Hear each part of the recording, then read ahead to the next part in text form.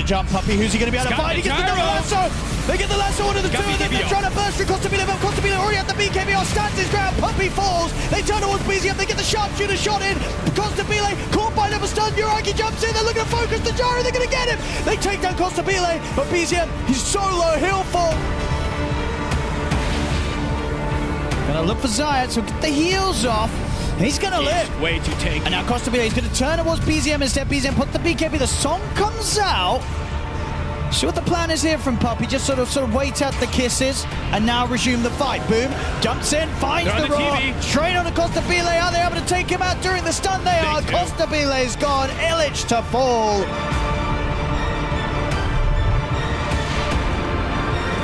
I get the glimpse back on Uragi, but Boom's able to step up, get the pick connection on towards him. A defensive disruption comes out. He is surrounded. And it's not going to do anything to save him.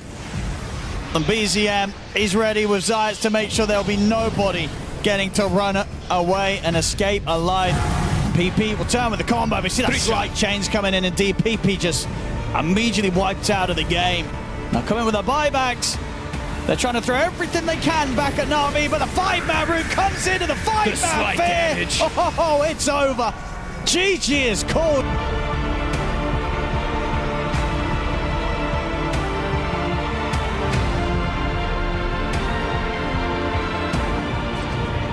Gonna get him in onto Shiva. Shiva's able to get the roll up off. Silence on the Storm. Immediately post the BKB, turns with the grab over towards Lumpy. Lumpy's out. The overgrowth is there. Almisha with the stolen rolling thunder coming across. The Smiling Knight turns up. MOUZ is going to get dealt with. They'll jump forward over towards Pike and push them away with the Requiem, but he's not getting out alive. They've not got the buybacks. 3 of them dead. GG. It's over. GG is called.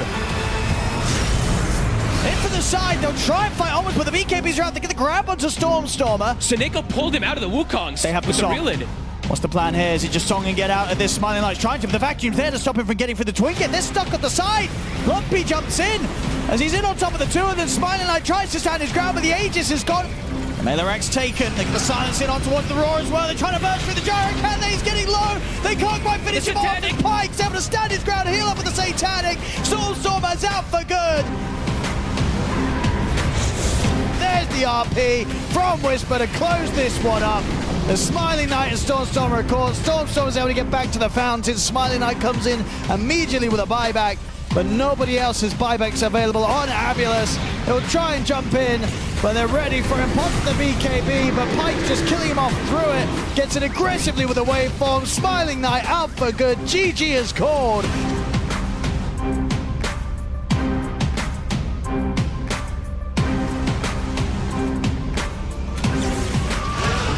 Need to be careful though. They do a black hole ready. Can they keep him alive? The black hole onto 2 with the kisses, but immediately disrupted. That's the problem. Stun now onto Shadow Demon, killing him off. But still Shad, the one that's large and in charge, and mid one pulling back in this out, just obliterated. And that is not going to work, as a matter of fact. No way, he's just turn to kill. Holy shit! Where's the help? No save here at all. The cookie is out, still orchided and dead, and more. God.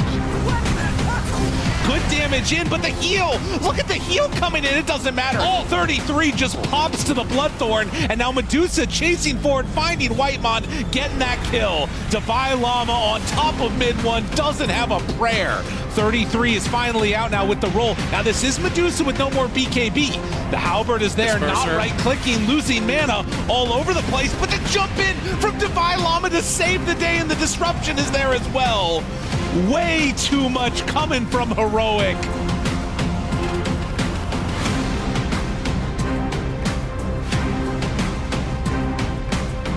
This is very awkward. And now they are running away. And now a lot of stacks up of the Quills. Copy, he gets caught, Copy! Copy's dead, Cinderin. This is not the way they wanted it to go. The snowball into the fear and now beaten down. They get the silence out though onto Malrine. They have God. that BKB needed to come a little earlier. And Amar is just gonna stand there. Yuma tries to get to his front side. Unfortunately, the backside looks a lot scarier as they are gonna find the magnetized reapply. Gunner is dead. Kicks him out. But Stonegaze now runs away. Jumping Gunner, a great stun. And now the turn immediately onto the Tusk. The Doom. I think they needed something bigger than that. Oh, and Yuma going to die. Gets the buyback immediately.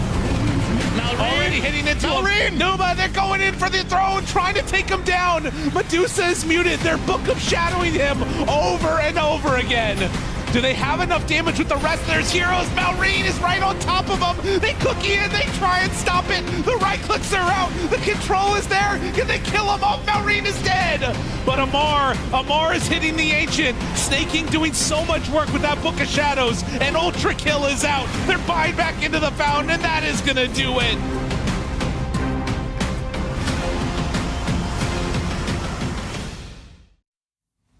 Yes, welcome esports fans. We're back in beautiful Bucharest for PGL Wallachia Season 2. Yesterday will go down as the day that the Falcons flew high, South American Dota performed heroics, and our PP was stomped. I'm your host, Richard Lewis, so welcome back to the desk. Looking forward to this one.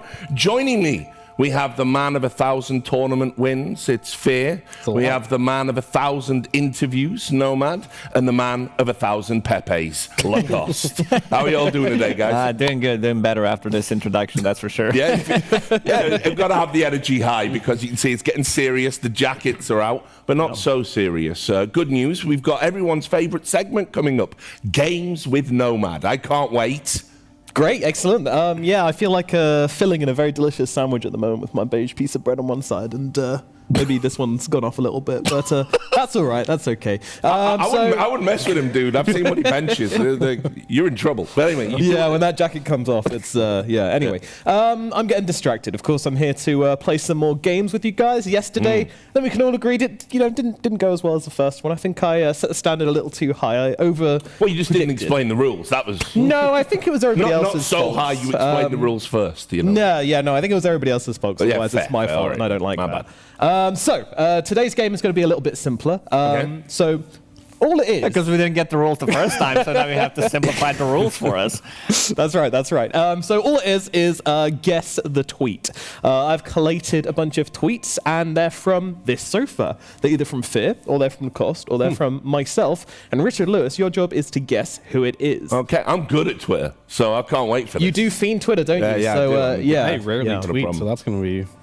Yeah, I've gone pretty far into the archive, Fear, so don't worry. Now, the twist here is that we are allowed to help him, but we don't want him to guess our tweets. So we have to try and subtly steer him away from our own tweets, okay? Who's him? So I'm him. Richard is guessing. Richard's the only one guessing. I am him. Yeah. So if you see your own tweet and you recognize it's your own tweet, Just to make sure we understand the rules. Yeah. Okay. Everybody's We're got good. it. Okay. You're good. You're good. Fid, you I understand? think so, yeah. You struggled All right, last well, time? that Okay, one, cool. if the Earth was flat, why is my MMR constantly going downhill? That's you. It's definitely not a Fear tweet. There's no way Fear would tweet that. Well, we started already, okay. Yeah, well, you're into it. We're into it. That's you. You don't have to point fingers. It's a big visual, physical gesture so people at home know when I say you, who I'm talking about. It's Lacoste. All right. Rich has gone straight into the kill, Yeah. and he's absolutely right. That is a Lacoste tweet. Yep. I've indeed. got to know you guys really well this week, so I'm kind of vibing. I think I might get this. I think I might get them all. All right, well, yeah, the cost on -1 I'm already not then. Lacoste, don't do that. There you go. Lacoste out, Lacoste Dota, that's you. All right, let's bring up the next tweet and see who it is. See if Richard can crack the code twice in a row. Yep.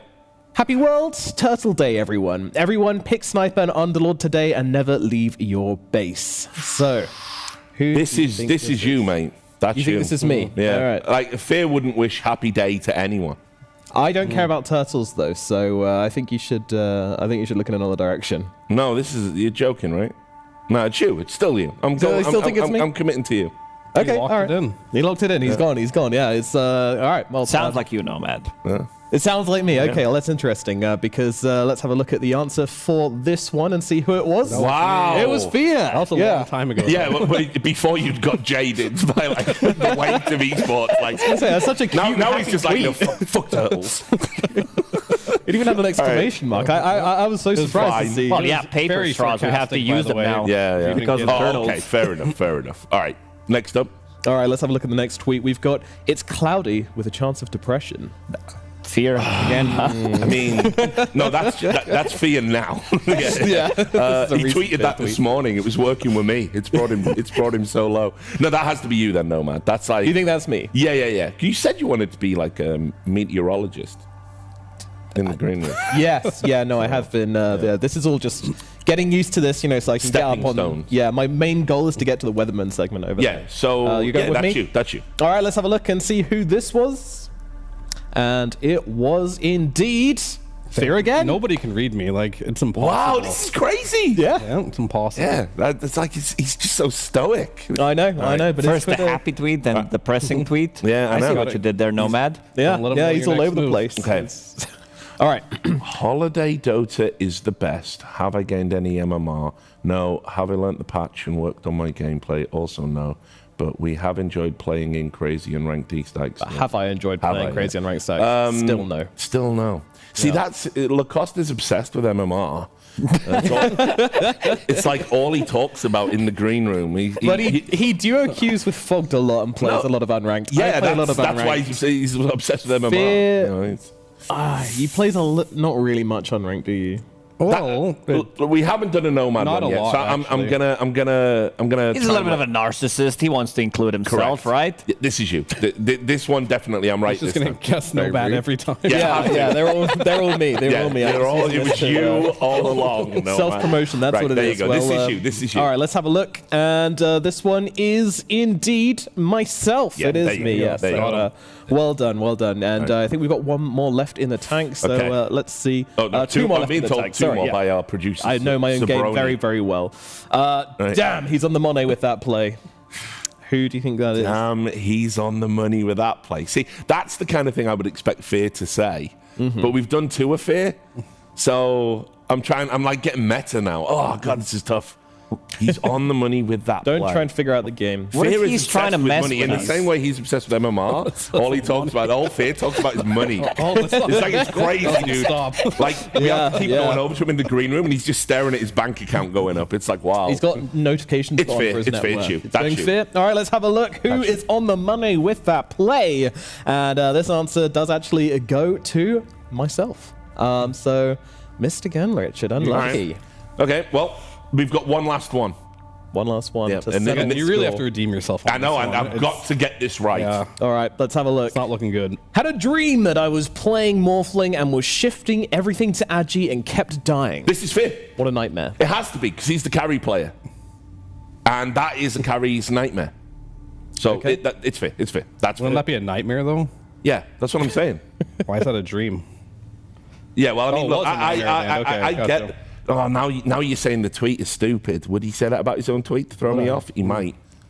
It's He's a still sicko. Fair. It's got to be fair. It's got to be. Has to be. Has to be. Yeah, has to be. All right, let's have a look. Who tweeted this? I think we know. It is, of course, Lacoste. I don't remember tweeting this. Are you sure? Like the previous tweet with the Monet did one not. sounded like mine, but Yeah, it did actually. did you mess it up? Right, you do this every time I come on here, Lacoste. All 3 times. Well, I am bitterly disappointed with the way that Have game no went. faith in me. Will we have another game tomorrow for the finals? Of course we will, Richard. Gotta be the Lewis. best one so far. Yeah. That wouldn't be hard. Yeah, that one was actually good. You should totally do my tweets. Yeah, I was going to do that, but then I started looking through some of your tweets, and then I went down a rabbit hole and started believing that there's a puppy in Peru that runs the global network of Illuminati. I believe it. It was great reporting, Richard. That's true, man. What are you Yeah, talking about? I don't doubt it. Right. Anyway, you can leave. Thank you. Yes, You I'm may gonna leave. get out. But no, All thank right. you. That was actually a good game. Round of applause in the Twitch chat for Nomad. Thank you, Follow thank him on you. Twitter Easy for more claps. asinine opinions. We love him. Thank you. Bye. Who won? I don't know. I wasn't counting. Are we good luck. touching today? There we are. Excellent.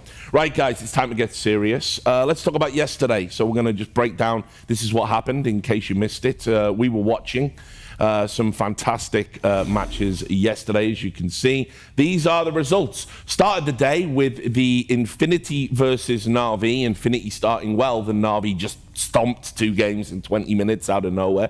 Their run through the lower bracket continues. Beast Coast beat AVULUS, or more like, have you lost? Yes, you have. Heroic were able to get probably the upset of the day by beating Tundra. That one was just a South American Dota masterclass. And then the favorites, Team Falcons, perhaps unsurprisingly, beating a faltering Nouns. Guys, what stands out for you? Infinity against Navi. We're going to start with that one because another 60-minute game that ended before picking up a single Tier 5 neutral item. It keeps happening so far in the tournament. We've seen 3 or 4 games that did end that way, but the other 2 games, they were not competitive at all. Navi just outclassed them, especially in Game 3, where Infinity only got 1 kill. Yep. Yeah, for me, I think the only considerable upset would have been the fact that Tundra maybe lost to Heroic. Even then, I don't know if it's really an upset, but the other ones I think were expected results going into the day. But that was pretty nice to see, the fact that Heroic, they're looking really good, they're looking strong, and the fact that Tundra, they still need to shape it up a little bit. It looks so good in some other series, but this one, moments of weakness for sure. Indeed, and this is what the bracket looks like now. That's going to be coming up on your screen. Obviously, again, if you're not familiar with the format, this is the elite level esports format that all esports tournaments should use forever and ever. It is double elimination, which means you go through the upper bracket. If you lose a game, don't worry, you're not out the tournament. You get a second chance. You're down there in the lower bracket, and then obviously if you come through the lower bracket all the way to the final in epic fashion, it's a reset. The advantage, of course, being you do get a day off if you go through the upper bracket, so you are fresh and rested for the big game. So obviously Falcons pounding their way through right now, and you can see we're going to see them a little bit later on today. Starting out though, an absolute banger. We've got Tundra Esports versus beastcoast, the explosive beastcoast. Nouns are going to be taking on Navi, and remember those are lower bracket games, so tournament life on the line. Meanwhile, in the upper bracket, Heroic on course to really set that top 3 that we talked about them having potentially, but they're going up against Falcons. That's the big test for them today, and as you can see as well, it's to be decided at the bottom depending on those results. Right. So what are you looking forward to there? I'm looking for a TBD team. This is the team that always sneaks up in most of these lower bracket matches, especially for the later games of today. Because this is the team that always has a lot of surprises. We also don't know any of the players on the team, so a bit of a dark horse for me. You're funnier on Twitter. What about you? I'm always a big fan of watching the teams that are at the peak of the tournament play. So it's definitely going to be Heroic versus Falcons for me. Yeah. I definitely want to see which one of these guys are the ones that are going to make their way into the grand finals. Right. Well, with all of that done, we can start breaking down the first game of the day. So, guys, I know you've been preparing for this one. Who wants to start? What have you got for me? Maybe Clinton wants to start. Sure. I mean, I do have one of the graphics as well, just showing Radiant versus Dire right now. Right. And have a little bit of a discussion of how that is progressing, just an update. And one thing that I noticed was pretty interesting here is just the average win duration for Radiant versus Dire. 37 minutes for Radiant with a 51% win rate and 48% win rate with, 41-minute average duration for Dire. So Radiant is winning more and they're winning faster. So it feels like when you are playing on Dire, typically the teams that are winning are pulling it into the late game, right? And that is something that I'm going to keep an eye on out. A lot of it has to do, I think, with Radiant just being more advantageous, how you can get that early Roshan and close games out. Or on Dire, you might have to think of a strategy to slow that down and make it into that late game. Yeah. What do you think of the numbers? The numbers were much higher when we first started. Start, yeah, it always is. For some reason, last couple of tournaments, we've had Radiant plus first pick being 70%, sometimes even more at the start of the first couple of days, but they are getting closer. Radiant still feels much better, and we've seen the last pick not being really utilized in most of the scenarios where you are protecting your picks in the last banning phase, so it doesn't feel as strong as before where you're going, ha, gotcha pick, we're gonna, pick something cheesy, some Huskars, but everybody knows the matchups that are really bad for the mid laners, so we end up with these mid laners not having that much of an impact on 24 as maybe we kind of expect. But I also want to look into the heroes that have been the most successful. Yeah, so far in the tournament, played over 10 games. Storm Spirit is the big one. This is the hero that has 70% win rate. The big part of his success is when he's being paired up with Visage, with his Shard, and we also see that Shard being purchased almost immediately in 15 minutes. So even if you don't have a lineup that does have like damage, if you're having damage issues, you pick up the Shard and Storm Spirit, you group up, you bring the numbers. That's basically like a tag team ability on the Storm Spirit. Yeah, and obviously as well, I mean, we saw this Monkey King put to good use, particularly by Lumpy. yeah. So, I mean, the Naga as well, it started the tournament being sort of the most contested, typically banned, but as Clockwork emerged, we've started to see the Naga slip through a little bit because people are choosing to ban the Clockwork. Super strong hero. Yeah, I mean, I think all these heroes have a time and place to pick them. Storm can be picked blindly, for you mentioned the Shard is really good, so yeah. And there we are. These are the most contested. Shadow Demon, that's like a hangover really from TI, where he's still very contested. Haven't seen so much of him. The Puck started the tournament incredibly strong. We were like, you know, it was on a 80% win rate or something insane at one point. It's the Bristle that's kind of surprised me. People just don't want to play against it. It's a very difficult hero to play against. We saw Amar play it yesterday, just completely unkillable, throwing his team on the back with that Bristleback. Yeah. If you do have someone that can play and knows how to push the limits of this hero, it is very difficult to counter just because of how farmed you can get just by doing stacks. And then once you get that farm, you're like one of the most unkillable. Actually, you are the most unkillable hero in the game with you when you hit your item timing. Yeah, most difficult hero to deal with at the like early mid stages, I would say, and you need specific set of heroes to be able to counter him. He comes online super quickly, and if you don't have the lineup to punch back, you're gonna have huge issues. Because if you don't have, you know, I did mention Tusk with the tag team, Storm is fine. You need break mechanics, something like Viper. A lot of these break mechanics that are like still popular are not good. These heroes are not good, like Phantom Assassin. And then also Silver Edge, you're not buying that item early on in the draft, early on in the game. And we can see some safe lane combos, Shadowfiend plus Naga Siren. That's really not a surprise for me, considering how good it is, where you can reel him in. So you are landing 3 of your raises and also getting the blood grenade, so you have that extra slow. And Shadowfiend has been super popular. We've seen a lot of first pick Shadowfiends. We also seen quite a lot of last pick Shadowfiends yesterday, where the hero, I think, kind of got exposed as well to a certain degree, where it's strong, it gives you like everything pretty much, but a lot of these combos with Requiem, I just don't feel like they're hitting in most of the situations. Yeah, I kind of mentioned that yesterday as well. I think you're definitely on point there. We're going to take a look at the offlaners as well. Clinton, any of this surprise you? Not too much, just the fact that we're seeing more and more Hoodwink, I think, is the big one. And I think Falcons, this is a hero that they went away from a little bit ever since the nerfs, but they're like, hey, it looks like Hoodwink is still a decent hero. They're going to throw crit on this hero for the 10,000th time this year, and he seems very strong on it. Hoodwink Centaur, really strong lane. We've already seen the Visage and Tusk 100 times, and pretty much any of these combinations of heroes, add a Dark Willow, add a Hoodwink, that seems the direction we're going to, because winning your lane, snowballing your offlaner is always the key to success. Yeah. So let's talk about the game. We've got Tundra up first. Obviously, look, I'll be honest. I really like Heroic and everything, but I was surprised Tundra lost because they were looking really, really sharp, even with the stand-in situation. Obviously, you know, 33 Saxa, fantastic players. And now they find themselves in the lower bracket. So let's talk a little bit about that.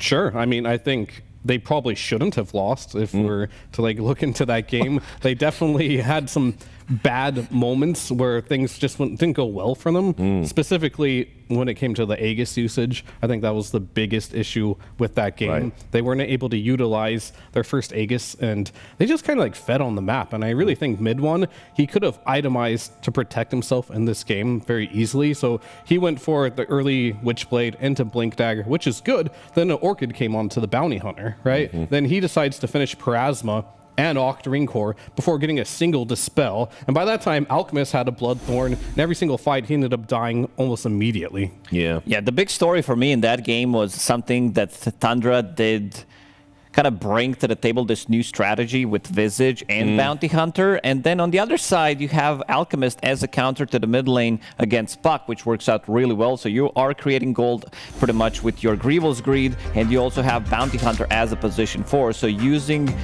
their strategies, their weapons against them, which was the funny part, and that was the game that got them into the lower bracket where they are exactly right now.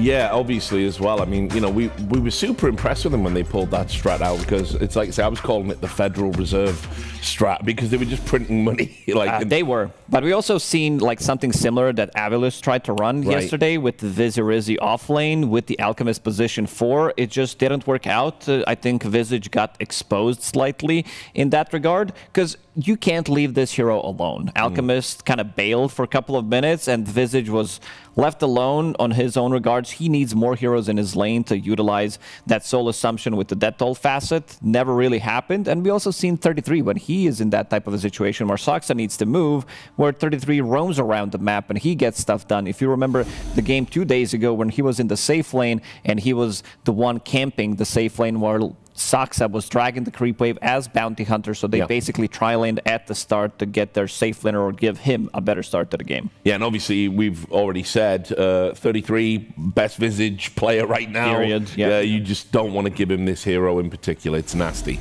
Yeah, there's a couple heroes that both sides are going to really look out for. I think Whisper on his Magnus is one that he's the only one playing this hero. It looks really good. Knight on his Batrider has also looked incredibly well. They've been early picking it. You have to make some choices in this series on what you're going to give away, and it won't be particularly easy, because I know in the last series, 33, Heroic tried to ban him out. Like, they had like 7 bans on just this hero. He still found a hero into the game. And they will always find a hero to play, because if we compare 2 position 4s on these 2 teams, you're going to see like one massive hero pool that's going to come from Saksa, because he played like 12 different heroes so far. And they also flex some of these weird heroes, because they played Death Prophet as a position 4. We thought it was going to be off lane. And then he also played Mirana, something that people don't use anymore. He also played Muerta, and he also played Keeper of the Light. So they are keeping a lot of these flexes open until the end of the draft. And obviously these are their opponents, the explosive Beast Coast. We've talked so much about Lumpy and Pike, and just so many kills, so aggressive. They love to get up in your face and take charge of the mid game. I mean, do they have a chance here against the experienced heads of Tundra?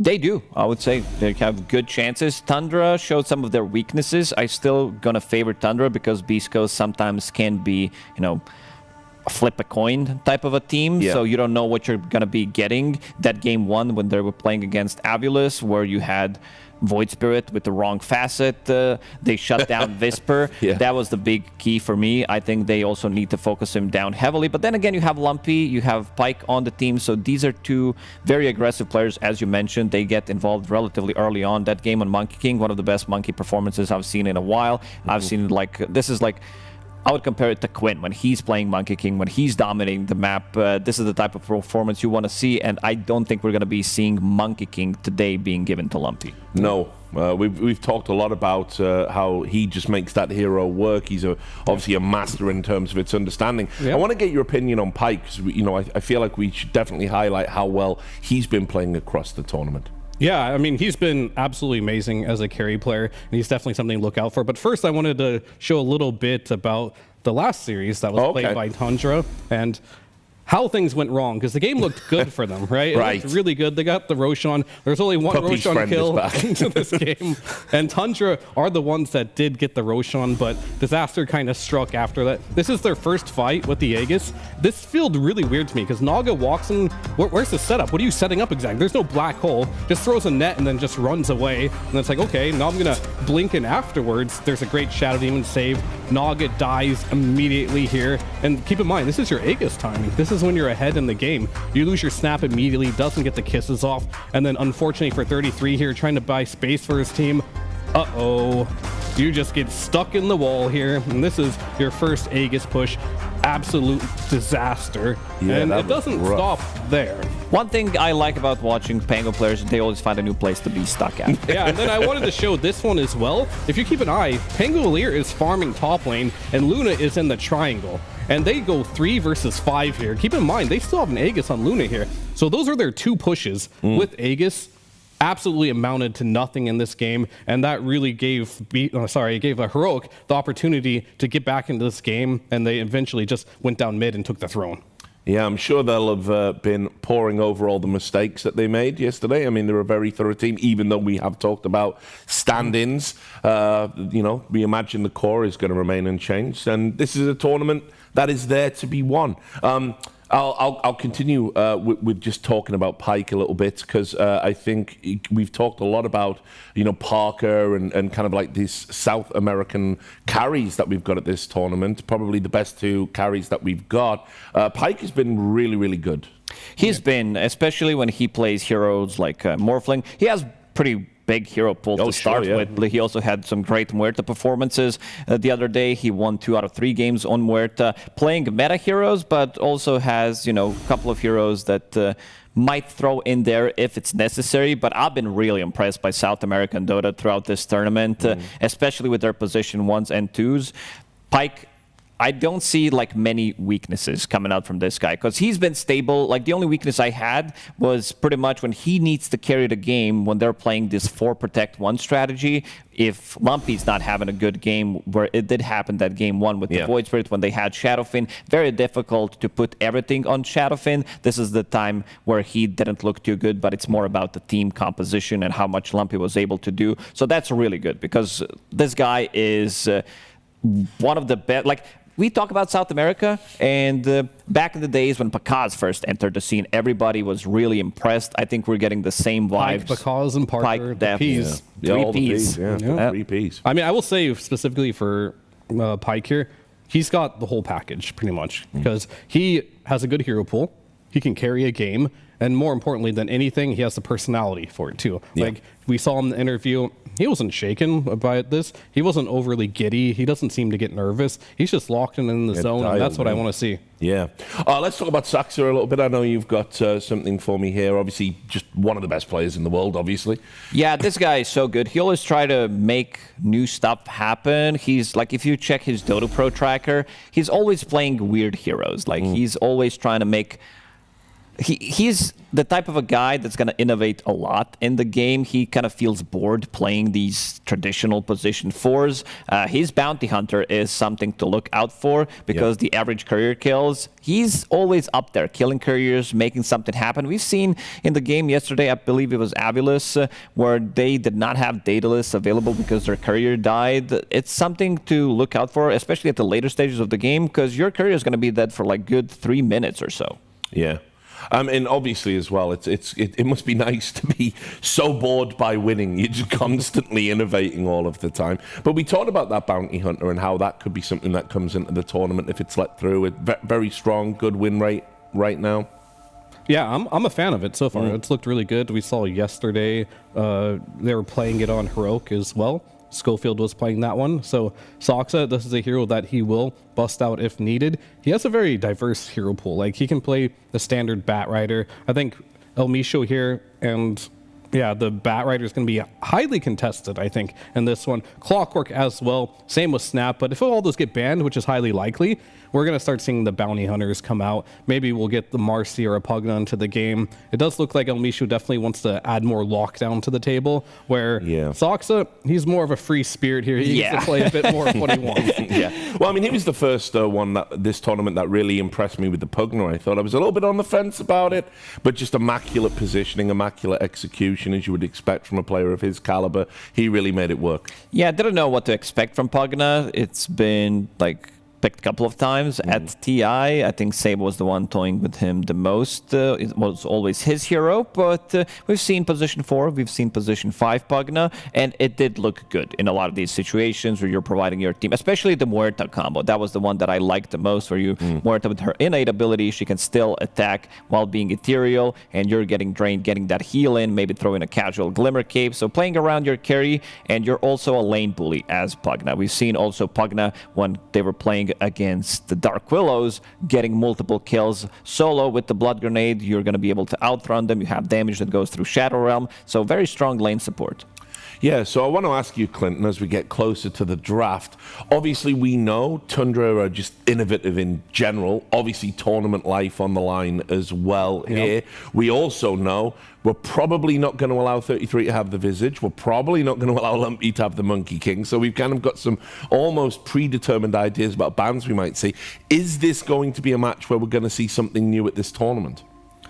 It's hard to say. We've seen a lot of different things. I think the new thing that we did see was last series where 33 was forced into a brood pick, and this is how the bans went. They banned Bristle, they banned Beastmaster, they banned Doom, they banned Visage, they banned Pango, they banned Enigma. They banned all of these heroes from 33, and he was forced into a brood pick, and they actually lost that game. So the brood still looked pretty good, and I don't think it was the reason why they lost, but it's something you can potentially do, just corner him into a hero that you know he'll pick. He was unable to play Broodmother the way you want to play Brood, so he did not have his Q at all. So he skipped that. He went for stats instead. Playing against Morphling, you do not want to give that extra base damage, extra lifesteal to the Morphling, so he had to skip it completely, something that we've seen in the past when you were playing Morphling into Earthshakers, Earthshaker getting 1 point in Enchant Totem, sometimes not even getting them, so he did good in terms of adapting to...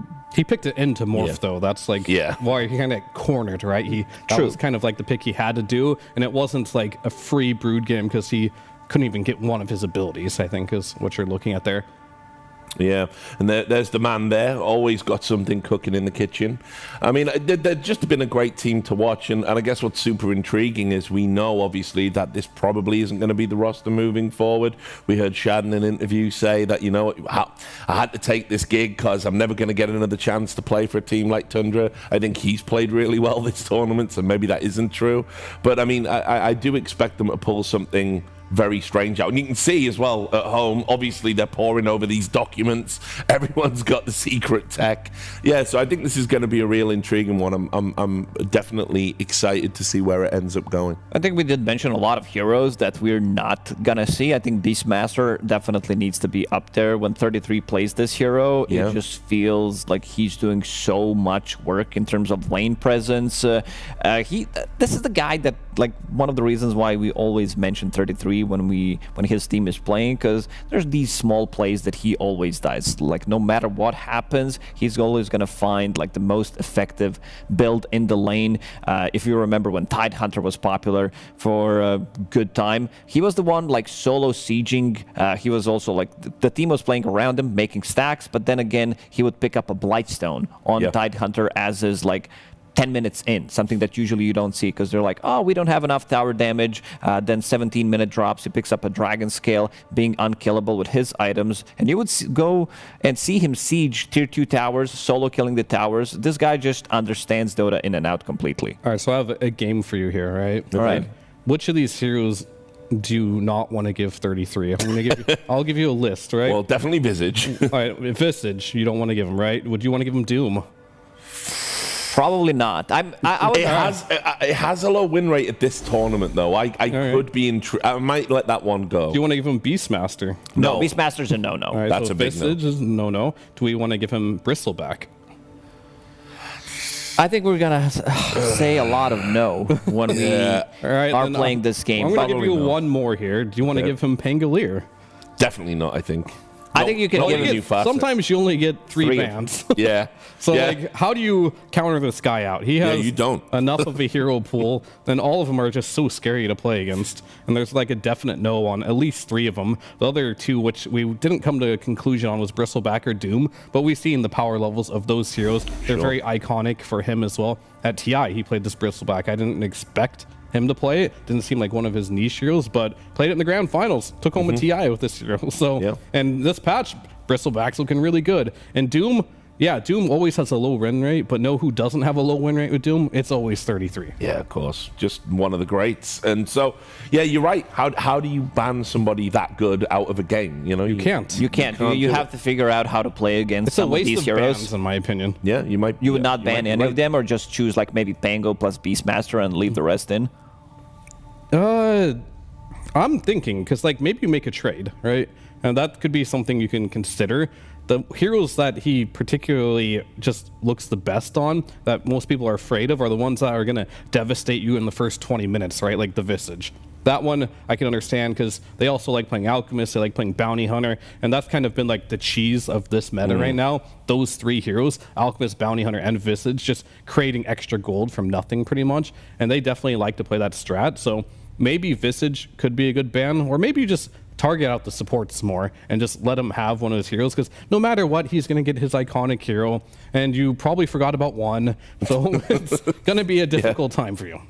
Yep. It's not going to be easy knowing how big of a hero pool Saksa has, Whitemon as well. So I think you need to just ban something that is strong. I would assume we're going to be seeing like Pango plus Beastmaster banned, and I believe we do have information that Tundra will have first pick in this one. Yes. Yeah, we are about to get into the draft. Apologies at home for the delay. It's going to be coming up on screen any moment now. I would like to just get all the documents that all these teams have. Yeah. And just review them. It just says all work and no play makes Jack a dull boy. There's just memes on them. Yeah, exactly. That's what Lacoste has. It's just a bunch of frauds. I believe that happened before. That OG, when they were playing, they had some memes printed out. Pretty sure I remember that, actually. All right, beastcoast has made their choice. I do like the mag ban, by the way, on Tundra here. Yep. So, yep, they decide no bristle. Yeah, No and you can beast. see no bristle, no visage, no beast, no bounty. So pretty much what we highlighted there. Well done, guys. You've earned your pay for today. Yeah, they left the Doom.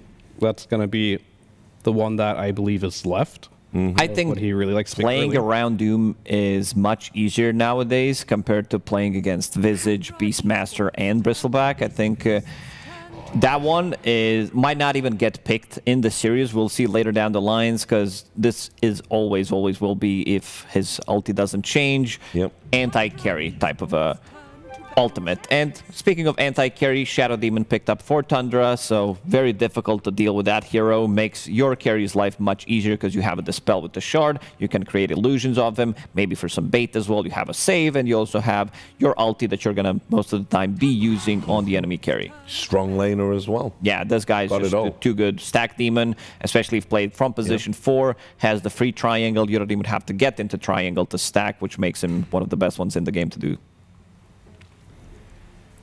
I like what Tundra is doing right now is they're just focusing some of the best heroes that Beast Coast play right now. Yeah. The Morph getting banned out makes a lot of sense. Mag as well, that was a great ban. Pango, no-brainer. Every team can play Pango. Like, this hero's been so good for so long. I think right now any player can play Pango. Yeah, I was going to say, like, with the new facet especially, it's like it just doesn't punish you for, like, missing somebody. You just turn right around and you straight back Oh, I on messed them. up? No, I didn't. 1 second after, I got him. Exactly. All right, so you get 1 ban now for Beast Coast here. Yeah.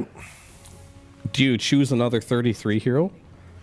Do you ban out the Doom now? They could take the Doom now. Or ban it out or take it? They could do both, technically. Yeah, sure. I would prefer Whisper to play something that has slightly more presence in terms of team fight rather than him jumping in with the Doom. We saw him on the Primal the other day where he was really trying to force and make things happen.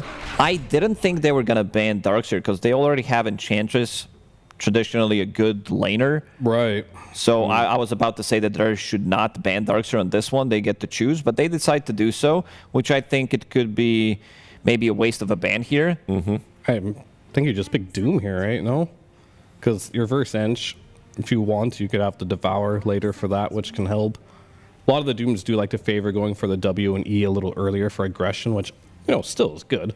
The question is, are they going to pick a stack hero? Because Shadow Demon likes doing stacks, right? So maybe that's something that they're thinking about instead, just picking something a bit more farm heavy. Because Doom, the only downside of Doom is he can't really farm stacks. Yeah. That's it.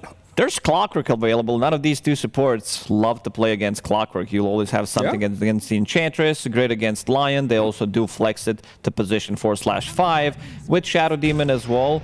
But there comes the Doom. And there goes the Clockwork. It's that simple, huh? Yeah. That's simple. I think they're putting way too much pressure onto Beast Coast. I don't see the point of this Lion other than killing off Shadow Demon illusions. Well, they were ready for this because historically Medusa has been the best hero in the game against Doom. You don't buy Satanic, so you don't really care about getting doomed. Percentage-based damage with the Doom's Inferno Blade, you don't really care. You have very low base damage on Medusa. And Medusa has shown at this tournament to be a very scary carry right now. It's looked really good. So this has been planned probably from the beginning. We're going to give him Doom. We're going to dangle this Doom. 33 did bite. He did take the Doom. They brought the Medusa. It doesn't mean you have a free win, though, by any means, right? 33 is still going to be really farmed. This Clockwork looks really good. And they just pick another initiator here for the offlaner, for Whisper. The Magnus is banned. Maybe they would have went for that. But Mars Medusa, pretty good. Dropped on the arena, dropped on the Stone Gaze. You can get lots of split shot damage in there. Yeah, and the MOUZ, we haven't seen a lot of MOUZ, typically banned in a lot of games. Yeah, kind of fallen off as an offlaner. There are better ones in the game right now. They do have Lion plus Medusa combo, so you can replenish the mana as well. We've seen Medusa yesterday in one of the series where they had 3 mana boots as well to replenish mana on her. Mars, what he wants to do with his facet is run in with Medusa Lion, burst the hero, so they can't save them. But you also have Rocket from Clockwork, so with his facet, I believe it's called Bloodsport, you can't see inside of the arena, but Clockwork can provide vision, which does allow Shadow Demon to get his disruption off. And you also pick another carry hero that builds relatively early on into BKB, so he can go into the arena, show you where they are. Same goes for Doom, and these heroes are very burstable. This is kind of a resurgence of Sven. We see this hero being resurrected from the dead. Do you see the synergy here too? Yeah, with the Shadow Demon. No. You mean? It's even more obvious. The Clockwork innate ability. Oh, you you use War Crying. Yeah, of course. Does more damage. I did not think of that one. Yeah, that's great. I was just thinking you've got a stacky boy and the boy that clears stacks in seconds. The more armor you have on Clockwork, the more damage you do. Yeah, that's crazy. Clock is going to go ham this game, guaranteed. Yeah, that's how it works. You want to see that position 4/5 Clockwork come in, switch your item build, go for power treads, have that attack speed with all the damage from the armor. There you go. I mean, that was a bit of a meme, but it actually does have some synergy. And I think overall the War Cry is good for their lineup because you're going to build auras on the Doom, probably Crimson this game. So you pop War Cry, you pop Crimson. Now Medusa's damage, which is spread damage, right? It's going to be mitigated a ton here. So that pick does make a lot of sense in that regard. And as all the reasons you mentioned it well, big flash farmer. It seems to be the whole meta right now. We used to see lots of gate action, lots of mana boots. Everyone had mana. Lots of Gleipners at 13 minutes. Lots of fighting. But no, it's slowed down a little bit. We're hitting more of those 15 to 20 minute timings. Beastcoast, they will remove Storm Spirit, even though you have Lion, they still have a lot of saves. So you can provide them with armor with the Sven. You can hook shot in when they initiate Shadow Demon with the disruption. They have relatively limited lockdown, even though you have Lion and Mars, but there's a save on the other side. I also would not be surprised if they go for something for mid one. At least they could pick up Invoker, or they could pick up some Queen of Pain. I've been really loving Queen of Pain recently, just because this hero has the pushback, you have the burst damage, you can jump into backlines, you have heroes that you can play with easily, who's going to provide you with Vision, Doom, and Sven Blink Buyer, so they jump in and show you where Lion and Enchantress are, so you can burst them down with your... You also build into Dagon, so you can kill off these illusions if that's going to be something later down the line. Medusa does build into Manta style, so yeah, I think these two heroes that I mentioned will have a lot of value for Tundra, and they don't have the last pick, so I think these are two heroes that you can also blind pick. Yeah, I think a lot of people are banning Storm as kind of like a pseudo aura buyer. This shard is kind of like an aura. You just move up. It's incredibly strong. You're always that cheap initiation. You just pop your shard with everything else going on in the game. It seems to help out a lot. Definitely an aspect of that hero that I didn't think about at first, but the more and more I see this hero, becomes more and more clear here. I do like the Monkey King ban a lot here. Just get Lumpies. I don't know. He's looked the best on the hero. Any other hero. Phenomenal. His Void Spirit looked good too some games if he chooses the right facet, of course. So we'll see what we pick up here for Tundra. It is going to be a mid laner though. So it's going to be blind. We did talk about Diffusal Blade carries versus Medusa in the past. I don't think that exists in the mid lane anymore. No, I think you're right. I mean, because like you said, you would probably have to take the Windrunner and Wind Ranger, Ricky Maru. Ricky. All right. Ricky mids. So you're not blind Ricky's picking back. that Yeah, one. you can't do that. No. Ricky on 23, win the game off of that. Good luck. Yeah, I did mention Invoker for a reason that, of course, you're going to be burning mana on Medusa. You can control the backlines. Supports relatively easily can be killed. And you can also throw in, because they're going to be grouping around Arena. That's their key kind of ability in this game, so you can throw in your tornadoes, EMPs in the middle of it, and they are banning out Void Spirit for Lumpy. It did look really good. I thought Puck was banned for some reason. I always think this hero is just gone. Yeah. No, again, it's been allowed to come back in. Yeah, I mean, they banned Monkey King Void Spirit. If you want to go... Is it time? They need a hero against Puck in the mid lane. It's South America. Are we talking about Sniper or Huskar? I was talking about Tiny. Oh, No. uh-oh. I also think... That's such a bait. Don't do it. Yeah, I saw Alchemist do well yesterday. It's banned, of course. So heroes that could be good, Tiny, but not good. Oh, this is an old one. Yeah. Very, very old. And now we have the good old Medusa plus TA. And maybe they saw the game yesterday from Heroic. It's like, if they can play Medusa Alchemist, why can't we play TA Medusa? Bit greedy, but if you win your lanes, maybe it can work. I don't like that. I mean, it is a traditional counter to Puck with the trap and also dominating the lane, but I don't... Nobody's done it, though, like, right? Yeah, that's also true, but I also don't like that they have two physical damage dealers as your position 1 and 2. You have no magic whatsoever. You're playing it into Sven matchup with the Warcry. You're playing into Doom, who's going to be buying Crimson Guard. Supports, they will pick up Solar Crest. They will buy every single item that's going to give them armor. And in this one, I think Sven, later down the line, as his 5th, 6th item, he's going to be buying AC as well to tank up his team. So it's very easy to itemize against lineups like this, and I don't like it. Yeah, so with all of that said and done, I guess we're liking the Tundra draft better? They both have their merits. Not as strong as the cost of disliking this lineup. I think they're definitely trying to counterpick hero to hero in this one, and they are in a situation where I think Mars and Lion have to have really good games. And that's the only way this works. Typically, I don't like these two heroes, Medusa and TA, together because you don't have initiation. But if you can really step on El Micho and initiate, it could be good. All right, I'll quickly bring our casters in and get their thoughts just before we go into the game. Hi, guys. What do you think of the draft? I think it's going to be exciting. We're getting another Medusa, so that probably means we're probably going to get another 60-minute game. Yeah, probably. But I do like the points that actually both you guys are saying. But the armor is definitely feeling like it's going to be a bit of an issue. The Warcry does look super good versus all 3 cores. But I do like what Fear pointed out. Having these double initiators in offlane, I think, can be pretty cool. And let's be honest, Mid won a bit yesterday on this Puck. Oh, the item build. He was struggling, so I'm going to be watching him if he adapts a little, because he is playing versus natural silence of TA traps like you were talking about. So, I don't know. I'm not sure what to expect in this one. All right then, guys. Have a great game. Let's see if we get a tier 5 item. Fingers crossed. Have fun. Yeah, we're going to get into the action now.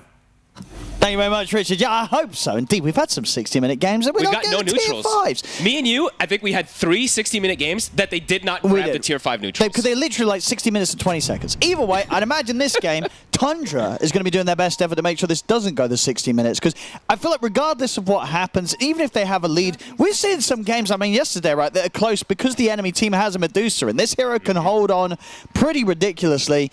And in the hands of someone like Pyke, I mean, you know that the 60-minute game, he's going to revel in that. You know, this guy's going to be good when it gets to that stage. The problem is if Beast Coast can kind of get to that stage, because as the panel was saying, it's a lot of greed, right? You've got a Medusa and a TA, and TA in a position that nowadays we just don't really see her in. No, I'm curious to see. I think it's going to be a kind of standard build from Lumpy. Shard is going to be purchased super early on.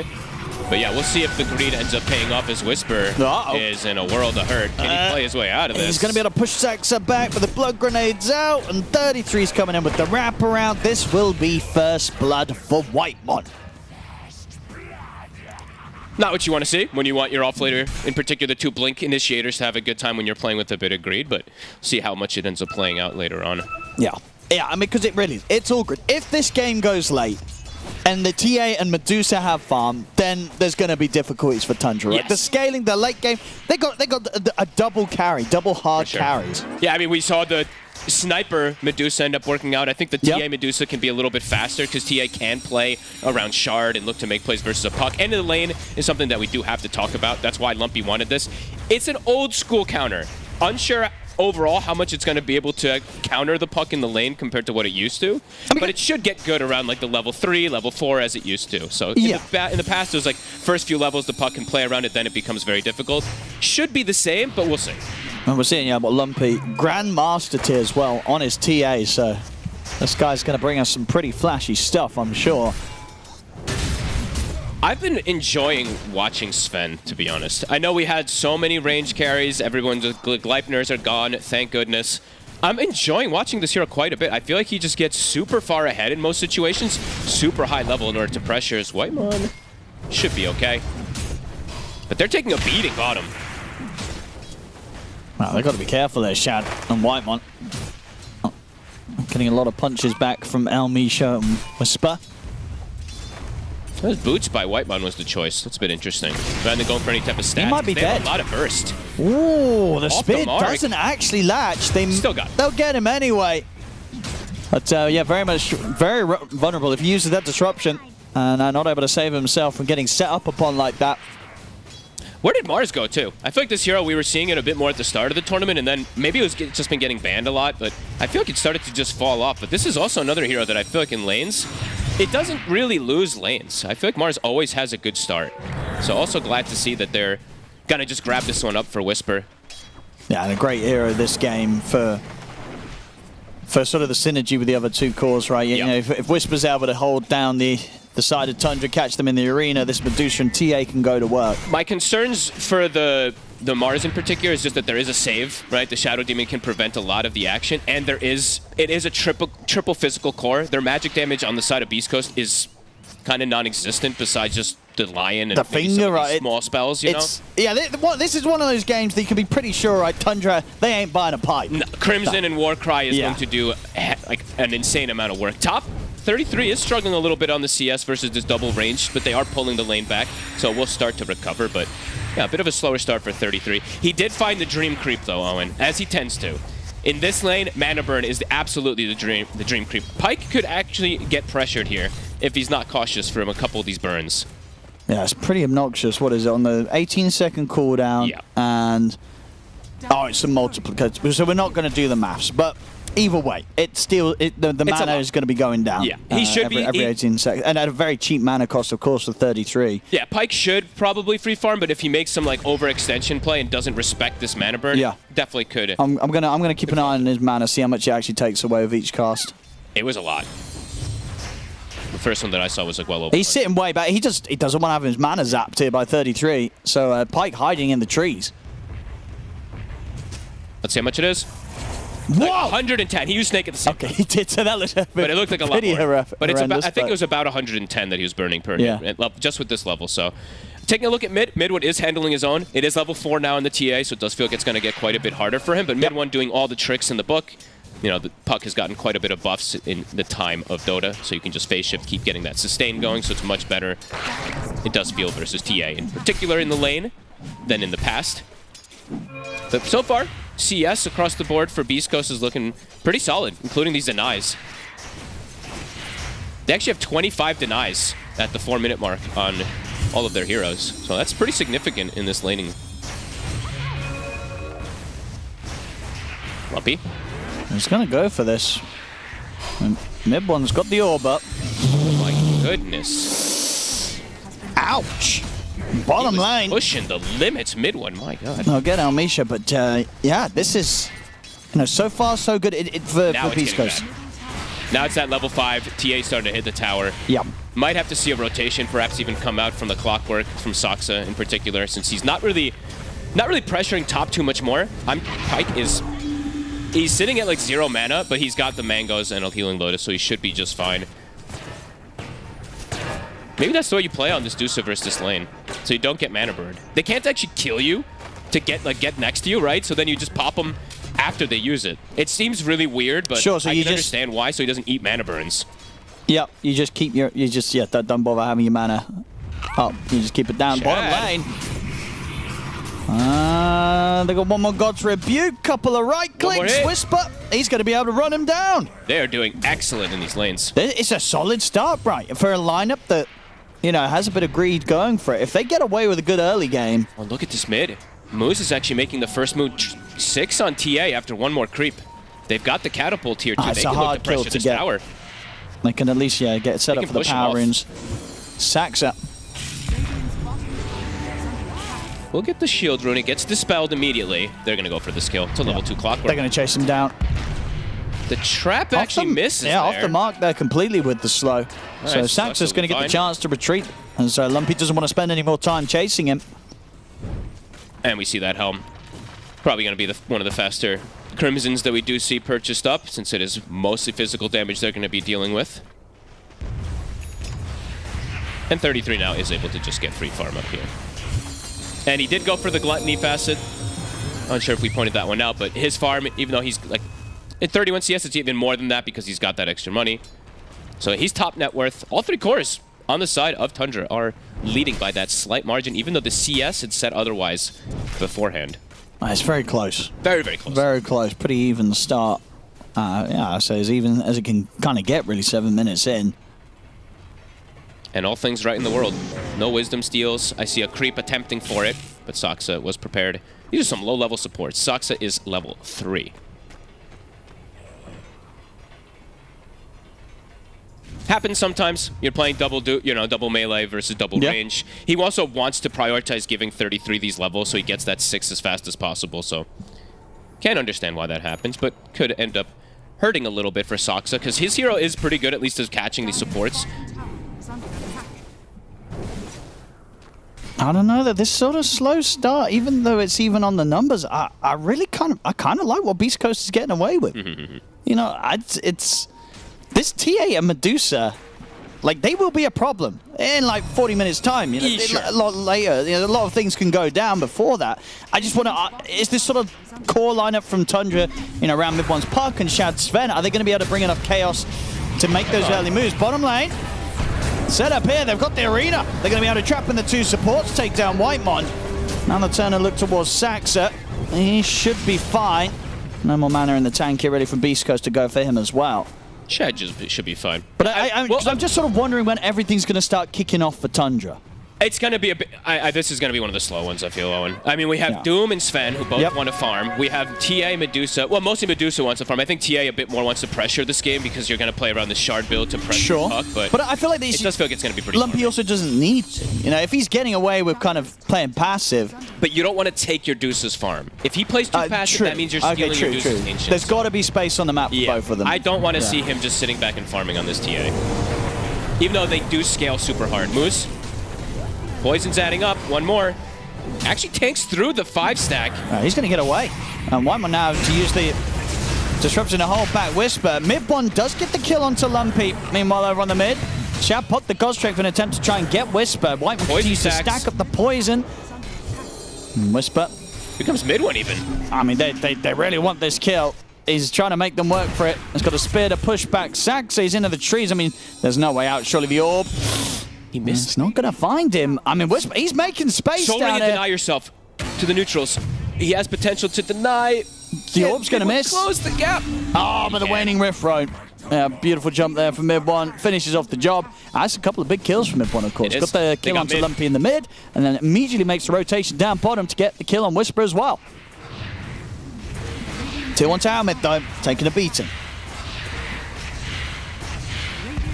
He does have the trap. Will be able to protect himself.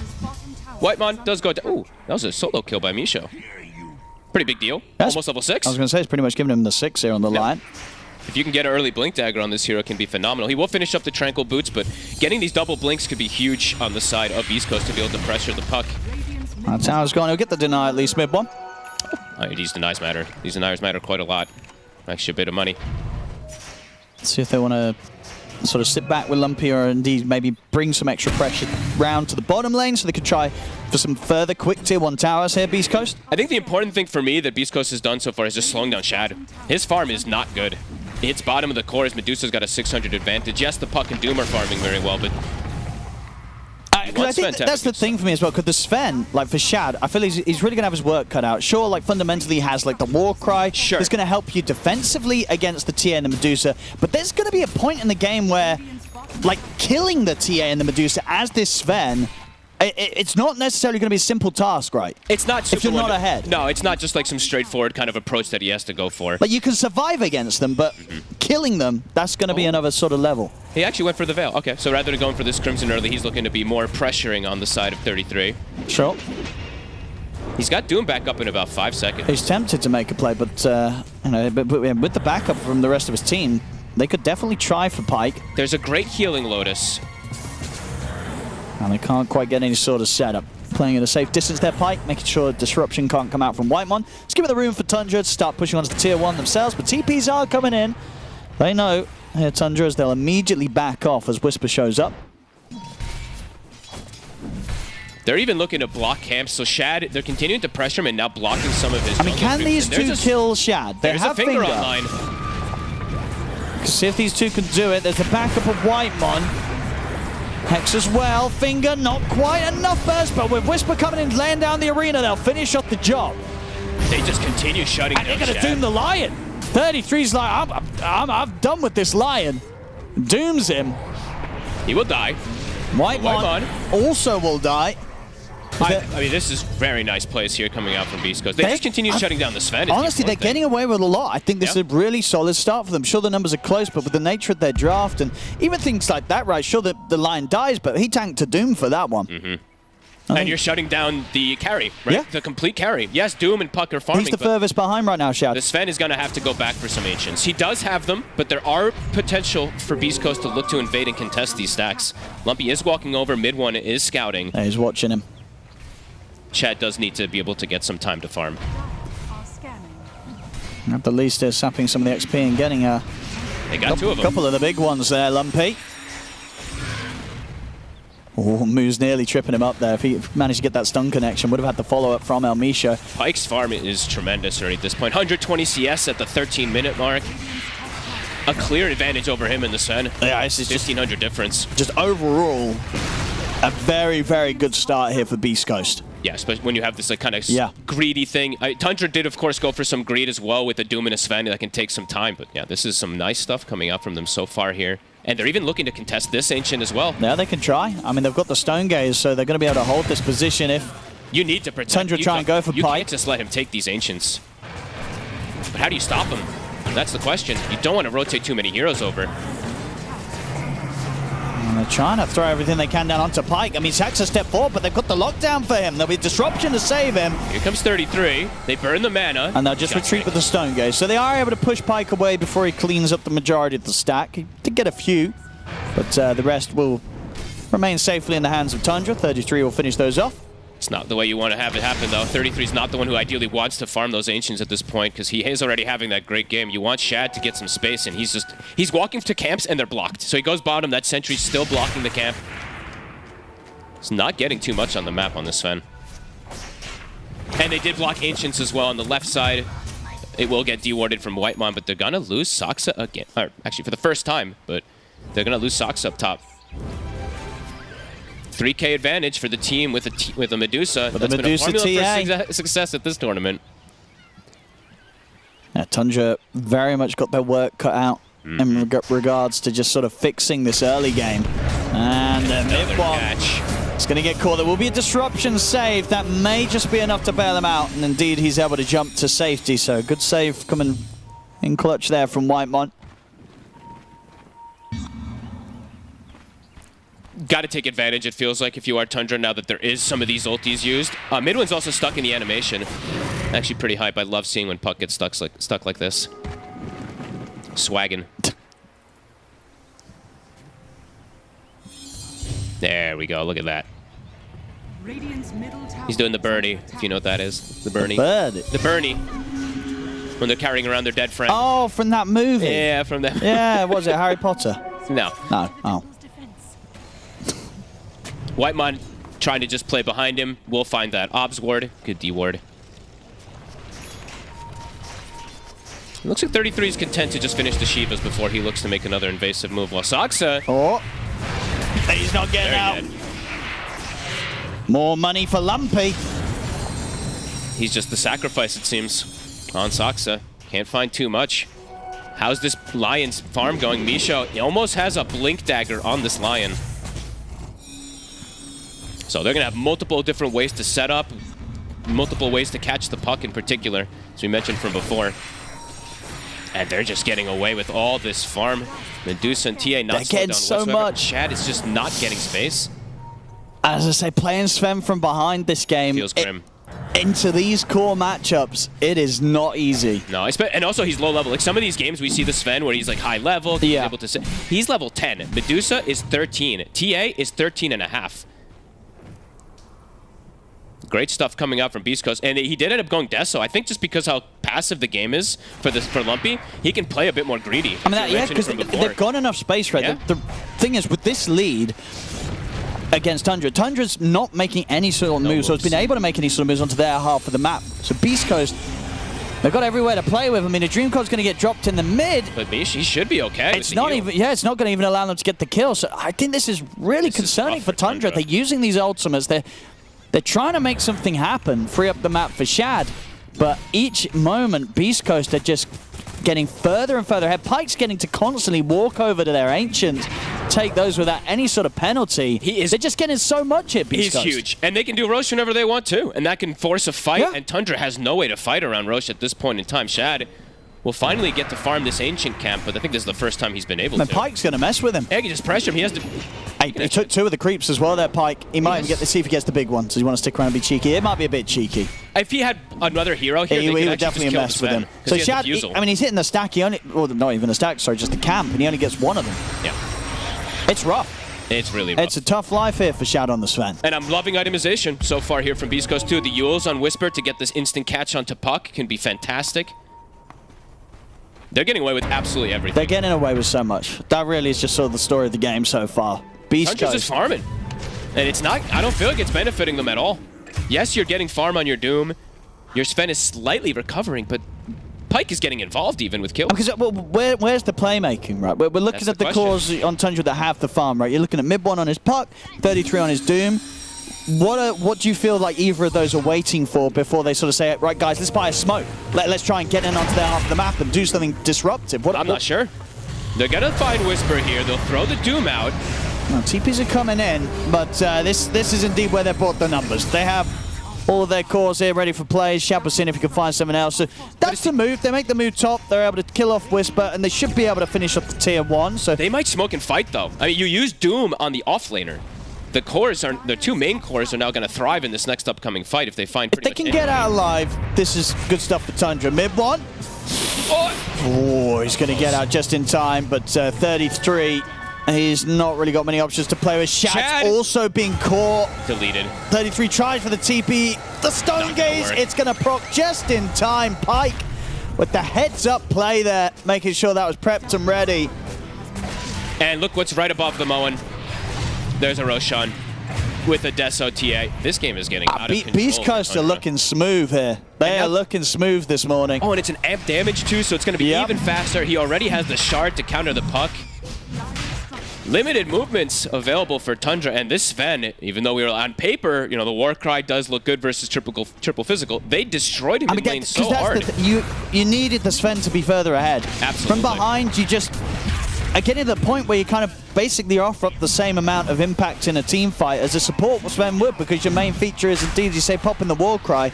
They don't need you to keep the team alive. They need you to kill the enemy team. And Shad, he's going to struggle with that, of how far behind in farm he is now compared to this Medusa and TA.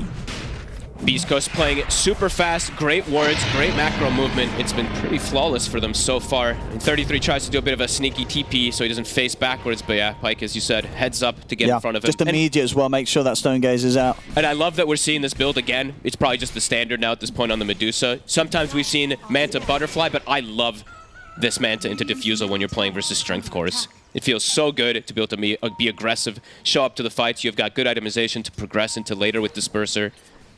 So far, a fantastic game from Beast Coast, and Shad just not recovering still. Tundra still needs to do so much. Try and get back in on this. They're using the Dream Coil here. Hook shot in as well. Whisper's in with the arena though. He's able to cut off the backup. Pyke should be fine for now as backup's coming in. Amisha jumps in with the Hex. He's got the lockdown on 33, but the defensive disruption will give some safety for 33. Is it enough for him to get the chance to slide away? It looks like it will be. He might get caught still. They want to dive the tier 2s. Yeah, they're in with the jump. He's going to throw down the Doom, but he is dead. Double kill for Lumpy. Whisper should be able. He's going to be able to walk this one off. Whisper. He should die.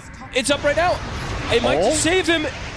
It does. Okay, there we go. 6 HP he goes down to there. Whisper able to literally walk it off, fly it off with the Yules. The tier 2 is going to be taken.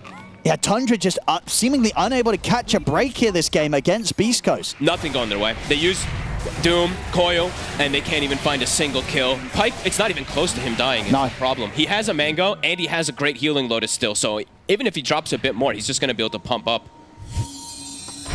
Getting closer and closer to Scotty. Not seeing what Tundra can actually do, besides just farm and hope for the best, but it just doesn't benefit them when they're playing Not versus at all. Traps. You don't, yeah. There's just sort of the recovery mechanic with their lineup against Beast Coast. Like, they have to keep fighting. They have to try and hope that they can find a pickoff or find Beast Coast separate. But you don't. How do you fight? You don't have damage. I mean, that's the problem right? with this. You have But no damage. I don't think 21 minutes in, you really, you know, if you're a Tundra, really hope to not be in this sort of position. And you don't even have. I was looking at Whitemon. I was checking to see if he did actually max Disruption this game. He's maxing Problem, or he's maxing Disseminate rather than having Disruption, so he won't even get extra damage from Dusa illusions. Talking about Whitemon, they'll find him here out in the lane. It's getting out of hand. The traps are covering all the bases. They have wards coverage that's pretty much perfect so far, and Tundra has like no vision, no control of the map. I'm seeing 33 queuing up Midas and stuff. I think they're feeling how this game has completely fallen out of any hopes. Because it's just for Beast Coast in this position. I feel like they've got a lot of ways out of this game. They can try and push and they can try and end. Or they could literally be like, hey, you know what? We're just going to take control of the map and AFK farm for the next 30 minutes. What are you going to be able to do about it? Absolutely. They have Aegis for 2 minutes, so right now they can just look to force. They're going to go top. Dire's bottom tower is under attack.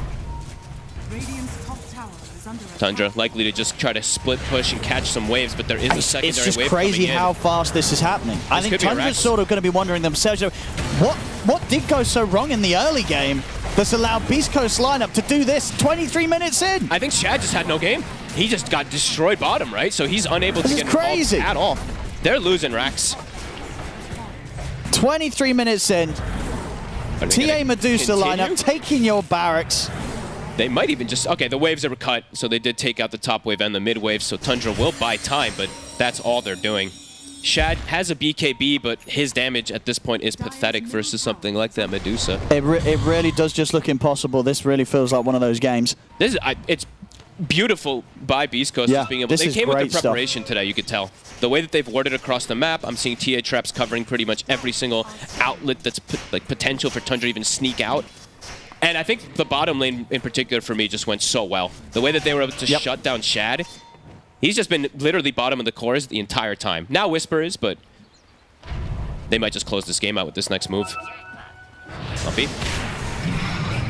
Shad's trying to fight, but what a spear. He's just There's a immediately save. going to get jumped. Whitemon tries to help him out with a disruption, but Whitemon will fall. Shad caught by the stone gaze. Saxa hook shots in. Shad looks like he may just be able to get away. He's on the retreat. Can they chase him down?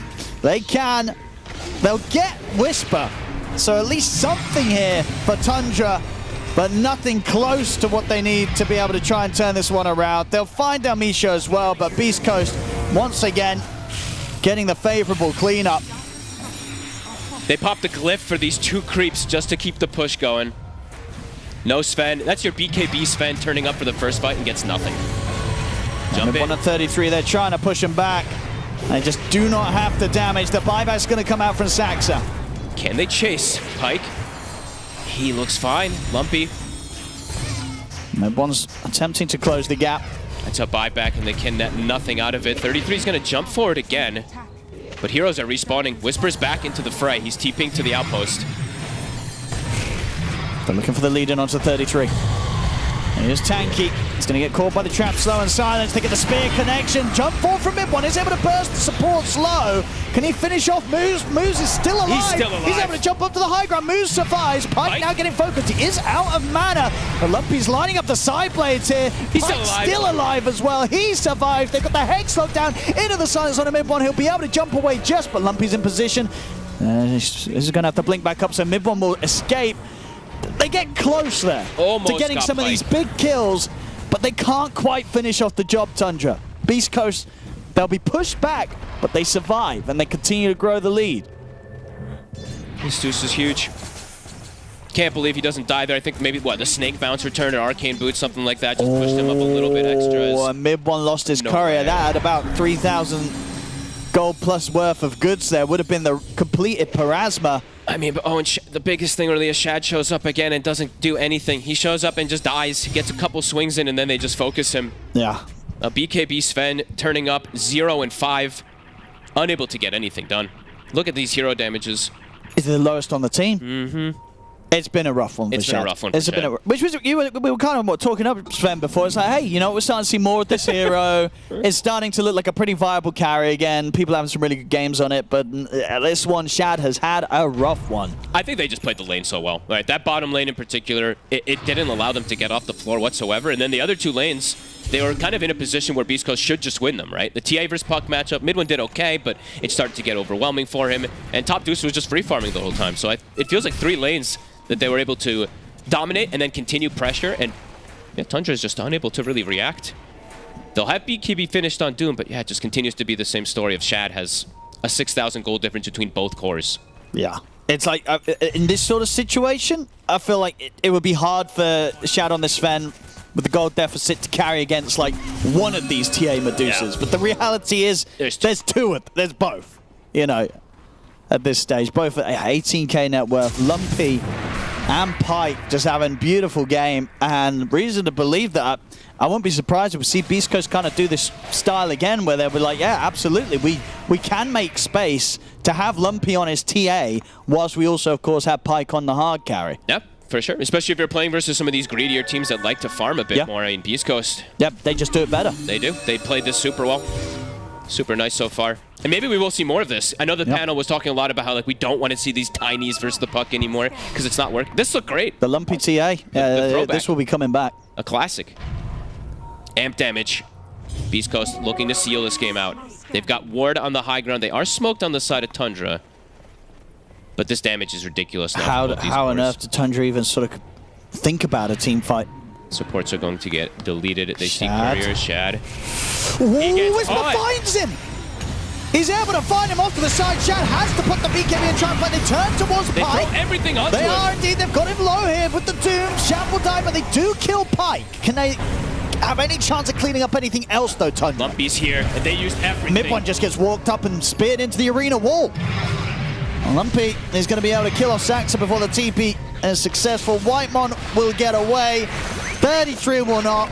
They kill Pike, but they don't do a whole lot else here, folks, other than die. Mm-hmm. Lumpy also has exact same farm as this Dusa. They have to throw absolutely everything onto him, and that means this TA is just able to fully clean up. How did the Whisper even get this catch initially onto Sven? That was actually quite impressive. Dude, that was crazy. He's able to get the blink and then immediately finds him. He was prepared for him to be there. I guess, wait, did they have that ward out at the start of the fight? They did. Okay, so it was under the water. Oh, yeah. Wasn't he smoked? I think the smoke had just maybe worn off. He jumped instantly. I think he jumped like instant. Dude, that was crazy reaction from Whisper. Either way, the gold lead definitely proving to be the difference inside that fight, and having these two insanely farmed carries. He just ripped them to shreds. Literally every spell had to be thrown onto the Dusa. Yeah.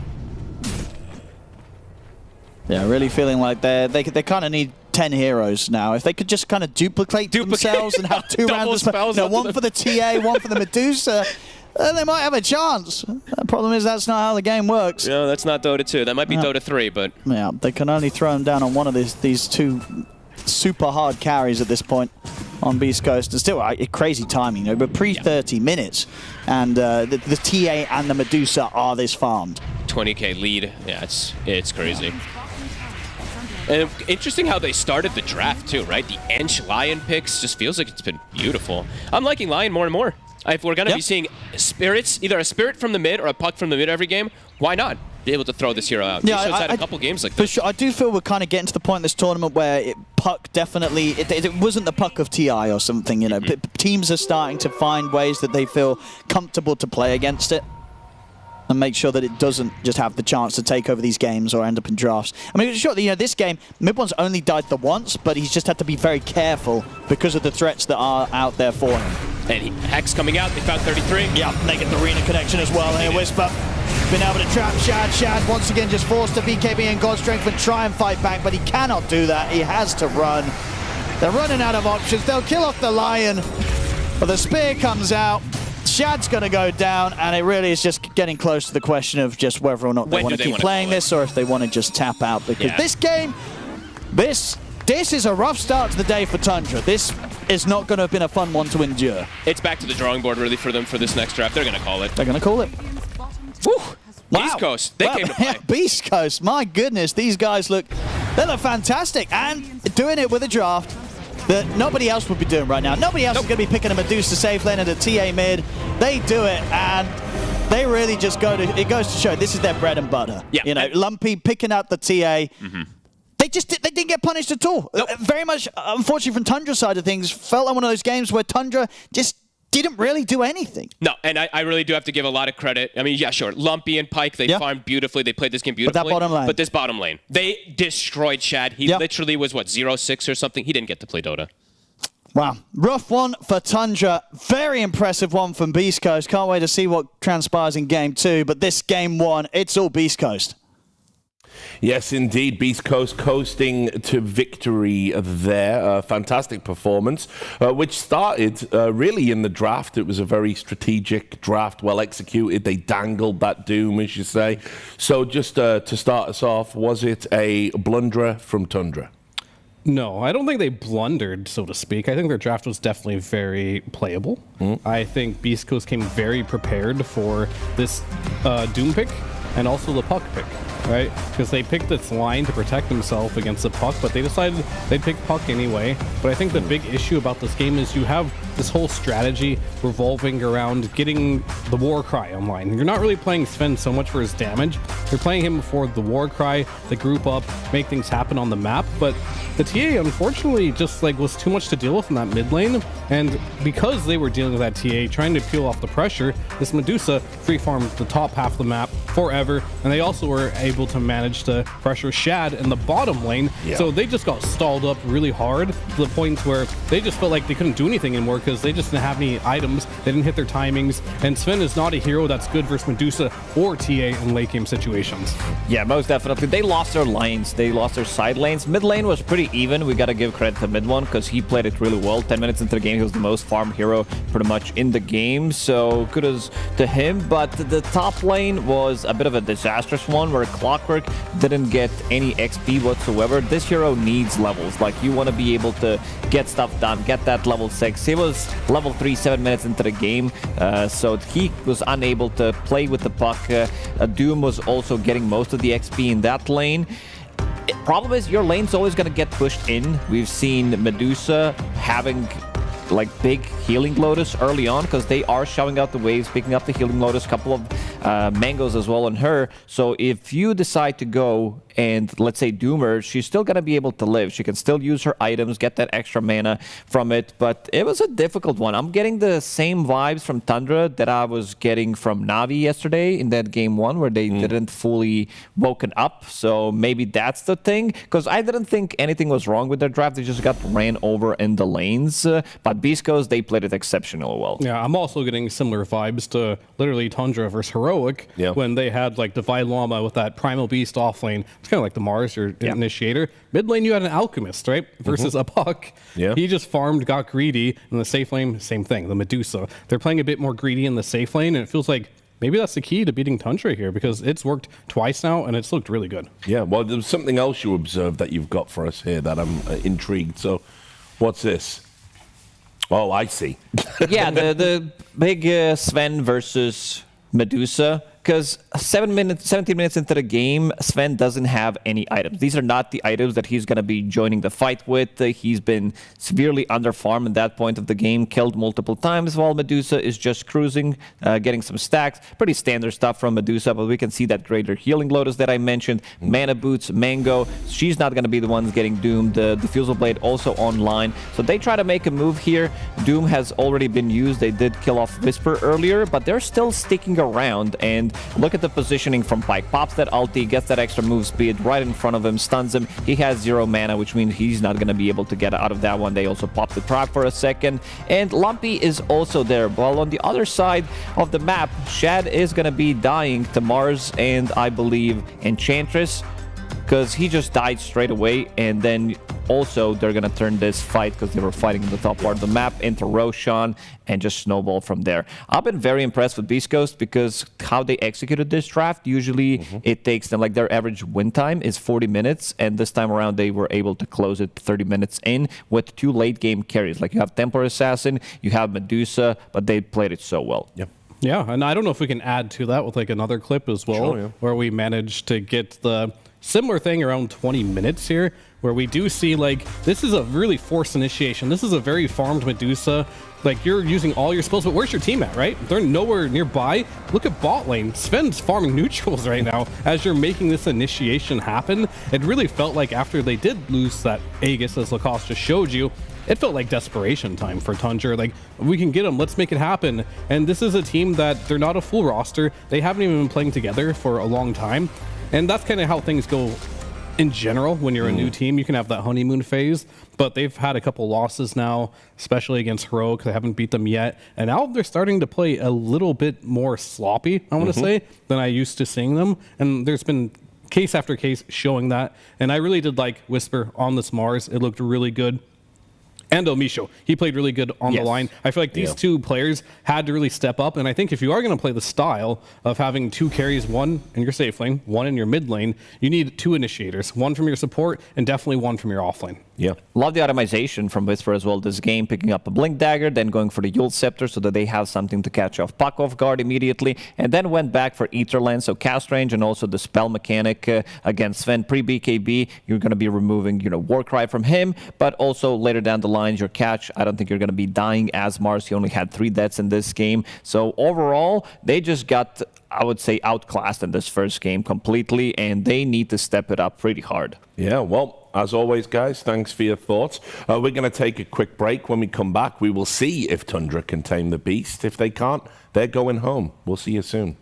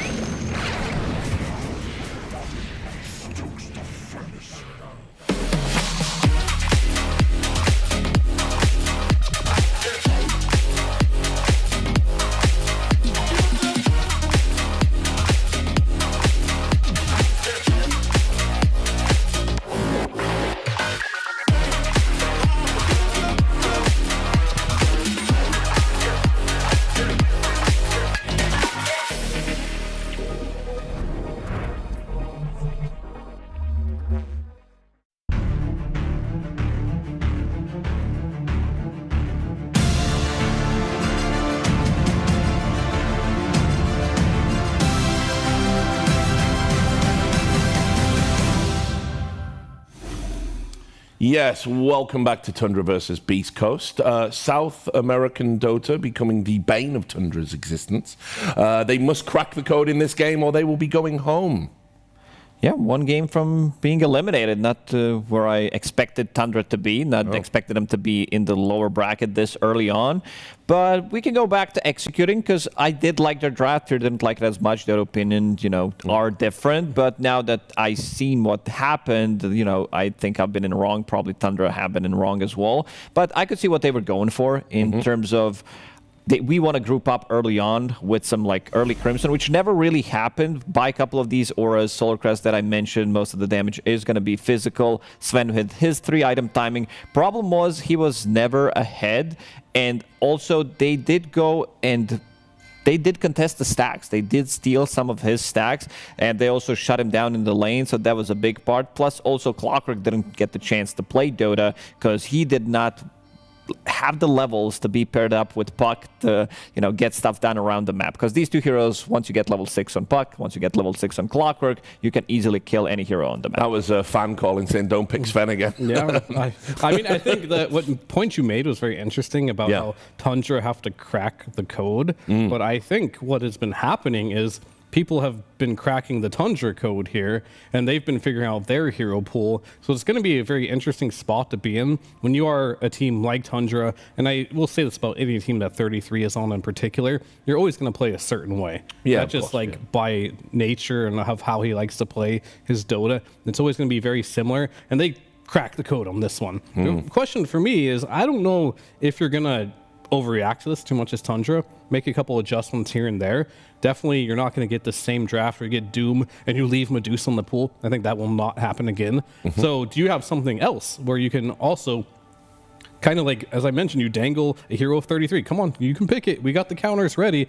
Can you do that again? And that's going to be the big question for me for Beast Coast, because this was definitely, the more and more you think about it, a strategical win from them. They knew exactly what was going to happen. They really saw Shad's hero pool. They knew what he was going to pick. They banned out the Alchemist, and now we're in a situation where they just got completely exposed for what they play, and that's just really good research for Beast Coast. But I've seen time and time again where a team will come in, have really good ideas because they spent the whole night, just doing the replays, they've been doing the draft, and then they'll win game one, and then they're out of steam. So I hope that's not the case here. This definitely looks like a practiced draft from side of Beast Coast, because they were counter-picking pretty fast as well. This Enchantress as an opener, I was a little bit surprised that they banned out Darks here, but this Lion, knowing that something elusive is going to come for mid one from that mid lane, and then also getting Medusa, getting Mars, and leaving Doom in the pool while banning some of the 33's best heroes. They also banned out Bounty Hunter in the first phase, which is something that they played exceptionally well with Saksa, especially with the Visage one, and then removing Beastmaster, Visage, and Bristleback. So I think Tundra kind of took the bait now that I'm seeing it after the game, after how the game has been played out. And I think Tundra needs a lot of adaptation, and they also need to bring out some big guns. They also need to secure Saksa, because Saksa usually is the guy that sets the tempo of the game. When he's having a good game, he's also one of the best players to know how to play from behind. But in this one, they were unable to do so because he was so underleveled. Yeah, I mean, obviously as well. I mean, Beast Coast, just good players in general. They've been having a really solid tournament. So it's similar problems for Tundra in a way. It's kind of like, given that you have to sort of take away certain tools from them, it's not an easy draft for them either. Yeah, I mean, it's definitely not going to be. Adjustments are going to be made for sure in this one. And I have to give Tundra just a little bit of edge there, just because I feel like they can adapt quicker. They've proven by, I mean, it's weird to say they've proven in the past they've done it before, but I'm kind of just looking at 33, I'm looking at Saksa, I'm looking at Whitemon, like these type of players that have just been on such good teams that have adapted in the past, have the experience, where Beast Coast, they haven't really shown to me that they adapt really quickly in the drafting, other than that last game. That was a great opening that I'd love to see again here. But I wouldn't be surprised. I want to see a 2-0 Beast Coast here where they just come in with better strategy than the Western European teams. Yeah, they've been looking good, especially in the mid and late game on side of Beast Coast. So I want to see Tundra maybe exploiting it early on. Tundra also very experienced team, as you pointed out, with the 3 core players that they do have. By core, I mean Whitemon, Saxa and 33, they know how to adapt, as you mentioned. But I also want to see what, like, if you pressure beastcoast, they can crumble. So we've seen in some games that they played, also seeing their average game time is pretty high. That also like doesn't give me too much confidence, because the fastest teams were the best one at previous TI, and not much has changed in terms of how the game is played. Maybe the game slowed down by a minute or two in terms of average game time here, but these are also like not as good teams as we had at TI. So Beast Coast, I think it can be exploited when it comes down to some like early game pressure. But this also leaves Pango in the pool, which seems to be one of the best heroes right now with the Thunderbolt facet. We mentioned it so many times. For people who are just tuning in, it gives you extra second, it gives you more move speed on your Rolling Thunder, so you can roll around. Even if you miss it, you can just do the U-turn and get the stun. You don't have to bounce off the walls or crystals. Just counter pick it with Primal Beast. Easy. Yeah. We haven't Which seen never it. happened. We haven't seen it successfully go through once. I mean, in theory, it is the move, but it just hasn't been pulled off yet. So It's just not a 33 hero. Yeah. He's not going to play that hero. I don't think I've ever seen him play Primal Beast. So that's kind of like the ups and downs of having 33. He has such good hero pool. It's definitely really big, but there's some heroes like MOUZ, like the Primal Beast, that just aren't going to be picked at all. And speaking of his heroes, they will pick up the Visage. The one hero I really don't want to see anymore is I'm Done Puck. It feels like when he's behind, he gets really way too aggressive. He goes way too far deep in, and he's just by himself and gets caught out. And I want to see something different on him. So I want to see what the hero pairing is going to be for Visage. It's just Tusk, the first hero that comes to my mind. Clockwork is also up there, so how many bans do they have on side of Beast Coast? They do have double bans, so could potentially remove both of these heroes. I'm so surprised to see the Visage through. I understand, obviously, you can't take away all of his toys, but this one is just so sick right now whenever he gets it. It's actually disgusting. It's so broken. I mean, it's broken, OP, strong, whatever you want to call it, but you get up to 210 gold with the facet. I mean, the only way you deal with this is by not dying to it, which is... It's so simple. Yeah, it's so simple. Just don't go to lane. But if you watched Falcons, how they dealt with this in a very unique manner, is that just Malrine lost his lane so badly from the mid lane. He was playing Earth Spirit versus Huskar. He just camped the Visage lane, and they tri-laned him, and they made him feed, and Visage actually never got into the game. So I'm not saying you have to tri-lane the Visage, but maybe that is an option, right? Just make sure he just doesn't get a soul assumption, or you just play the lane in a way that is so incredibly passive that you just don't trade until at least 3-minute mark. Unplayable until you get raindrops. One of the features, obviously, of 33's play, though, is he does like to roam if his lane goes bad. So, I mean, he is a master at that. He is. And that could be a feature you see in this matchup. This Clockwork is no surprise. It's just great pairing with Visage, of course, and also great hero against Pango. He does not let him use his spells pretty much. Once you get on top of him with Battery Assault, it's very annoying, so this gives them kill. I want to see heroes for supports. Something that can run away, keep the distance. I want to see range heroes, something like Snapfire being picked up immediately, something that's going to be a save against the Clockwork, something that can trade from the distance, maybe even play a lane that is going to be double range, but seems like it's not going to be. For now, it's going to be Alchemist. This Alch, like I'm not sure if they picked it slightly too early. Maybe they thought that Tundra might pick it up, but playing Alchemist into Visage and Clockwork could be devastating since you're a melee hero. Yeah, well, it doesn't really matter what you play, I feel like. They will kill you in this particular lane. Like, at least you are a bit more tanky, which is nice, I suppose, and you could jungle a bit earlier if the lane does go a little bit poorly, but I don't think there's a hero that just survives this. If you get caught, if you're a ranged hero, you get hit by the cogs, you're dead too, right? So it's definitely not an easy lane, and that's why they did draft it so early. But the key is going to be limit how many kills this guy does get on this Visage, because if it's a lot of kills, he's going to snowball the game, and this game could end very quickly. We saw a lot of Phoenix earlier in the tournament. It kind of fell out the last few matchups, but you like it in general, right? I do, but I also like it with some kind of stun, some kind of a control that they can toss around your egg. Right now they have rolling Thunder. That's pretty much it. Alchemist can run in, but It's their first Phoenix as well. I'm not sure if I like it here too much. To me, this pick feels like it's not countering anything. It's a relatively strong laner, but again, you did pick this into Clockwork, which doesn't allow you to dive away. You're not as tanky, especially at the early levels when lane, this is going to be the off-lane duo for Tundra, is going to be super strong. So a bit of a question mark for me. I think they're just thinking more big picture here, because like you can already know what you're getting yourself into. You're playing versus Tundra. You know, like last game, their idea is to pick a bunch of heroes up by auras. Visage will do that. You're going to group up, and then you're just going to hit your buildings. I feel like they just need to have a lot of team fight when they do clash at these towers against these auras with Pango, with the Phoenix. Hopefully that could be enough to like deal with like all the auras that are coming out here. They just want to match the team fight that Tundra will bring to them.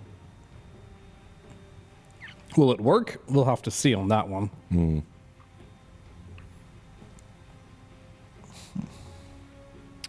So Tundra, they have double pick here. This is okay. Visage. Doom, Shadow Fiend. So Huh? this Visage is going to be played as position 4, and you'll have Doom, or you're going to have Doom position 4, which I would prefer if it's offline Doom. You're playing into a lot of healing. You're playing into Alchemist. You're playing into Phoenix. So curveball thrown to the Beast Coast now to decide whether this Alchemist wants to be played as a position 4, considering that there is a Doom. Yeah, I mean, do you really think that it's actually a chance that 33 would play the Doom here over the Visage? I think it's more likely Soxa will play Doom than Visage. But I'm just saying that without any statistics to prove it at the moment, because I don't know Soxa is either being a Doom or Visage player, but if he is one or the other, it's definitely more of a Doom, because that hero has seen more action as a position 4 than a Visage has. And I guess it's pretty simple in that regard. Like, you just need a Doom Alchemist, right? You can do that from any position, right? Yeah. So now they're going to wait to see if they pick another support, because Pango is also flexible, can be played from 2 different roles, and now we know that this Pango is still going to be played from the mid lane, Mars from the off lane. They don't have lockdown. That's why they banned out this Storm Spirit as well, now removing Puck. Anything elusive from the mid lane, I'm going to go with Quap again. I just really love the hero when most of these mid laners are banned out. Because you're playing into Pango, the pushback, you also can blink into the arena, blink out of the arena if necessary. Something fast for mid one. Yeah, I mean, I don't hate that at all. I think that's a good option. What else could you possibly do? You definitely... I mean, unironically, I wouldn't hate Primal Beast either in the mid lane. Wouldn't be too bad. The theory is still there, you know, like you can, in theory, stop the rolling Thunder if you can catch it, but you can also catch him before he does it too, which is, I think, what I've seen more frequently. Just beat him down there. So, is that a mid one hero though? Doesn't really strike me as one. Tundra just might not be much of a Primal Beast team in general compared to a lot of the other teams we've seen. Didn't play it so far in the tournament. He's been mostly playing Puck, Storm Spirit, Pango. Did play that one game on Quap. But I imagine the Quap, if you have that data, is probably getting banned. Definitely force them into a situation where they have to pick something new here. And I think Tundra is taking a big gamble here by bringing this Doom into the game and the Visage. It kind of feels like too much of a good thing. Yeah. Tundra will also see the full lineup. This Alchemist, they are banning out position 4 heroes right now. There's the Quap. Bye-bye. Because if they got... Okay, because there's going to be Snapfire that I did mention earlier. It's going to give them team fight paired up with Mars. Crazy combo with the egg as well. Like, you've got Kisses, Arena, Egg, all popping off at once. It is. I think they rounded up draft nicely. I'm just a little worried about Alchemist because he's going to be playing into Doom.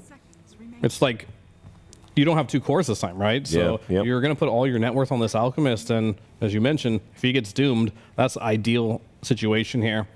But, you know, the mid one hero, oh, we love to see it, you know? Like, I don't think he plays the Primal. This used to be good against Pango, back when Pango was in just an agility hero. But now he's a universal hero. And when he was an agility hero, he got bursted very easily because the burst damage. And Tiny back then used to do more damage. And I don't think a single one of us here has a nice thing to say about Tiny at this point of the tournament. He just doesn't. He's a prime candidate for a rework at this point. His entire reason for existence doesn't work anymore because not only does he not do as much damage in the combo, but everyone's got like 5,000 health these days. So burst heroes aren't even particularly good if they don't have big bursts. Yeah, his toss was so OP. We did nerf that, but then again, we didn't do any buffs to his combo, so it actually feels really bad to play right now. It's going to be, in the end, Saksa on this Doom. 33 will be playing Visage. So that's going to be the lane. Run them down, throw in the Blood Grenade.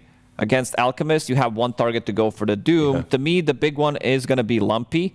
Lumpy's going to be playing into Tiny and his early rolling Thunders, or will need to be rolling over Tundra in the these mid-game fights. Also want to see what the build's going to be. We've seen a lot of Diffusal Blade from the mid as well. So I think they have a good chance, but I'm going to lean again towards Tundra because this Doom is just going to remove a lot of your net worth on side of Beast Coast.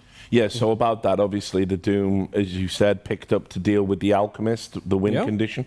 I definitely think the lane's going to matter a lot, and you just Doom him and problem solved. So he's going to have to be very careful on how that happens. But I think in this game in particular, the side lanes, this Tiny, I don't like it, but the side lanes have to do well. All right, thanks a lot, guys. And now we're off backstage with Nomad. Thank you very much, Richard. Yes, I'm here with Moon Meander from Tundra. So, firstly, got to get this out the way. In your own words, what do you feel like went wrong with Game 1? I mean, we picked Savan. I wanted anti-mage. You think anti-mage would have gone better? I mean, yeah, they have a Medusa blind pick. It's illegal as fuck. I see. So you weren't on board, but Shad said he wanted the Sven, and you just said, okay, we'll see how it goes. Yeah, it is what it is. Sometimes you just lose to Pauk. he's very, very scary player at the moment. So let's get into this game number 2. Obviously, you couldn't decide between Visage and Doom, so you just got them both. Is that how it went down? I mean, kinda, yeah. I mean, we knew, if we don't take Visage, they're gonna ban it, so, they gotta... 33's gotta carry, so pick this Visage. Absolutely. And do you feel like this is one of those games that Visage can really kick off, or do you think that's just every game for Visage at the moment? I feel like it depends on the player. It's like Visage is such a high skill hero, you can't just play it if you're not a Visage player. So, but 33 Visage probably gonna kick off. Probably, I would imagine so. Mimienda, thank you very, very much. Best of luck in game number 2. Hopefully we get a game number 3. We'll send it over to our casters for this one. Thank you very much, Nomad. Yes, we're ready to get into the action of Game 2 here between Tundra and Beast Coast. And yeah, the question is, do you think Tundra's going to have a bit of a better shot this game, Fod? Because last game, they didn't get to do a whole lot. They suffered. They need to at least get out of lanes, and then if they do, of course, this Alchemist has a clear purpose to just doom Alchemist through most of this game. But the lanes have to go well, because I think that was the last game. The lanes just were so devastating so fast, especially those side lanes, that the game, they didn't even get to play, right? The Sven in particular, you heard it from Moon. He didn't really want it. It ended up going quite poorly. This time they are playing with 33 on his literal best hero that he's been dominating every single game on. And they do a little bit of a switch up. We'll see if it's overcooking, as the kids say, with the Doom as this position 4, but you can see the outlet that he wants to be able to do. And what do you sort of make of the last pick? Heard for the panel, they're not the biggest fans right now of these kind of tiny last pick mids. I mean, do you sort of see a chance for mid want to pop off this game, or do you think it's going to be difficult? Definitely doesn't look the easiest. I also to reference old things, because sometimes this does come back very relevant. We saw the TA versus Puck matchup be very relevant. It's a Tiny versus Phoenix. Phoenix has traditionally, as a support, just been one of the hardest counters versus Tiny throughout all stages. Because you just can't hit. You can't hit the egg, you can't hit, period, and your percent-based damage versus a very, very high HP hero. So we'll see how mid one ends up doing, because yeah, this hero just has not been looking the greatest in these last couple days. And talk to me about this bottom lane, because last game 1, you were very impressed with what Beast Coast did with the duo. Once again, we're getting Whisper on the Mars. This time it's with the Snap, so the very strong lane support.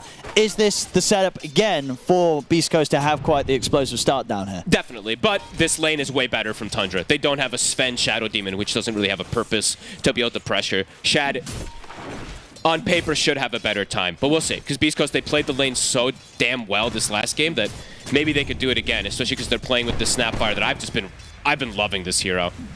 This full bore is absurd how much damage you can do. And he does go for Shredder in this lane.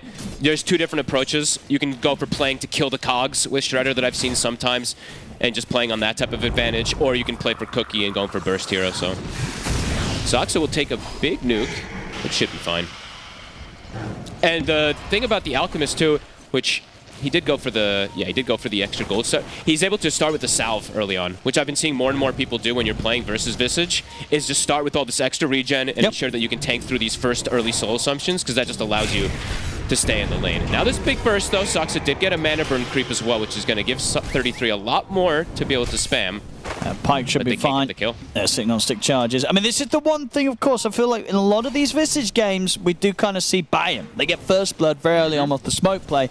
That's not happened here. No. So whatever goes down, it's not going to be one of those starts to the game where Visage is just zooming ahead in net worth from minute 0. Yeah, no, definitely not.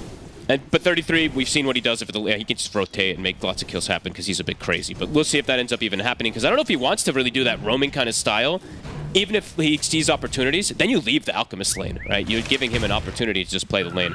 So 2 salves actually purchased for Pyke, I believe it was, inside this laning phase, and now he's bringing that range drop. So first few levels, he is getting some farm, but they're not killing 33, of course. They're getting through it for sure. Beast Coast here, this first few waves. And Chad is doing quite well bottom. Yeah, should be definitely a game where, compared to what he was able to do last game, it should be easier this time around for him. Misho's able to get away. The knockback! I mean, yeah, Whisper making some nice plays here to keep El Misho safe, and he'll succeed. I don't even think that Ray's connected because of the rebuke there. That was nice stuff. Mid lane is dead even. That's the other thing too. When I see the tiny pick, you want to pick this hero to like dominate lanes, but I literally haven't seen it dominate lanes anymore. Even versus Puck, which it used to have that really good matchup, I saw the Pucks coming out even or ahead, even at TI, which is pretty crazy. Sure. Lumpy's feeling confident as well, already dropping some tips down the way of mid 1.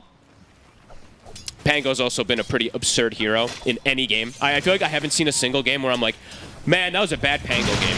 Right, this hero just feels like it fits almost every single game, and this is a double wave that Lumpy's been able to build in mid. He missed the money creep though, unacceptable.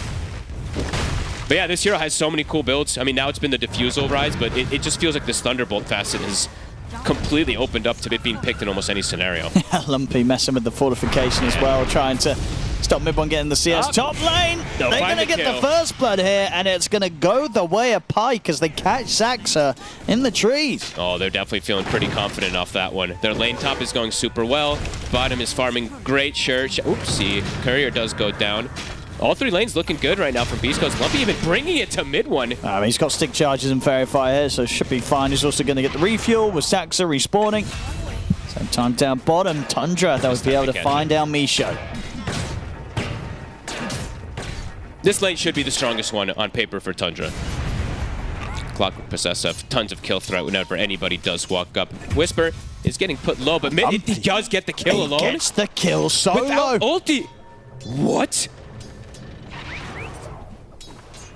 Tiny is a 0 armor hero, so this physical damage is pretty crazy when both of them connect, but still, that is an unacceptable error coming out here. That's rough. Especially, yeah, he had the bottle charges. This was just after Midbon got a free refuel by Saxa. He still had charges. It must have been sat in the lane, not at full HP. Lumpy is just, that is just a clear outplay. There's no other way to state it. Level 7 now on the Pango, level 5 on Tiny. They want to dive in for Pyke. I mean, Pyke's going to start getting aggressive himself, but the wraparound is coming in. Shad turns up with Whitemon. They should easily get Pyke here with the numbers. Well, say easily. He's still alive. That'll do it. It's a good job Saxa had that, otherwise he might have been able to walk away. Rotations have come in. Lumpy trying to make them pay. MOUZ tanking a few raises. Saxa wants to dive in to finish off the job. He'll get the double. So if he can get out here, Lumpy's turning towards Saxa. Scatter blast from El Misho connect. So Beast Coast, they will manage to find some kills in return for that aggressive play from Tundra. Super aggressive from Tundra. Misho even going in position to potentially look for a Wisdom steal or maybe block some. He has no wards actually, so it looks like it's just going to be an attempt for a steal, but it's scouted immediately. Super aggressive play, but yeah, Beast Coast, they get a trade, which I think you're pretty happy about when you're playing versus think so. Visage. Lumpy also got his mana burn, otherwise it would have been maybe a potential another kill. And Lumpy, speaking of him, he's in this area for yeah, this potential they're steal. looking for the steal, but there are 3 members around here for Tundra. Lumpy thinking about getting a Roll of Thunder out, but the Cogs are already blocking him off. Tundra have 33, securing the Wisdom Rune and securing the kill with a Soul Assumption. So Money. Beast Coast not going to get away with trying to invade and take that away from Tundra. And 33 getting that bonus gold. He's almost 6 as well. He has the drum. So his timings, they're not bad by any means, but he did not get that usual acceleration that he got out of Visage in most games. Alk is getting pretty decent farm. And it's not going to be some crazy build. It is going to be a normal Radiance build as mid one, the toss. Lumpy is looking okay. Yeah, he's got the swash. 3-man gank to set up for the Pango, and he's able to get himself out of it. Birds are online. Mid one making a quick heads up move. He's got max toss. And Whisper's turned up. They're able to get the arena down onto the 2 of them. 33 very low. They get the concoctions thrown out. Beast Coast, this time they turn up, they make sure they lose nobody, and they get 2 huge kills, taking out both 33 and mid one. What a rotation from Whisper, but mid one not even using the toss to throw at anything. He didn't even cast a spell. And now in the mid, Lumpy, he might find a kill 1 versus 2. He's chasing down Whitemon. No way, Whitemon. Okay, he gets the kill, and with the remainder of the haste rune, he's going to get out. Beast Coast, once again here, already showing signs of just outplaying Tundra, and Tundra making some mistakes once again. And Lumpy gets the double refill, so he gets the double bounty rune bottom that he takes away from the side of Tundra. He might even gank Shad. He's got Rolling Thunder. Is there going to be backup for Shad? He needs it. Is there going to be any backup for him? Yeah. I don't think so. TPs are coming in. They're outcoming now. See if that's... Beast Coast will back away. Yeah, and mid one's able to step up, get the burst combo onto MOUZ. So this time, Tundra keep their core safe, and will catch a support kill. As soon as the Spark of Courage switches from damage to armor, you can see the SF's just way too tanky. He has 21 armor under the tower, so that physical damage actually wasn't there from the Pango. Could be in trouble there if they find him. 20 seconds until Chemical Rage. They should have him here. Yeah, they Avalanche should is on surely. cooldown a second. That's a good concoction. Gives him a bit of time. Is it going to be enough to allow him to get the ult back up? No, not at all. Tundra, they surround him. Quick move from them there through the twin gate, straight into Pike's face. Bonus money, too, for the Visage. Can look to pressure this tower here. Trades going out all over the place. Bottom again, Saksa. That's a good cookie. I love this aggression. Both sides are playing very fast-paced this game, which is a treat to see because we have seen a lot of these slower-paced games. But 14 kills, pre-10 minutes, mid-tower in jeopardy, though. And although they do get that rotation that works top, mid one is having a pretty dreadful game. Bottom of the cores. Definitely not the easiest game overall when you look at a Tiny. Usually it's like, yeah, they pick it to burst a single target like a puck, right? That's kind of the main one ever that we've seen. Who's his main burst target? Pango is not fragile. Pango's a pretty tanky hero. And the supports aren't either, right? These are supports that are, relatively tanky. And if you don't kill these 2 supports, then you put yourself into a very dangerous position versus either Supernova or versus the Kisses. Misho is almost 6 as well, so they're going to have extra kill threat with the arena soon. It's a lot of team fight that Beast Coast has prepared themselves with an Alchemist draft. Lumpy. Stalking Saksa. They're also making the play bottom for Whitemon. They're going to throw the arena. Whisper doesn't have full mana, though. Ooh. Misses the spin, but it's all good. Kill's still a success. Radiant structures are fortified. Dire structures are fortified. Fast rotation. I mean, Misho immediately TPs to get the stacks going for his Alchemist, and his Alch is close to that Relic. No funny builds today. I know we saw that Mjolnir yesterday that did not end up working out too well. Saksa. Whisper. I was fishing for Saksa there. TPs are coming in. Whisper's got to be careful. Whitemon is 6. Has got a hook shot at the ready as well. MOUZ is going to drop the Supernova. Kisses are coming in, so Tundra. Nice hook shot. They have to use the hook shot to get away. Good disengage. That's 2 ultimates used there from Beast Coast. Still the tower going down, though. Tundra not able to hold on to that. And they're the ones applying pressure so far here. Blink's finished up on Whisper. Alchemist is getting to sit back and farm. Feels quite good here for Beast Coast that they're able to get all this. And mid one He's got phase soul ring, but his timings are going to be very slow in comparison to this Pango, who I believe, is that the defusal done? The defusal is finished already, Owen. Mid-one's life's going to get harder now. The mana burn is going to be very pesky for him. And it's a 1600 HP Pango as well, so bursting him is just going to be very difficult. Mid one. Gonna try with 33. See if they can burst through him. He's so tanky. Whitemon's coming in. Lumpy should be able to jump out of this. Oh, he can't actually. Yeah, Shad landing the raises. Can they chase for more? At least chase for a tower or some potential extra kills with soul assumption. Let's see. Mid one. Tier 2 might be a bit too much to dive into. Okay, never mind. They want to do it. This is deep. They're going in under the Tier 2 tower. Though, Elmisha's still alive. They'll finally get him, but it does cost them Whitemon's life in return. Just trying to get any of these extra soul assumption kills for 33. They do get a couple of them. Nice aggressive play that gets him back into the game a little bit here onto mid one. Halfway to the blink now after those moves. And an instant smoke. They have Doom available. They want to find this out. He's sticking around here on the Tiny. Oh, mid one. He's stuck around? He wanted to clear up another wave.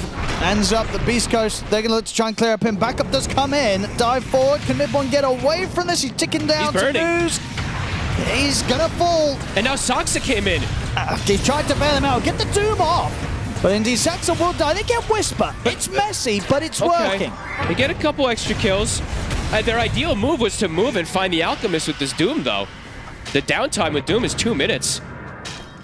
They end up getting some of these kills, but that was a bit of save your body to help people. Lumpy. Oh, Whitemon straight into the creeps that were right in front of him. Still gets the cogs onto Lumpy. That might be enough. It will. Okay. Works out. Worth it. That was a bit of a weird kind of exchange that we had coming out, but we do see 5 lasting presence stacks on Shad, and the damage is good enough to be able to bring down Lumpy. Even though the hookshot missed, that was very awkward, but ends up working. That was kind of weird exchange. Radiant are scanning. Pyke will say thank you though during all of it. He's like, "Good job, guys. You tanked the spells. You tanked the Doom. I've got my Radiance. I didn't have to worry about any pressure there." Mid one continues to struggle a bit, but he will find an amp damage now for this next rotation. Very close to the pipe here as well for 33. That was wild.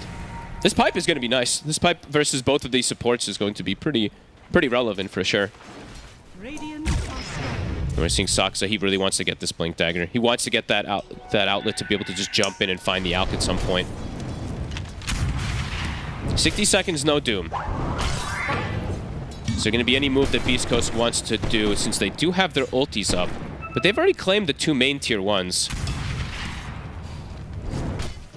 So what Beast Coast's next move is going to be.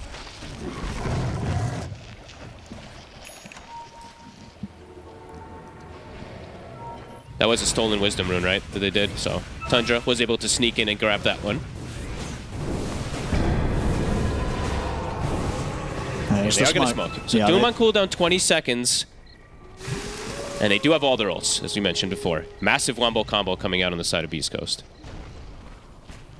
Some bounty runes as well here for Whisper.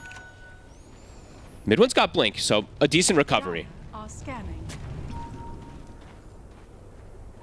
And lanes to be in a pretty good position here for Tundra. Saksa might actually just end up walking into them, though.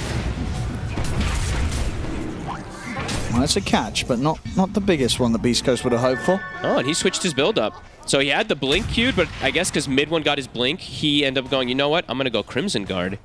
See if that ends up... Okay. No, I like that. You know, the sooner they get the Crimson and Pipe duo online for the team, it's going to be pretty clutch in the team fights. That's for sure. Could make it very difficult for him to find the Doom target versus this farmed Alchemist, though. And that is really Sox's job, is Doom Alchemist in this game, so... see how that ends up working. Whisper. Ooh. Quick fingers. Lumpy finds himself a regen. Mid one. Still has this amp damage.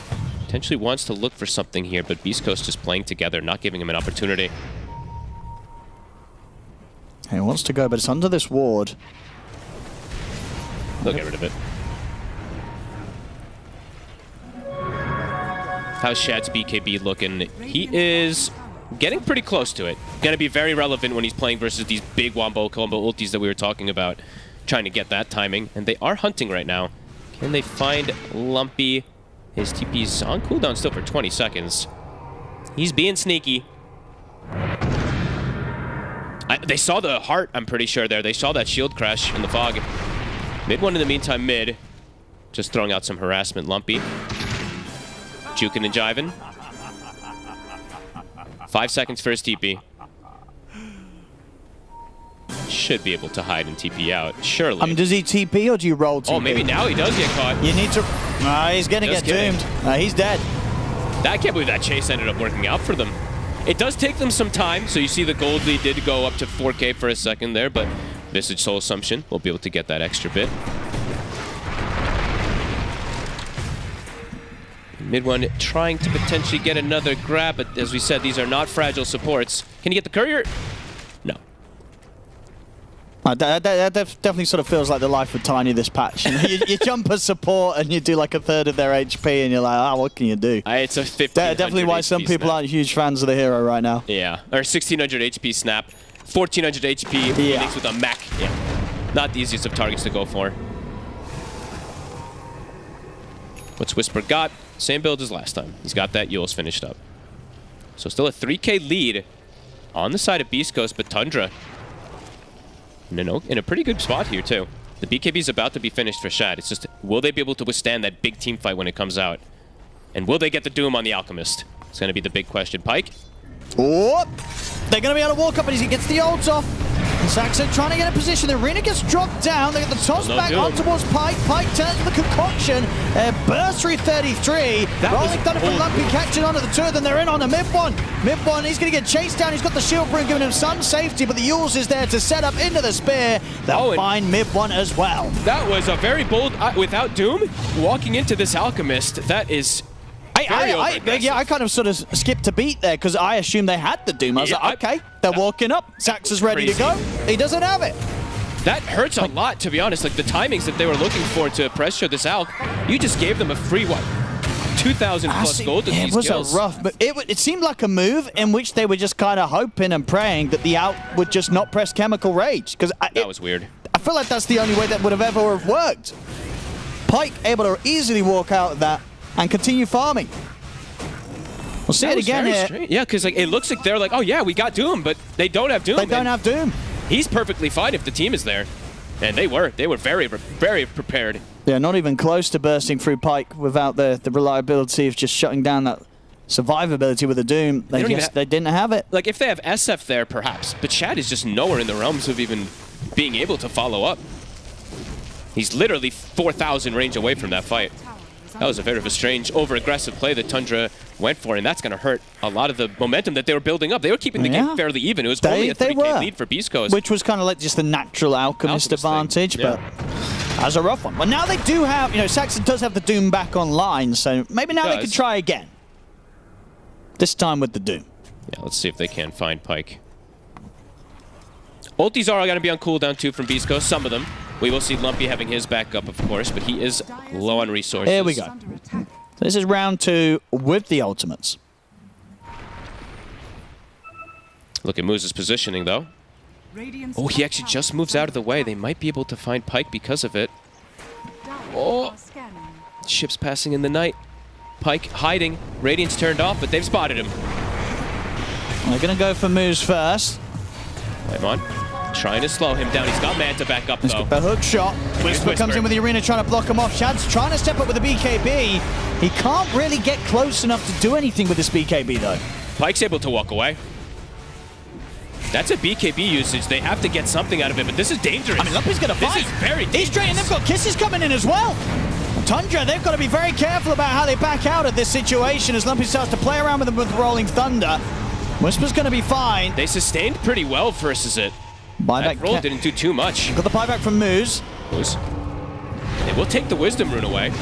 Try and burst from him. He does have Supernova available. MOUZ, is he going to get it off? He gets it off, 20 HP. Lumpy jumps in. They got the defusals on him. Good spear back on towards 33. Whisper pushing 33 back in towards the AoE with the Supernova. He goes down. Pyke does get caught by the Doom, but he's pushing on, chasing out mid one. Pyke will fall. But it looks like Beast Coast, they're getting a big cleanup indeed. 4 dead. Shad tries for the TP, but the cookie's there from Almisho. Beast Coast, they're going to get the team wipe. Over-aggression punished by Tundra sticking in the area versus all these ults. They try to kill MOUZ. What, he survived with 20 HP, I believe it was, to get the egg off. Oh, what a play. And just great moves around it. Yeah, Whisper getting that fantastic angle to just shove 33 back under the egg. Beautiful team fight from the side. I'll see it again here. And Tundra were asking for the fight. Absolutely. At this point, Tundra, they could have bailed out, but they see this chance for MOUZ and they want to try and commit for it. It was literally 20 HP, right, that he dropped. It was something like that, 15 to 20. And at this point, it's full retreat. But mid-1, he's getting slowed by the defusal. 33, as I say, gets pushed back. And Saxa also getting clipped on the edge there by the supernova. The Requiem's off to the side from Shad. It barely tickles anyone. It's too scary for him to walk and get involved into it. BKB was obviously still on cooldown after that earlier attempt around the Wisdom Rune. It ends up hurting a lot that he ended up using that BKB from earlier. He can't actually walk in. I don't think he contributed much of anything inside of that fight because he didn't have it up. Whisper, in the meantime, did have to use Arena to be able to get himself out, but and now they've blown the game open. A 9K they've got that lead. Yeah. The Tiny's game has completely shut down. Visage's game has been slowed down. And after El Misho gets a triple kill, I'm wondering what he's going to itemize for. He actually almost has a Crimson Guard himself on this snap guard. So that damage that's going to come out from SF and Visage is going to be quite limited. They will be able to dispel it if they do get the Doom applied after the Crimson block does get put down, but either way, that's going to be problematic, because as we've seen, they have to throw quite a bit just to kill one of these cores, and just like last time, they do have damage just from everybody else. They do. Yeah, it doesn't matter if Pike gets doomed, as long as the rest are able to fight alongside him. He will probably die, but if they can doom and burst him initially, that's the way that they want to be able to take those fights. But if they doom him and it takes a long time to bring down this Alk, no, he's still able to do his job. Yep, he still does a ton of damage even while he is doomed. Misho, this is a pretty big kill. Yeah, it should be pretty dead. A lot of money too, because he is so rich. So 33 gets 1,000 gold for this kill.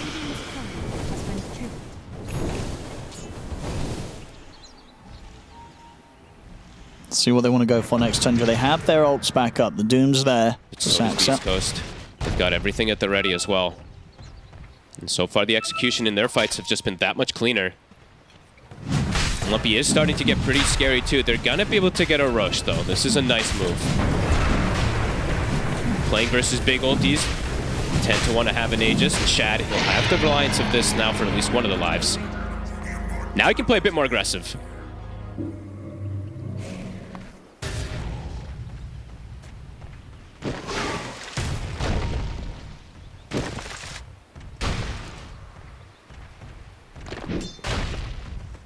When his socks are gonna go. I'm still just waiting. I'm waiting until he queues up the blink on. Okay, he did now.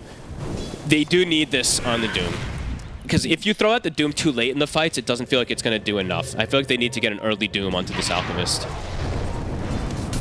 Whisper. We'll be fine top. This ward from Tundra could do quite a bit of work as well in the enemy jungle right now too. It's been up for about 2 minutes. They've still got 4 minutes left on it, and they did just see a bit of Beast Coast heroes around that area. Saxa will show, but he will be able to find the D ward. Radiant's top tower is under attack. Beast Coast all together.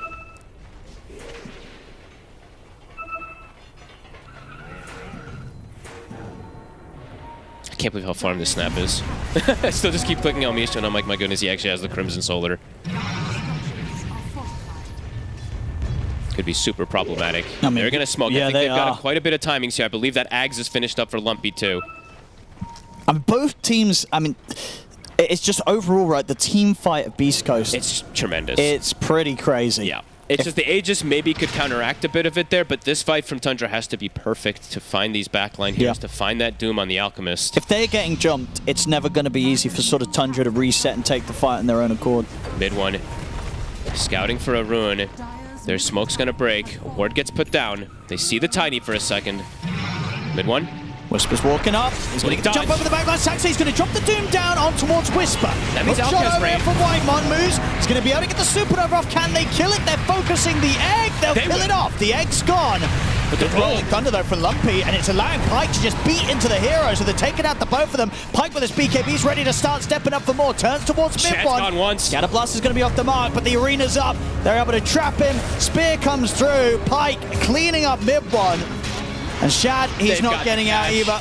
They've got the Yules, they've got the kill. Once again, beastcoast making these fights look easy. I mean, and that one, right, well, Whisper goes in, Saxa feels that takes his the hand Doom. is forced, drops the Doom onto him. At the end of it all, Whisper gets out. He doesn't even die. He's able to get back in and do everything. Get his full toolkit off. These are rough fights for Tundra. And I don't think that's the way that the fight can be approached. I think if you doom a target that isn't Alchemist, the fight's over almost immediately. Pyke is too strong. He's going to clean everybody We'll up. see this again. And I mean, honestly, Lumpy 2 is maybe a better priority of target for Doom 2. Look at this Rolling Thunder. Yeah, it was absolutely. devastating. Straight through the middle, catching the two of them, and I think catching the three of them here on the way back. It killed the birds. And it killed two of the cores. And it gave Whisper the space to just walk out the fight, doomed, and then wait, and then be able to get back in to get this beautiful catch off towards mid one as he was trying to escape at the edge of the fight. Pyke might even be able to find a solo kill now. Whitemon bottom.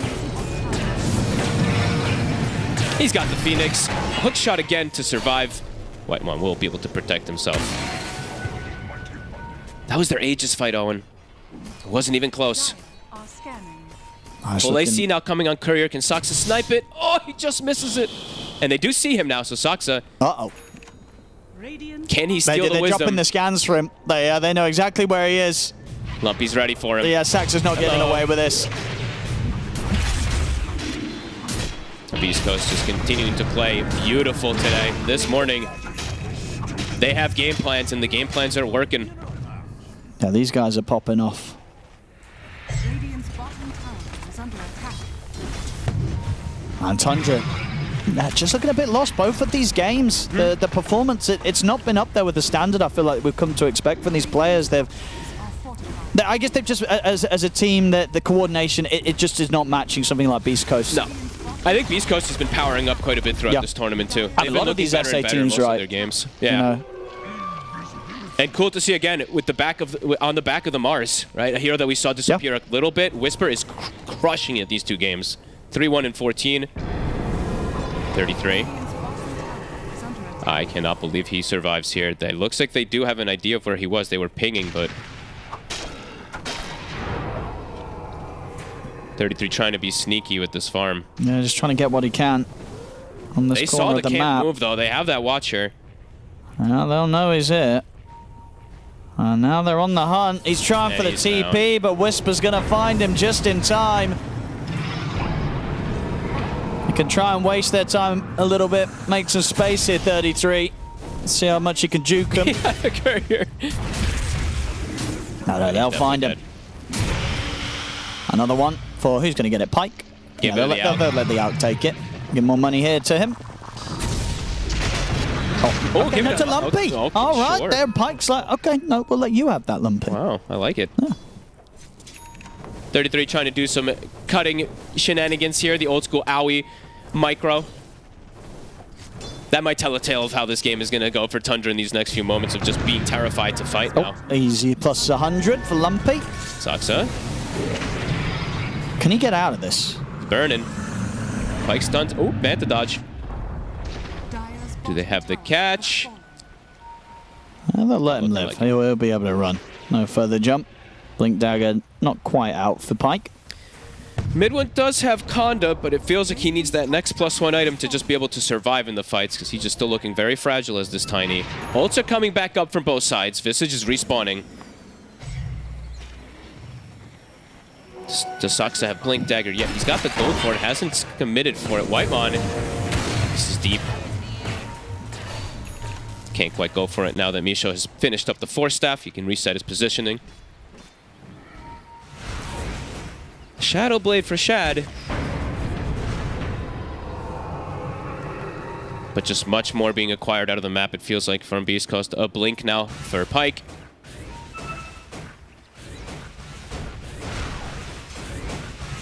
No gems purchased this game. Just waiting to see if maybe we... Oh, wait, sorry, just kidding. Phoenix has one. I was about to say, like, usually we see one picked up around this point when a team feels like they have good map dominance. So now Wards control the map is going to be a thing here from Beast Coast. And they have a full Shivas now, too, on Lumpy. He's so farmed. His damage will be pretty terrifying in the fights. I feel like Whisper is actually the least priority Doom. I think either Dooming Lumpy or Pyke might be okay. You obviously want to Doom the Alk in every situation if you can, but this Pango is going to do a lot of work in the fights. And difficult to see how they address him.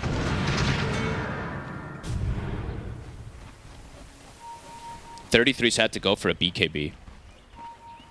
Not something you see every day on a Visage, but versus how many ultis they have, how much damage that's coming out from them, does feel necessary as well. And the jump They in the catch mid. Chad.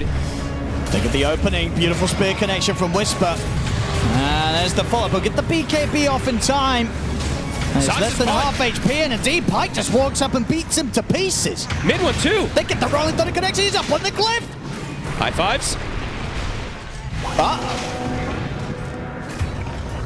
Crushing the moves. Whisper may even find another target. There's a BKB, but it's going to be forced.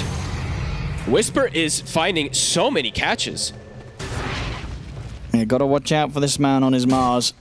It's looking hot today. 2 games back to back. And Chad, that's a defensive BKB from Shad to disengage. It's a defensive BKB from 33 to disengage, and they lose 2 heroes off of it. And they didn't have to, I mean, they used 2 of the ultis, but they still have the 2 big ones from the supports, even for this upcoming play if they'd like to. Keep pressing forward. And they lost the birds, at least one of them. Lumpy continuing to just hunt for them, not allowing 33 to do these little creep cut mechanics. He still will, they're gonna have these. But they're losing tier 2 out of it.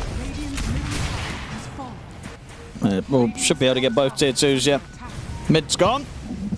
It's feeling just harder and harder as the game progresses for Tundra and Owen. I'm gonna pull a Cinder in right now. What do you think the win probability is looking like? I mean, it should be like... I'd give it a solid 95. 95? Let's pull it up to show Owen. 60? What? I guess... I was when I saw that, I was like, really? I mean, given those things, but 40% for Tundra in this position. Okay. it's pretty interesting. I mean, 33 Visage is 33 Visage. This guy does win a lot of games, but this one, I don't know if I'd give him 40% right now. Let's see. I mean, they need to have this next upcoming Yeah, fight let's have go that. Maybe the algorithms, the AIs know something that we don't. Let's see if Tundra do something crazy here. Can Soxa get the best Doom target in the world, pretty much? Can he find the Alchemist?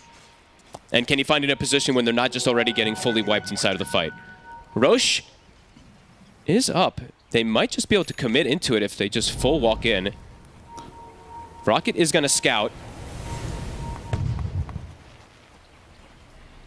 I think they can start it if they want. I don't think they care if Tundra comes over. They can easily redirect and fight them. And Tundra's just going straight down mid right now with this move. Oh, they might have to actually react to this. Let's see.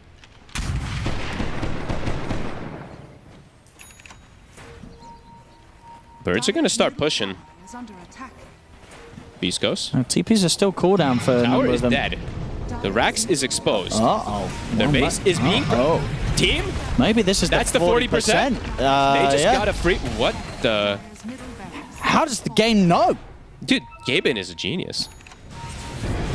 And now Shad is hitting... What is going on? I don't know if he's going to get away with that. Shad? He's not. Okay. Well, I mean, that's the 60% at least that the system saw. The Shad would just start hitting tier 4s and some of die. these games are so weird. Uh-oh, well, I mean, that was brilliant and then not so much brilliant. They get the Rex, but they lose the carry. Gets nothing off. Fully chain stunned. Loses his souls. Beastcoast. That's pretty painful. No Shadow Fiend for 50 seconds. Yeah.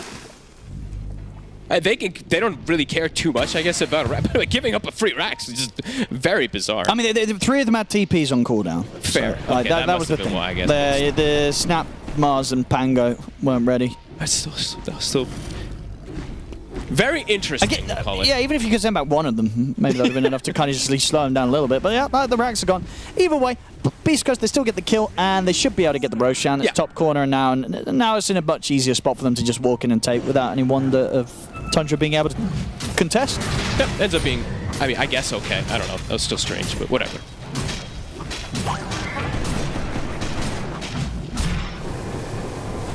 Radiant's top tower is under attack. And the light's drawn down mid. Okay, there we go. Pike ready with the Aegis. That's going to be very nice for him versus the Doom, even if you get it onto the main target now. He will just be able to play around it. Mid one has shield rune, should be able to blink. Should be okay. See how much of a in push this they can area. get going. I mean, They're going to be able to de-ward it. They want to fight now. Beast Coast, they want to run at them.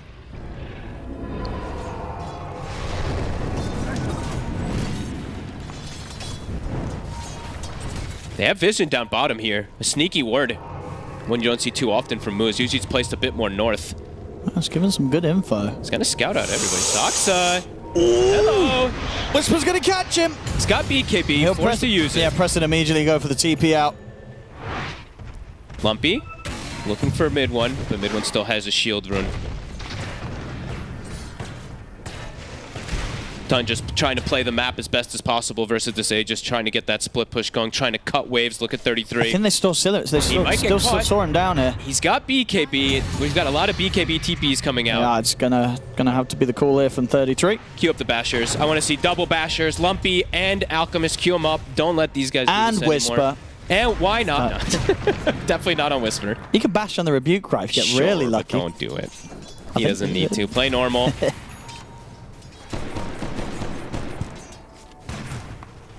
Three minutes with this Aegis. Pyke wants to force. They've got mid lane in a good position. They've got bottom in a good position. See how Tundra takes this fight. Banner is down. And it's down. Valk's up. Tundra. What sort of defense can they come in with? Tower will drop. 55 for Tundra. They really like Tundra. Toss back with the cogs. Uh-oh. Whoopsie. That kind of worked against itself there. Now Whisper's able to get the arena down. Rolling Thunder comes in. The stun as well. That's going to be the two of them eliminated. Three of them going down. And 33, his BKB's on cooldown. He's caught by the Supernova stun. Sax's TP'd in the buy back for this. He TP'd in, he brought back. Saxy gets forced to the side. He'll be able to turn, get the Doom down onto the Pango. Let's see if there's enough to around the kill, and they're going to try and chase out on this. But Sax is trying, but can't. He really wants the kill, but he's going to surely die for this. Is Sax going to get away with this play? No, he is not. The spear comes out from Whisper. Pango will survive. And the buyback's coming out here from the supports as Beast Coast want to push on forward. Pyke, he's got the Aegis. Oh, miss. He's got Chemical Rage in 2 seconds. Back goes on the way over. Whisper pushing them back. They'll try and burst through Pyke. It's a good amount of damage, but not enough. Pyke's able to get the BKB off. Turning here with the concoction. Lumpy into the sides. Force 33 to put the BKB. Slides away with the swashbuckle. Tundra, they've used 4 buybacks in this fight. They have to try and make it work, but they're going to potentially lose the clockwork here as Whitemon's caught out. Whitemon will fall. Pyke does die. But Lumpy's ready to come back over with the Rolling Thunder once more. Gets the stun connection on towards Shad. Jump in with the shield crash. They're trying to burst through the SF. Shad trying to sneak away, but they've got the vision. Shad will fall. As it's casualties, heavy casualties on both sides. Beast Coast, they've got 3 heroes dead without buyback. Tundra, they've got 3 heroes dead. One of them has buyback. And Misho, he'll also die. It kind of works for Tundra. They invest a lot into the fight. They're now in a situation where 4 of Beast Coast do not have buyback. What is going on in these fights? These are crazy. I mean, super buybacks. The initial tossback play gets kind of griefed by a cog play, but is that almost exactly the same damage? Shad buys almost back. exactly speed change? Shad comes in with a buyback. I mean, they want to go all in. I think they're going to all in.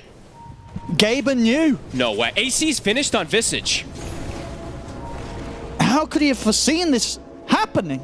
4 heroes dead, 2 of them don't have the money for buyback, and Whisper is trying to cut catch the creep wave. Oh my goodness, He look at that just gets damage. 2-shot. Shad has 3 stacks still. He's dead. He's gone. He's got buyback. 20 seconds on Alchemist. What the? This game is unbelievable. Shad. He didn't get the present stacks from the kill on Whisper, so he still didn't lose hitting those. very The push hard. is coming fast.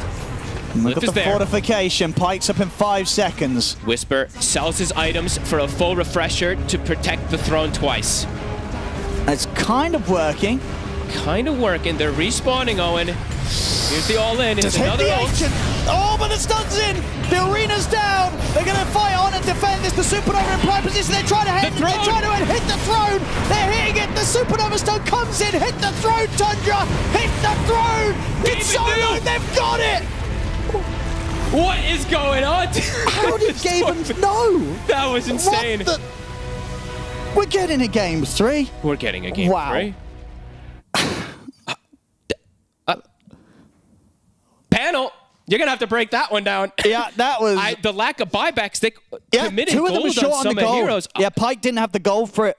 What the hell just happened? Oh. I think Tundra themselves in a bit of shock. Like, just, well, I guess we won, guys. Sox is like, well, all right, good job, guys. Game 3.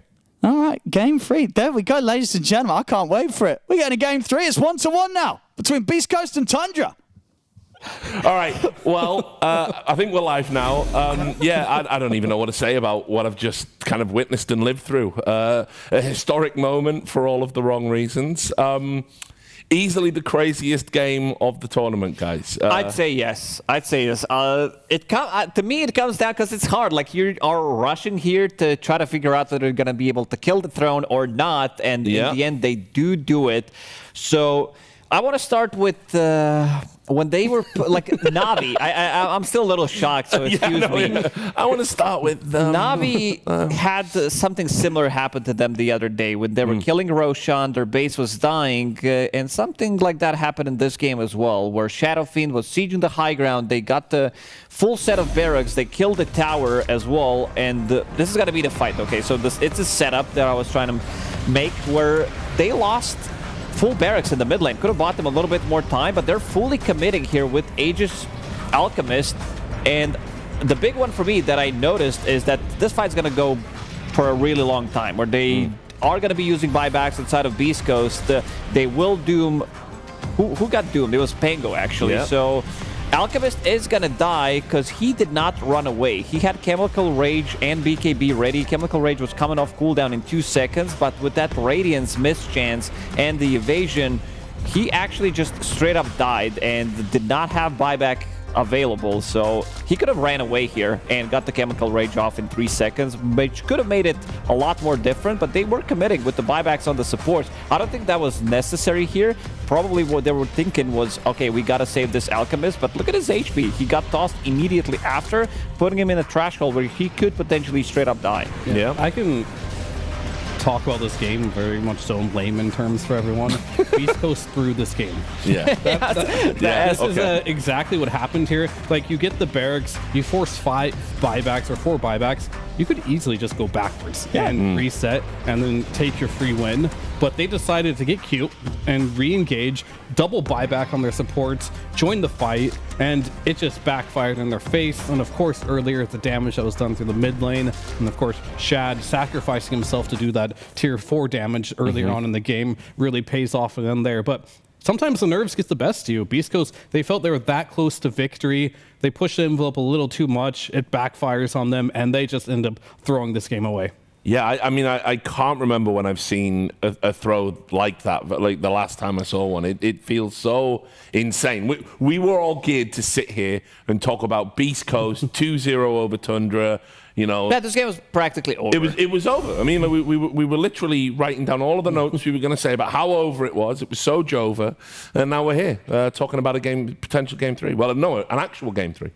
Well, we can talk about the experience, right? Yeah. In this game, Beast Coast, they're a team that is not as experienced. And I'm sure Tundra, deep down, we can have an interview with the Moon, whatever, later. He'll be like, yeah, we should have lost this game. They know it, but they put themselves in a position, even though they were supposed to lose this game, where they gave themselves a chance to win the game if Beast Coast made a mistake. And Beast Coast did make a mistake. So, but the fact that Tundra put themselves in that position is experience. They're like, we're going to all buy back right here. They're going to force them into their base, and we'll just do a Hail Mary play. And Beast Coast bit. They went for it, and then all of a sudden, you buy back on the Shadow Fiend. Someone made the call. It's like, they have no buyback. Maybe this Alk has no buyback, and someone made that call, and they went with it, and that is the only reason they won this game. If they would have saved that Shadow Fiend buyback, thinking that the Alchemist had buy, this game would still be Beast Coast away. So good shot calling by Tundra. Absolutely. This was supposed to be a 2-0 for Beast Coast, and throughout Dota history, we've seen it so many times when the other team who just won a game for free is going to be able to take out the series. It's one of those feels bad moments.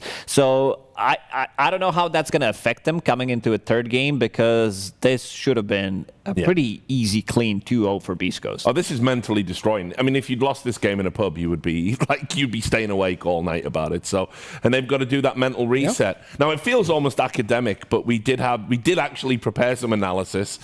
We had this. So talk us through what you wanted to highlight with the Alchemist. Clint. Sure. I mean, I wanted to bring up the fact that he has a raindrop here. Of course, we don't see it on the camera here, but he bought 3 salves in this lane, and something that was really good in this game was the fact that I talked about you have to minimize the damage this Visage does in the laning stage. Talked about the raindrop. He brought salves to bring him in, and then on top of it, they catch Soxa in the trees on this Doom here. You get first blood on Pyke, so they may not have won this game, but it was a moral victory. And I think going into the next game, they had a strategy that worked, and they can run it back. They just have to not throw it. I think that's all it really comes down to. It's like they were in a good position to keep the game.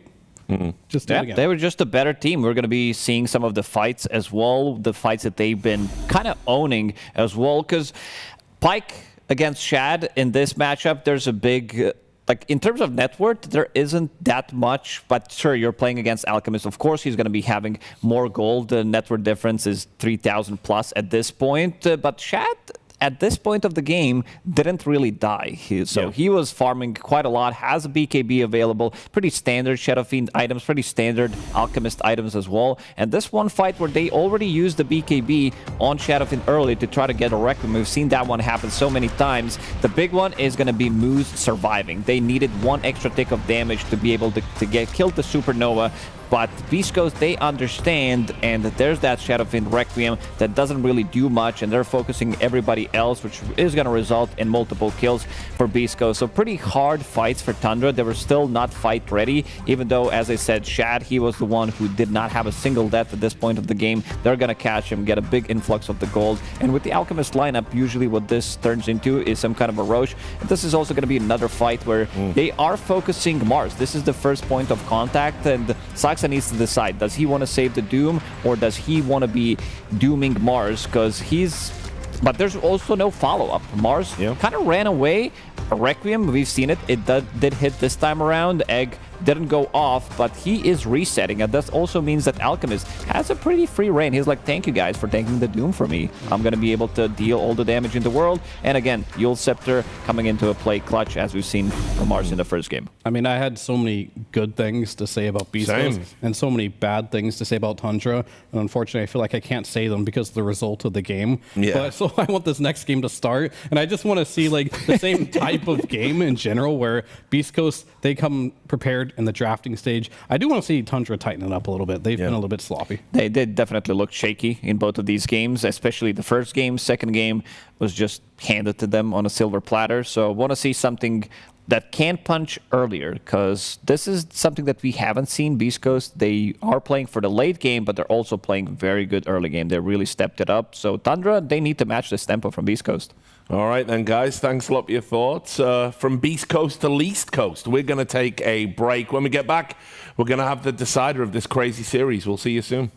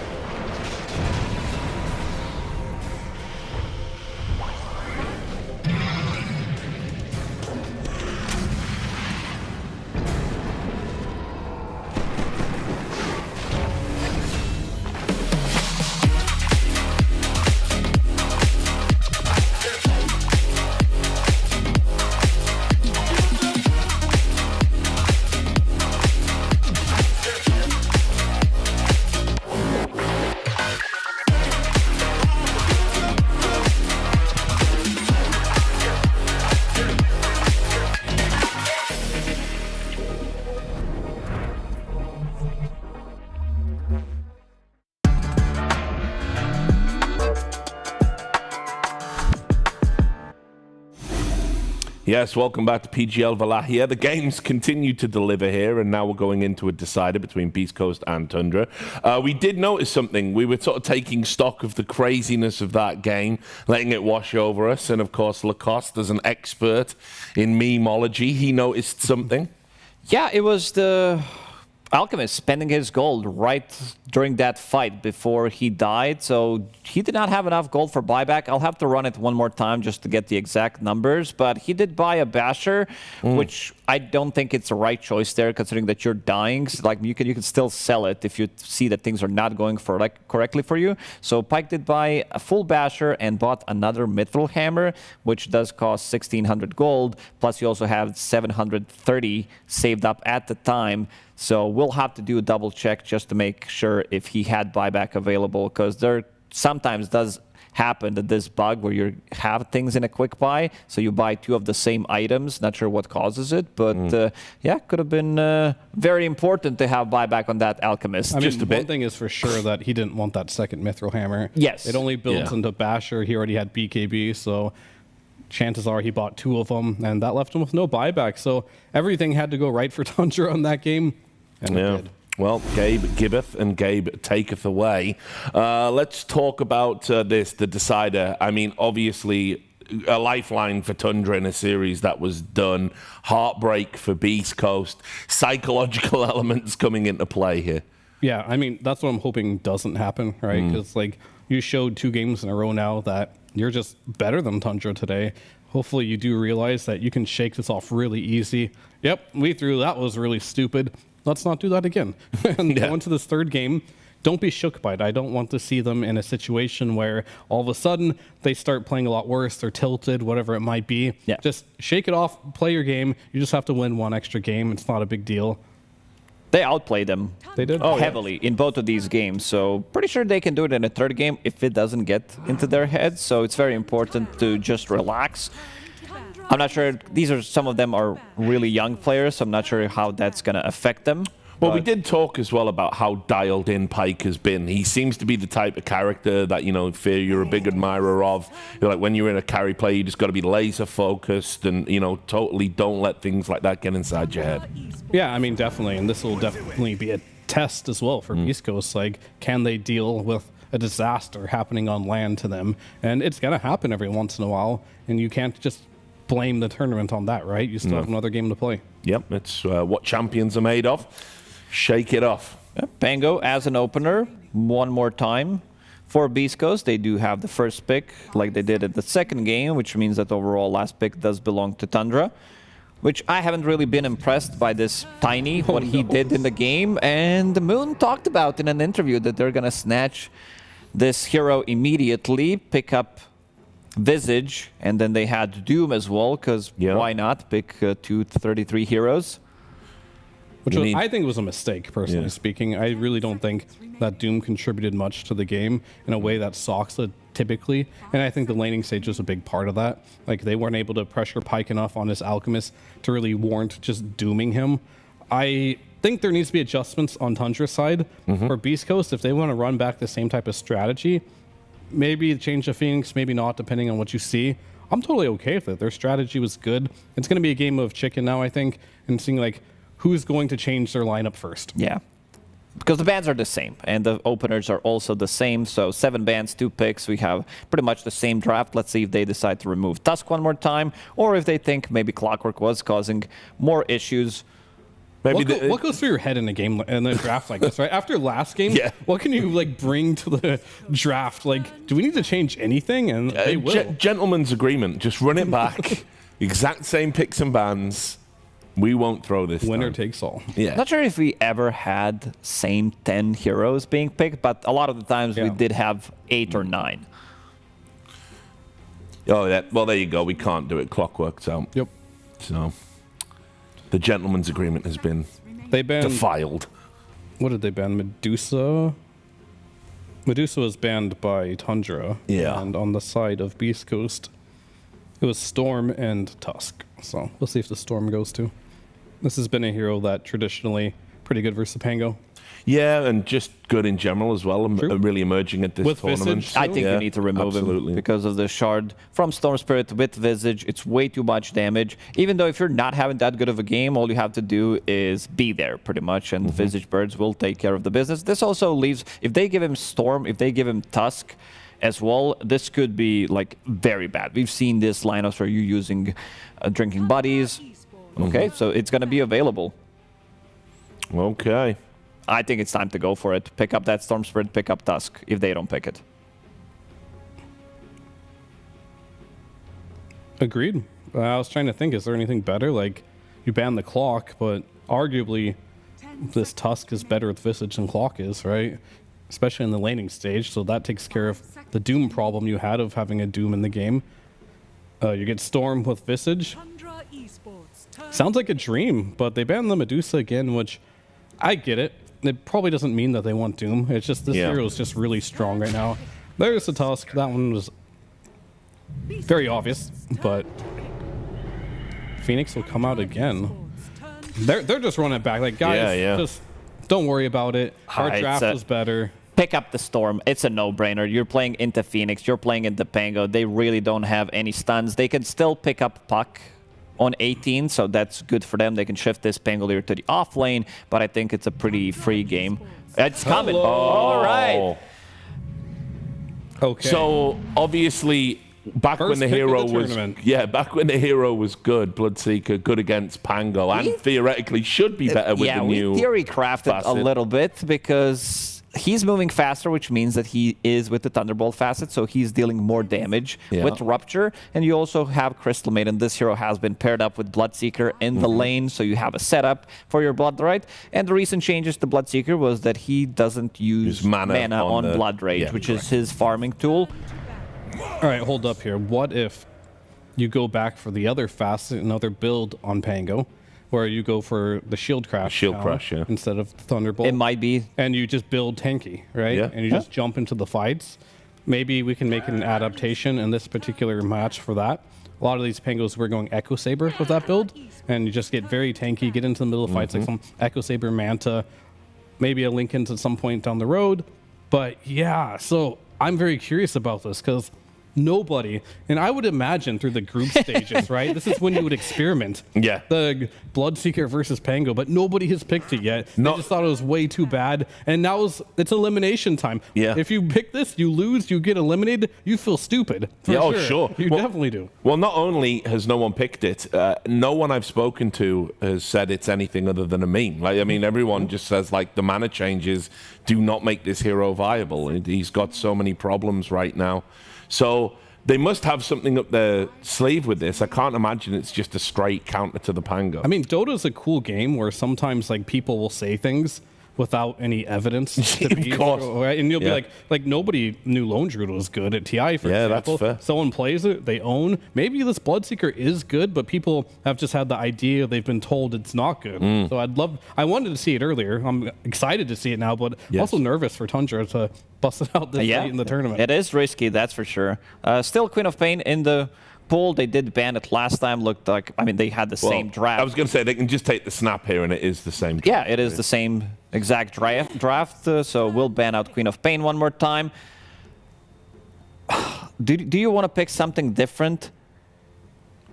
Like, is there a hero that's going to be... Okay, just Rubik. Well, okay. I like it for CM, but that's about it. Yeah. It's definitely good for CM. And we're going to get the Monkey King, right? So Monkey King mid versus Pango. This is definitely free lane for Monkey King. Mid one, he spent a lot of time in the carry position recently, switching back to mid. So Monkey King, one of those heroes that has played mid and carry, so he should be very comfortable on this hero. We've already said enough about Bloodseeker. We'll have to let the gameplay show itself here. And I think the lane is going to be much better for 33 this time. You got a Tusk in your lane instead of a Doom. Do I like Tundra's draft? I'm not sure. It's weird. It could be what they need, though. I like it, though, because they also don't have like Bloodseeker as their only carry. You still have Monkey King, who can be the real carry in the game if Bloodseeker's lane is not going too well, but he should have a relatively good time, I would say. He's going to be playing into Rubik, he's going to be playing into Mars. This hero doesn't heal as much as you would expect him to heal with the changes, so that's a bit of a downside, but he is paired up with one of the better combos in the lane that Bloodseeker can be paired up with. This is also one of my favorite heroes to play, so so I think I'm going to go with Tundra. I did believe that this hero can be picked in certain situations, but this being the first pick of the tournament, you know, all eyes on that lane, that's for sure. Yeah, for sure. We want to pay lots of attention to that. Any final thoughts from you, Clinton? Yeah, I think just Beast Coast, they're going to be better in the late game and mid game, but I feel like it's very scary for the laning stage. Tundra can run them over hard in this one. All right, guys. Well, thanks for your thoughts. All eyes on Bloodseeker, but for now, all eyes on Nomad. Thank you very much, Richard. Yes, indeed. All eyes on Moon, all ears as well. Last game, they're coming up the high ground. They've got Aegis. They've got a huge gold advantage, yet somehow Gabe still thinks they've got a 55% win chance. Did you think the same thing? Did you believe? I mean, I didn't really see that we were gonna win. Then I saw the win % chance, and I'm like, Gaben is never wrong. This guy just does nothing and just wins the life, so you're always correct. Always correct. All right, well, what about this draft then? We pull out the Bloodseeker. I feel like a lot of teams have been avoiding it, even though Pangala has been popular, so it seems like an obvious pick, but people just think it's weak. Why do you think it's going to work in this situation? Rolling Thunder, Rupture Rolling Thunder. That'll do. Sometimes it's a simple game, eh? So, obviously, you know, we're now down to a third game. Elimination, you know, like, what would you have to say if this was unfortunately the end for you guys? You know, have you enjoyed the event, and what about the stand-ins you've been working with? I mean, I feel like last game we just kind of stole a win, so right now we're just living in borrowed time. So we already dead, in my opinion. No. So no cares. And okay. Thanks for mid one and shut up and standing in case we get eliminated here. There wasn't many options, and then they were able to last minute come. So appreciate them for taking the time out of their schedule to come play for us. All right, Mimiana, thank you very much. Sorry to leave that on a sad note, but hopefully I do get to talk to you again because you guys put some very entertaining games. Let's get into game number 3 with ODPixel and Fogged. Thank you very much, Nomad and Moon. Yeah, getting into the action here of the deciding game 3 of a series that's it's been a crazy one. It's been a wild ride so far. We're going to see where the ride ends here. And with some different picks coming in. Well, different from one side, pretty similar stuff from the other side. Yeah, Tundra obviously bringing in the Bloodseeker, Beast Coast. They could have had it. Is what they nearly went for exactly the same draft as last game, Fogged. They literally could have. Honestly, kind of shocked me because I'd imagine would they really want to repeat that sort of traumatizing experience of throwing away a game with that sort of lineup? That says, though, that they believed in themselves, right? That says, guys, we threw. So, you know, you can look at it how you want, but we do see a lot of adaptation. I like what Fear said a lot about this game. I think Tundra's adaptation is we want to be able to match the early game. That last game, they kind of were getting, you know, they were losing majority of the team fights. Yes, they ended up getting that insane win, but this one, they have crazy aggression that comes. Saksa playing with this Visage, with a Tusk, just a much better aggressive hero. And this Bloodseeker pick, you've been wanting it as well. I've been asking for it in a lot of games. We saw some games where it was a Bloodseeker versus Huskar. Or we thought it would be a Bloodseeker versus a Huskar Phoenix Pango. This time they finally busted out, and it is going to be versus that Phoenix, that Pango, and he has a Visage on his team. So that top lane, heroes are constantly going to be easy to get the soul assumptions as well. You don't lose them. Yeah. The Division Rise, juking is not going to be a possibility at some points. And this is... Absolutely. You know, when it comes to Bloodseeker, you know, well, we got a fun answer from Moon. We didn't get a serious one. You know what? Why are we not seeing teams pick it in these? Is it just because the carries aren't Bloodseeker players, or is it because this hero is lacking a lot of things? It's probably because it's lacking. I think it's just been looking kind of weak ever since they made the Shard not percentage. That's what I actually like the hero. When it was you go Shard and it's like, okay, you have damage. It's great. Now it does 35 pure. It doesn't. It's just a flat amount of damage, which is just a bit different. So I'm glad we get to at least see it. I don't know if it's going to work out. It does, on paper, look very good if he's able to get these situations with these ruptures. My concern for him is if he gets ruptured himself. Because that's the other thing that I've seen. That's why I think they even got this Rubik on top, too, is if you don't cover that rupture, it's a super easy steal. And then if you get ruptured on Bloodseeker, that hero is all about mobility in team fights. So we'll have to see what type of steers Misho is able to get, since they did change up that one position. Yeah, and do you like that rather than sticking with the snap? Or I like the snap. You would have been happy with the snap. I think Rubik again. can be more of a risky hero. Sometimes he just does nothing in a lot of games, so we'll see how things go. But yeah, the adaptation, at least for me, for Tundra, is just wanting to play faster, wanting to play with the better early game, and not wanting to be behind, playing from behind like they did from that entire last game. Even though they ended up winning. Like, Snowball will play around it. Constant damage. Definitely a stronger start for this lane from Tundra this time round. I mean, their last lane was pretty weak, right? It's a Doom plus that Visage. So this one is infinitely stronger with the drinking buddies eventually too, to be able to buff up birds. I mean, that's not the laning phase, but in particular, this is just the best laning combo I think we've seen with Visage. Constant kill threat. Bike. Will connect again. Should have Blood him. grenade coming in, they will indeed. And MOUZ maybe. There's another soul assumption. Careful, MOUZ. He'll be okay. There's that signature first blood for the 33 Visage. And Hero's just constantly being low, especially a hero like Phoenix. Bloodseeker is going to be moving fast in these lanes. That thirst speed is going to add up very quickly inside the start. And mid, it's an infinitely better time. Mid one should be able to destroy this matchup and see what he can do with rotations early on too. Very, very good core-to-core matchups that they've gone for this time around on the side of Tundra. The adaptation is there.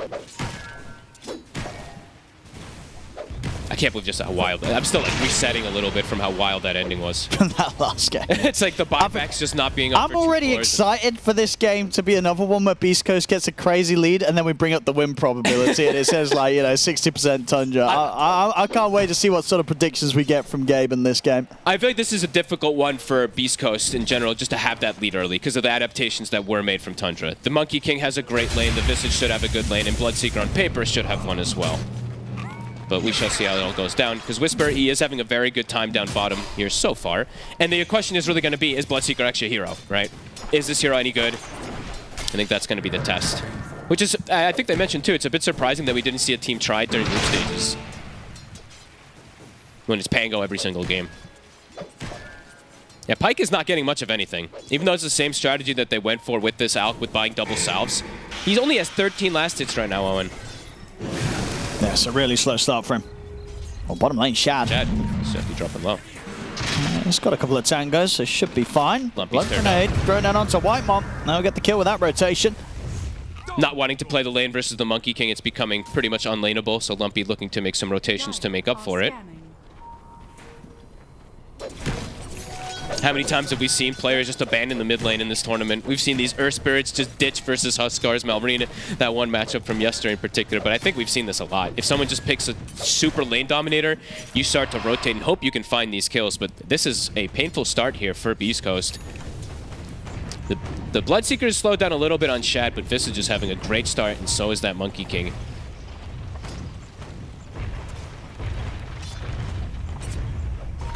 And just Monkey King feels, at least overall, better hero than Tiny, but... Yeah, this is definitely going to be much more of a test for Beast Coast. You know, we've seen them, outside of letting that second game slip away, them have a very good majority of the game when they get a good start. He's going to be fine with a swashbuckle. But this time, if they have to sort of start this game from behind, see if Beast Coast can recover. Yeah. Mid one here. Can close the gap. There's TP rotations coming in from Phoenix. But it's not going to work. He's got Jingu, he's got Boundless, even for the potential next kill. Lumpy. They pop the glyph. Can he hide? He's got Rolling Thunder, but they're interrupting it. Oh, he gets it off though, and he actually might get an angle to get Saxa. Good angle here, up on the shots! Oh, they're beautiful. Oh, he's able to save himself there, Saxa. He'll get a bottle refill, but Midwood's still in the area. He wants to keep going. Oh, it's a bit of a dive there for Midwood. Oh, that. It's going to get bailed out by Saxa. It's a good job he was still around to save Midwood from that dive. Nice individual plays from Saxa there, bailing his buddy out and bailing himself out of a dangerous situation. That was beautiful. Wisdom exchange, 1-for-1. The cores are the ones who end up grabbing it. But 33 having a spectacular game. He's 6. He can bully Pyke out himself. Pyke is level 4 only on this Alchemist right now, and MOUZ actually spotted, looking quite dead. A totally different game as we're seeing Tundra with a different approach, a much more aggressive one in this early game, and it is looking good. Pyke's gonna need time, and he doesn't want to go back top. He can farm jungle super fast, of course, with this Alchemist, but that means your structures, they're gonna drop very quick to these Visage Birds and Drinking Buddies.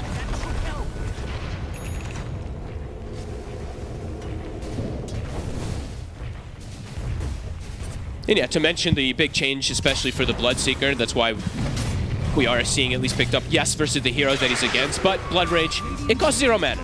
So that's kind of a cool one that I've been waiting, you know, we were all hoping to see if it does have that potential. Because that is pretty relevant, you know, you're able to just spam that pretty much off cooldown when you're jungling. beastcoast setting up a kill down bottom, but not going to be able to find Shad, he's being careful. Yeah, backup coming in as well, just in case the dive did come into play from Whisper. Whitemon ready to help out.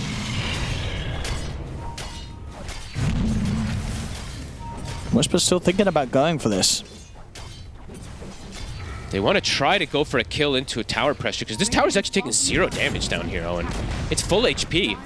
33 will kill the top tower, and their bottom tower has literally not taken a single attack. Dive's already been used by MOUZ. They get the shards. Backup's coming in for beastcoast. Nice rotation from Snowball's Lumpy. in. But the So they can turn this. The Rolling Thunder coming through for Lumpy allows them to take out Saxa, and he's ready to start chasing over towards 33. He gets caught here once again. Lumpy with some nice moves. MOUZ will live. And Familiar's not quite able to finish him off. Oh, mid one. Might be able to get the snipe. They spotted him. MOUZ. Can't run. You're thirst. They see you.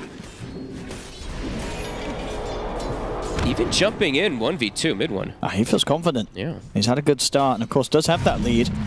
Do get themselves some nice cleanup kills though that they needed on beastcoast. Pyke will be able to get something online here. Rupture was used. Was it just a TP out or a reset positioning? Looks like he just walked away. Whitemon in a very precarious position.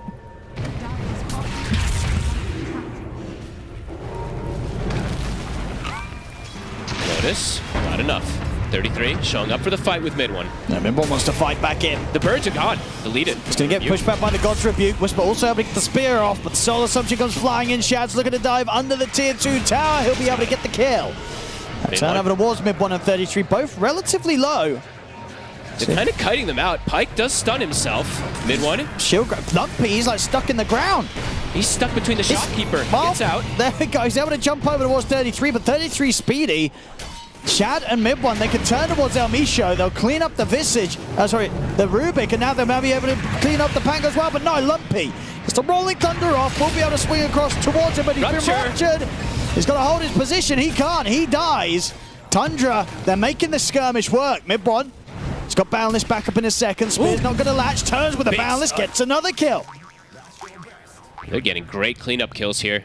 Sure, it's not Visage getting soul assumptions, but they end up living on mid one throughout all of it. He gets a big money injection. Same thing for Shad, showing up, and we see that rupture this time onto the Thunderbolt.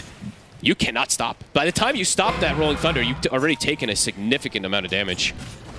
Good aggressive play. The team versus the Alchemist has the gold lead, Owen. Yeah, they're having an excellent start for the first time today, Tundra, in this series. Saxa with a regen rune. Can he play his way out of this? He certainly can. So backup's in. Mid one's going to look for the aggressive jump over towards Almisha to get the Boundless strike down. Shut off the escape with the shards. They keep finding these kills here, Tundra. Lumpy also has to be a bit careful. The Rolling Thunder at the ready. And Tundra, you can tell, a completely different play style with this draft. It's all about just run at you and just get any kill that you can. Look for every fight. They're not cooldown reliant. It's going to be a real test for beastcoast as well. They just came out of the back of a really rough loss in game 2. Now into this game 3, things are heating up and they're falling behind. Not an easy spot for them to play from beastcoast. And again, Tundra does have very strong push. Sure, it's not into the form of they did last time by any means, but they still have Drinking Putties plus Bird. beastcoast, they're going to try and find the fight. The Arena's going to catch onto 33. They'll drop the egg as well. 33 caught underneath the full combo. Lumpy. He'll die. Indeed, Lumpy falls in return. And now an instant. They might be able to get more Tundra. They've got the lead and Shad's turned up. I mean, they're more than happy to take this fight here, Tundra, around Shad. An attempted dive away from MOUZ, but he's not escaping the Bloodseeker as MOUZ will fall. Shad will be able to disengage as well. Just winning the fights, Owen. And they're winning the fights versus every ultimate. That was literally everything committed. That was their full combo. And Tundra able to withstand it. They only end up losing the Visage. 33 is going for Vanguard. He's going Crimson Guard versus this physical damage of the Pango. A 3k gold lead. Yep. They're just fine with fighting in every single one of these They're getting so much. All three of them above that. No, only just, but sure, it's an Alchemist, you know, that they're ahead of. And yeah, mid-one popping off this game. He's had a rough couple of opening performances in the series so far, but this one, game 3, his Monkey King 504, he's getting out of control. He doesn't have Spear up. He used it to farm. He's got back up. They've got the snowball to close in onto Whisper. They'll find him. Down again. And Misha's trying to get Saxa in return. They'll dive forward. Saxa is going to attempt to walk this one off. Will die, but Misha surely going to suffer for trying to get that kill. He's getting so much hit. They're getting so much as a team. 13-8, 3k lead. Tundra taking over. The cores are getting all the kills this time too. Last couple of games, the supports were taking a few of them. They're just getting every last hit here. Mid one, 6-0 at 5. He's huge, level 11. And Pyke, he gets his courier snipe. Sure, it didn't have anything on it, but it is going to make it that little bit more complex for him to get that full Radiance timing, as he's going to have to manually head over and get the talisman himself now. Beast Coast has ultis available. They should be able to protect their Wisdom Runes in theory, but Tundra is going to look to contest anyway. Mid one. He's just throwing down the Wukongs. He's like, good luck walking through that. Can they stop him? Nice drinking buddies. They don't get the catch. Again, indeed, Saxa. Night and day difference for Saxa playing a Doom compared to a Tusk. That's true. Really I feel like you can't put this. You're holding yourself back as a team if you put him on something that's got like a minute and a half cooldown. You want Saxa being making plays every second of the game, because his plays, they're pretty huge. Every play's been like even little plays, the shards, the snowballs to stall. Like Saxa's been absolutely crushing it this game. Yeah. And they're even going to steal these stacks from that Alchemist. He's got Radiance, but it is a slow timing. He's behind all. This is something you don't see almost ever. He's behind all 3 of the enemy cores.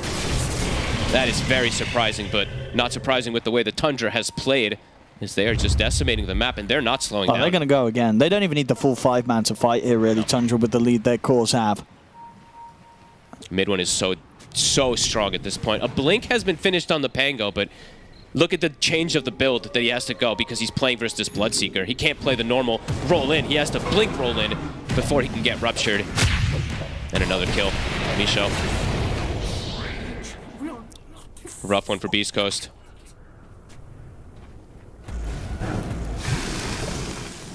Pyke has so much work cut out for himself, and it does not really look like that easy of an Alchemist game on paper this time around. Bloodseeker used to be a counter pick versus that Alchemist in the past. Things have probably changed a little bit in terms of that stuff, but they also have that Monkey King that's going to be excellent versus Alch, even if the game does progress. If they have a lead, it's a 6k lead in just the 15 minutes. Saxa tries to get the setup onto Whisper. Won't quite get the connection. As Whisper's able to blink back. Beast Coast pretty much has to make, every time they have ultis up, they have to try to make a move. Try to catch and slow down this momentum. Can they set up on Shad? Lumpy? It's going to be put to stop by the Frostbite.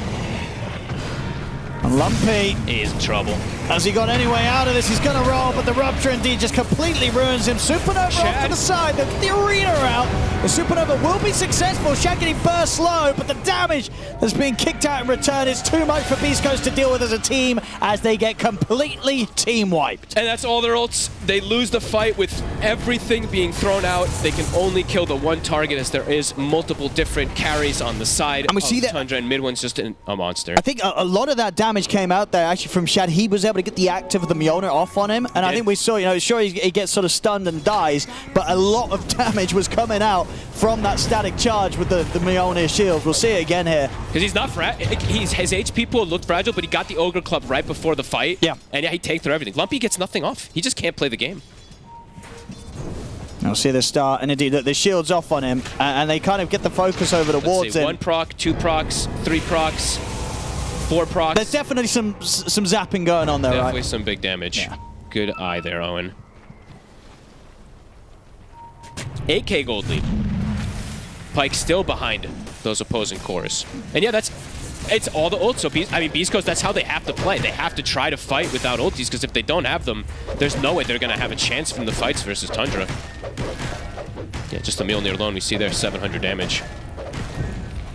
Mid one almost has the Gleipnir finished up too. Super early timings for him. 8-0 and 6. And nearly 1,000 magical damage from that. Beast Coast, what's the plan? That's a great question, Owen. They're the team that wanted to be leading in that gold pretty much anytime you have Alchemist. Shad? Anytime when you have big team fight. Shad, they'll catch Found him again. And they should get him here, surely. Surely he can't walk from this. He can't. And Misho actually stole Rupture. So this could be a recipe for the next fight. Okay. Big one also. They're going to catch him under the supernova. He He's can't deep. kill the egg. He's dead. All right. Okay, I mean, just like that, they kill off the mid, they kill off the carry. Beast Two big Coast, ones. they strike back. Mid one overplaying his hand, and that gives a big gold injection, but actually, both of these kills goes to the support, Owen. El Misho and MOUZ were the ones who snagged it, not the cores on the side of Beast Coast. See if they can get some towers here to sort of pump up the gold they get for the team. 33 here. They are respawning pretty fast. 10 seconds till Bloodseeker's back up.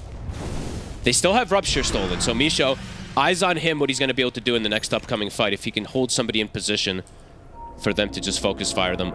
Ult's on cooldown, though, for Beast Coast. So probably just have to back up reset for the next few moments. Tundra. Even with the lead they have, they can't let that sort of play happen. You know, Shaq getting caught solo top and mid They're one just so getting caught split there. solo mid at the same time. Yeah, that's something that can kind of happen once when you're ahead, but if it happens again, well, Beast Coast are going to get the chance to crawl back into the game. Yeah, I mean, Shad got caught. Mid one caught himself. He was diving forward for kills, so does have to be a bit careful when he does those kind of plays. He's about to have that Gleipnir. Okay, 500 or 50 gold for him until he has it finished. And Beast Coast, they will be able to find that tower top. Mid one gets the deny. They're going to jump him. They have Rupture. Oh, they do. He's going to try and stand his ground with the Wukong's command, but they'll catch him with the spear. Mid one caught by the Rolling Thunder. He's going to get taken out. The arena's down. They managed to trap 33 as well because 33 tried to head up to help him out. They both die. Great moves from Beast Coast. They're catching opportunities where Tundra split up. Yeah, some not so great moves from Tundra. Dire's middle tower. Well, you get the tower deny of quite a very heavy cost. And mid one now with two pretty big mistakes. He had such huge momentum at the start. I'm sure he's still up there. But yeah, these plays, he's going to start slipping behind. One more of those, and Beast Coast is almost completely caught back in. Yep. Yes, they have the Alchemist and still behind in gold, but if you just consider nice sort of the moves. hold that Tundra had on this game, it's not quite the same as it was now a few minutes ago. Shad does have BKB, so that could be a call for Tundra to just go time. They also did use quite a bit of their ultis there, so he might look to just run with his team for another play, because now he is pretty survivable. If they don't 100-0 him in his stun, he will get the BKB and potentially turn the fight. But some very nice moves from Beast Coast. Now they'll get some time to finish up these two items. I believe that Manta is pretty much done for Pyke. And a Pav is finished for MOUZ. He actually got, because he got those two kills earlier on, he got a big gold injection. He has Pavis and a mech.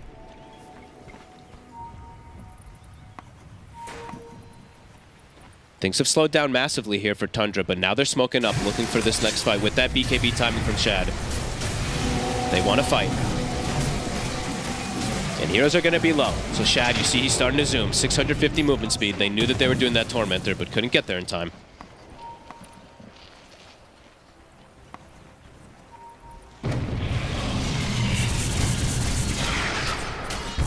Beast Coast being careful now. They know that they've been given a chance to hold on and turn this one around after the early lead that Tundra has. As long as they themselves don't get caught, they might find the chance to punish Tundra once again. I was checking to see if Lumpy was going to switch his build, even more so if he was going to do something like these Lincolns or Lotus to try to protect, but no, he's not going to deviate. He is going to go down Diffusal Aghanim's route. So could just still see him have a lot of difficulty entering the fight, but with this blink, if he can be that secondary target to jump in after Whisper goes, he could play around the Rupture. And Tundra force a rush, should be able to. But Beast Coast's ults are back up. They're just kind of far. Lumpy is super far away. He's got a TP available to join his team bottom, but don't know if they're going to make it in time now at this point.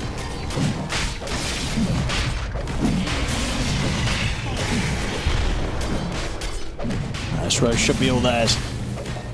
Unless Whisper wants to do something crazy on his own. Oh man, I want to see a Blood Raged Visage with the 15 talent.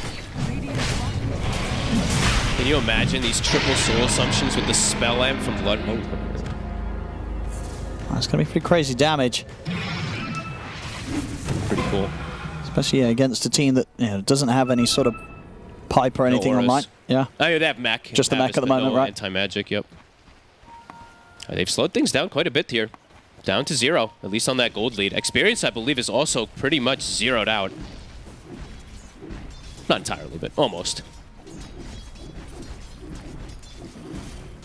Tundra still having an advantage, but definitely have to be careful versus these big team fight spells. And have to cover the Rupture. Eyes on Shad. Yeah. That Rupture can be pretty devastating if you do give it up. Back to pushing. I mean, Beast Coast, you think they just don't fight into this Aegis? Maybe look for pickoffs, the small little skirmishes if they find people split up again, because I think we've seen that happen in almost every game with these Aegis, as the team splits up. The team that has the Aegis splits up and they end up losing the Aegis almost for free, so we'll see how Tundra ends up using this one. 33's nearly got at least 3 of the big auras. Crimson and Pipe will help a lot versus that team fight damage. But Pike has reclaimed the top net worth spot for the first time. Lumpy? Saxa's trying to play around with him. I mean, Lumpy's going to roll up and look to try and control Saxa around the stairs. Okay, now he's going to be a bit more careful because there's a lot more coming in, so he'll go for the TP out. Chose the right angle to TP, or to shift away with that roll up. 2 Shad is on the right side, so nice play there from Lumpy. But now Rolling Thunder on cooldown. Yeah. So Tundra got to just run down mid, it feels like, with 3 minutes of this Aegis while that is down. Yeah, absolutely. Can just look to go again. They got the tier 2 top. Now they can look for the tier 2 mid. Ticking off the boxes here during this Aegis time. BKB done for Alchemist. He has completely foregone corrosive weaponry this game, by the way. He did only 1 point last game. You tend to see just 1, but he has 0 in it this time, which is pretty funny. I just wants to, I guess, yeah, AFK hit the creeps, get the stats, and not worry about fighting for now. Which makes sense, because it literally was him just being full recovery mode this game, so. Shad? Saxa will find that courier. Pike, can he get out? Oh my goodness, that was dangerous. Misho might not be so lucky. They don't see him just yet. Now they will with the ward. Oh, okay. A little bit of a juke here from Misho. Not much more for him to do. Buying time for his team. Shad instantly is top, though. Whisper. He's not going to throw the Rupture onto this target. He's waiting for his team to get a bit closer. Saxa has the blink. They saw MOUZ with that ward. Can MOUZ play his way out of this? Looks to be getting potentially surrounded. Can he Sunray off the map? It's a good dive. And off he goes. Yeah. Goodbye. Splitting them up. I mean, Beast Coast just trying to play get as much time as possible when they're playing versus that Aegis. Still 2 minutes left on it for Shad. But just trying to buy time to be able to get this next set of items. Tundra's still feeling pretty comfortable, I would say. I mean, these 3 cores still looking very, very strong. Just have to be careful how they split up and make some of these next few moves. Ag's now done for Bloodseeker, so we get to see the Blood Mist as well.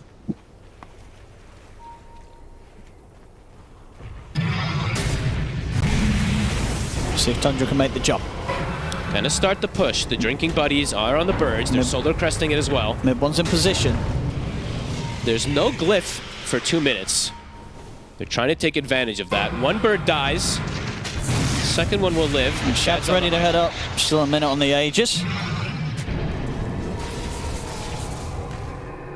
Getting this push going.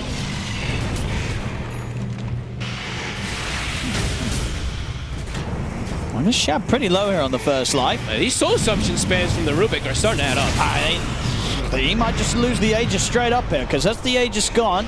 That was Pipe and Crimson used from 33 as well. So what they want to do on round 2, Tundra, they'll back off. Couldn't finish off that tower. Still lingering in the area. But beastcoast has every ulti up.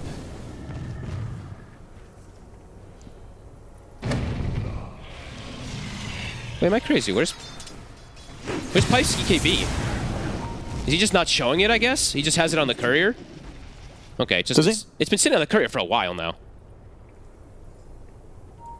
I mean, I don't know. I guess. I just wanted to point it out. But yeah, I can't imagine there's any sort of big brain play. I mean, is there really like some? Now. Aha! I've got a BKB. No, I don't think so. No. just have it on. It's coming now. That was a little bit interesting to point out. I think he had it on the courier for like over a minute, so it's a little bit interesting. Unless I missed it on getting. Oh no, it did get sniped. Apologies. So it was down for a little bit. It was just sitting at the base still for like 30 seconds.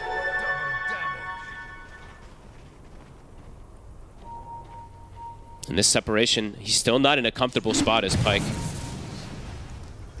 They're gonna smoke. They're gonna look for a catch. That Aegis is gone. I don't know if that ward caught them. I think it might have been just on the edge of it. Maybe not.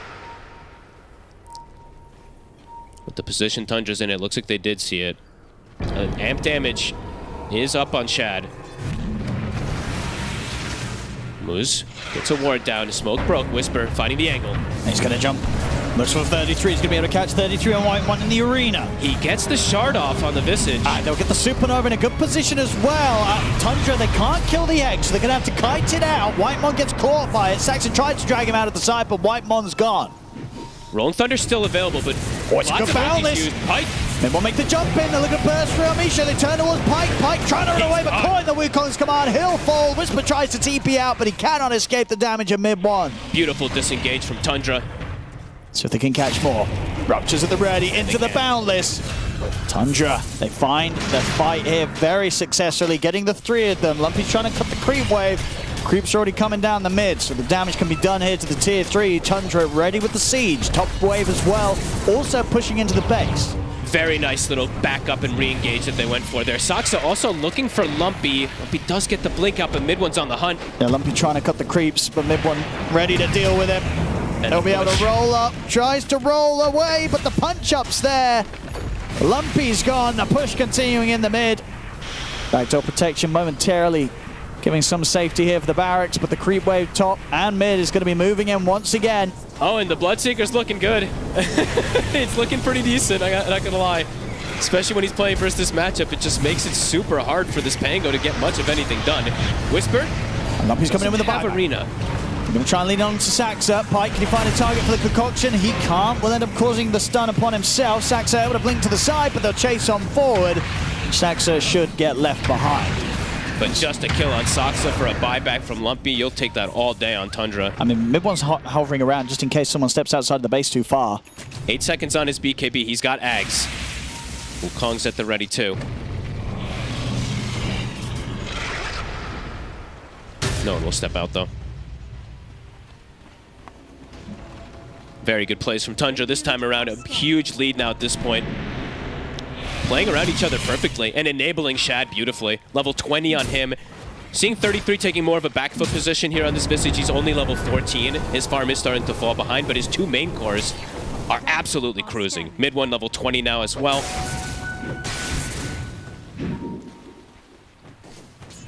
beastcoast, they have to have a pretty much perfect fight, it feels like, with all their ultis in combination. They can't just get a CM out of all of it. Need to get one of those big cores. Pyke loses his plate mail. He keeps getting his progression slowed down. These courier snipes that Tundra's been able to find against the Alk. How many courier snipes have there been? I feel like we've had an insane amount this game too, if we can get that up. If not, it's not that big a deal, but...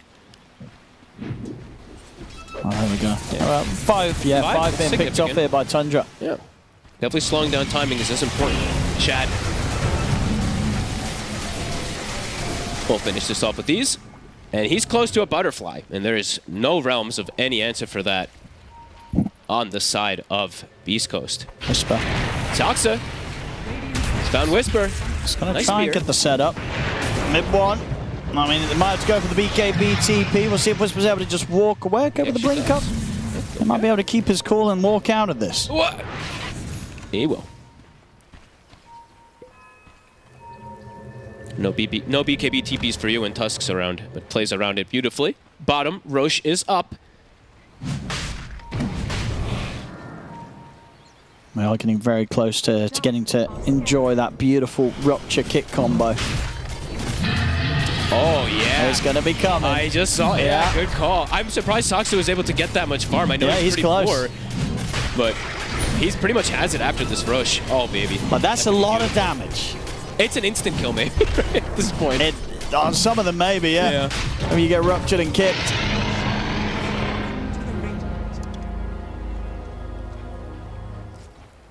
Now he's just on Shad. And got the tools to be ready to go for another attempt at the high ground, Tundra.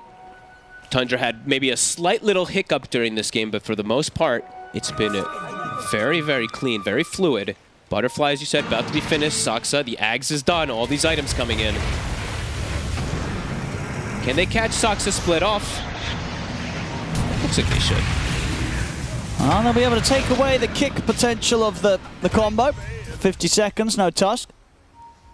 Did have his Ags complete, but still not going to be here for the next play. And it's an Arcane Rune from the Rolling Thunder there from Lumpy, so it'll be back up in about 40 seconds for the potential defense. Tundra's still lingering in the area to go for this push, though. They feel comfortable with this fresh Butterfly on Shad. They've got the banner, too. There we go. Mid one, gets his tree cut. Straight away. Whisper's very quick with that one, but do they actually have the damage to threaten this Monkey King? They don't. They can't barely touch him. Mid one's able to put the BKB, and now they have to run Beast Coast. Mid one makes the jump forward over towards Amisho by some safety inside the stolen snowball. He'll still go down. Anti-synergy. He lifted him and made him miss the spear because of it. Misho buys back. They're really trying to hold on to these racks. Pike caught in the frostbite. Boundless down onto Whisper. Love Right's laid down here. Whisper falling very low. We'll be able to scramble back to the fountain. And the damage being done.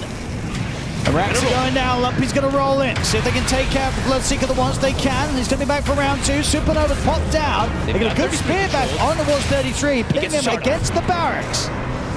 Protects himself for now. Mid one continues to watch from the trees. He gets the chance to the Boundless. Leads in straight away over towards Whisper. They take out the MOUZ. See if they can turn towards Shad. Shad turns with the Rupture on towards Pike. Pike is upped in for the TP out and make it back to the fountain.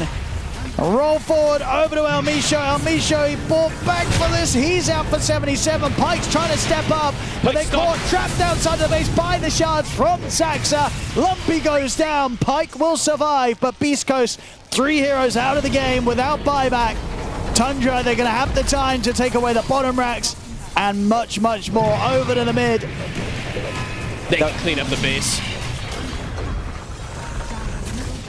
Beast Coast, what can they do here? 2 versus 5. An absolute turnaround of a series here from Tundra. Beast Coast, they had a phenomenal game 1. Game 2, it looked to be all theirs, but it slips away from them. And this game 3, Tundra, they're styling all over them.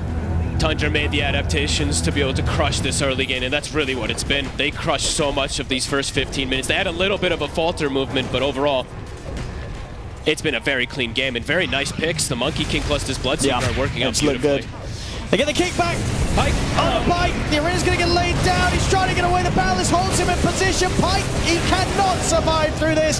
He's gone. MOUZ to fall. GG is called. Tundra will be moving on as they take the series 2-1 against Beast Coast. Yeah, Beast Coast, they must be kicking themselves for that game too. But Tundra, all that matters is the clutch factor, and that's exactly what they had. This game, they absolutely adapted in the draft. They look great here. You can see it. The Monkey King pick, mid one, I believe he ends, I don't know, like 13 or 14 and 3 or something. A phenomenal game from him. And yeah, they just played super aggressive. Their draft, it thrived on aggression, thrived on playing on pretty much no cooldowns, while Beast Coast completely cooldown reliant, and they just fell way too far behind, way too fast. Yeah, this one seemed to be a pretty impossible for Beast Coast this time round. And as you say, a rough series loss for Beast Coast, unfortunately, here today. Tundra keeping it cool and making sure that when they get the chance to pounce back, they do not let it slip away. That turnaround in game 2 and then a dominant game 3 secured Tundra the victory here today. They'll be moving on. Yeah, you can see on your screens there the look on Beast Coast's face, absolutely crushed. So at the end of the game, guys, they typed GG, but it was not GG. For them, it was BG. Yeah, it definitely was, because after what happened in the second game, This should have been a clean 2-0 for them, but they threw that second game, and after seeing the draft, there's a lot of long cooldowns inside of Beast Coast, and there's a run-at-you type of a lineup from Tundra. They had to cool down as well after what happened in the second game. They were unable to do so, so it definitely affected them, how they played this game. Yeah, there's a lot to talk about in this game. I think where things went wrong, specifically, I'm going to go to the drafting phase. I think that... That early, eh? Yeah, I mean, that early. I think game number 1 worked really well for them. They had a strategy in mind. And I think letting the Tusk through was the right...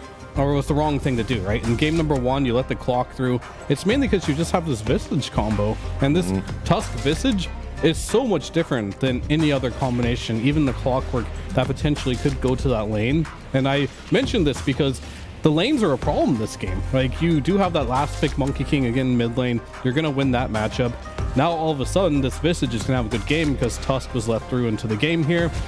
And you're running pretty much a carbon copy of your last game's draft, but you're downgrading it in a lot of ways. Like, first of all, yes, the Tusk, and then you're taking El Misho's Rubik over a hero like Snapfire. Yeah. I feel like they were very stubborn with this draft and really wanting to run it back here. But this is where I think experience comes in a big factor, because Tundra made all the adjustments necessary to win this game number 3, where Beast Coast, they barely made any changes whatsoever. They were very stubborn when it comes down to what they want to pick, like straight away. I thought we might end up with the exactly same draft, but they made an adjustment, as you pointed out, with Rubik. Haven't really been impressed with what Rubik managed to do in this game as well, but they got crushed in the lanes and they just snowballed out of control with a couple of slip-ups. Yeah, well, lots more to talk about, but for now, we're going to go over to Nomad, who's with 33.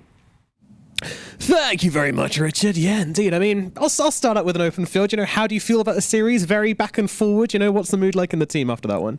No, we're happy. We feel like we stole a victory. You know, obviously, game 2 we were losing pretty hard. It was almost over, and we made like a really great comeback. So, yeah, game 3 everyone was already feeling really happy. Like, you know. Yeah. Yeah. For sure. Well, in that game too, obviously, you guys were behind. The option of coming back is always there with Shadow Fiend and Visage, right? But like, who made that call to just go down and, you know, test to see if Pyke actually had buyback and everything? I think we kind of knew he didn't have buyback because he had. I think he maybe misclicked his quick buy or something. Because after he died, we saw that he bought Basher and another Mithril Hammer. So I was like, okay, what is happening here? Like, there's no way he has buyback. And yeah, I pretty much said like, let's buy back and go push, you know, because this SF is like kind of imba that you still keep the minus armor stacks even though you die. Probably that one should get fixed. So yeah, it's kind of imba. So I knew we have a good chance of like just killing Thorn. Absolutely, it was a great call in the end. Yeah, nice PSA there on the Shadow Fiend. Maybe that one should be sorted out. You've played against many teams over the past 7 months, you know, for all different levels. What do you have to say about this Beast Coast squad? Because obviously, you know, we haven't seen a ton from them. They didn't do great at TI, yet all of a sudden this event, they're looking very strong and they were a real threat today. No, they're pretty good. I've had respect for them already from, I think, Riyadh or in Peru we played them. I don't remember. But already in Riyadh, I knew that they're like a strong team. And I don't remember exactly the results, but I knew that they're good. Same going for TI. Like, I think, yeah, I have always had respect for this team. So I'm glad to see they're doing pretty well. And I'm a bit sad for them that they, you know, go out in this way, like losing this game too, which obviously it was in their hands. So it feels a bit bad for them, but that's just how it goes sometimes. Absolutely it is, yeah, and we will be saying goodbye to Beast Coast. But yeah, you guys can get to continue on. You'll be playing later today, actually. So what's the plan for the rest of the day? You're going to watch the other games? Is it chill out time? Are you watching replays? You know, what's going to be going on? I don't know. We'll see. I think we might chill a bit. We might watch some games. I might go home for a bit because I live like right next door to here. So handy. Yeah, we're just going to chill a bit until we have to come back to play our game. Sweet, all right, pop across that door, very easy. Okay, brilliant, thank you very much. And finally, what do you think of the next series? We've got Navi playing up against Nouns. Who do you think is going to take it, and what do you think that series is going to look like? I think it's probably pretty even. I think before this tournament, Nouns were, you know, the better team coming into it. But they're on a bit of a down low. Like, I think they're not performing as well as people expected them to. I guess as well as they expect themselves to, probably. And Navi kind of goes the other way around. Like, they started off not looking too hot, but now they are, making rounds through the lower bracket. So I think it's a pretty even matchup. Yeah. All right, should be an exciting series then. Well, stay tuned for that one. 33, thank you very much. Best of luck in the rest of the tournament, and we'll send it back to the panel. Yeah, awesome to hear in that interview that they actually realized the Alchemist didn't have the buyback.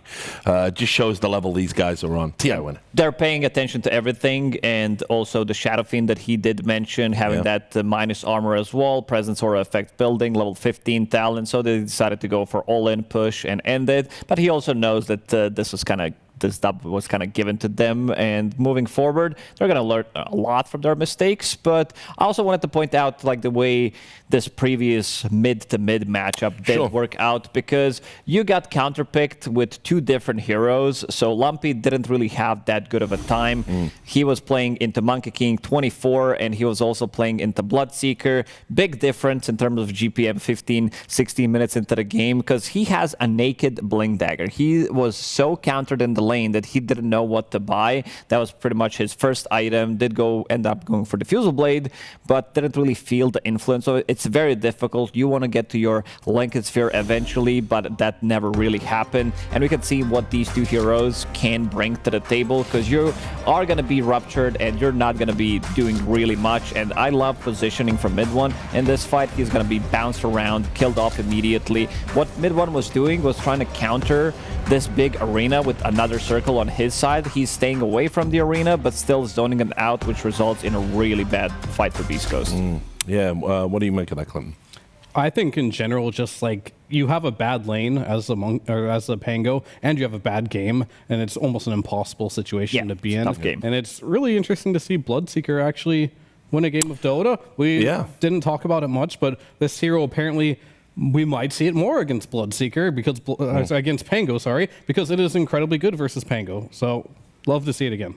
Yeah, I mean, we were on Bloodseeker Watch. Were you impressed overall, or was this like just the right set of circumstances for it? They knew it was coming. I think a lot of people still are trying to go what's really good, like back through the Dota history, some of the counters, and Pango's popular again. So we might see him, and I think this one is kind of old school counter that really worked out well. I assume they got a little surprised, considering that we didn't see a single Bloodseeker pick yet. Yeah, and I just wanted to give a little more praise to mid one as well here on the Monkey King and what he was able to accomplish. And this is a really good game by him. Just looking at his KDA as a whole, 15-2. He did work this game. He won the mid lane very hard. He went from lane to lane. He got the kills. His two deaths were kind of like a little throwy, but we wouldn't expect anything else from our boy mid one here. But he brought it back really quickly, and we have a highlight as well to kind of demonstrate how he sealed the deal in this particular game. So you see he's jumping around, gets a great boundless right on top of Pyke. His BKB just went on cooldown, and that was the story of most all these team fights. He was getting the perfect Wukong commands in every single team fight, and I felt like Alchemist could not fight in it. Pango could also not fight in it. So who could fight in it? Pretty much no one. And we saw towards the end of the game here, he was able to just get all the way across the map, win the team fights, win the laning stage. He pretty much did everything for his team. Yeah. Well, great stuff coming out from the boys, definitely. Beast Coast, unfortunately, they are out, but they reached top 6, and I think they showed individually really good performances, some good performances as a team. And really, I know I say that a lot whenever a team gets eliminated, but I'm really looking forward to see if the team sticks together. They did have Whisper as their stand-in, so they will need to find a different offlaner, but they did look really good. All right, guys. As always, thanks for your thoughts. The next series, we'll see Nouns, see if they can send the puppy to the pound. But first, we're going to have a content piece with Slacks getting to know the players. Have you ever thought to yourself, I'm exactly the same as the pros? Well, where most people would call you delusional, I say, let's test that theory. We went ahead and surveyed about 100 people to find out your opinions on Dota, and then we asked the pro players if they thought the same. Welcome to Just Like Us. Question number 1, what is the best rune? Oh? Double damage. DD. This depends, probably DD, but I like Invis because I'm spamming Witch Doctor and I can solo kill people. That's very high. A mí me gusta el doble daño también. Yeah, double damage? Doble damage or Rimby. Okay. Most people love amplified damage, and haste came in second. Invisible 1%. Only 1% likes it. Do you agree with this? Es una runa muy hermosa como para hacer muchas jugadas individuales. Es una runa donde te permite matar así instantáneamente o hacer una jugada, ¿cómo se dice? Que no se espera a nadie, ¿no? Who's the most broken hero in Dota? What would the normie answer? Puck. I think it's Ringmaster. I hate this hero. Okay. Para mí el mejor héroe o el que está más roto, creo, por lo que mucho juego, es el Gyro. According to me, the most broken hero. They don't have to be in captain's mode either. It's like Omni Knight, probably. Omni Knight. Yeah, this guy is like conceptually just changes how we play the game, and that's, you know, these support heroes that get picked and like, this game is about me. That's not okay. You're a support, okay? Yeah. You're supposed to, you know, play for your core. The game is about the cores, okay? You're a support. Ringmaster at 7%, Lone Druid at 6%, and Sand King at 4%. So, Ringmaster, huh? Ringmaster's a good answer. I didn't know we had the Ringmaster included. Okay. Well, yeah, I can understand. By those standards, you know?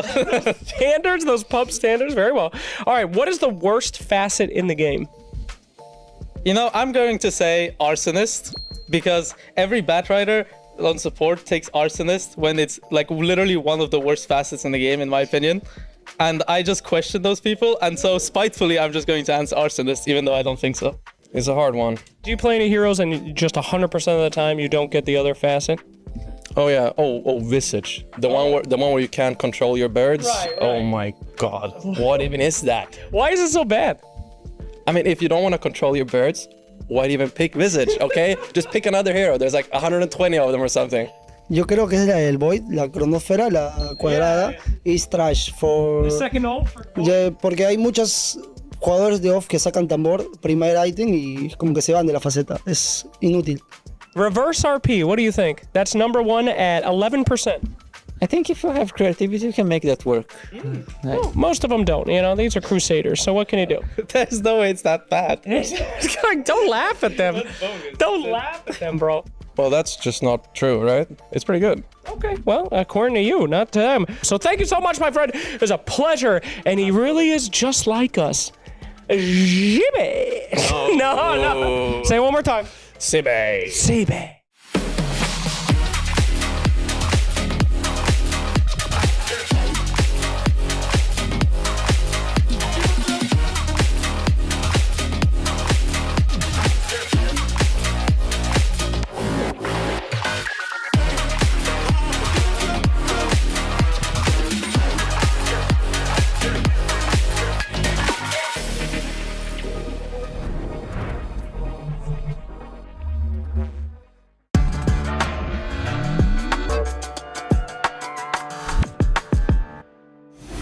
Welcome back to PGL Wallachia. We got the second series of the day. It's going to be Nouns versus Na'Vi, the great hope of NA.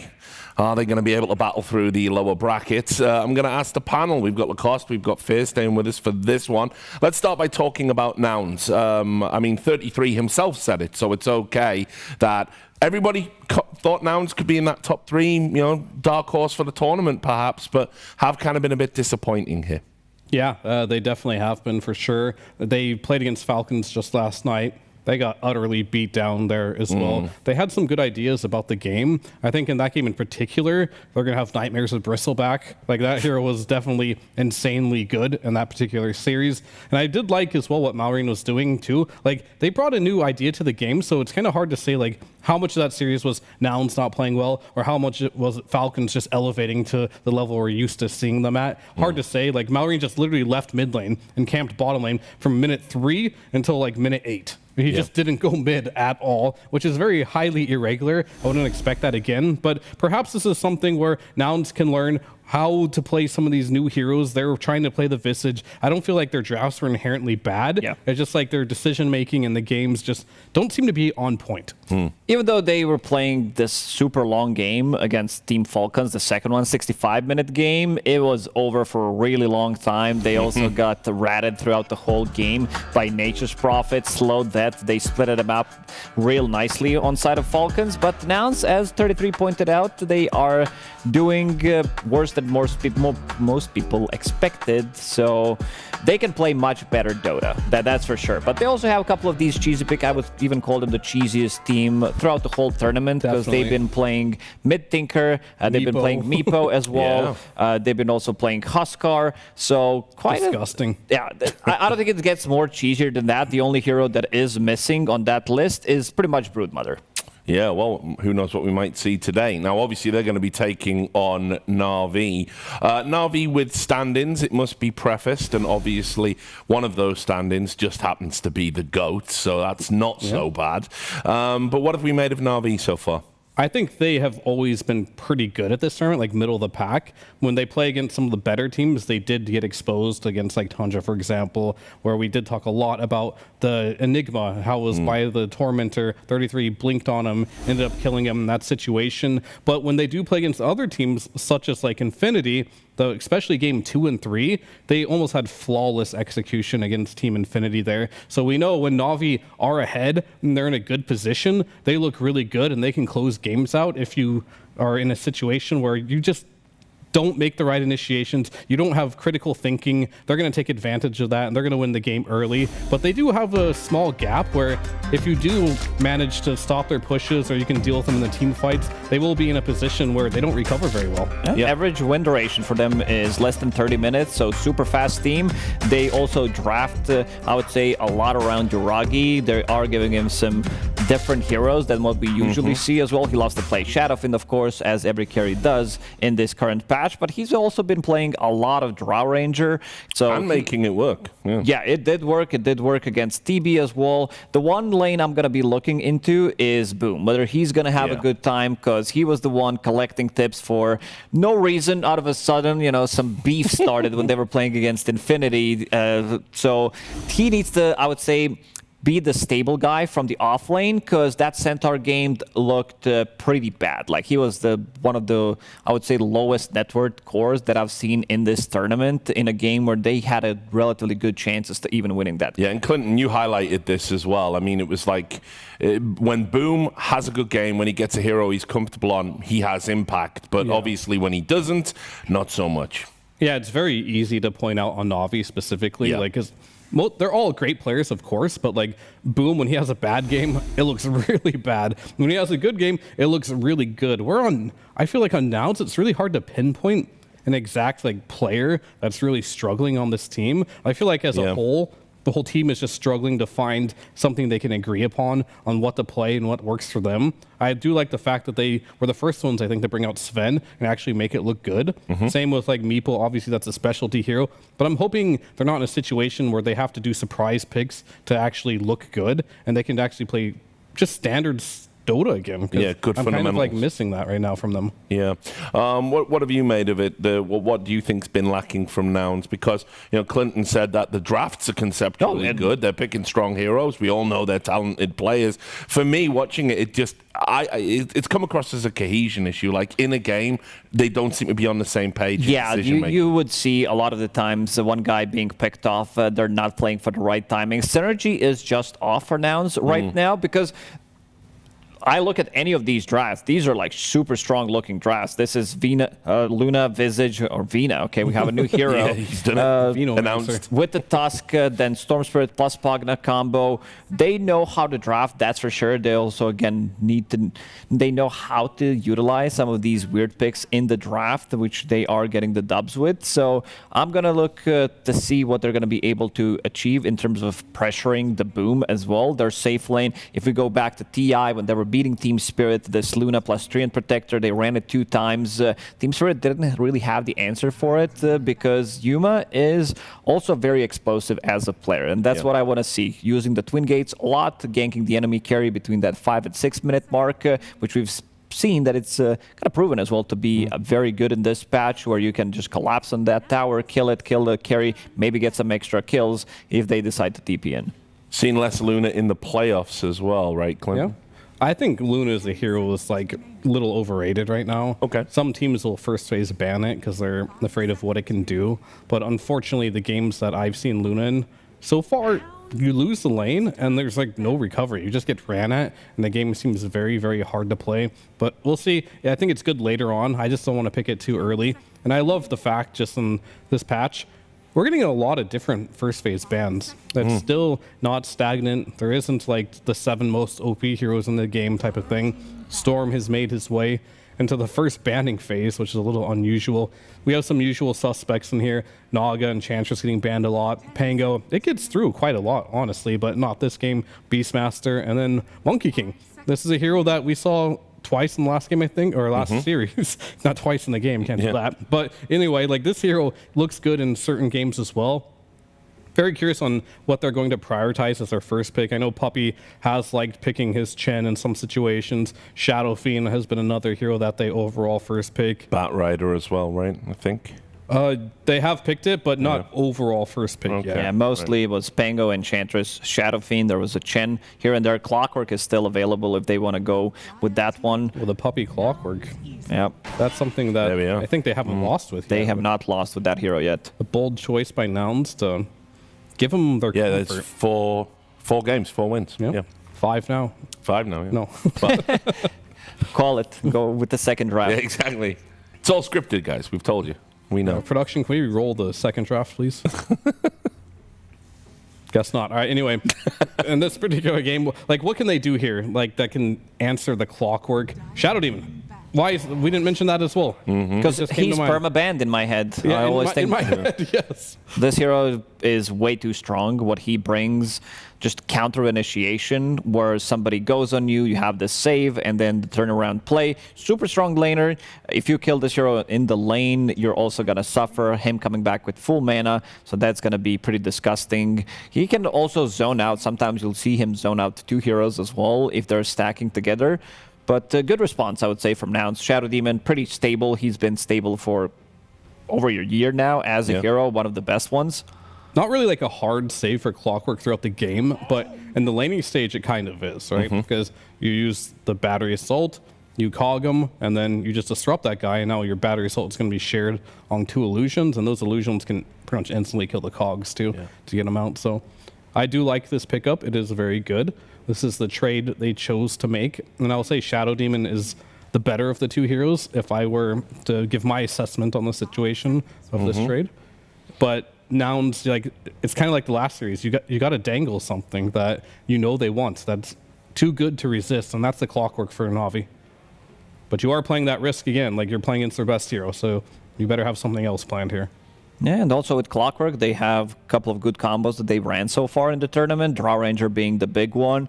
They have 100% win rate as well with that combo, 3 out of 3 games. And also you have Morphling, you have Shadow Fiend, so quite a lot of options for Yuragi to play if he's paired up with Clockwork. This also opens up, you know, from the off lane, certain heroes, like maybe you want to go with Enigma later down the line. Yeah, I'm just mostly looking at the safe lane for now. Yeah.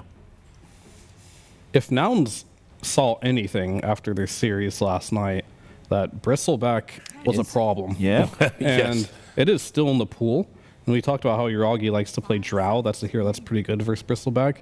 Perhaps you ban that out and you take the Bristleback and you just do what Amar did to you. Just obliterate the game. Well, the other option, of course, is you take out the Bristle. So they could do that. They could take that. That's also fine. You have, again, Shadow Demon, one of the best heroes, if not the best hero right now, to stack the triangle for Bristleback, so you have that option. Yeah, the defensive purge and heal is also good for Bristle. They're definitely thinking about it. They will ban out the puck. Not a lot to say about that. And a Mars, just a standard classic Mars. I don't particularly... I mean, this hero is good versus Clock in a lot of ways because he's going to use his cogs, right? And you can obviously pen him against that, which is not like a hard counter or anything, but it's something nice to have. This pick for me is slightly underwhelming. Maybe it's about to show their overall strategy. They want that team fight in there, and maybe later on, we know Laylis, he loves to play Snapfire. Maybe they're setting up for that. Yeah, most likely. It's just strong team fight, but I do have to agree that this... would not expect Mars to come out here. straight out of the second banning stage. So now they have option for themselves to pick up that Bristleback, even though there is Shadow Demon in the pool with Aghanim Scepter, of course, but there's the combo that we talked about being super popular for them, didn't lose yet.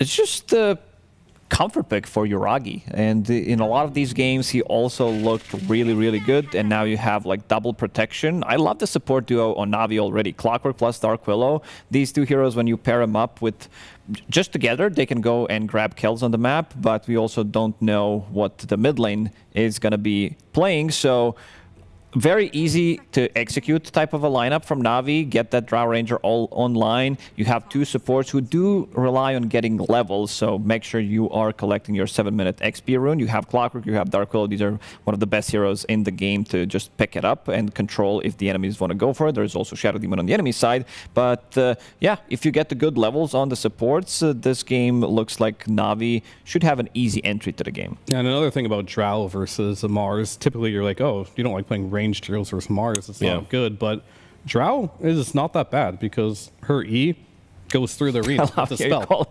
E. Yeah, the multi-shot. The multi-shot, yes. I mean, what can you do? I don't know any spell names. They're Q, W, E, and R to me. So her E, it goes through the arena because it doesn't block spells. It only blocks right clicks. Yeah. So once that arena goes up, you can still output damage into it, which just makes you like a pseudo. You're definitely a ranged hero, but you have an answer for that arena. And Earth Spirit, this is a hero that can get on top of Drow.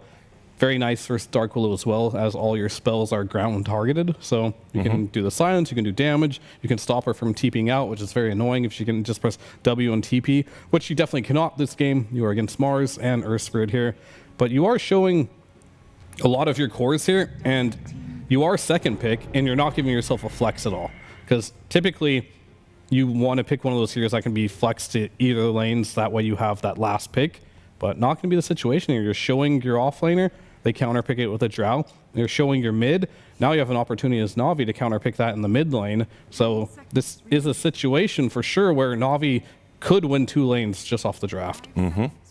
Yeah, looks really good. The Phoenix, right now, Dark Willow and Clockwork are not the heroes that can kill the egg. Drow Ranger can definitely be that hero, but they have good protection, of course. With the MOUZ, a lot of team fight, a lot of overtime damage. For Boom, I would love to see anything that buys into pipe, pretty much. Just get that online. We also saw a very interesting build on the Timbersaw, where he was picking up Eternal Shroud and Pipe at the same time at the early stages of the tournament, I believe. That was into the Muerta.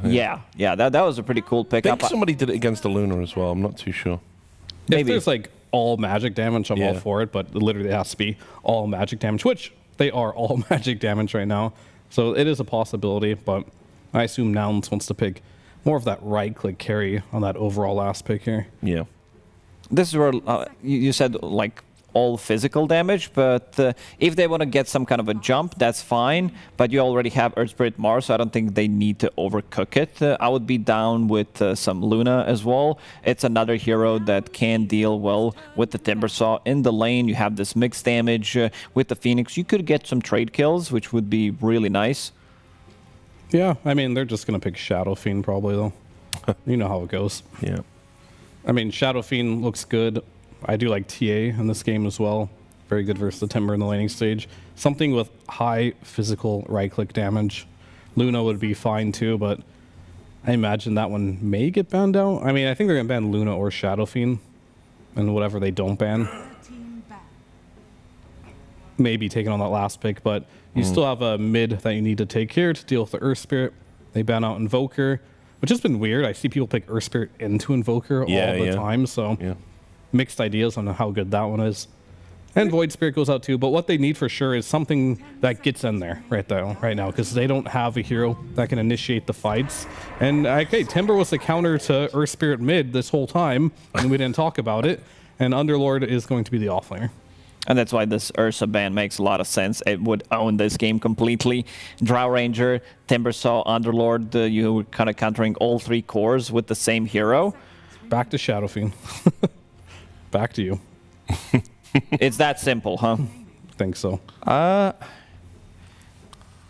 I mean, I can give some cool ideas of unique carry heroes we might see in this tournament. And they're going to pick Shadow Fiend like every other single draft analysis we have. It's going to be some like Slark options potentially coming out, which looks good a lot of the times, but in-game it looks really bad. Yep. And then there's Shadow Fiend.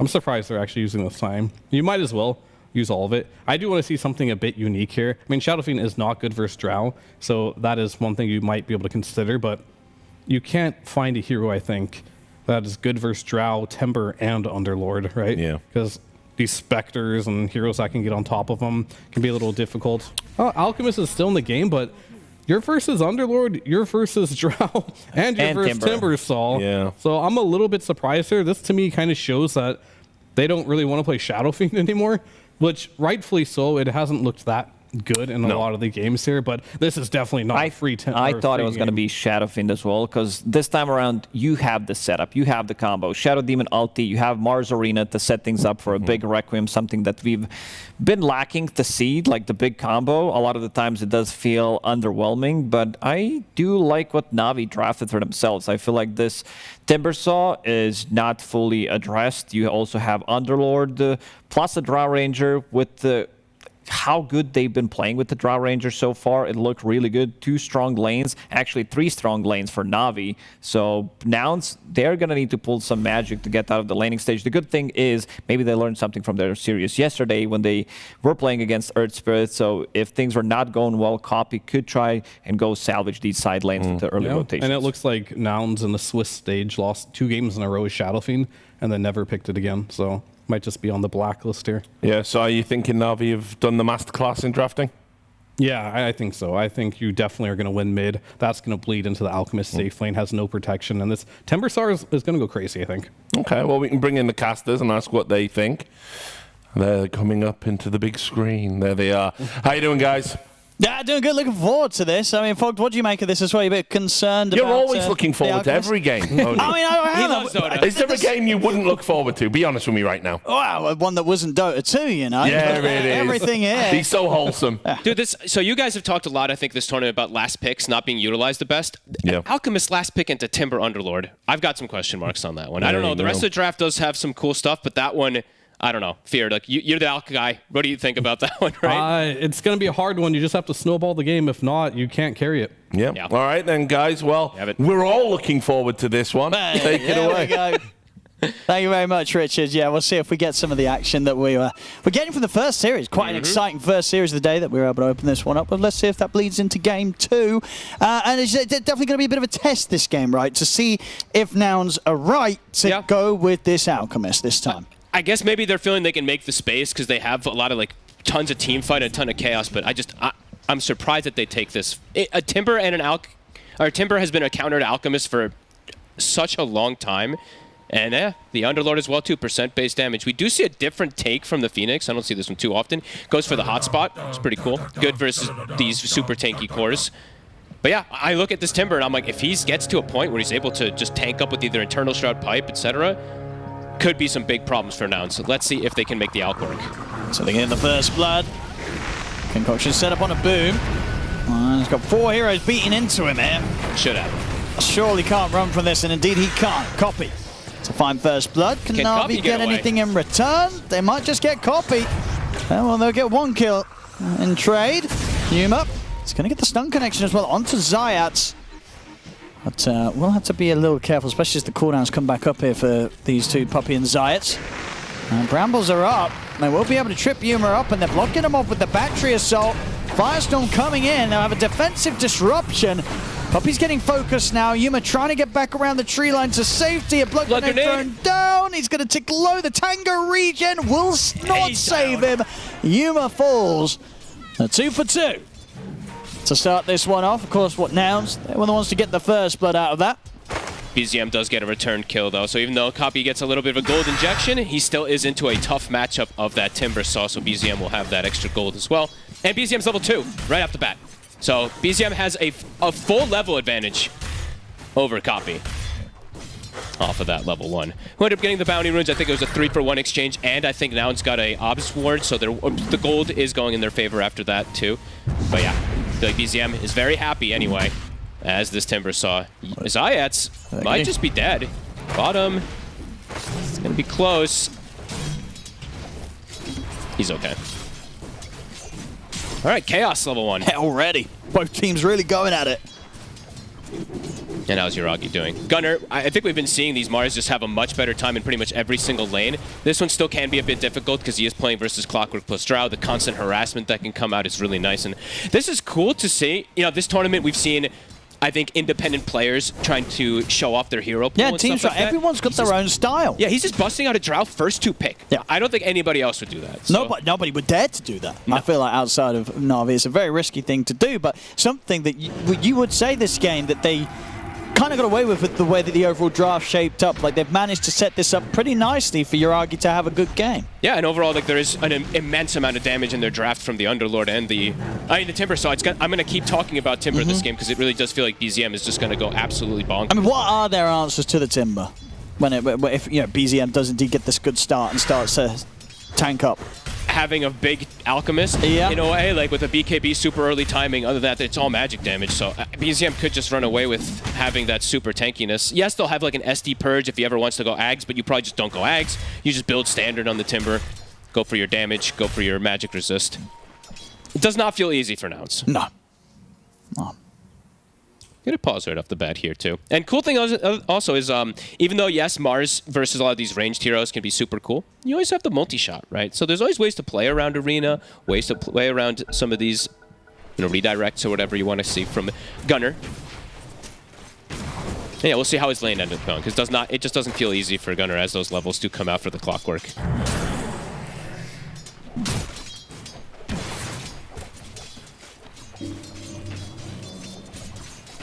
So far, the last hits for Yuragi going pretty easily. Yep, looking good. Not having a lot taken away from him at all. Only the 2 denies so far. Gunner. And BZM, yeah, he's just gonna absolutely free farm in this lane. And we'll see if that does cause the extra results of what Fear was talking about, of bleeding into the Alchemist lane too, because the protection, they do have an SD disruption. They have good ways to rotate as well with lots of team fight and everything on Nouns, but yeah. Defending this Alch versus this much burst damage can be problematic if he gets off to a slow start. And so far, Yuma, he is off to that slow start in terms of CS. Only 13 right now. Double bracers on Boom, so he should be pretty safe down here. And this bottom lane should be very good for the side of Na'Vi. Trying to get the setup to make a play, Nouns, but difficult to get aggressive in towards these two. Yeah, difficult to get aggro with the Phoenix versus Underlord with an Elk. Zayats, maybe if he makes him a slip-up, could potentially go down, but Boom should be just fine down here. And getting aggro top onto Yuragi is just very difficult. It pretty much has to be from a misplay if Yuragi just steps up too far and gets disrupted or something, but 3 lanes that do look pretty solid for the side of Na'Vi. See if Copy's able to at least get that farm going for himself, though. That has to be the most important thing, it feels like, for Nouns. And I guess for sort of the lane set at bottom, would you consider it pretty difficult for Fly to be able to leave Yuma to go for an early twin gate play to try and cut Yuragi off? Yeah, I mean, they do have a lot of damage down here. And Underlord, not something to scoff at by any means. Yuragi is getting gone on. There's going to be a TP and rotation. The backup comes in. They're ready to turn Na'Vi and take some kills themselves as Lelis falls. Gunner trying to escape Puppey in the battery assault. Pushes him back with the spear, but the right clicks there from Zayats. Comes in clutch with the TP and cleans up the action as Na'Vi take both kills. Super fast TP coming out from him. Love to see that rotation. And I think he saw the couriers. He was trying to snipe the 2 of them because they're both under the tower. Wasn't quite able to. I mean, this is the thing about this bottom lane. As I say, Yuma, it's kind of tough to leave him alone, but they can leave Boom alone. They can. And he's pretty fine to sort of sit down here solo. Very difficult for Nouns to kill him with the 2 of them. Yeah, maybe if a 3rd hero comes, or maybe if they get the 4th point when they get Sunray, perhaps, but still very difficult to see Boom die. Unless he really just misplays. He does have a fairy fire. He's got stick and fairy. He's got stick. Yeah, he's toying around with them. Yeah. Pushing the limits. He had moved the Lotus out of his inventory for a second there, so I was like, oh. But yeah, he's okay. He's going to have the wave pushing into him nicely. It feels like a very ideal setup for Na'Vi right now. Zayats now also will stack up the camp. As you said, you know, Boom left alone, and we're going to see the contest for that power room. BZM is already 6.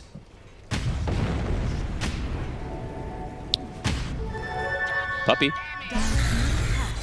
wants aggression, running at heroes. So maybe the other thing that Copy can do is perhaps a vessel. That I was trying to think, you know, you were asking me what the Sure, this be a vessel rush game for the It could actually be. You know, most of the times we were just saying the Blade Mail is super good, but playing versus Underlord and Timber, maybe something that you need to just stop the momentum that could come out. We'll see if he actually does it or not. I'm unsure if he will, but could be perhaps something that will be able to help. Lanes are getting better, though. Copy is... He's not doing bad. He's doing This is, you know, 36 for 4 against the 37 and 10. He's not had a tough time in lane. No, and he had first blood, so his net worth actually reflects that as well. So he's actually ahead by about 150, and they did get those bounty runes from the start too that did help him a little. So, and now, yeah, Yuma at this point is not getting pressured since they did rotate from Zayats. He's able to get that free farm going. So things looking up for Nouns.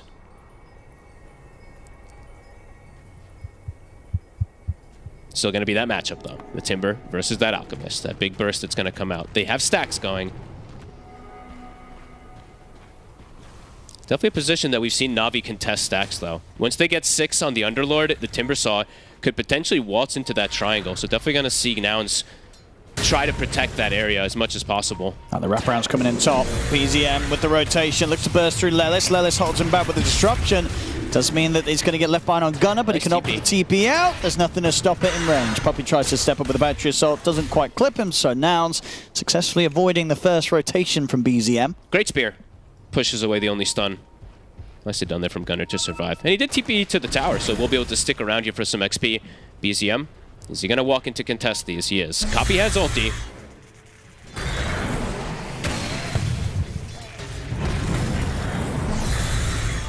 He gets almost all of them. I think SD got one of the big creeps.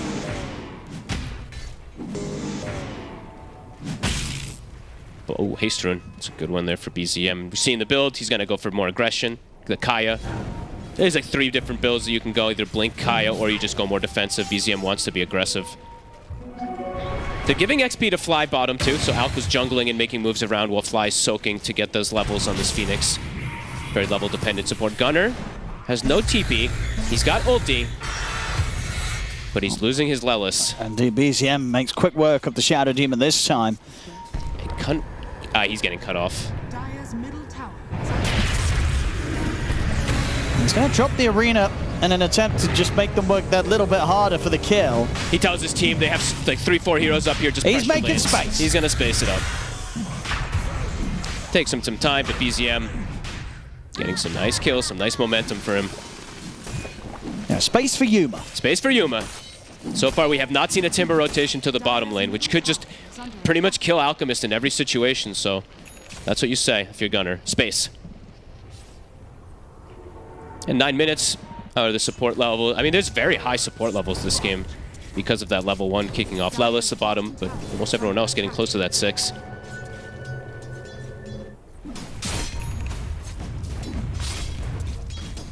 Gonna play around mid.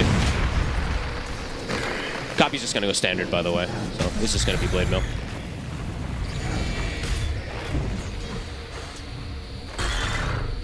Yuragi making the move down with Puppy. Instantly scouted, though, from an Ops. TP's instantly coming in from Copy. Get the Magnetize down onto the 2 of them. Yuragi is going to go for the TP out in the pit. He'll get away. Heads up play. Puppy tries to hook shot out of there. Missed the hook shot, but is actually able to walk away. The Magnetize continues. Not enough to kill him. Puppy is able to hide in the trees. And boom, he's certainly not going to die. He's able to walk it off. They don't get anyone. They both just get out. Heads up TP from Yuragi there. I think also Puppy's either battery assault or body blocked the roll that was going to come out onto that Drow.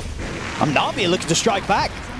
Zion's just got the brambles in onto Fly. Fly will get found and they can put the pressure onto the tower, Na'Vi. So, and Nouns tried to make a move there, but Na'Vi, they outplay him. And here comes through the portal. They saw the Alchemist for a second there, Yuma.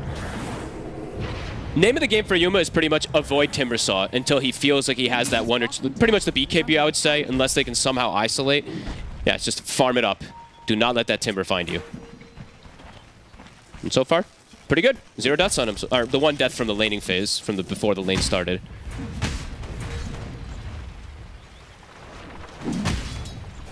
bottom tower is Smoke under up. attack. BZM has the Kaya. Huge kill potential if they find the Alk. Yuma going to start getting another stack going for these Ancients. They have Fiend's Gate as well available. BZM's pinging it out. Radiant's bottom tower is under attack. Radiant structures. They're going to look for the steal. Copy. He's going to point him out. There's a lot of heroes here. Look at the rolling. BZM is going to get held under the Supernova. It's a good kickback. setup for Copy. BZM tries to get away with the Timber Chain.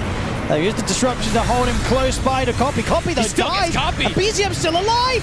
Finally falls. And my goodness, if they didn't kill him off there, that would have been rough. Boom's able to catch Fly in the Firestorm, but They got Fly will Yuragi. survive. They make the jump over to Yuragi. Yuragi's on the retreat finally. The God's Rebuke comes back up as they're able to cut him down. Boom trying to stand his ground against the two of them. It's a 2 for 2 so far. Should have Boom here too. Got the concoction out upon him. Puppy tries to step up to help out. It's a lot of percent damage. Boom is still alive. He'll go down, but the damage is done. Puppy cleans up a double kill. They might have the chance of chasing Gunner. Oh, Puppy just got so much out of that fight. He's level 7 on the clock now. He's going to go for the TP, but he can't do that. With BZM turning up, the damage is going to be there. They clean up Gunner as well. Na'Vi bring the numbers. They'll lose Yuragi, but they get a whole lot out of it. This clock's level 8. Dire's middle tower. Great catch there from Puppy, trapping them inside of the Firestorm. Looks like Yuma was maybe able to get a kill and get out, but then just gets stuck versus the percent damage. Na'Vi will take that any day. Well, they certainly will. Straight back in action. They're Straight looking for back into Lelis. it. They know he's up on this lane alone. They're going to get the catch. And Lelis, not much more he can do other than a self-disruption. As he goes down, Na'Vi finding action up and down the map as anticipated. Puppy's got a full drum. And all right, so the Phoenix going to be the one that goes to the Vessel maybe eventually. He's queuing up the Shard next, but he does have an urn. It took them so long to bring down this Timber. The fact that Copy died before he did was pretty massive in that whole engagement. Yeah, it was kind of rough because, you know, Lelis Yuragi. had a sort of tough decision to make. Like the bottom, and this time Yuragi, and he's going to get back up. And backup's coming in. He will die. No mech on Boom. Let's see if Na'Vi can find kills in return. Copy. Pops the illusion. It's going to get the roll away blocked off. The Supernova's out. They'll just turn towards it. Hit the egg. Take it down. Gonna set up for the arena to try and find something in return. Puppy misses the hook shot, but this is just bought time for BZM to turn up. Now Gunner and Copy, they've done a lot of damage, but they've got to try and run. Copy Nice rolls roll. away. Gunner attempting to finish off the kill on Boom, but he knows even if the spear latches, he won't get it. He has to run. The rocket flare comes in. Gunner, He's the cut escape off. getting shut off. BZM slowly closing in upon him. It'll push him back with the spear, another root, into the cog pushback, and a snipe from Zayat spells the end of Gunner's life. These supports are huge on the side of Na'Vi. Zayat's on a dominating streak. They are claiming a lot of the kills, but they have 15 of them on Na'Vi. The aggression just continues. They're responding to every one of the moves, and they're bringing way more numbers. Yeah, they're playing fast, Na'Vi. Yep. Tower's gone bottom. They're the ones with the gold lead versus this Alk. BZM, he's thriving. Now he has Blink Dagger finished up as well. Ooh, it's going to be so easy for him to clean up these kills in the fights. You know, we've seen so many times how Nouns, they're able to live for pretty long, but always on so low HP. If BZM's just able to find the finishing blows that much easier with the Blink Dagger, the team fights are going to be tough for Nouns. The important thing is for Nouns, well, the one silver lining that they do have going is that Yuragi's really struggling. But it doesn't feel like Yuragi's the only carry, right? It feels like BZM is probably going to be one of those big carries from the mid lane since he counters the Alk so hard throughout almost all of the game. But the thing is, your Gunner's fallen behind, He right? has, You look at massively. Gunner's farm, and indeed, both supports of Na'Vi are starting to catch up to him. They're getting close to having at least one of those core items on the supports. I believe the Yules is almost done for that Willow. Clockwork already had the drum, so he's going to be able to get those quick items too. And you can never laugh at a high-level Clockwork. It's level 10. So he's got max cogs, Yeah, max he's the batteries. same as Copy. It's a lot of damage that he's going to be kicking out on Puppy too. Puppy's in. He's got the catch. BZM's got the follow-up burst. Yuma cannot be saved. Look at Puppy. Give him the kills. Puppy gets another one. And Lelis, the drums. They can close the gap. I thought Puppy was about to last hit that. He wanted it. He went for it. So Fly is still, I mean, he is trying to go for the Spare Vessel. It does feel like they absolutely need it to try to slow down the momentum that's coming here from Na'Vi. Boom has the mech finished. I believe he actually has the Greaves finished up, and they're going to take the Ancients away again and double block the camps. So Ancients blocked, hard camp blocked, and applying pressure. So slowing down the Alchemist farm while pressuring map. And Navi's playing this one really nice. And yeah, they're splitting farm across the board. As you said, you know, Clockwork soon to surpass the Mars. Zayat's getting good farm bottom. They have a blink now on Gunner, but it feels like they have to hit pretty hard with this next big combo from all their ultis. They've got them all at the ready. What are they going to look for? And it feels like their ultis also have to hit before BZM gets Eternal Shroud. If BZM gets Eternal Shroud, I don't even think he's going to die when they throw everything onto him. As he switches to BKB. We'll see if he does go down that route either way. Both items very valuable. Yeah, I guess sort of what against the silences, the disruptions. Sure. If he wins, if he gets like a couple extra kills, he might still go for that Eternal Shroud. But yeah, we'll see. Yeah, I agree. He could get away with skipping BKB. He can get away with it, it for sure. Like, with the current pace right now. Maybe wanted to play it as safe as possible. Blink done. Fly. I don't think he's getting out of this one. They get the hook shot. Does he want to use the Supernova? He will. I mean, they'll kill that with no problem. Zayats takes the hit. That's the Yule's done. Looking for the next target, Lilith. They're in onto Gunner. Gunner able to get the pushback, but the Fiend's Gate's coming in to cut him off. He's able to get the blink off, though, Gunner. Gunner gets away. And Lilith will as well. At the least they survive, but that's all that's really happening. They're surviving. They're not getting much out of the map. It's just the Alchemist getting some farm. He's got Blink and Radiance, but he needs that next item. If before BKB and he shows up to a fight, he's just going to be shredded, as we've seen every single time so far. So far, Navi continuing to play fast. And keep this significant net worth lead against the Alchemist lineup. And those auras, they will start coming out. Greaves, as we mentioned, finished for Boom. Pipe is queued up next, and Pipe feels like it'll be pretty massive when he gets it. A nice spear. They're going to let to burst through Boom. And with the 4 of them, they'll succeed. Good move. Pulling him away from that tower. Arcane Rune bottom, too, to secure for copy. Can they turn this into this tower? It is pretty low. It looks like they should be able to. No Underlord. Navi will sacrifice it. Yagi's been getting space, though. We mentioned how he was bottom of the course for a little. Now he's top 3. Been able to catch up and farm massively. And he is just rushing a BKB. I like Playing it. versus all this massive Wombo combo team fight. He wants to turn up right as well. Looks like he wants to fight. He knows that as a team they can get kills pretty easily. They'll miss the Yules into Gus as her setup, but might not matter here. Fly dives away, but the final hit from Yuragi does the job. A little bit of anti-synergy, but ends up working out nonetheless. Puppy, he's got had eyes on Gunner. Gunner's able to get the blink away in time. Puppy's got he's got Drum's Glimmer. Holy moly. Building up all these offensive purposes to protect the Drow on top of BKB's Glimmerous Pipes, soon going to be on the horizon. Nouns. I mean, we kind of had a game like this the other day, right, where you look at the net worths of heroes and everyone's kind of just all jumbled up together. Like the difference between supports and cores, it's not really clear with how close everyone is in that sort of the pack in the mid of heroes. It will happen when the supports are taking the last hits on kills, right? Puppy has 4, Zayats has 5, so that's why they are boosted up that much more. On the side of Nouns, they just don't really have that many kills, so their supports are pretty broke. And the cores have yet to be able to find too much. BZM just commits for BKB. So next fight. I mean, the BKB time is going to be super fast, right? We're pre-20 minutes in. They've got double BKB on Na'Vi. It's perfect answers to big team fight.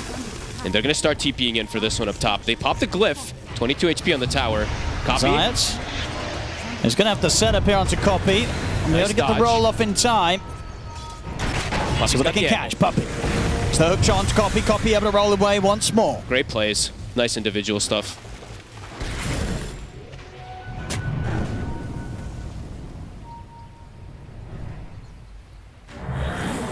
Fly almost has Vessel, but as we mentioned, those BKBs are at the ready. Well, they should have some ways to save themselves next fight. Zayats Finding the Copy setup plays way there out this onto time. Copy, the fear follow-up as well. Puppy steps in with the cogs. There's the burst from BZM, and of course, Puppy gets as per usual, Puppy finding the last hit against all that insane damage coming out from BZM. It's like the battery What did he even assault get it with? tick. Just a battery assault tick? Cog, the cog, okay, yeah. the cog finish. That's his kill once again. He's Puppy up will to take what, that all day. 5-1 and 10 on Puppy, and a 5-0-10 on Zayats. 21 minutes. They can contest Wisdom Rune and potential Tormentor as well. And we see it here, the Puppy clockwork. It doesn't miss. 100% win rate this tournament.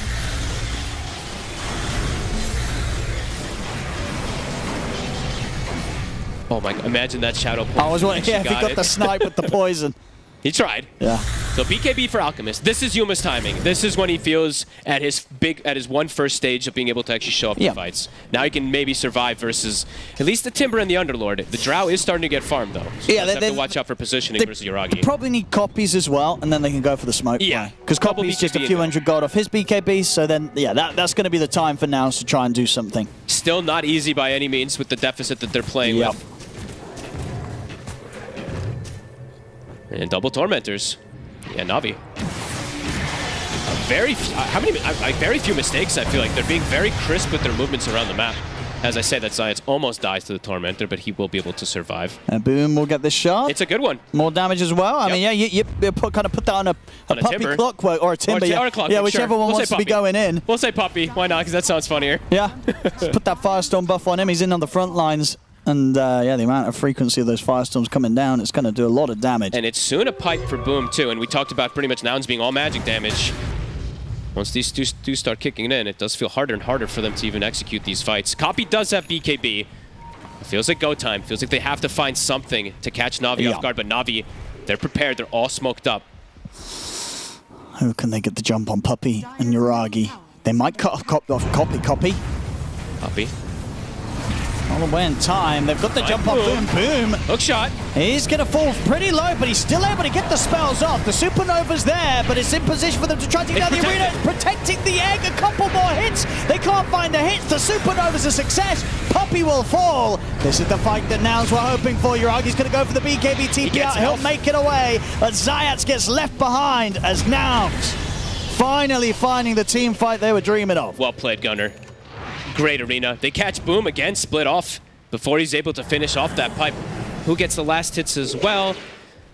Yuma gets one and Copy gets one, so that's good. When you're behind, getting these on the core is very important. Yeah, that was really well done. Yeah, perfect from Gunner. Great placement of that arena, blocking out Yuragi.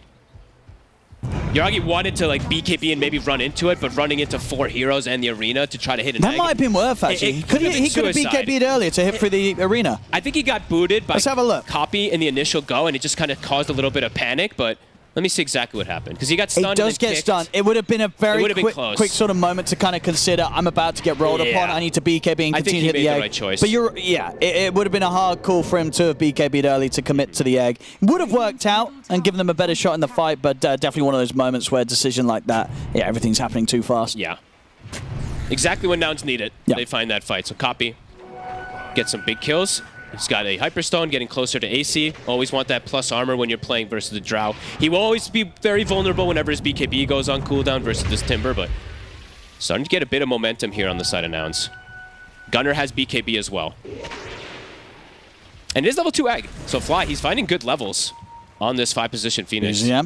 Puppy's in. They're going to try and jump BKB, burst with Copy, but it's not enough burst to kill him. All from the side. Moves in.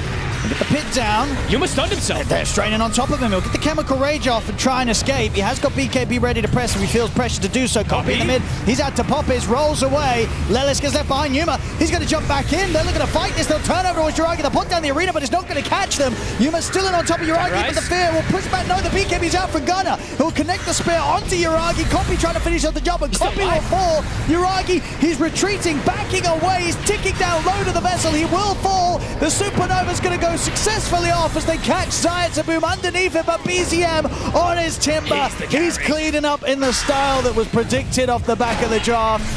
Not a lot to be done about him. They can deal with the rest of them. The stuns are coming out from Nouns. They have control, but they do not have the damage to threaten the Timber. It took them an eternity to kill the Drow as well. I don't know, the glimmers and these little saves that came in kept him alive long enough. I think it was Pipe and Greaves too. As BZM cleans up completely there. A beautiful fight from Na'Vi again. Even though the egg does explode, it doesn't matter. It took them just far too long. They just survived throughout it all outside of Yuragi. They really did, Na'Vi. And can't scoff at Boom either. When he gets these long duration team fights, he had plus 300 damage. Yeah, he's staying alive throughout it all. To hit hard. They're trying to start sort of action on towards him, and they can't quite kill him now. No. At the start, it looked kind of good for Nouns, right? They're backing off. You know, Yuma, they take a lot of time trying to chase him out to the side of the fight, but he keeps his cool. He has the BKB ready. Copy also able to avoid dying immediately to Yuragi's damage, and you know that's good enough for Nouns to sort of say, hey, we want to fight back. The arena doesn't work out, but they're in on top of Yuragi, but I guess that's the thing. Everything's focused on Yuragi. Everyone else on Na'Vi, they're full HP, folks. Yep. And that spear actually ends up being a bit awkward, and then he gets kicked into a weird position, and they have to put full focus onto him, and then everybody else is just able to rain. They're literally full HP. It's like Yuragi basically only took the... Yeah. He took significant damage. He dies, but nobody else barely gets touched on Na'Vi, and in particular BZM just allowed to freely play the fight, pick up an ultra kill, and definitely showing off. You know, one of the concerns coming into this off the back of the draft, just how good of a Timbersaw game this was going to be for BZM. Yeah, he is massive. It's scary. How do you kill him? I don't know, Owen. You had to get earlier kills on him in Snowball, it feels like, because their draft... It kind of thrives like that when you're playing with Alchemist too, when he is... You know, they picked it into this position versus percent damage, so you have to get an advantage. And they haven't had an advantage at all this game, as Fly pretty much solo killed there from Zayats. 7-1 and 14. These supports really are popping. They're having a great time. This is one of those games where the supports are just loving the gameplay here. He has Blink Yules, level 15 on this Willow, and that's Puppy's was supposed to be the farm support. Yeah, they're getting away with so much. Who's actually got the highest kill involvement on Na'Vi? Let's have a look. 18 on Puppy, 19 on Boom, 7 Yuragi, 21 on Zayat. So indeed, 21 of the 26 kills. Zayat has been there. He just can't help himself. He keeps continuing to set up these crazy moves. Gunner will be able to respond with a BKB TP, but that's a BKB down the drain for the Chargers. And Puppy almost maybe not almost, but at least he tried for it. BZM will tip him for the effort of the hook shot, but off the mark. But it's a BKB used, so 80 seconds for Nouns. Difficult for them to fight. And to point out for the next fight also, Zayats, he has a greater healing Lotus. So in these next fights, Yuragi, he has Aegis as well too, but an extra jump heal. They'll have to haste in straight away as soon as Yuragi shows with the amplified damage. And when did... I don't even know when... maybe you guys pointed it out as obs, but I'm blind. But when did Zayats get this base ward down? They have a ward in the base. So they're going to see these couriers. They get a lot of information from this whenever you do get this down. I didn't even notice when he placed it.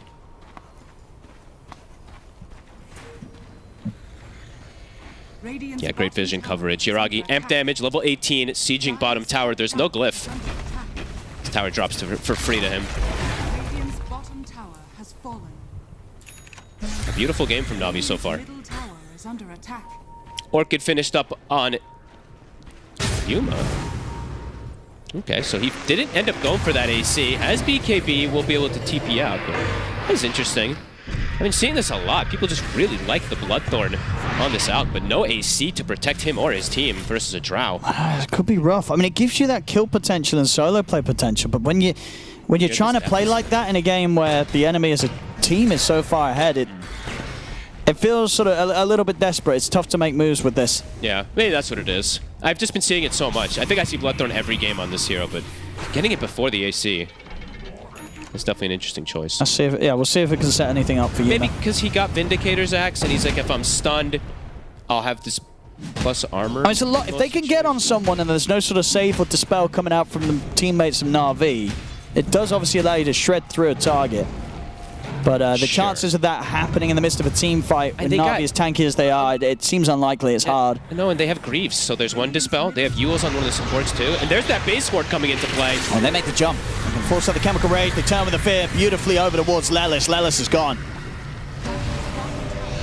Good control from Zayats, playing with them. And that base ward, it will probably get taken out, but yeah, getting a free kill out of it, being able to dive forward and taking another tier 2 for Yuragi. Continuing to have himself in a good position to burst this out. Like we said, he's not really the carry of this game as a drought. It's a distraction. He's 1, 3, and 6, but the distraction's absolutely working as BZM is just absolutely enormous. Level 20's been hit, so he didn't even have to go for these magic resist items. He now just has it naturally from the Cloak of Flames and from his talent. So 53% magic resist for him.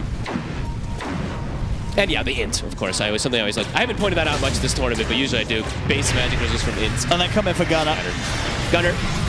No way out of this one. Hook shot would have been at the ready, and he knows. So no BKB TP going to occur for him. And they're going to see Yuma. Yuma's BKB's back up. Oh! That was a close one there. We talked up Puppy a little too much. He missed the last 2 hook shots. It's okay though. They'll be able to get the Tormentor for free. So clean.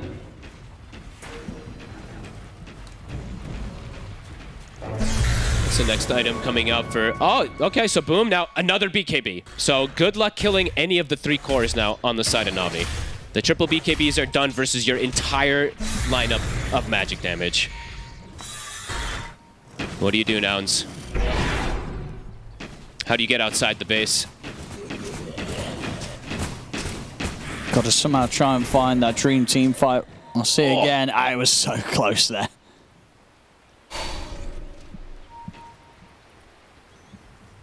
Anytime anyone steps out, I'm just watching Zayats for the last few moments. He's just waiting on cliffs, just waiting for somebody to show, and then he'll just blink Euls him and make a setup with the Fiend's Gate potential. It's cooldown 15 seconds, but the way that he's playing is beautiful. It's just incredibly aggressive.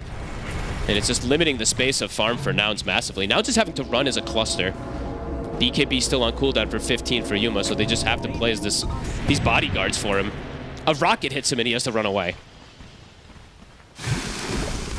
If that doesn't tell a tale of how scared they are, I'm not sure what does.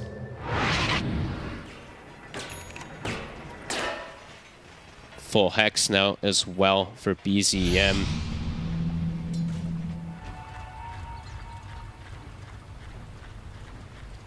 Huge. Oh, who can they jump in, Nouns? They're all just sticking together. Finding something here. It's not going to be easy. Chain stunning a target as well is not the easiest, because if you don't chain stun one of these cores, they will get the BKB off and the fight will immediately become a disaster. Hit the scan. They know someone's around, but it was Zayats. Zayats already moving back. Nouns has to pretty much instant kill a target with their chain stun. Do they want to go for Zayats? They'll settle for him. Or at least try to. We'll get the Shadow Realm off, and TP backup's coming in. Jump in the back. He's going to try and jump Puppy, but he's set up in the air, and the arena combo down is here with the supernova. It's going to set up and allow them to take out the 2 supports. But that's everything used. And the 2 supports will buy back immediately. Na'Vi, they want to fight back here. BZM finds Fly in the tree line. So if they can catch anything more here, Na'Vi. Pretty good disengage there from Nouns, though. They do get the 2 buybacks out of the supports, but now it's no cooldowns available. And did they use all the BKBs too? I think they did. So all 3 cores on the side of Nouns use their BKBs. Na'Vi's going to take advantage of that. Let's see how much they can make them pay. They're bringing in the middle and the bottom wave. Na'Vi ready to push the base with the knowledge that these ults won't be there for the setup. Down bottom, Zayats is getting the setup here onto Copy. Copy able to roll away. It's just going to force the pressure and make sure that Fly needs to buy back. Yuma barely surviving. They really want to push on here, Na'Vi. Onto the tier 3 tower. How can Nouns fight here without their ults there? Let's look for the setup. BZM is in with the Hexblade. Just get caught by the silence to get the spear back, but that's going to be Lennis out without buyback. They turn over towards Gunner. Gunner trying to back off, but the damage from BZM bursts through him. Double kill as BZM now godlike on the Timber. The push continues for Na'Vi. The tier 3 falls. The mid-bracks as well. Nice gust from Yuragi. Gunner just gets insta-silenced. And they don't need to go anywhere. Na'Vi, they can swing around towards the bottom set. Na'Vi perfectly capitalizing on the situation of all ults and BKBs used. This is likely 2 sets. The fortification, but no Gunner, no Lelis. The BKBs are backed up, but they can't defend this, Rax. I'm gonna have the ultimate soon on Nouns, but the damage from Na'Vi is already done. And the question still continues to be, can you kill all 3 cores? Maybe you kill 1 if their BKB is on cooldown, but the 3 of them just prove to be way too problematic with their itemization. They got Boom a couple times, but now with BKB just... And even killing the supports, like sure they got them last time, but they had to use everything on Nouns to kill the supports of Na'Vi. I actually thought I would see Puppey and Zayats perhaps queue up BKBs themselves this game, just because of what they're playing against. See, the Aeon Disc is queued for Zayats. Puppey did end up buying Boots of the Bearing, but I thought it was definitely potential. Just 5 BKB lineup versus this team of Nouns. It does feel like it counters everything. When they got that advantage, they have yet to let go of it since the start of this game. It's been smooth sailing from Na'Vi.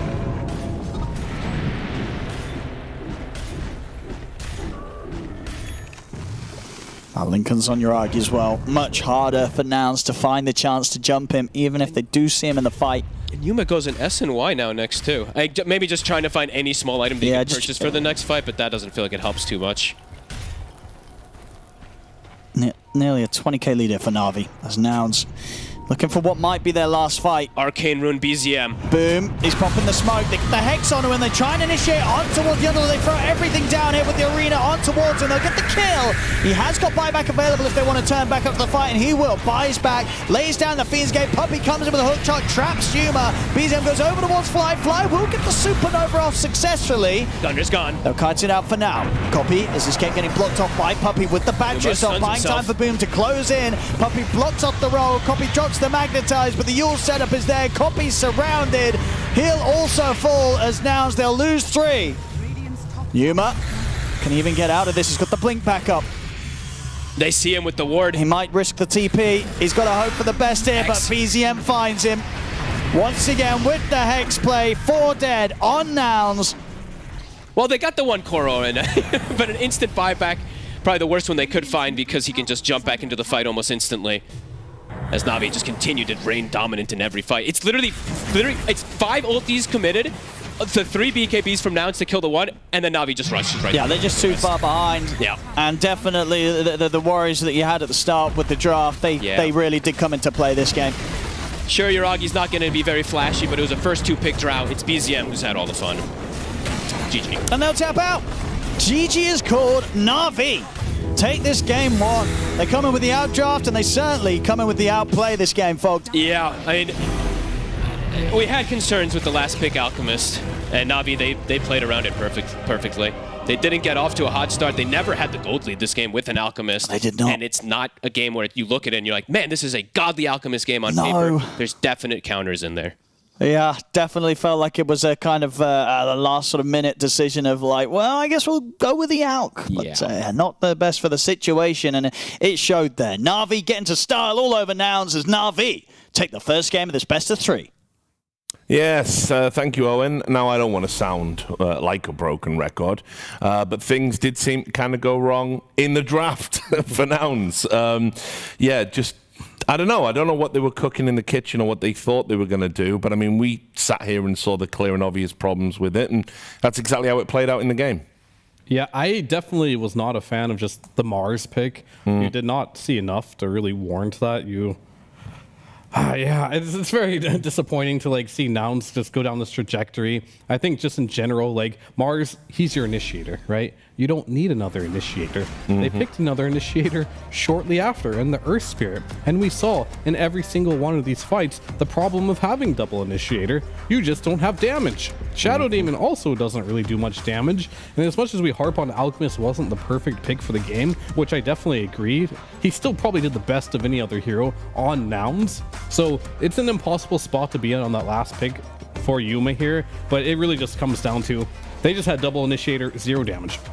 That was the big issue as well for me, but also them coming into this series thinking that they can beat their best combo. Yeah. Again, we're going back to Clockwork, Drow Ranger, which is 4-4 right now. They have 5 out of 5 games won on Clockwork.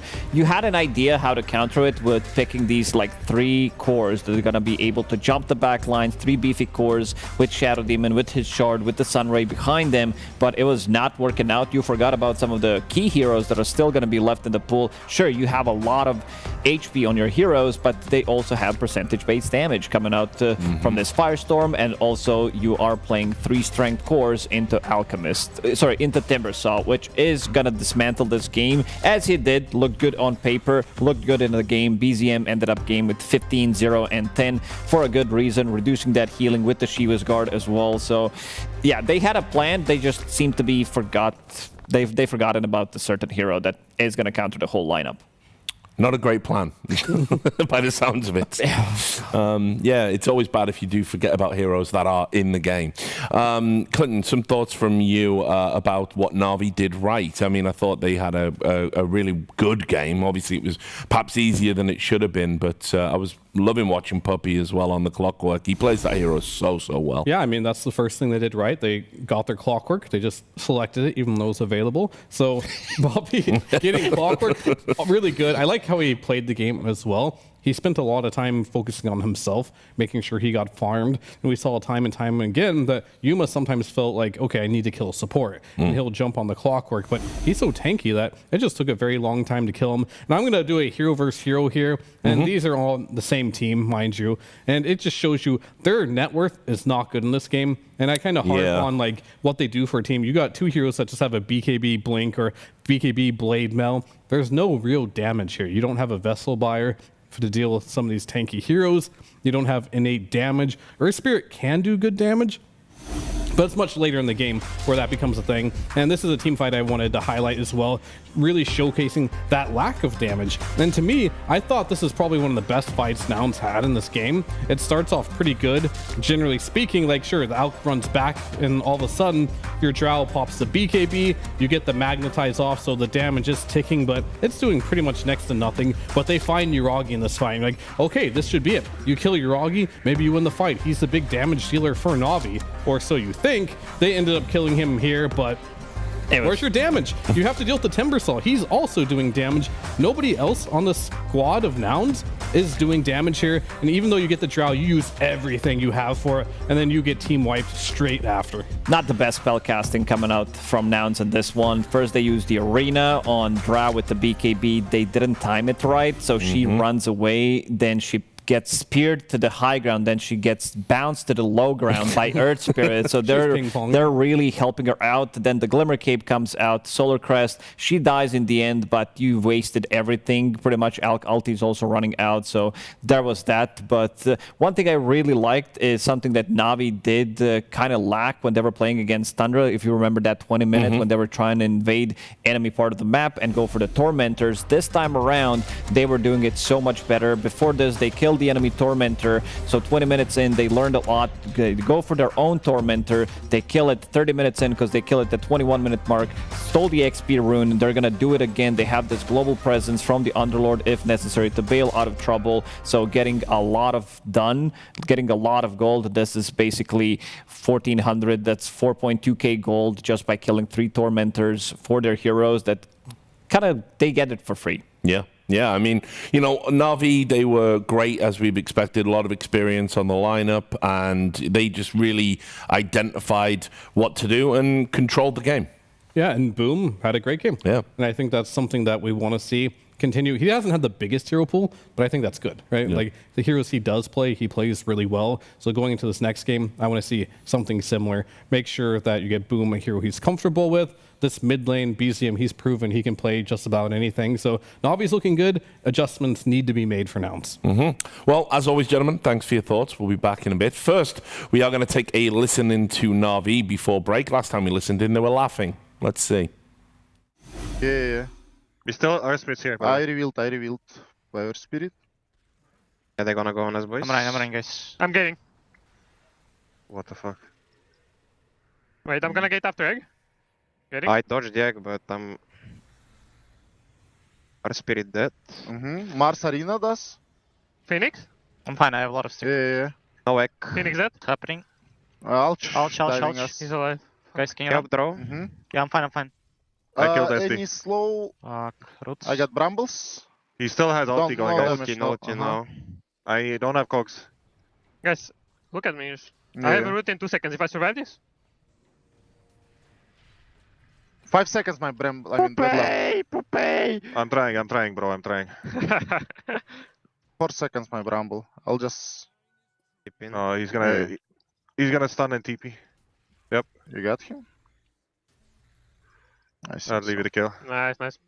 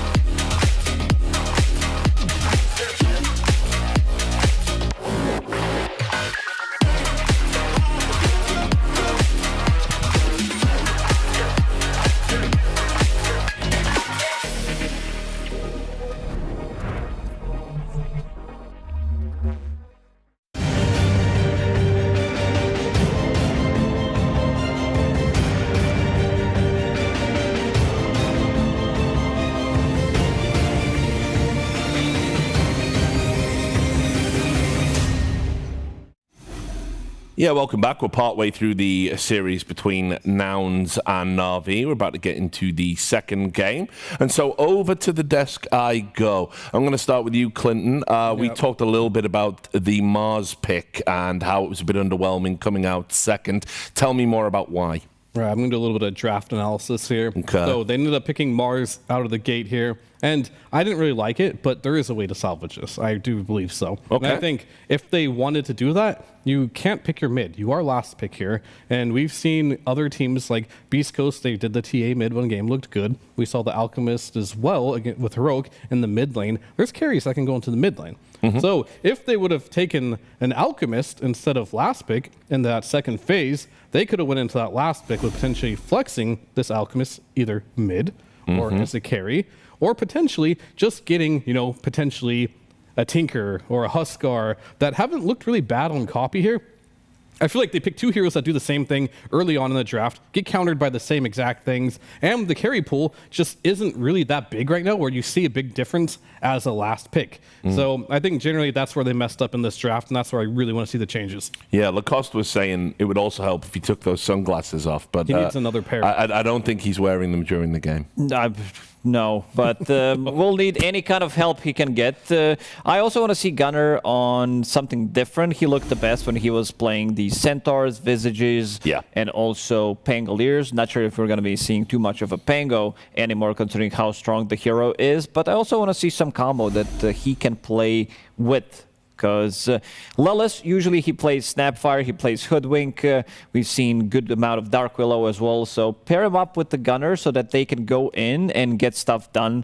Because Shadow Demon is like, I don't mind Shadow Demon, don't get me wrong. But the whole like draft composition was a bit different. I want to see something that can play with Gunner. Because Shadow Demon is not that hero. There's no really synergy between Shadow Demon and Mars on this team. So that's also one of the issues. You also have Phoenix. It's going to be a good team fight, but who's going to be dealing the damage? He's going to need to be paired up with this Earth Spirit, who also got shut down relatively early on. So we are going to go into the game 2. I want to see adaptations. I think we've seen some really good adaptations from Tundra in the previous series because they learned a lot, and I also want to see that from Nouns here.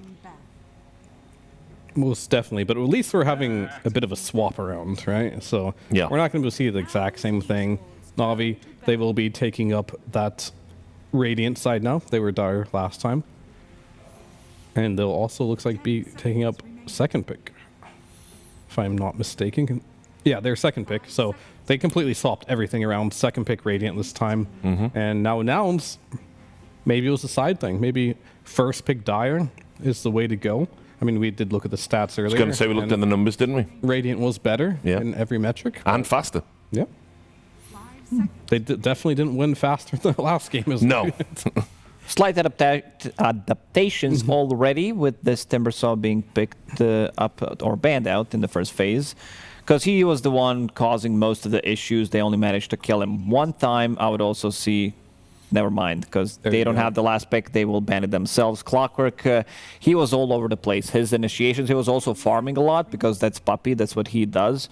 And also paired him up with the Underlord, Twin Gates. So you land a hook shot into Cogs. Twin Gate is ready. So you will have that trap plus the Pit of Malice plus the battery plus the Firestorm. So you can pretty much kill any hero on the map. And Nouns, they do have the first pick.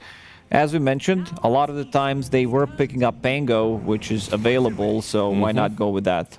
Yeah, I think as well, just to go back a bit into this Clockwork, we're probably not going to see Puppy play this again unless he makes it to the grand finals. And that would prove that he can win with other heroes that are really good. But going on to the Pango, I mean, now that I've seen it, I've got to bring it up. Bloodseeker is in the pool. This is definitely the hardest counter to this hero. It did beat it. Monkey King did get banned. I do like that ban if you are going to go for this Pangolier here. Also very troublesome. You don't want to pick Bloodseeker now, but maybe you're thinking about it later on in the draft. Perhaps you might have to ban it now if you are Nouns, because it didn't look bad. Like, the Bloodseeker in that game, like, it did its job. It felt like it did damage. I know that the Monkey King did most of the work in that game, but still, it has to be on your mind. You can also have other mid laner that can shut down Pango in the lane. This hero has a couple of really bad matchups. And look at Na'Vi. It's going to be Primal Beast. It's one of those. I can't remember what happened last time Outboom played Primal. I'm drawing a blank on it. Well, we can take a look. Yeah, let's look at the numbers. Let's see, when was our last Primal game? Here we are. There was one where he played it versus Alliance and lost. Yeah, that was it. It was El Clasico, I'm thinking. Yeah, then they also played it against Waska. They won. Also versus a Pango. So, bit of a mixed results here, but they have won with it. So, why not go back for it? It is a hero that conceptually is good versus Pango. Of course, we always talk about it. I feel like a broken record. You can stop the Rolling Thunder with the ultimate, but I think more than that, you just kind of just get on top of him and lock him down, whether he has that ult running or not. It's also a flexible pick for them. So far, BZM did not play the hero, but he can definitely play it from the pubs, played it in the previous tournaments as well. This hero can do pretty much anything. If you're not having a good time in the off lane, you can creep skip. We've seen some interesting stuff that can happen with Primal Beast, where you are creep skipping immediately and then getting level 2. So you're soaking up the solo XP, ganking the mid lane while you're off lane, while your position 4 from the off lane is dragging the creep wave if the lane is not playable. So one of the few heroes who can actually do a lot of stuff when things are not going the way you expect them to go early on.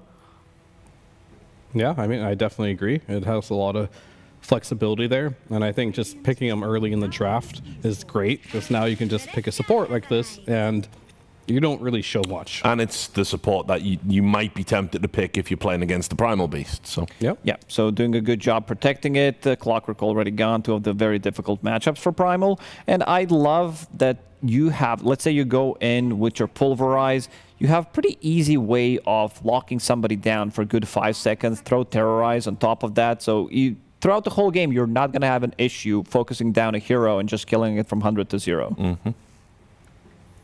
Very curious to see what Nouns has in store for this. Nothing really jumps out to me right now. We did see the Crystal Maiden against the Primal kind of ruin it in the laning stage. Yeah. It looked really good, so I wouldn't hate to see that as well. Pretty decent versus Willow too. You have a lot of ground targeted AoE. Big brain play. You get Crystal Maiden and Bloodseeker, so they can't pick it.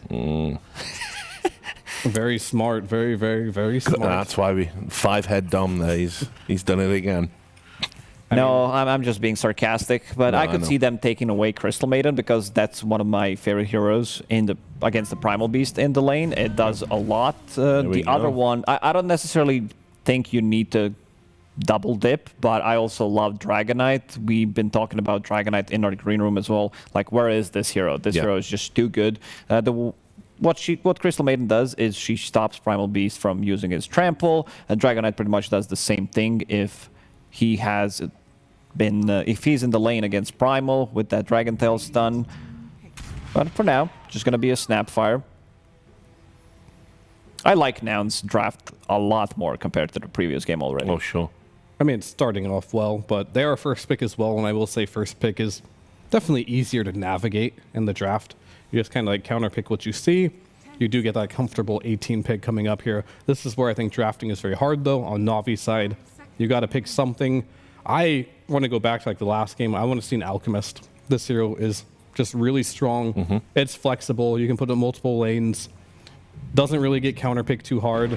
Razor, similar type of hero, can be flexed in different lanes. I'm not sure, like generally speaking, like this Pango Razor matchup is a little weird for me. Especially with the Thunderbolt talent now, because you're faster. You can run away from the Link even faster. Yeah. But you do also have abilities like Swashbuckle, which can disengage from the Link too. But it still probably is a hard lane. And this is likely going to be their safe lane combination, just the Tusk on top of the Razor. And they're going to flex, which I mentioned in the last game. Having a flex on second pick is really nice to have. And they've got the double flex here with the Razor, with the Primal. These guys can go on any lane. Sure, Pango can use Shield Crash, he can swashbuckle away, but this is a super difficult lane. At least they have a cookie so they can disengage, but still Razor should free farm completely. In this lane, Pango doesn't really put pressure on it, so they will need to find a way how to fix his lane. If they want to run this Pango from the off lane, which most likely they will, and they will pick a different hero from their mid lane. Yeah, I mean, it's either that or you just take your carry now. But they'll go with the Puck. I think this hero, we've seen time and time again, looks quite good. I really like it versus Primal, because if you do go for, I don't even know what the fast is, where you can like suck people in with your Waning Rift, that just stops the charge entirely on the Primal Beast. Makes it almost impossible for him to get out of the fights or into the fights. Could be a really good morph game for Nouns. I see Razor, I see Primal Beast. They don't have that like reliable lockdown so that you can't react to it. Sure, they're still going to be picking one more hero. And seems like Nouns, we talked about adaptations, how they're going to adapt to what happened in game number 1. In our previous series, we've seen the exact same matchup, Puck against Templar Assassin. Even though Puck did okay, Templar Assassins did so much more in that game. Yeah, I mean, Morph is definitely gone, and If I was Navi, I'd think about Meepo too, just because this is something Yuma can play. You don't have the best AoE, not the worst AoE, but yeah, they're just going to ban it because that's something that Yuma specialty in, and they don't have the best AoE, as mentioned. Now it's back to Alchemist. What else could they pick that's cool? I mean, Drow is an option too, but you're versus Tusk and Primal. She's banned. A little hard. She's out. I mean, Drow is not an option, as I was saying, so yep. Back to Alchemist. I'm still okay with Dragonite, even though like Razor is a counter to Dragonite with the Link. Dragonites nowadays, they're also not too afraid to pick up Hurricane Pike. They are building into Dragonland, so that matchup is pretty good. You can push away Primal Beast if he's charging in. I just don't think the teams here value Dragonite as much as I do. Definitely not. I mean, I like Weaver too, but nobody plays that hero. But in a game like this, like versus Tusk versus Razor, really nice. And we're just going to go for something that when Nouns was struggling, this kind of brought them back from that brink. Seeing this Sven is something Yuma is very comfortable on. It's one of those matchups against Razor where, yeah, he drains your damage, but you just have so much overwhelming damage on Sven. You don't really care so much. The only time you care, I would say, if you are getting initiated on, you're getting your damage stolen, and then they like punch you, they terrorize, pulverize. They have 2 BKB piercing abilities, so that's going to be something that they need to be careful about. Not an easy game for Sven. This is something that he does not really love to play into, and they still have one more pick, so they can decide what's it going to be from the mid lane. We saw some of the counters. This Void Spirit, Templar Assassin as well. Monkey King is gone. TA would be pretty rough, actually, if they do pick that hero. And this is like how I'm starting to view second pick now. Like, whatever you can pick for your mid lane that is good versus the heroes you see, as long as you have like this Mars or Primal in the off lane, seems to be a very solid way of playing second pick. They'll go for the Shaker. Okay, I mean, this gives them some more control. They are going to be somewhat lacking in damage, though, unless the Shaker really pops off. So he has to have a good laning stage, which versus Puck, you do hit him really hard with the totem. Yeah, I like it a lot. We've seen this matchup in TI. Nisha did bang it out a couple of times when he was playing into Puck matchup. It looked really good. They needed some kind of an instant stun because the heroes that they did draft in the first 4 didn't really provide them with reliable stun, and when it's a free Puck game, usually this hero tends to pop off. Now he's going to need to think twice. You also have ways of stunning the support duo. The big one is going to be Snapfire, and you can also play off the Primal Beast. So I think this lineup, again, I'm favoring Navi because I think it's going to be a very difficult game for Sven. Yeah. So we obviously like the Nouns draft better, but we still feel Navi drafted better overall. I'm not entirely sure. I think the Shaker doesn't do it for me. I mentioned TA, but it was banned, so that we didn't really. It's all right. We throw that out there all the time. Yeah. But either way, like I think Nouns have a very competitive draft here. I feel like the Shaker is good in the laning stage, but this is definitely a game where he can carry the game. You have a lot more damage from your supports. Puck can do well. I'm actually liking Nouns this one. I'm going to give them my vote. One thing that Shaker can do in a bad way is something that Tiny does when played from the mid lane. If he gets shut down early on, sometimes he does struggle to find his way into the mid game. If he's not the one controlling, if he's not getting those big echo slams in the mid game, if the Blink Dagger is delayed. One good thing you do have is you could always invade enemy triangle and steal some of the stacks with the Echo Salami.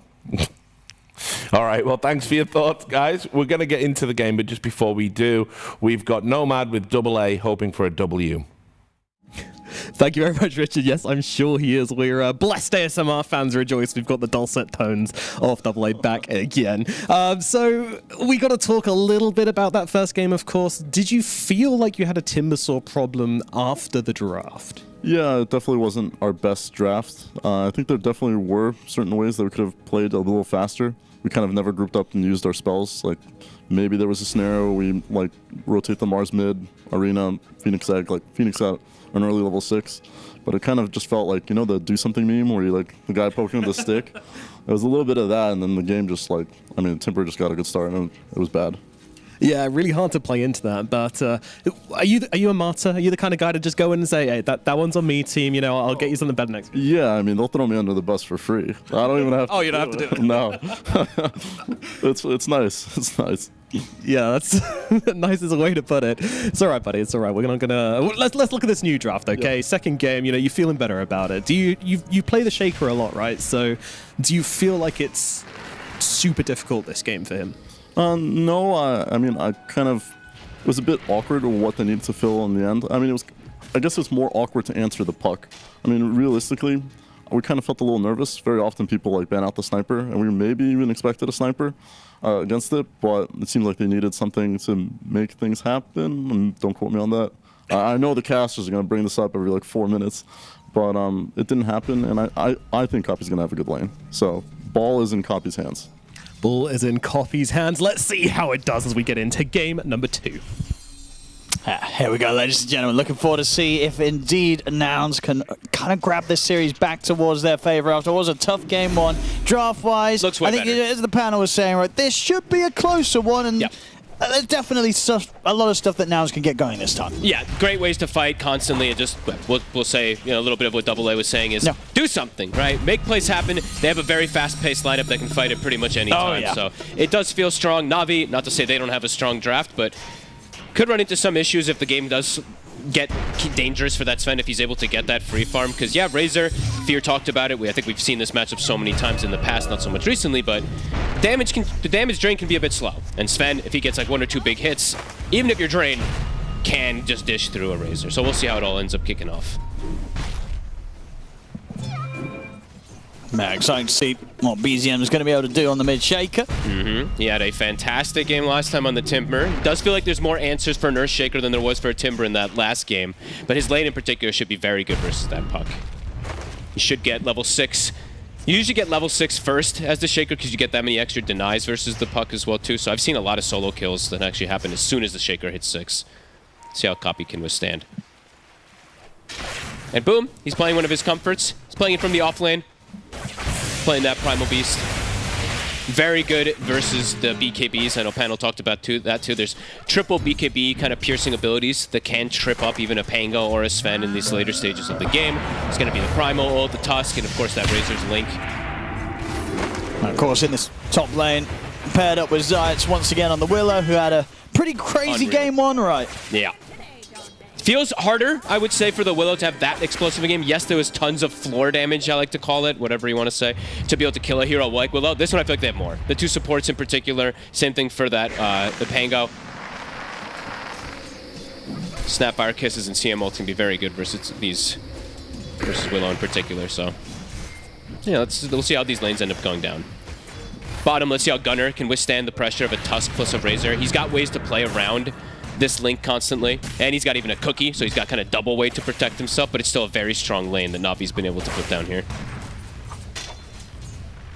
Yeah, so far so good on the CS here for Uragi. Yep, and a cool thing about the top lane is they have 2 different ways of kind of, well, I mean 3 kind of in a way, is halt, boom, in position, right? They have the Frostbite, they have the Crystal Nova slow, and they have the stun that comes out from the Sven, so good ways to counteract aggression that can come out from the Primal. Yeah, it feels like sort of like on all 3 lanes, it's gonna sort of take mistakes from Nouns to allow Na'Vi to get kills in those situations, because they've got answers, as you say, on all fronts to not get tripped up unless they go aggressive themselves and overestimate the ability to trade with Na'Vi. Yeah, I think CS-wise, like creep score-wise for Na'Vi, mid and bottom should probably have an advantage. Top, I think that's where Yuma should have that advantage versus the Primal. But kills absolutely can change the tides of things very quickly, because Boom does get an early level 3. 2 points in trample, but immediately Frostbite plus that Crystal Nova will stop him in place.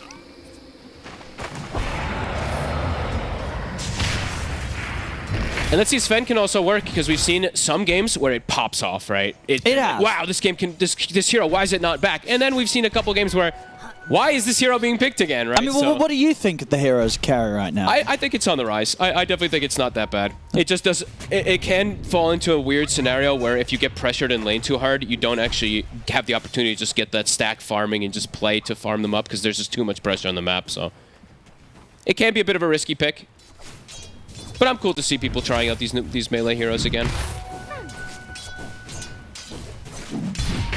And if he gets farmed, Sven is very exciting to watch. I mean, the explosive hits that he can do, even without God Strength, because of the way he scales with his Wrath of God now. It's pretty cool. Yeah, mid-lane matchup so far. As to be expected, BZM continuing to get the superior amounts of denies with his enchant totem, 25-11 against the 23 and 4 for Copy. Yep, and the stacks are being started already, right? So we're seeing Zayats prepare those for either his Primal or for Earthshaker. Can even Echo Slam them. We've seen that a lot of times from these players, even chunking it out there. So it should be 6 pretty early for BZM to be able to do that. If he wants. Dire's turret has been killed. 0-0 so far. Who's going to be the first to die? Probably some support. Yeah, I feel it's hard to sort of call which lane's going to have a kill first. Because they have answers in all these lanes. Exactly, like Nouns shouldn't die in these lanes. It takes like a misplay, right? Especially bottom in particular. And now we're going to maybe see the rotation. So scans coming out. Look, both sides predicting. It's the 5-minute movement. I don't know how many times we've seen this tournament. The 5-minute support rotation. Ward gets placed, instant D-ward, The mind games go out. And now there's a little bit of a switch up. Fly's actually going to TP mid so that he can secure the rune. So heads up play perhaps from him. Zayats is prepared. So he gets the power in. Let's see. Up top. Bramble onto the 2, then the power in ends up being bottom. And Zayats should be, ooh, maybe saved it by Puppey. Turns up. And we'll be able to hold them back. Fly. BZM's got the totems. And he's stepping up. This will be the first blood going to BZM on the mid, 6 minutes in. Well, a heads up TP for him to secure the rune at the least, but does end up getting himself killed. Does BZM. Is 6, and the rotation's coming. Yuma's in trouble. Yeah, Boom's been able to push Yuma back into the hands of Uragi. Won't be able to juke to the side, but the Brambles catch him. And it's perfectly around the catapult wave too, so they should be able to apply a ton of pressure onto this tower here. They're going to pop the fortification, yeah, but Nouns aren't going to be bringing anyone up here immediately. So definitely some time for this tower to take quite the beating. They've got their eyes on the mid. Sven's gotten slowed down once. Can't die again, likely. He is going to return top. BZM is still in the area here. This is maybe a bit scary for Yuma. See what they can do. He's got the war cry off before the hit, so good bonus armor. He's got TPs. Has to come in, and they can't allow Yuma to get pressured again. TP back up for Nouns. Boom. We'll be able to just disengage though, and Copy is here. Dream card down on a BZM. Do they have the follow-up though? He's going to be able to walk off, and has 1 charges and Fairy Fire if he gets pressured any further, BZM. So he's got the bottle refill. So he's back up to full, and he's got stacks to go back to. Good moves here from Navi these last few seconds. And Puppey will get himself away from that gank.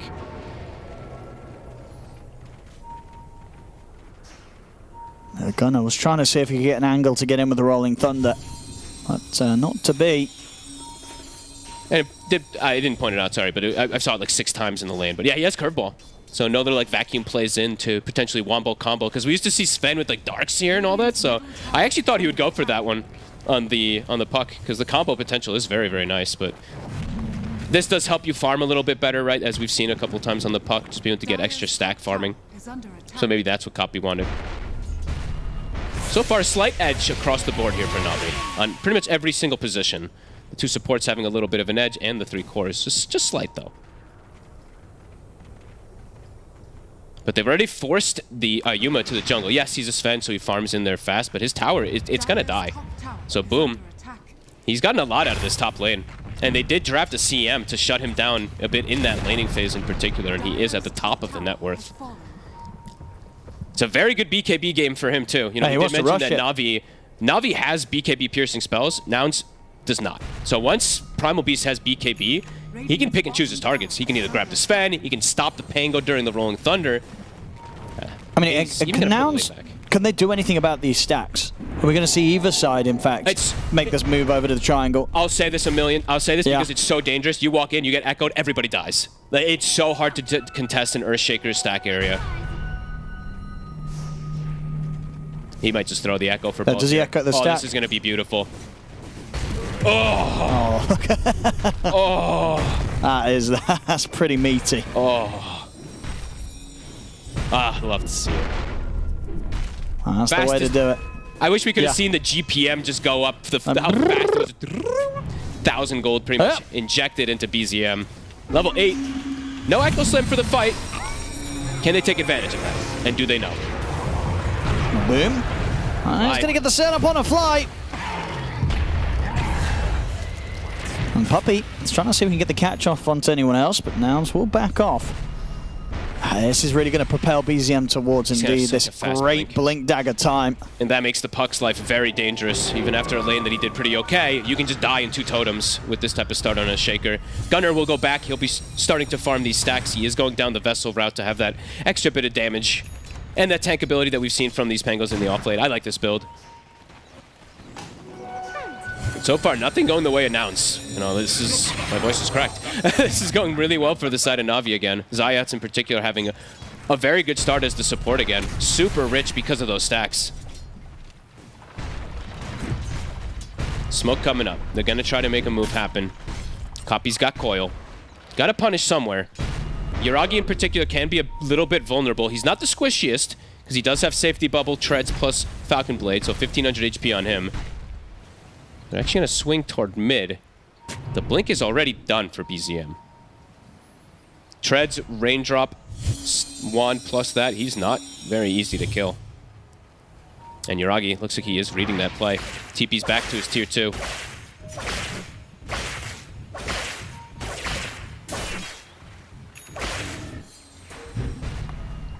Na'Vi reading the map beautifully. And Nouns not catching them by surprise at all, not getting any chance to get a kill on the board in this early game. Should be able to finish off bottom tower at the least here for Gunnar. Yeah, just Yuragi hovering around. See if he wants to turn up and try and grab the wave off the tower. He's getting TP rotations. Gunnar has shown. BZM's here. Echo's ready. Oh, and he's straight in. He just goes in immediately with the Echo on a poor old fly. He probably wanted Gunnar, but either way, kill's a kill with this slow-paced game. Gunnar has Rolling Thunder. With the snowball coming in. Indeed, the Rolling Thunder's off in time. Now Gunnar tries to turn, but the shards from Puppey make it very difficult for Gunnar to stay on top. Puppey. He jumps into... Oh, that actually was anti-synergy. It drags him away from his own static link there. You're right. He's like, let's go, and Puppey's like, no. Unlikely they can go for that kill anyway. Yeah. Puppey's like, bro, we don't go for that kill. And BZM finds a haste rune after that too, so... Kill's a kill when you get that Echo Slam with such a slow-paced game. A 3K lead now for Na'Vi. And Boom is getting close to that BKB already. And we have yet to see him get pressured at all from any of the spell comp. I mean, when he gets BKB, I feel like he's just going to be able to walk through them. He will. Pretty much all the damage. He's not going to die. Oh, and he can just choose, you know, he can just stop the Rolling Thunder in particular if he sees that Pango coming in. Here we go. This will be them getting a kill. Nouns on the board now. I'll just take the kisses to bring Zayats down. It is a bit of an expensive one. But yeah, when the slow-paced game, you take that kind of kill. But that does mean Yuragi now, unlikely that you can set up a kill onto this Razor for these next, 60, 70, 80 seconds or so. So he can step back up into this lane.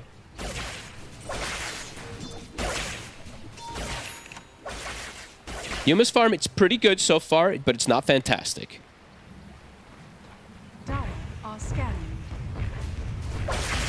And Yuragi's got backup of his teammates. He's got the save. Fly steps up a bit far, might be dead. Boom, he's super tanky. And yeah, Fly is gonna go down. BZM even in the area. Echoes back up in 20. He's going to start playing around with Yuma here. Gives him a good slap on the way out. Truly playing around with him. 14 minutes, Wisdom Rune. Is Nouns prepared for this? Coil's back up in 10. Kisses not for 60. They're going to swing their way over.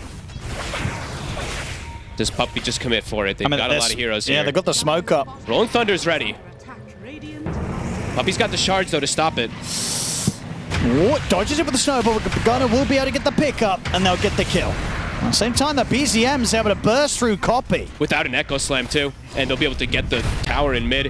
I think Puppey could have just probably thrown the shards out and maybe... Oh, whatever. Either way, they won't be able to get that Wisdom Rune onto Gunnar at the least. But cost of Rolling Thunder, and they're going to lose the puck again. Or use the puck without an Echo Slam. And that's the BKB for Boom. Top net worth on this Primal Beast. Super fast timing is going to be coming out for Na'Vi. Yeah, they're crushing this early game once again. It's in the mid. Gunner. They're going to get the catch on him. They've got the grab. There's no saving. Another totem. Smack. Bottom. He's should go Can down, he really but no walk way. this off? No way he lives here. He's gonna get out. Oh, that Yuma's gotta feels leave. rough for Nouns. Not getting these sort of kills where they're dropping ultimates. Healing Lotus. Saving Puppy. Oh, watch careful. out for Roche. Roche wants Puppy's life. But that was a great Healing Lotus, if I'm not mistaken, because that healed for like 500 or something. So Puppy, he's been gathering those Lotus pools. Ends up surviving versus it. They're going to drop the Dream Coil. See if they can burst through Yuragi. He's The pretty kisses alone. are coming in. Yeah, they'll get it. Good kill. Catching Yuragi and completely out of position there. BZM has Echo on the sidelines. They're going to roll in. Gunner wants to get more. They want to get Zayas. The Vessel, they'll get Zayas. BZM's not going to want to jump in on this one, so... Good kills. Nouns finding the chance to pick up a couple of kills. Maybe get some pressure onto the towers. Lelis took the kill on Yuragi. I see it's hard to control that with the kisses, but definitely when you're at this deficit, you want to be giving it to these cores. Still quite a bit of a recovery game that Copy and Gunner are trying to play here. Copy in particular just still so poor. There's big concerns for this Puck's game. BZM's just he's gonna go the safe route too. I see him queuing up. He did the same thing last game. He's just got a BKB queued. So rather than going down the Aghanims route that we see most of the Earthshakers go, he wants to be able to get out of the fights. And when you look at Nouns' draft again, it is very ulti reliant, just like last time. Yeah, you can just BKB and walk away. BKB TP, BKB at this walk point out. of the game. Yeah, probably triple BKB timing for the side of Na'Vi, and then they can just completely take over the map again when you're playing versus a similar, completely ulti-reliant draft of Nouns. So I feel like for Nouns, when they've got the ults again, at least the Pango roll, it's go time again. Just be able to make that space for Yuma to get that farm. Because he is keeping ahead of the Razor, but not by a huge margin. You want to be more ahead on his Sven. Yuragi? They might try and turn towards him. Over in the mid, Lelis has been dealt with. Yuragi's got BKB. He's going to pop it now, try to stay on top of Copy. Copy's able to jump out. Gunner, he's going to have to look to try and roll away with the Rolling Thunder. Actually, maybe not. So Yuragi's running back safely with the BKB. He doesn't push into the fight, so Gunner can hold back on the ultimate for now. I like that he held it. Now they have the combo to be able to look for the fight upcoming. We do see the grab, though. Lelis was brought down quickly. BZM level 2 Echo's online, and he's got BKB, so that is the triple BKB now for Na'Vi, even though Yuragi did have to use it. He's got salves to push himself back up to full. They want to fight. It's pretty much identical approach as that last game. They cannot let themselves group up and get caught by Big Echo. No. BZM primed to doing crazy damage in these fights. Now it's prepared behind Copy. Gunner. And there's the jump. He just goes straight in. Too fast. Copy. Copy's gone. No chance to react and save him there. And Gunner came in with the Rolling Thunder, but can't do anything aggressive with it, and indeed just could not close the gap in time to keep Copy safe. They read the play, but it just happened too fast. The damage from this Echo. Explosive, and Fly also to drop. Na'Vi just one step ahead. Well, they really, quite a few steps ahead now, yeah. Sure. But now they're prepared for the play, but the fact that they're this far behind, it's a level 2 Echo, they just can't save the puck in this tower. They've got 18 minutes in. They will be able to stop the push for now. A 7k lead, though. Na'Vi making all the plays. Yuma's got BKB. Do they try and burst Yuragi? Yuragi's BKB's up in 3 seconds. He's going to get tracked down to the side. Doesn't even need to worry about pressing it. Puppy with the save. Yuma trying to chase on with the God Strength, but cannot close in on Yuragi. That's Yuragi. He's teasing around with the idea to turn around. BZM tries to get him with the Fisher. Will get put to the top of the waiting rift to Copy. They've got the Dream Coil. It's going to get dragged to the side into the Snowball. Puppy providing some safety for BZM. Can he escape? BZM, he turns, gets the Fisher off. Still alive, finally falls, but boom, goes crashing into the backlines as they've killed off Lelis, they've killed off Fly. Yuma trying to pick up more with the rest of his God Strength, trying to chase down Zayats. Yuragi dragged to the side, hides in the trees, but Copy catches him. Nouns getting a good bit of a cleanup. The chase on towards Puppy with the Rolling Thunder. Copy is set up for the triple. Beautifully done. BZM jumped in and gave them the opportunity to just coil and throw everything onto him when his BKB was still on cooldown. Nouns finally striking back. Yeah, this is a big fight for Nouns. They could not afford to lose another team fight, but getting the setup, getting Copy that well-needed goal, but the triple kill pickup. Zayt's continues to play around with Yuma. Should be fine. And Puppy probably telling his teammates a little bit, guys, I can't save everybody. You know, Yuragi was completely out of position. He was trying to bail everyone out I tried to get him out, but BZM, you blinked in when they had their ults up and you didn't have BKB, so he did get caught there. Nouns finally get a little something going their way, and they do get a separation now between that Sven and the Razor, which is needed as top gunner. He's a gunner. Still very difficult to show on the lanes when BZM's up and off the map for Every time Nouns. Echo Slam is up, it feels like it's a guaranteed kill almost. And they're looking to go again here, Boom and Puppy. Blink and BKB on Boom. As we said, he can pick and choose his targets. Anyone he finds is in a lot of trouble here. See how prepared Nouns are for this. They were able to react last time. This time, it's all 3 BKBs up, so it's a lot harder for you to get the connection onto the 3 cores. They're going to get in on top of Lelis. See if this gives them the information to get everybody else out of there. Copy, he had the blink dagger coming out, but the courier gets sniped. Finds, and that means that he knows where they are too. Can they get out of here? Fly. He's going to get caught by BZM. See if Copy can continue to escape. Zayt's found Copy. He's going to miss the fear. He's got TP. Should be far enough away from anyone else to get out. Indeed he will. Copy survives, gets out of there. And as we saw, his courier got sniped, so Blink Dagger on the sidelines for 2 minutes. That hurts quite a lot. Yuma got some space out of it. He is getting closer and closer to being that top net worth. He's 17, so I mean that separation between him and the Razor is pretty big, Owen. Let's see if he can carry this. He's carried some heavy games before, Yuma. He's got his work cut out for him, but he is starting to be set up a little bit better for success, all things considered.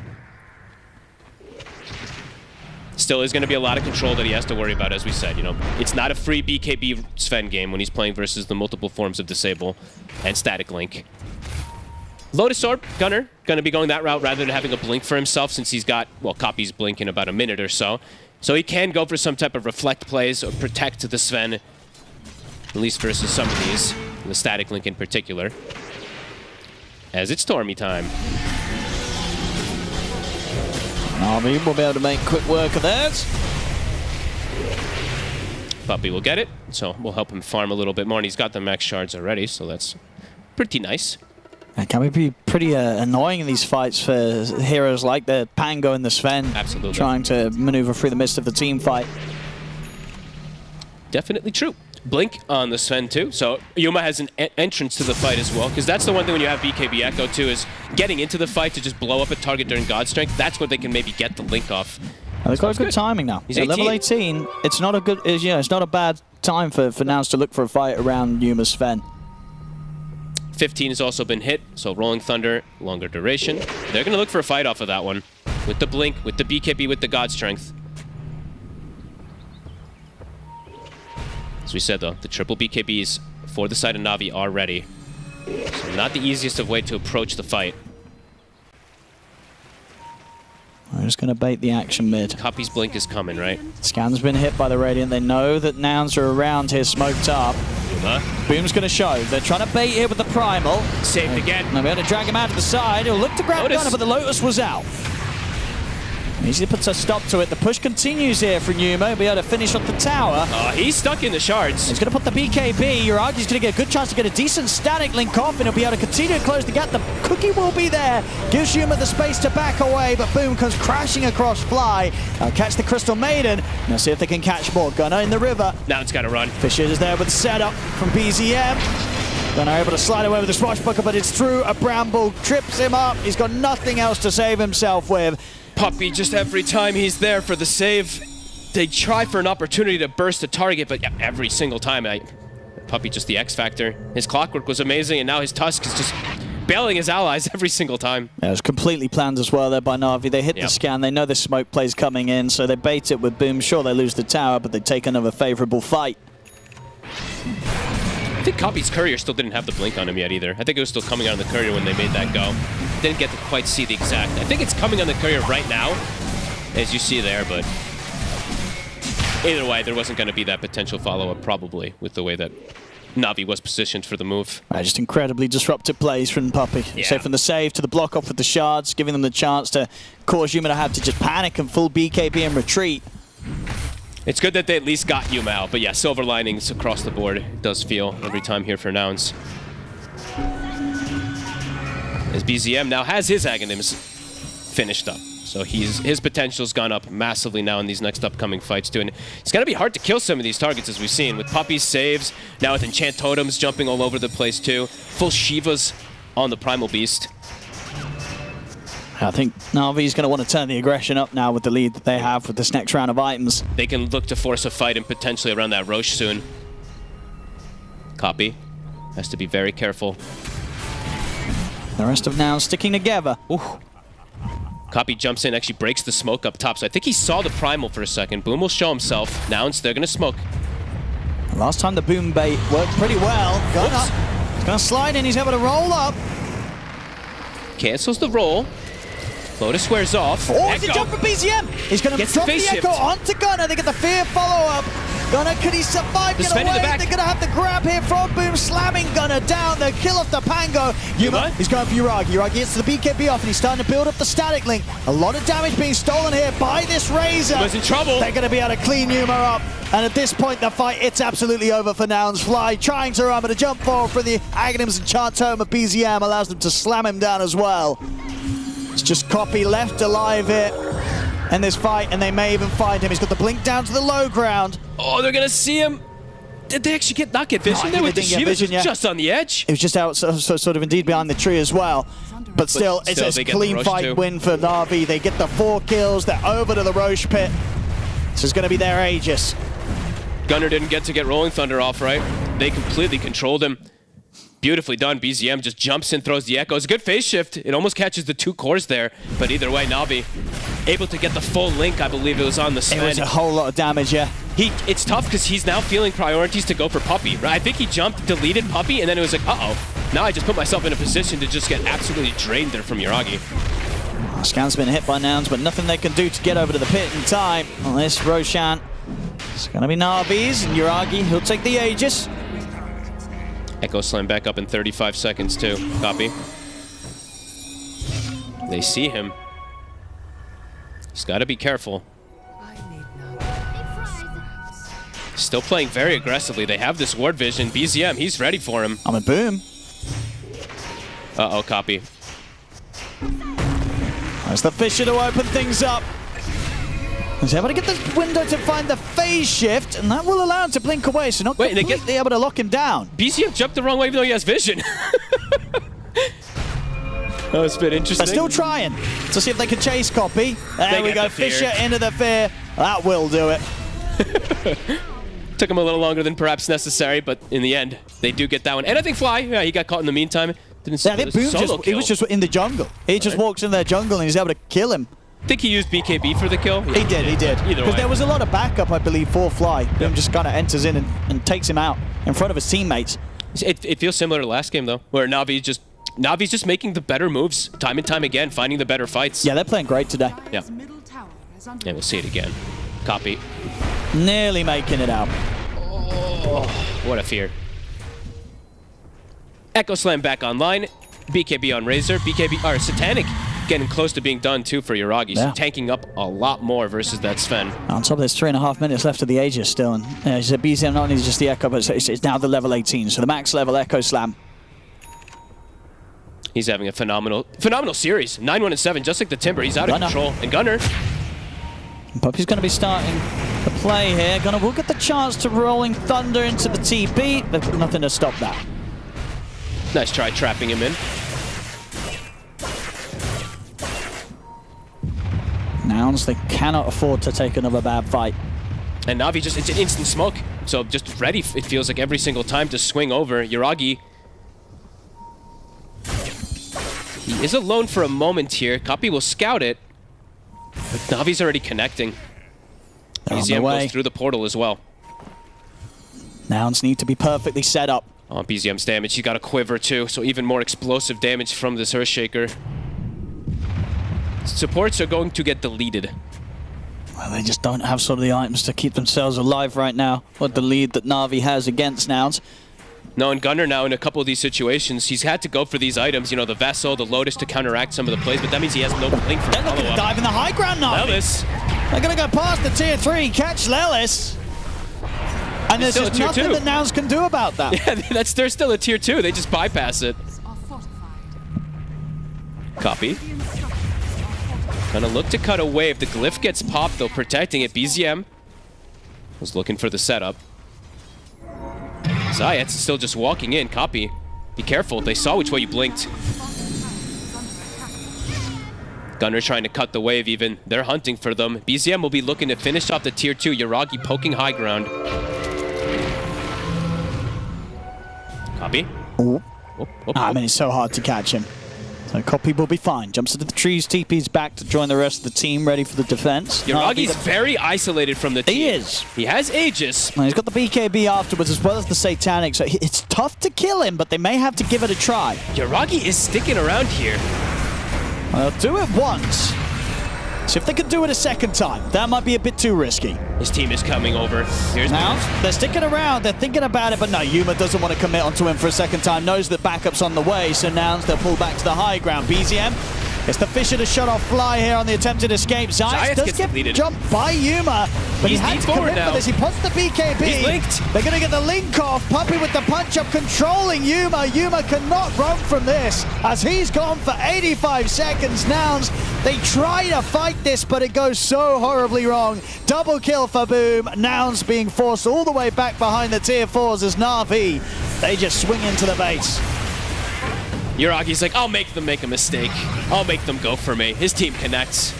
Yuma jumps in to go for the kill on Willow, but he hand delivers himself versus all those BKB disables that we see. They do have a wave as Boom just jumps in again. I won't be able to go for the grab, but the Lotus is up on Gunnar. Still giving them a scare. The pressure, the creeps building up on the top lane. Should be able to finish off this tier 2 tower. It's refreshing to see Boom have these two type of games as well, too. I know we've critiqued some of his offlane games, but this one and the last game, he's played pretty phenomenally. And last game, he got hunted a lot on the Underlord, but this one, he's 11-0-10. And he sort of kind of kicked things up to the next level ever since kind of Panda called him out in that game 1. You know, Panda did this, you know what I mean? He gave him a bit of all chat, laughing at his level deficiency that he was in that game. And then game 2, game 3, he pops off. And now into today, into this series, both games, Boom, his offlane performance has been pretty flawless. And he gets the kill. Look at that 12-0-10. You know, Panda fueled him up. Really did. And he's played really good. And the really big thing is, he's top net worth as a Primal. Yeah. In this type of game, when his Earthshaker's popping off, when his Razor's having a good game too. Yeah, Navi's just playing super well today. Nouns. It's difficult to see how a Sven can turn this game around by himself when his other 2 cores are completely shut down. Copy. It is a bit interesting to see that he did take the echo damage, but I prefer that talent almost every time as the Earthshaker too. 50% is not that much. 50 echo damage can just win you the game.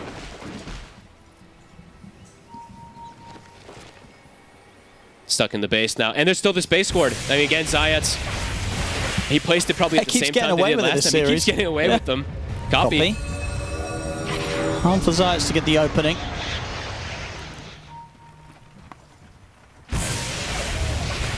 See how much they want to push now, Navi. Of course, they don't have the luxury of the Aegis, but still with this 18k gold lead. A lot of ways to bring the fight to Nouns in a fashion that they're going to suffer to deal with. It looks like Navi were maybe expecting them to be playing on the sidelines, maybe not expecting that they're all stuck in the base. I saw BZM draw lines that they're just like not playing there, but Nouns is actually they are just stuck in the base. They're going to try and take a risk here, Nouns. Go for a smoke, see if they catch Navi off guard. All right. And Navi, they're very grouped up and ready for this sort of play. Not easy ways to burst this Razor anymore. He got Vindicator's Axo. They've hit the scans, so Nouns might be tempted to try and swing into something here. It's so hard, though. They're completely ready for this move. They're going for the longest wraparound ever. But Boom is blocking that area. Yeah, they're covering all fronts here, Navi. They see the courier. It's such a hard call for Nouns to make. I mean, they're going to feel it themselves, the hesitation. It's so telegraphed by Nouns. Look at the base. There's 2 waves just pushing into your high ground. It almost feels like you kind of have to pull back and just concede this team fight attempt. Yuma. And now they're going to look for the Yuma. He jumps in for the illusion rune, tries to TP out. They see him. He's dead. I don't know if that illusion rune was worth it, Fogged. Uh... 70 seconds without their carry. That's rough.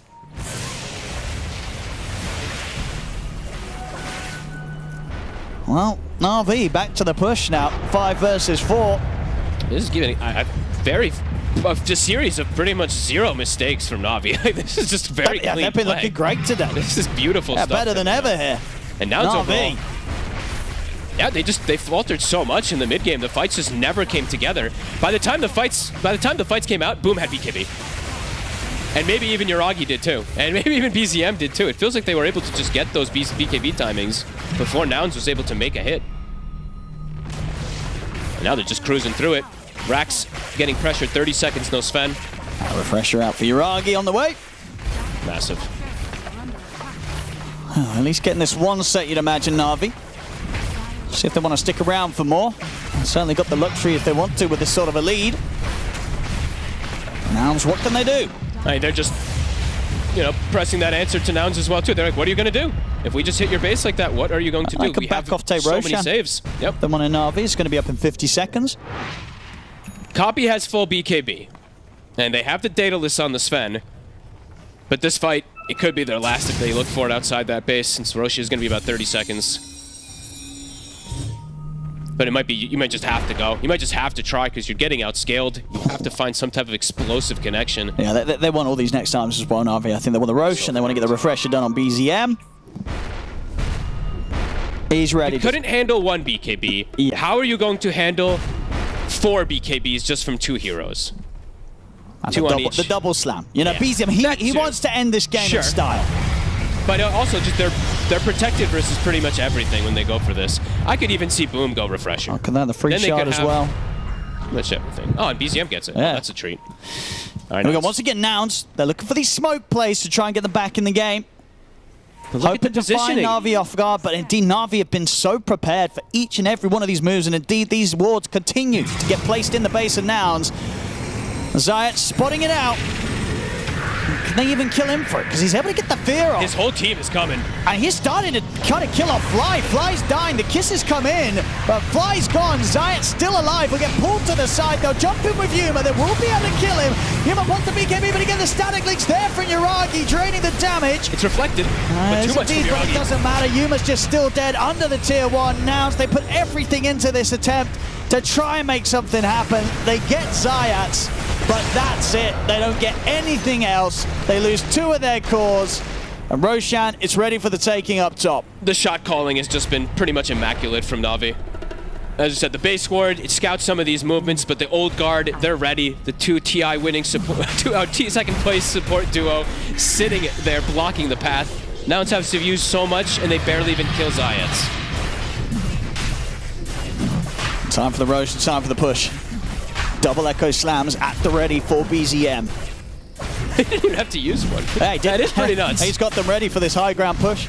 They'll look to almost certainly go around it. And that was when Link got reflected from the Sven, It did, so and it didn't matter at all. The difference in farm going to show there, because indeed, even though the Link wasn't really changing the damage differential, it was still this Sven just getting destroyed. Yeah, Yuragi by Yuragi.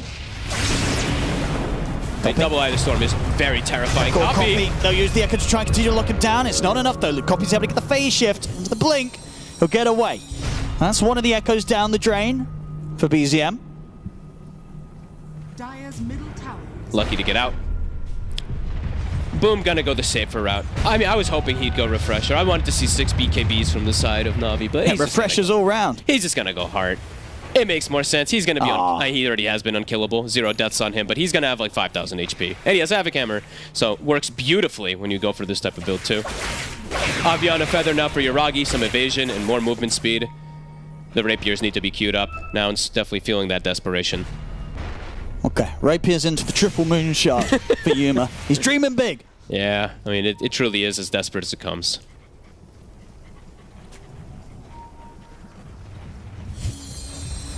I tried to get out the base a couple of times now. At this point, they've probably just got to wait and hope that Na'Vi make a massive mistake on the push, but today has not been a day of mistakes for Na'Vi.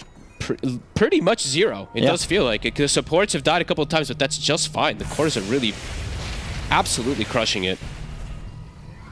Because of the supports, obviously, because of Puppey getting all those saves. And Yuragi almost has Butterfly now, too, after picking up on Avianas. That's even more evasion.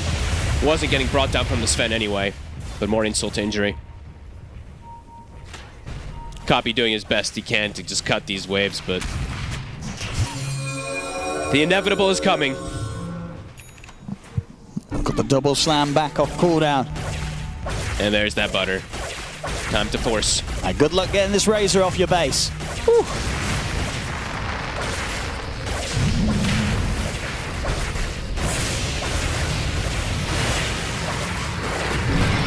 Copy's going to try. He's come out from Yuragi. Quick Satanic back up to full. And there's the jump to the side from Boom, just making sure that none of the waves get pushed out of the base. And they're just watching. What do they do? 28k down. Nouns, are they going to get the chance to try one final play? They got to try at some point. Boom's in. He's in. Straight away, looking to make the jump over with Crystal Maiden. Gunner comes in with a Rolling Thunder. Boom, pops the BKB. He grabs Fly, smashes him out of the game. PZM looking to go underneath the tier 4 towers. With a play here from Yuma, but the Echo sound, the second one comes out as he takes out Lelis, locks down Yuma. Yuma to fall, no buyback available on him. He can't even BKB. And Copy's trying to fight back, but the teammates have gone. Copy having a BKB and jump away. The bottom racks gets cleaned up by Na'Vi. They're over towards the mid. They can ignore Copy and continue to push on, and Nouns, they'll tap out. GG is called. A dominant Na'Vi today. Clean up the series 2-0, and we'll be moving on.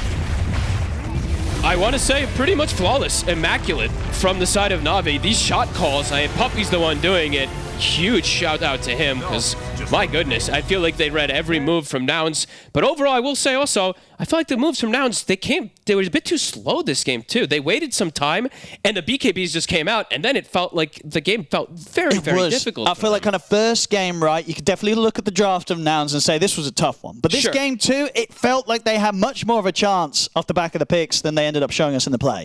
Agreed. It was a tough one. A rough day for Nouns. They're going out here 0-2 as Na'Vi will be moving on with these 2 wins. A success for them. Na'Vi take the series 2-0 against Nouns. Yeah, thanks, Owen. It feels like it's always been a rough day for Nouns at this event. They're going to feel very disappointed with how they performed.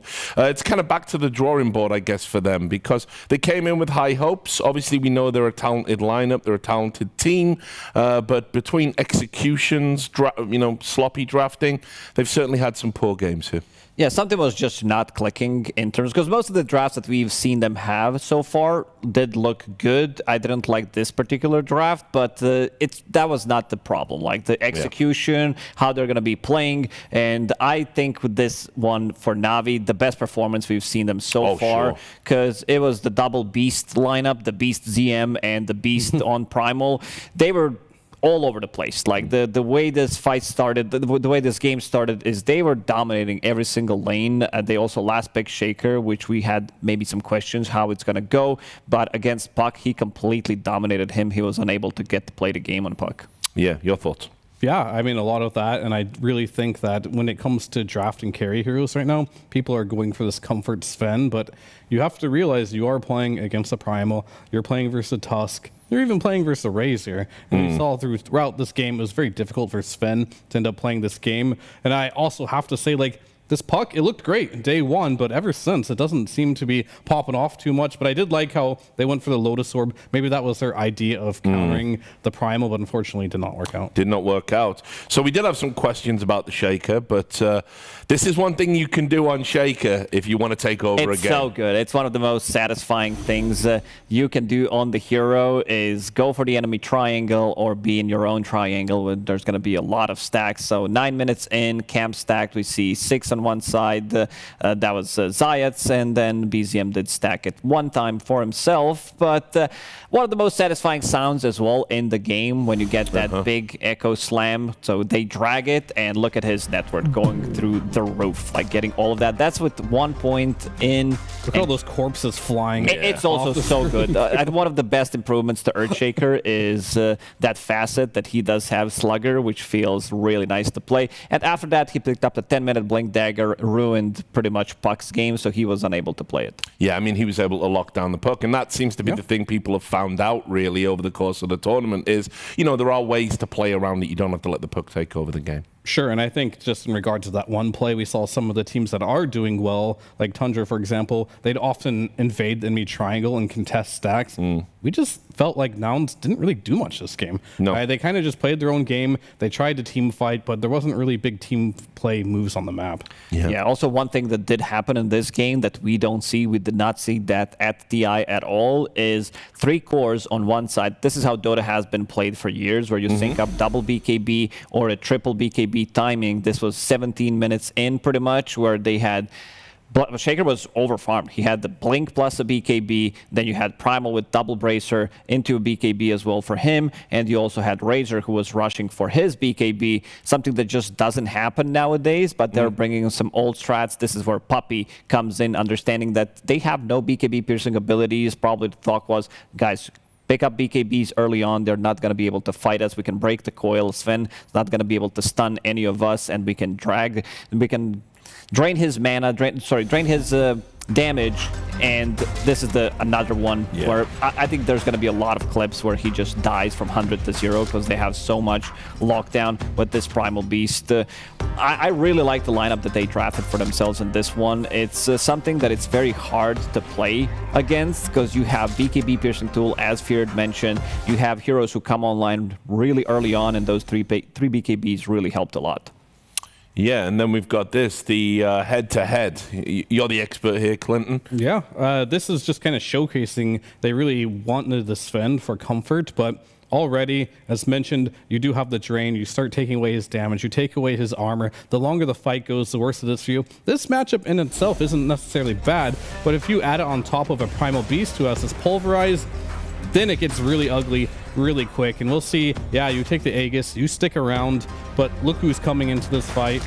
It's Big Daddy Primal Beast here, and this is something you just have to run away from. And if you are in a situation where you just have to run as a Sven in the team fights, that is definitely not where you want to be, and this is when disaster strikes. You pop your BKB, you want to do something, but you get punched for good measure too. So you've got Punch, Pulverize, Static Link. What's your BKB doing in this fight? Absolutely nothing. And to speak on what you were talking about, the BKBs on Na'Vi, you have triple BKB against heroes like Puck, completely countered by BKB. Pango, completely countered by BKB. Snapfire, she wants to use Burst in her ultimate, completely countered by BKB. Same with Crystal Maiden. So your only physical damage dealing hero is Sven, and he can't enter the fights. So it's an impossible game. Yeah. Sven has been shut down as well. I feel like these Sven picks that are kind of feeling forced. When we first entered the tournament, we saw a couple of good Sven picks when they were playing into CK, when they needed something against Huskar, some explosive damage, but these comfort picks, they're not working out. Earlier in the series, where we had Tundra against beastcoast, it also looked like if you shut him down and you're playing this 4 protect 1, because Puck didn't have the game, and also Sven, you're playing into Razor, all these BKB piercing tools, who's going to be able to deal damage? The answer is none of them, and it really showed in this game. All right, well, we're going over to Nomad now. I believe he's got Zayak for a winner's interview.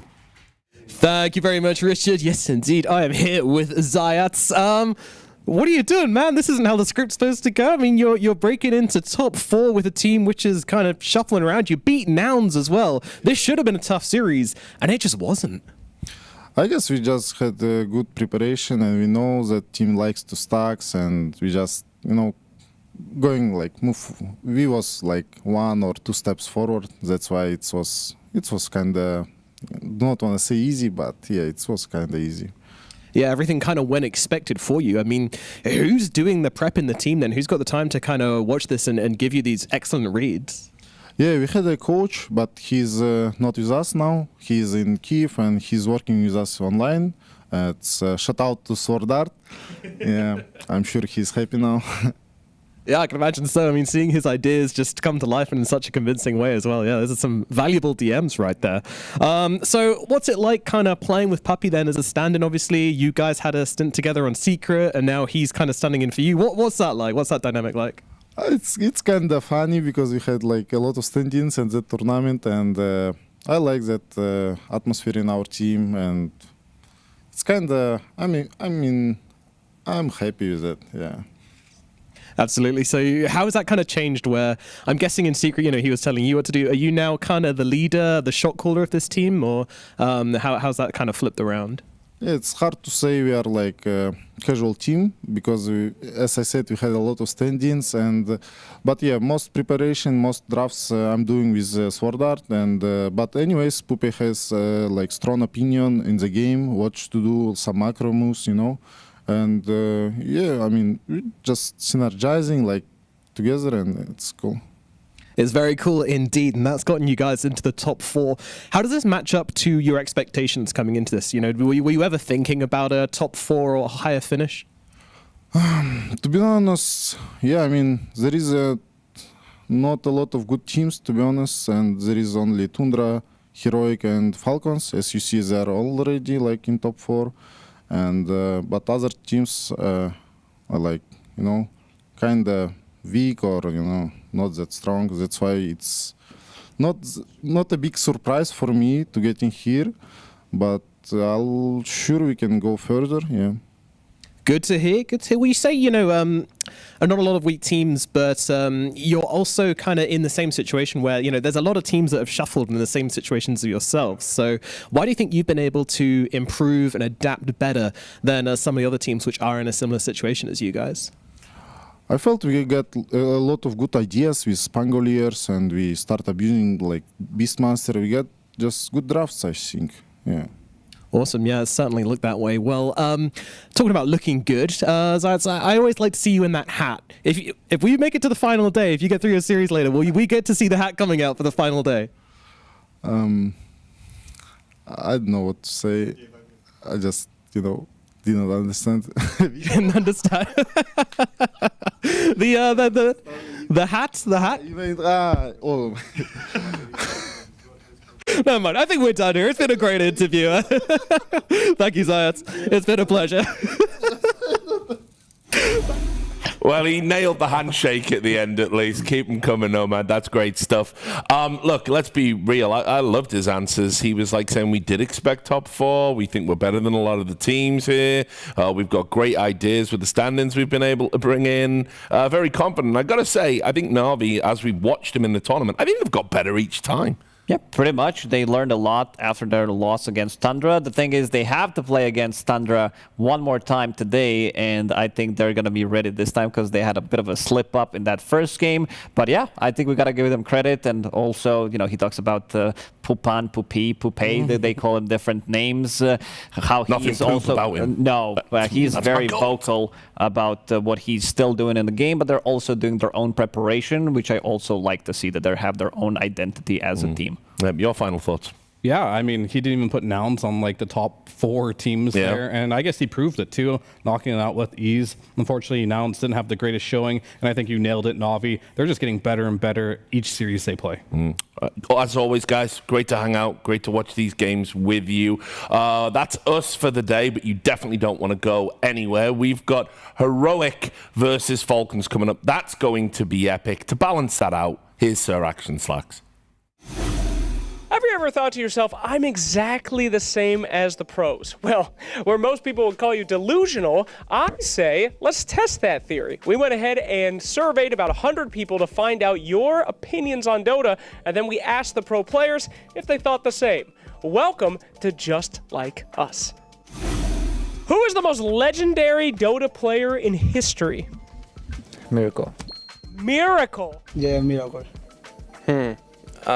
Miracle? Dandy?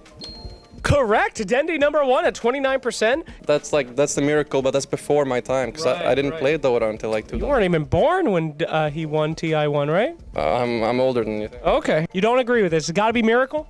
For me, it's Miracle. Okay. What is the most exciting ultimate in the game? When you see this ultimate, you go, oh! I mean, it's gotta be time zone. That shit's cool as fuck. This guy said time zone is the most exciting. What the hell are you talking about? You see the time zone on your screen, and like you just start moving fast, and everything just, it's like, you know, time accelerates. Like, isn't that cool? Well, I really like the Shadow Fiend ultimate. When it's like someone going a high ground or Invis rune or some play like that, you know? It is hype. I do like that one too. Shadow Fiend as well? Por dos, sí, está bien. El Shadow Fiend is good for everybody. Yeah, it looks good. All right. They said... Tengo un tatuaje de Shadow Fiend. I have a tattoo of Shadow Fiend. You do? Oh my god, that's crazy. I actually have a No, I'm just kidding. I'm not doing that one again. Shadow Fiend Medusa. That is sick. And Goku! Yeah. Gohan. Oh, that's Gohan! It's Gohan. Oh, my apologies. Who's up there? What's that?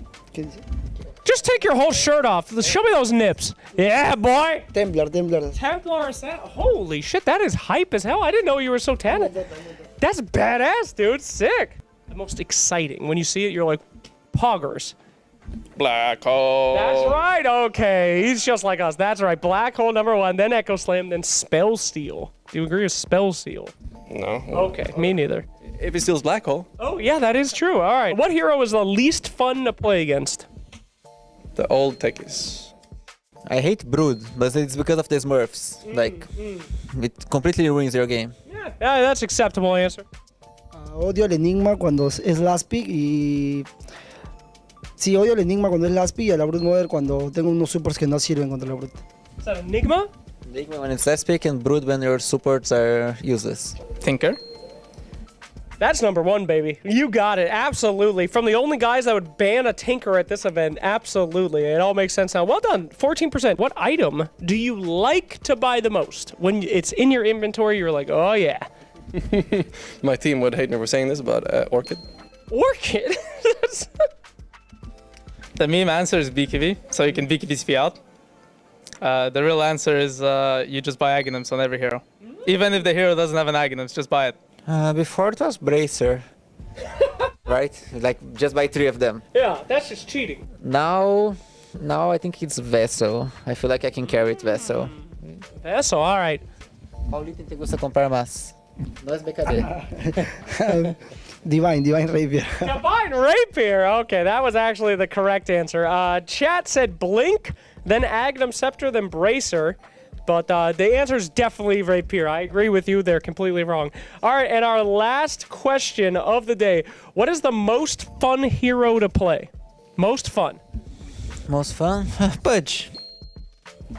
Templar. I mean, like, either it's Pango or it's the Zoo heroes. Oh. Like Lycan or Beast or Enigma. Okay, yeah, those are pretty beautiful. In pubs.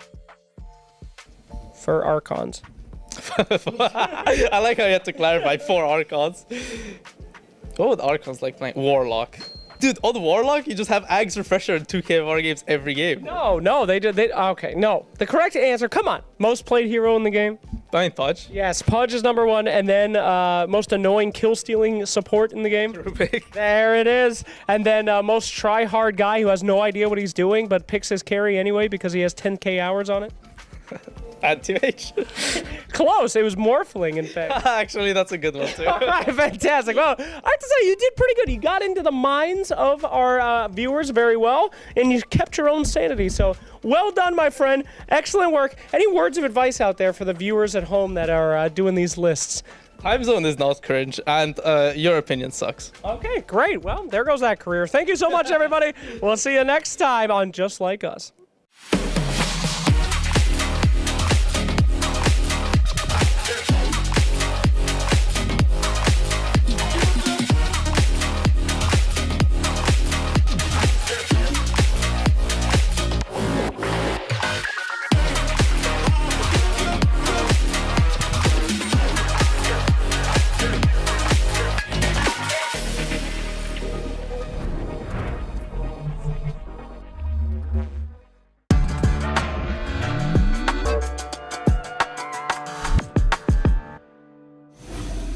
very good afternoon to everyone watching. We have 4 teams remaining here for PGL Wallachia, and in the upcoming series, we are going to secure one of those 4 into the grand finals for tomorrow. That means it is time for the upper bracket finals. It is time for Falcons to go up against Heroic, and that's a matchup that we were waiting for. Basically, since the event was announced, we knew that potentially that could happen. These 2 teams look very strong. I think after day 1, we were hoping that they would meet maybe a little bit sooner just for our entertainment, but here they finally are. And here are also finally my panelists. I'm joined by Lizard and Tigov. Tigov, how are you doing? Doing great, you know, like you said, you kind of took all my talking points, you know, excited for the expected top 2. They're here, upper bracket. KJ wants to play Falcons. He wants to have a little scuffle before potentially they repeat in the grand finals. Yep. Good stuff. Good stuff, Lizard. I'm soaking in the energy that Tigov is bringing here. Like, I'm feeling great as well.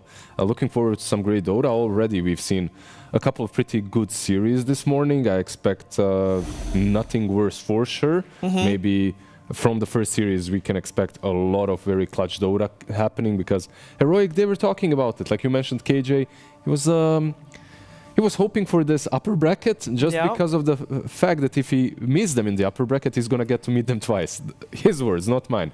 So he's not expecting to win here. At the same time, I'm not... No, or he's expecting to win and for Falcons to make their lower bracket run. Okay, I see.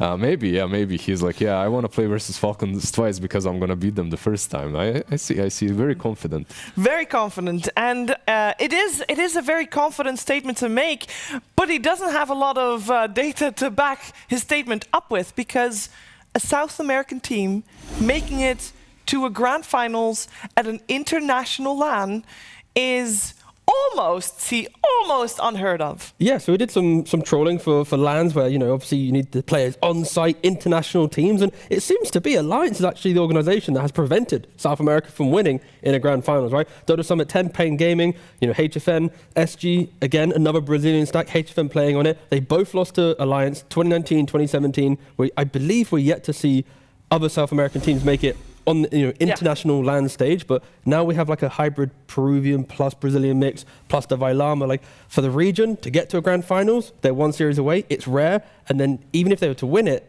it would be like the first team to do it. So again, a lot riding on heroic success for the region. Yeah, it would be amazing. So basically, I was expecting a couple of years ago that SCA would be the region that kind of slowly but surely takes over the top because they had so many upcoming stars. If you guys remember in the Singapore major, Yopaj, Mikoro, they were looking unstoppable.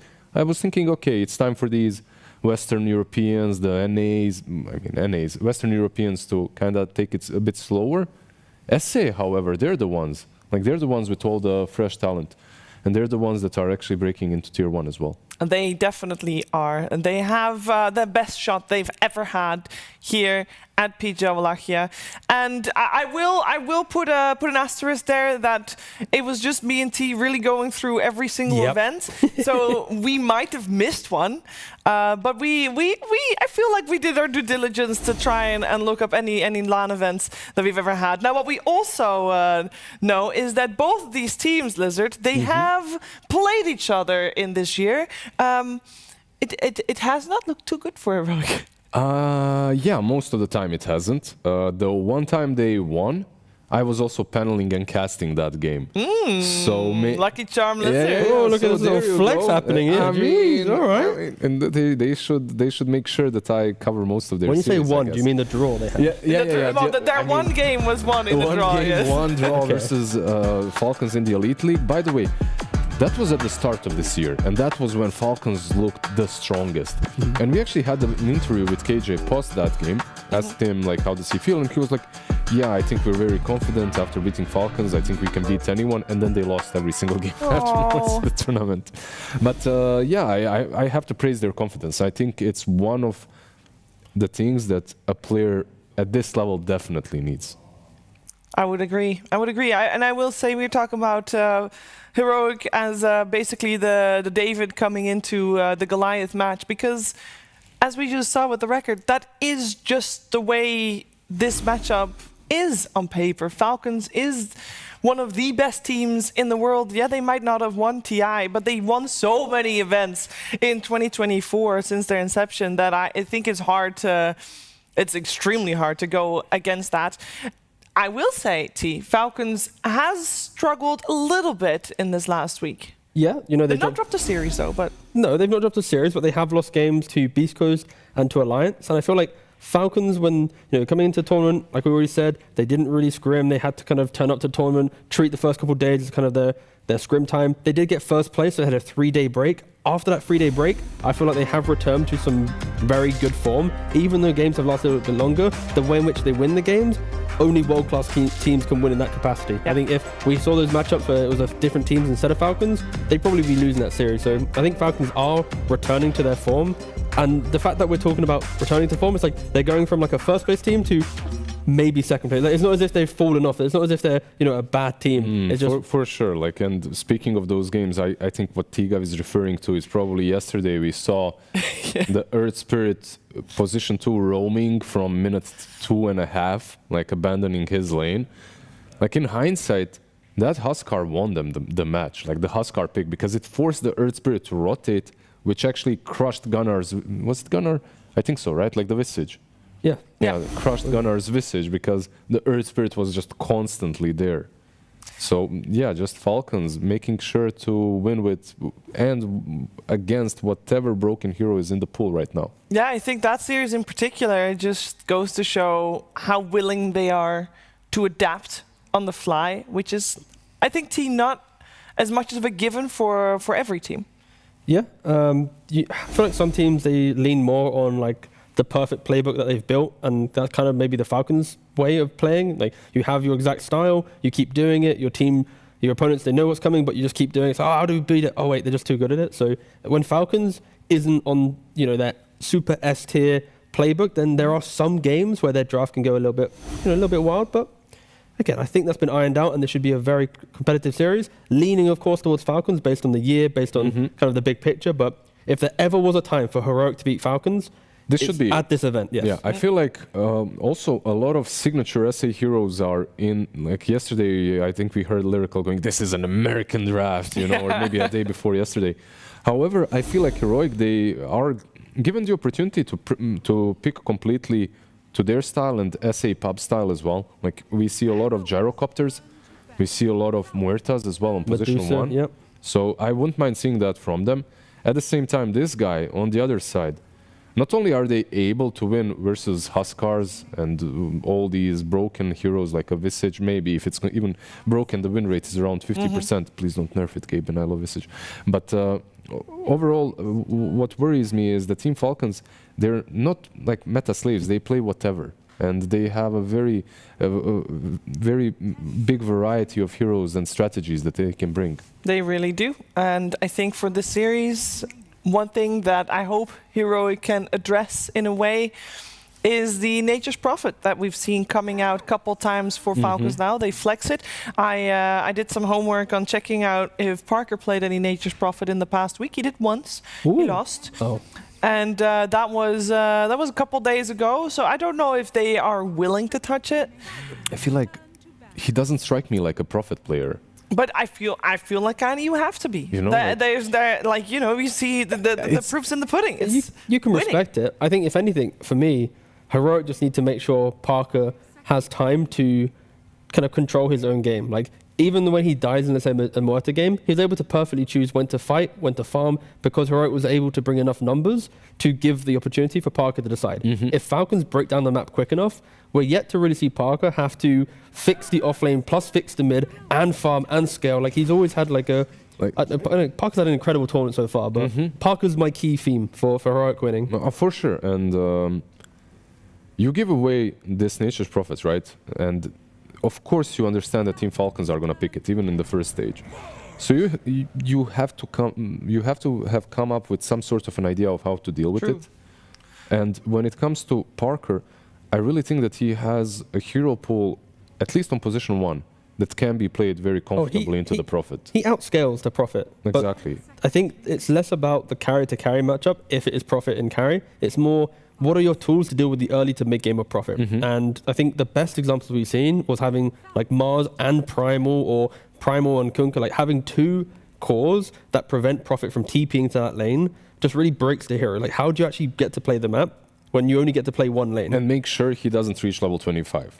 Because if Falcons reach level 25 on this Prophet, you're in for a really bad time afterwards. Yesterday, that Treant, the Greater Treant or whatever it's called, it was literally the strongest unit and the hero in the game. The Ironwood Treant is a very strong one for sure. I think that for Heroic, if you treat this like a potential best of 8, you know, you got 3 games today, 5 games tomorrow. No, I'm not. This is not reaching. Okay, all right, I'm listening. I think if you're Heroic and you have the mindset, you know what, we're fine to lose against Falcons in this one if we see them again in the finals. That's literally what KJ has told us. Then you'll let the Nature's Prophet through, and you see if you can deal with it before even thinking about quote unquote wasting a ban on that. I don't think it's ever wasted, but you try to beat it. And I think that's very good. It's the upper bracket finals, right? Like they tend to have be a lifeline, little bit of a testing, right, grounds for teams. Like you get to train and figure out the drafts and what works, what doesn't. But the upper bracket in general is like that. Maybe not the finals alone. Heroic already kind of answering the Nature Prophet, like we mentioned, with a couple heroes already.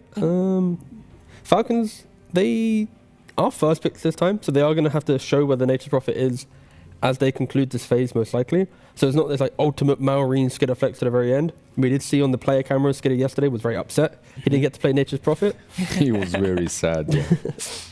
But he had to play Razor. I mean, I don't blame him. Was it Razor? I think it was. It was. I'm sad that's not becoming like a meme format. I feel like it's such a iconic look, but alas, Reddit wasn't quick enough. Maybe it will happen again. One thing that I did see from Falcons yesterday, though, is they don't shy away from playing this tri-semi-core kind of a lineup. It was Razor and Bristleback, if I remember properly. So it's because teams weren't just pressuring early on. Like I think Nouns created this mini meta. Again, they are now eliminated of just stalling out the game, waiting for bigger timing, which allows like 2-3 heroes all to greed up to getting 2-3 cheap items to then break the game. And Falcons, they identified some of their opponents were just very slow in wanting to make moves. But Heroic, they're the opposite. They want to make moves. They're bringing Parker through the twin gate. They have, in some games, at 8 minutes, they have 5 players already. Like in their last game, they had Parker on Morphling. And when they were playing Tundra, he was level 5 and he's rotating through the twin gate with Morphling. So they want to be very active. Meanwhile, on the other side, Team Falcons, they want to maybe even break that activity with something a little bit more defensive, such as Omni Knight. It's a nice pick. It really hurts the fact that Heroic don't really have damage with their opening. You know, if you get one repel on a core, they're going to be able to walk away from the MOUZ. Sure, the Tusk can punch you still, but it just forces Heroic to have to think, okay, now how do we find the backline? How do we actually pressure the Omni Knight from always keeping that hero alive inside our one hero that really does not care too much about the Omni Knight is the Monkey King. And now you have layers of heroes that team fight very nicely together. You have the Arena to work with. You also have the Wukong's Command. The problem for Omni in versus these heroes is like he needs to reach the target, and if he is getting too close, he's probably getting out of the zone. Like he's getting somewhere too deep. Yeah, I think we need to entertain Blink Dagger a little bit more on Midnight. Yesterday, by the way, sorry, they were talking about Witch Doctor, and they're like, this is our stuff, and I'm like, wait, this isn't your stuff, Bengen's stuff, right? Yeah. Like, if we're gonna attribute this Witch Doctor to one team, it would be to MOUZ, like it's their complete signature, but you were speaking of damage, and there you go. That's the ultimate hero with the Maledict, with the ward. If you are now locked in an arena that has also got a Wukong's in it and a Death Ward coming out from Witch Doctor, you're dead. Yeah, and then some. It's really, really annoying to deal with the damage for sure. It's going to be, high pace, a lot of skirmish. Witch Doctor wants to get the early levels, early Wisdom Rune. Like it's a lot of tempo for Heroic, but again, you are going to be running into the Omni Knight that will protect whoever they jump. So I think the positioning of Snake King will be pivotal on if Falcons are able to play out this early to mid game. And also with this pick here, what is the Amar hero to? Because often Amar relishes these games because he loves being the offlaner that can just soak this aggression. It's like, oh please, just bully, and you cannot do that into the Witch Doctor. That's the problem. Like the Monkey King as well. You don't know if it's safe lane, if it's mid. So getting something like that they were picking yesterday, like a bristleback, probably isn't the best idea. Maybe something a little bit more skirmishy and playmakery from that offlane. Doom is still left in the pool, which is perhaps an option, but then again, Monkey King will crush you in the laning stage. Is Monkey King a good counter to Nature's Prophet, lane on lane? Is that something that Heroic might want? Like a Prophet offlane? No, in the mid, if they were mid lane. This is basically what I expected from them. Something a little bit more skirmishy, and also it opens up the flex, right? Like you have two heroes now that are very flexible. I wasn't impressed with their offlane Sand King when they played it. The game looked very lackluster. Like the mid lane is much better, but yeah, we'll see where they decide to put it. I think draft-wise, Falcons probably want to put the Prophet and carry here and Sand King mid. As much as you can say, oh, Sand King go offlane, but imagine like a Sand King offlane into Witch Doctor plus Monkey King. That's the type of lane where either Sand King gets a random kill when he's fine, or he dies 3 times and is absolute despair, right? So I think that volatility will force Sand King to mid lane. But I think they... I mean, knowing Falcons, they'll still happily play it offlane. They talked about Falcons for so many games now in a row in their post-game interviews on the side of Heroic. I feel like they came so damn prepared, because just looking at this, first you take the Mars away from Amar, right? Then you pick up this Monkey King in your second stage, because they didn't pick the offlane yet, and it's a flex monkey. It can be safe lane, which limits the hero pool really hard for Amar. You ban out the Pango as well when you got the Mars. Like this drafting from them so far is amazing. And you can see Amar is still talking, so often at that point that's him discussing if he wants to play the Sand King or not. Is there a different offlane for him to play in Heroic? You already spoke about that, you know, the Tricore, the Flex, banning out the Razor as well, which would enable Falcons to disguise where all the heroes are going, right? Like Sand King could still be anywhere, Razor could be anywhere. So yeah, Heroic themselves don't even truly know where Sand King and Prophet are going to be laning. Yeah, but I don't think they care as much. That's the point. True. Like I feel that their heroes are kind of ready. If the Sand King is mid, like Monkey King can play that lane. Like he can be mid, and then Analog will be absolutely fine to rotate and make moves.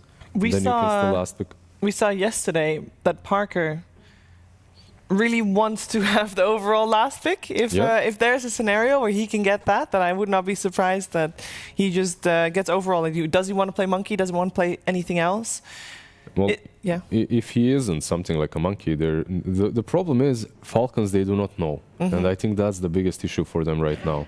Which is crazy considering that the ultimate last pick of this series, or of this game at least, is for Heroic as well. I mean, the two bans from Heroic lean towards Monkey King being the carry. Of course, again, we've entertained, you know, Flex exists. It can go anywhere, yeah. It does. The Heroic at least does protecting that if they do have to put Monkey safe lane, they're not going to have a Falcons pick which hurts them. I mean, they don't want to be Analog forced into talking a lot now, so that is indeed potentially indication that he's talking about his role. Playstyle wise, it's really on Heroic that they need to open up the early lanes to keep finding that fight. Like Monkey King, Witch Doctor, they always want to be seeking kills on the map, and that's where the pick for Analog from the mid lane, you can just really amplify how quickly you can break Falcons here. Like, if of course you get that snowball going. Falcon scaling though, happily can go toe for toe Heroic once you enter the mid game. Yeah, well, let's just see what they go for. They go for the Doom. I feel like if you're Heroic right now, you just put this Monkey King on the safe lane, and you get a different mid laner that can backline catch.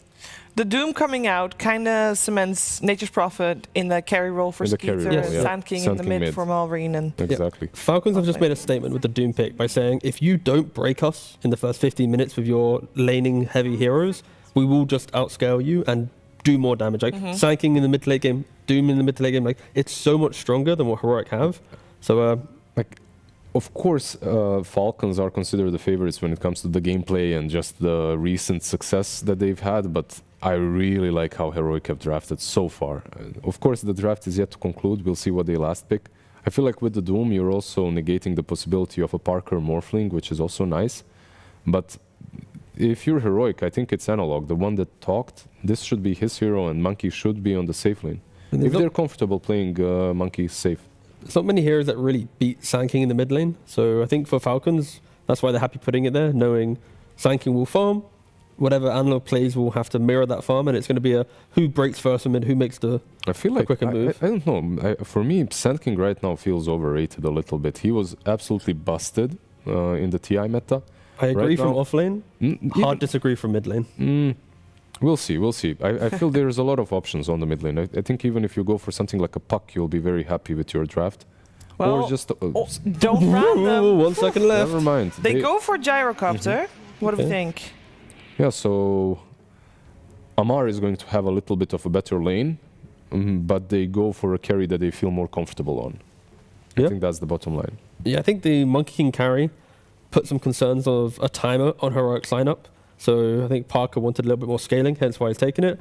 Monkey King, Sand King, haven't really seen the mid matchup too much, but I kind of feel like Sand King should still be able to farm there. If it is a weird lane, he'll be able to pull waves, worst case. Monkey King will play into the map, Sand King will farm a Blink Dagger. It's a melee on a melee with the Monkey King, right? Like you can never really go for the opposing hero. Monkey King should have a good time. And the same way you feel about Sand King mid and Sand King offlane, that's how I feel more or less about Monkey safe lane and Monkey mid. I feel like right now the hero is much better played from that position 2 role. Okay. I don't know, I'm still kind of worried for Heroic, where if they don't get early kills, like a Witch Doctor 5 can fall out of favor compared to like an Omni Knight 5. But Heroic have all the tools to be the aggressive team that they have been. The reason why they're here in the top 3 position is because they're breaking down the map early. They're not truly just farming on everyone. They're willing to fight, and this is the perfect lineup for them to do that on. And just if they make mistakes, Falcons, they have the draft to capitalize on it and to keep skipping waves and play the bigger map. So I think I'm really focusing on Heroic to be able to dictate the game, at least in the first portion. Do we feel like the gyrocopter pickup gives them a little bit of a safer entry towards the mid to late game, where we said Falcons will dominate otherwise? Oh, definitely.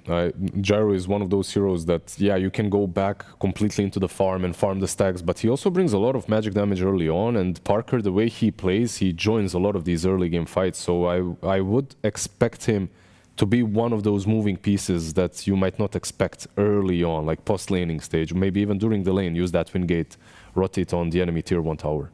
Yeah. Also, it punishes Skitter a little bit, because now he's having to play into a Gyro and then a Monkey King as a Nature's Prophet, and it's like your Doom might, I don't know, it can complicate the physical damage aspect of it, but that's maybe kind of what teams have leaned on, right? We've had Medusa TA lineups, now we're having Gyro and Monkey King lineup, but again, it's a relatively close one, I feel. A relatively close one, and we also think that Heroic did their homework for this first game of this best of 3 series.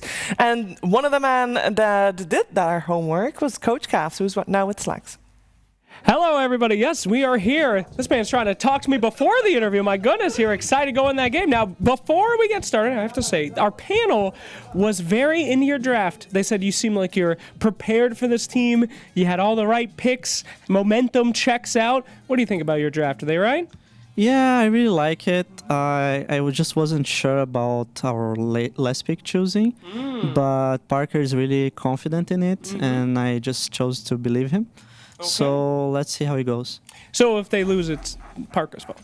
No, I never said that. Yes, that's exactly what you said, I believe, is what I got from that. Now, let's talk a little bit about this Nature's Prophet, young man. You're going to go ahead and let them get the Prophet.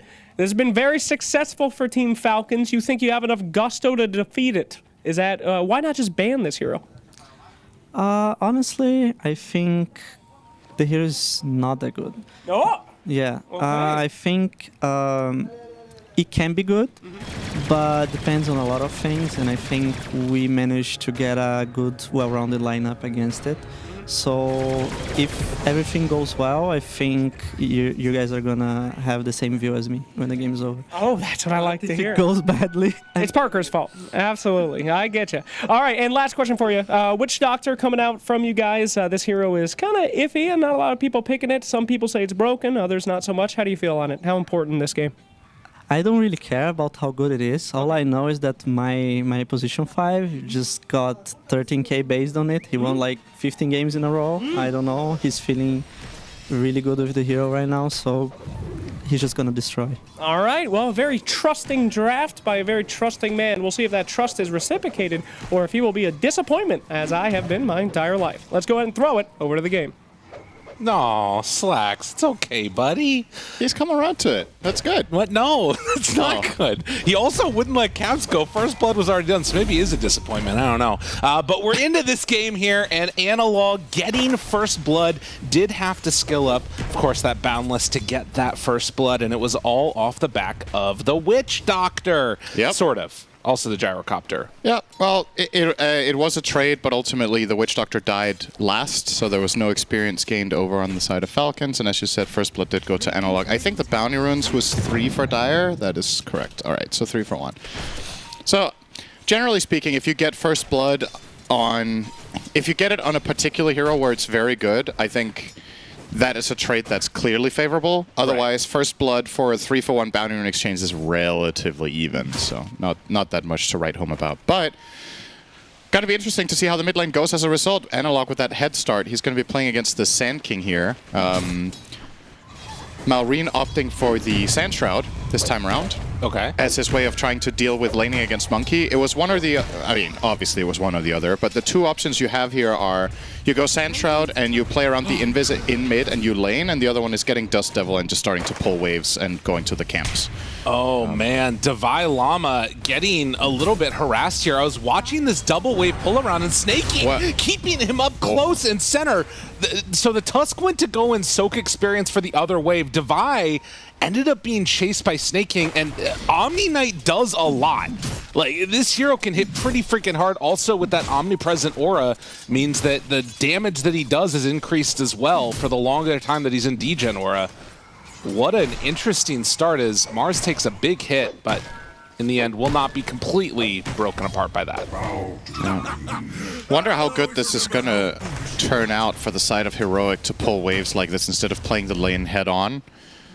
Skitter obviously will get a ton of experience because Omni Knight is not really sharing it with him. Yeah. So this will be a fast profit 6 from the safe lane. Kind of not exactly as fast as in mid. Okay, damage onto Snay. Trying to kill him and will get that one indeed. Yeah, he's only level 1, so he doesn't have Repel. And makes him an easy target. So yeah, that's the trade-off here. Prophet's going to get a fast level 6, and that could open up plays around the map for Falcons. However, it's going to cost Snaking a ton of early game presence.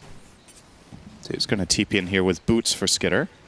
I mean, we're seeing right now part of the reason why this hero can be good in the laning stage, as Amar going to get hit by another Maledict ticked here, and of course not enough to get the kill, but showing the power of this bottom lane too. With Gyrocopter, Witch Doctor, they really have to be careful there. Yeah. King Jungle's actually opting to go 201. I thought he was going to go 2 in the Maledict with Gyro having 2 Rocket Barrage. But valuing the cask bounce, he has got the Headhunter facet, so if he does get a really good bounce, it does a ton of damage. But at this level, I feel like a lot of the time the Maledict is just more reliable when you're playing, especially when you're playing against a lane with Hoodwink in it. Hoodwink is going to be hard to get bounces off of. Snaking again. Drinking Buddies. Punches still just level they have shards. 1 on this Omni Knight, and so another kill going the way of Devi.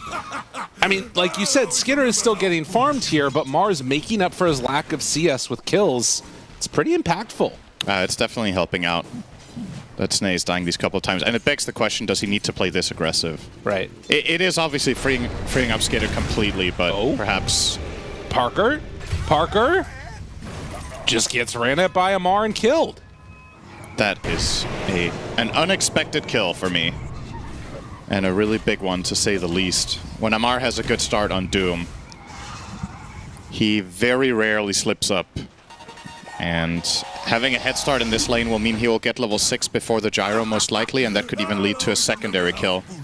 He's been fortunate enough to find the mana burn creep, and it's just being super annoying against King Jungles here, trying to get his mana pool back so he can fight back, but if Amar keeps getting opportunities to mana burn him, the Gyro will be fending for himself.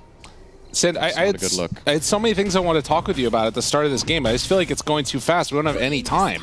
Like, I want to talk about the teams playing off against each other, how they've sort of journey's been. Do you want to talk about Snaking dying again? I mean, yeah, Analog is up here, and they set him up for another death. Snaking is level 1. This is a rough time right now. Actually, I don't think I've seen this all tournament. He's level 1, minute 6. That's crazy. Imagine they don't get a Wisdom Rune. All right, he's walking back top with his 4 branches Windlace Raindrop inventory. Oh no, poor Snake King. Yeah, that's pretty bad. They're down a hero for a while. This is a glorified Mega Creep that they have independent movement of. Well, you could argue a Mega Creep is stronger, actually. Harder to kill, that's for sure. Oh, Mana Burn and King Jungles again. The damage. Oh, tried to turn it around with the Maledict. If he got that Maledict off, it would have been a kill, but no luck. Still he may be 15-0 in his last pubs with Witch Doctor, but did he play against Amar and Crit in those? That's a good point. In his lane. It's a possibility, but not entirely likely. Oh, this is nice from Malrain. Bringing the wave over, and that is a camp that should be going all the way down here. Yep. Effectively kind of playing it Dust Devil-like there. It's a little bit awkward because you keep going invis, so you have to keep hitting the lane creeps, but he got most of it. I think one range creep escaped him there. They're pinging it. They want to come on over and contest this one. The creep is moving. KJ in the area. Skullfield, they jump in with the Monkey King. They want to steal it away. Boundless interrupted. Oh, and they get it. Oh no! Snake King, no! Oh, Crit is going to be hit. Amar does manage to bring down KJ Analog in further trouble, and as they bring all their numbers, it is going to be 3 dead on Heroic. Was it worth it to keep Snake King level 2? I don't know. I mean, this was not obviously not the result they were expecting, so heads up play by Falcons, and this is one of the Prophet specialties, right? Just being able to join in awkward positions. So call down onto Malrine. Will hit on the last missile. Big damage. Shard turnaround, and now Drinking Buddies punching Amar, trying to take him down. And in fact, Amar needs to back away. The snowball dodge! Boundless strike! And the gyrocopter will be killed. It was close there at the end, but they got the finish. A flawless snowball, but still ends up just being a trade in that instance. But yeah, it's definitely big for Falcons that they get a couple of kills at their Wisdom Rune. Imagine they don't. Because now, at the very least, oh, Snake King will have Repel. He'll TP out to his tower. Okay. Interesting attempt from Analog. You never know. Maybe the game's bugged and you kill him there. Potentially. Uh-oh. This death right here is bad. He just TP'd back down. I feel like we've been going back and forth of who's getting the better end of the spectrum, but that one feels like a pretty big shot to the ribs. Especially because of how Heroic drafted this Gyro, right? It was their overall last pick. They picked it with the Witch Doctor lane, and it's just not giving them the result that they're looking for. Also, how good of a Gyro game is it? Because this hero later in the game, in Gyro's ultimate late game build, he generally has Satanic. You're playing against Doom, and you're playing against GA. Well, eventually, when Snake King gets level 6 minute 25. Right. That's going to be something to worry about. Schofield, snowball. This is a good snowball. He's going to get all the way across. Divine Llama makes the move over. Now Drinking Buddies runs him in, and Crit going to be another kill for Devi. So back and forth they go. The 3 deaths on Parker definitely hurt. Skitter at this point untouched. And yeah, they find him now. Schofield, but the big missile's down. Malrine hit. Analog right on top of him. Does get the epi out, trying to connect in with the Boundless. A double for Analog, and can keep going for more if he wants. Devi baiting this one out. The shards won't block him off, in fact, though. And Amar is still standing tall, but the chase down Analog is there. 19 kills in 10 minutes, and, well, we're about to see another one. Crit goes in. Tries to get the sharpshooter finish, but it's not going to happen. This is the type of Dota I've been wanting. Yeah. It's, we've had a wide spectrum of strategies in this tournament. Oh, yeah. Some teams have played very, very slow, not taken very much initiative, and just looked to farm, and then we have this.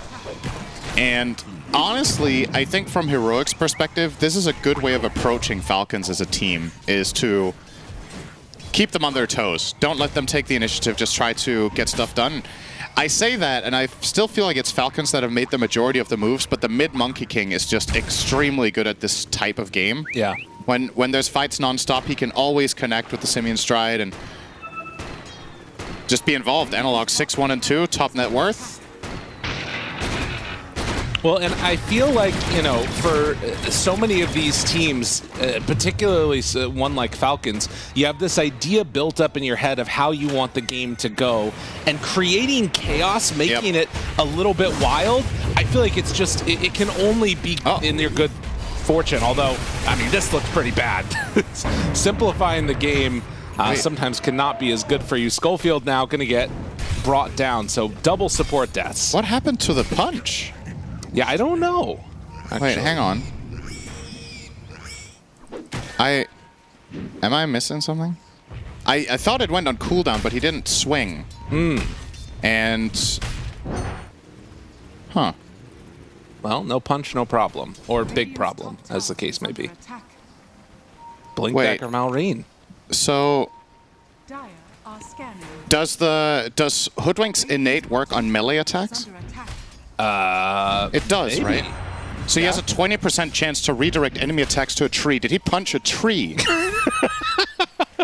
Is that a thing? I don't know. That's the only explanation I have to what happened. Maybe I just saw it wrong. I don't know. Oh, bad spear from Mars. And immediately dead. Both, yeah, KJ also hit. It all started with that damn tree. Yeah, that's no good. And this is going to be a mid tower as well. Ironwood Tree has arrived. Moves in. The modern day Ram. Analog.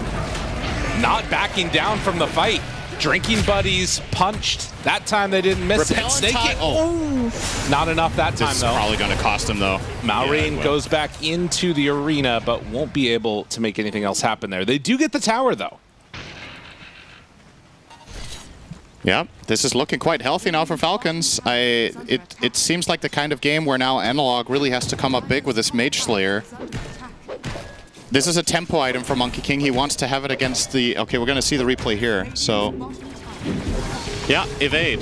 He hit the tree with the punch. I actually didn't know this is a thing, but obviously Walrus Punch is special because it's a modified regular attack. Weird. That is...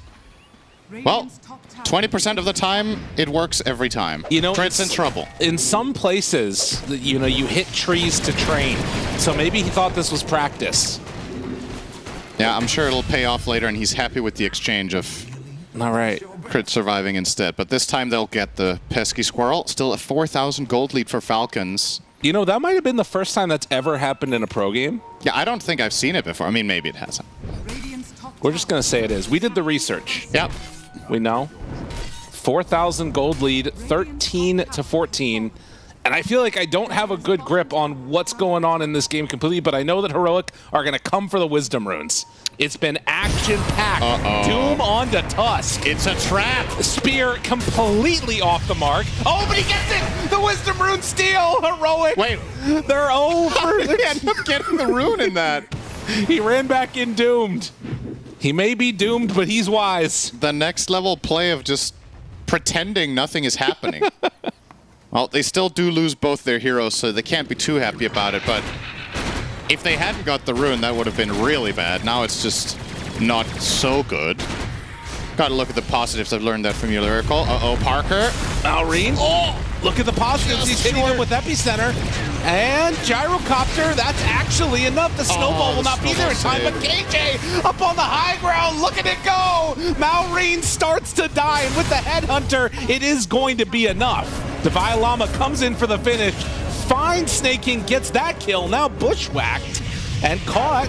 They go on in, don't quite have enough damage with the sharpshooter to kill off Schofield. Now Analog drops down the Wukong's command, hits onto Amar. Schofield gets the punch. He has a BKB already. Now Skinner shows up to the fight. Gotta run the hell out of here. They go back into the Wukong. Now he's stuck in the trees. Now he's caught, but he can't get the Boundless off.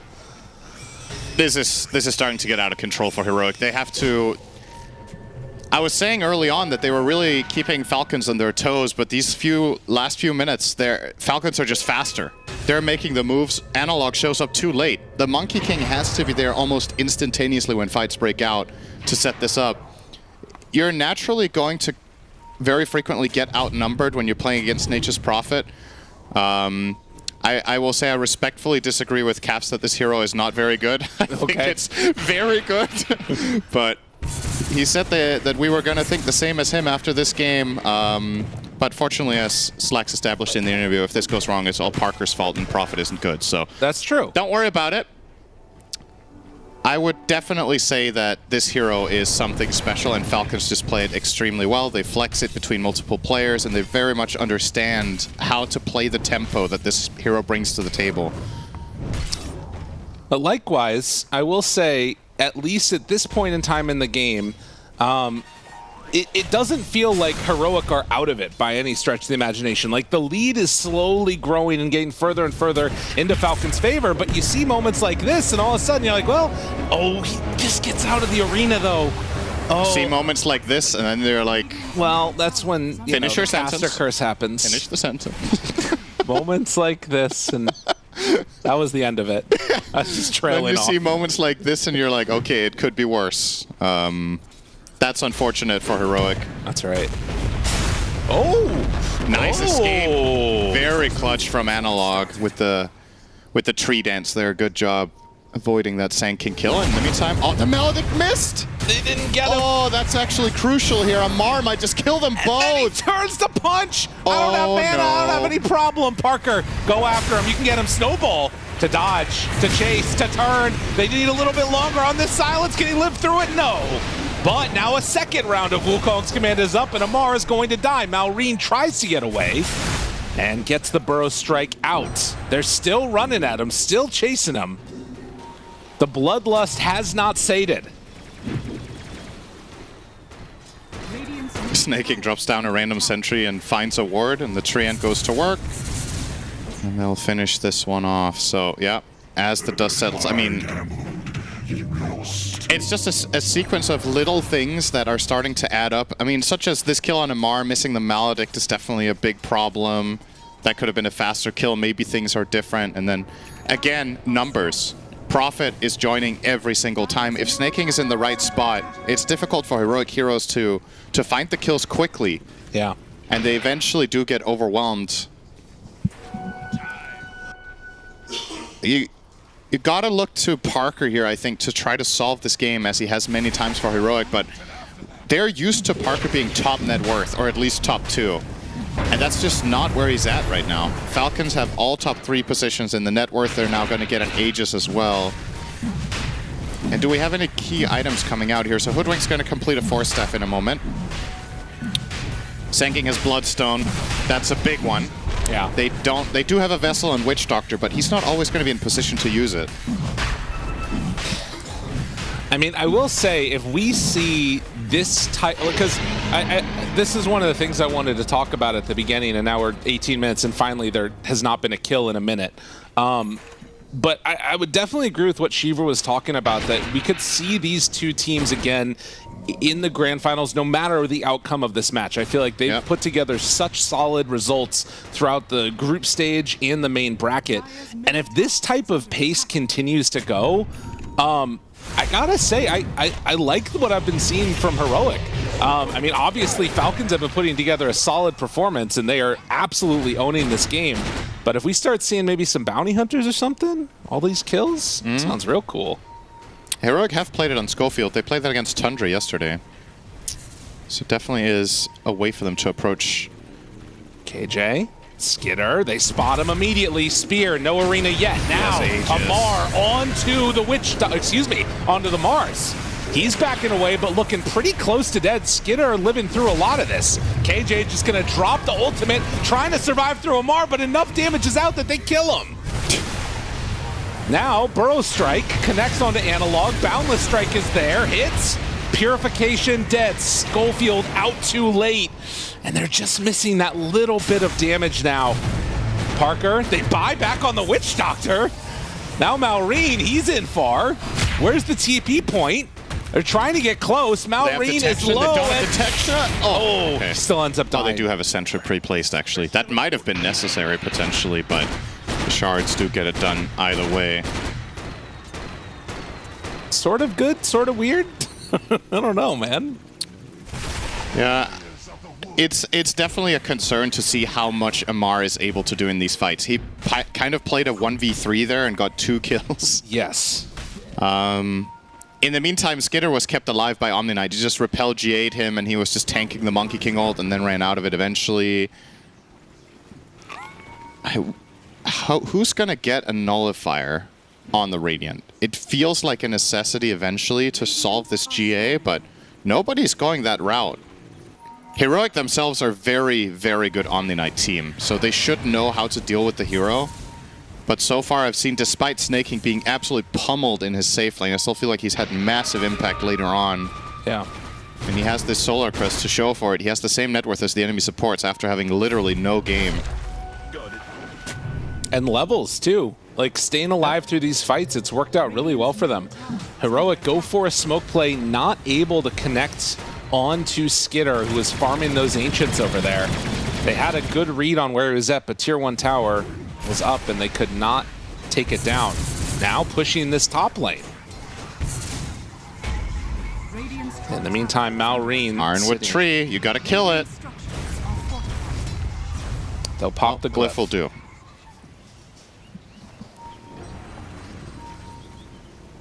Maybe looking for another fight here. I believe that everything is back up at this point. They have Doom ready, although he is a little ways away from the rest of the squad. Getting together now. It feels like the best thing that can happen to Heroic is that they get a displacement with the spear from Devi. Like, find a hero, push it so far away that Omni can't protect it, and just pile on it and kill it off. But while that is happening, you still have to be wary of the Doom, you still have to be wary of the Sand King with Blink to counterplay you. So even that doesn't feel like a clean play, but it's probably the best option you have. They're going to smoke. This is a big moment. If this goes wrong, they're trying to protect their Tormentor with Analog. And Skitter right up front and center, looking for the Boundless. Goes in. Nicely done. Steals it away. Now Burrow Strike on to Schofield. KJ off to the side. Headhunter bouncing between these trees. Schofield trying to back out. Amar is still there. He drops the Doom onto Tusk. Now pops his BKB, wants to fight more. It's a Witch Doctor Voodoo switcheroo, but he's dead as he comes out. So both supports gone at the start of this. And Falcons, now with Aegis in hand, 30 more seconds, can just keep the push going. Yep. I mean, that was a nice play from Analog to at least secure their Tormentor. This would have been even worse. Now, that one Boundless Strike is worth 2,800 gold, if you think about it. That's pretty cool. It's kind of crazy, right? Yeah. But oh my god. because of that, they got the Voodoo Switcheroo onto the Witch Doctor, who used it to stay alive a little bit longer, but still the conclusion was the same. And once again, I'm seeing the same problem over and over for Heroic. Amar is just walking into them, and the fight ends. It's actually kind of bizarre. He's just like, screw it, I'll Doom, Tusk, pop BKB, and zone 2 heroes, and in the meantime, my teammates can do whatever they want. That didn't even seem fully coordinated from the side of Falcons there. It doesn't matter when they can't deal with the Doom.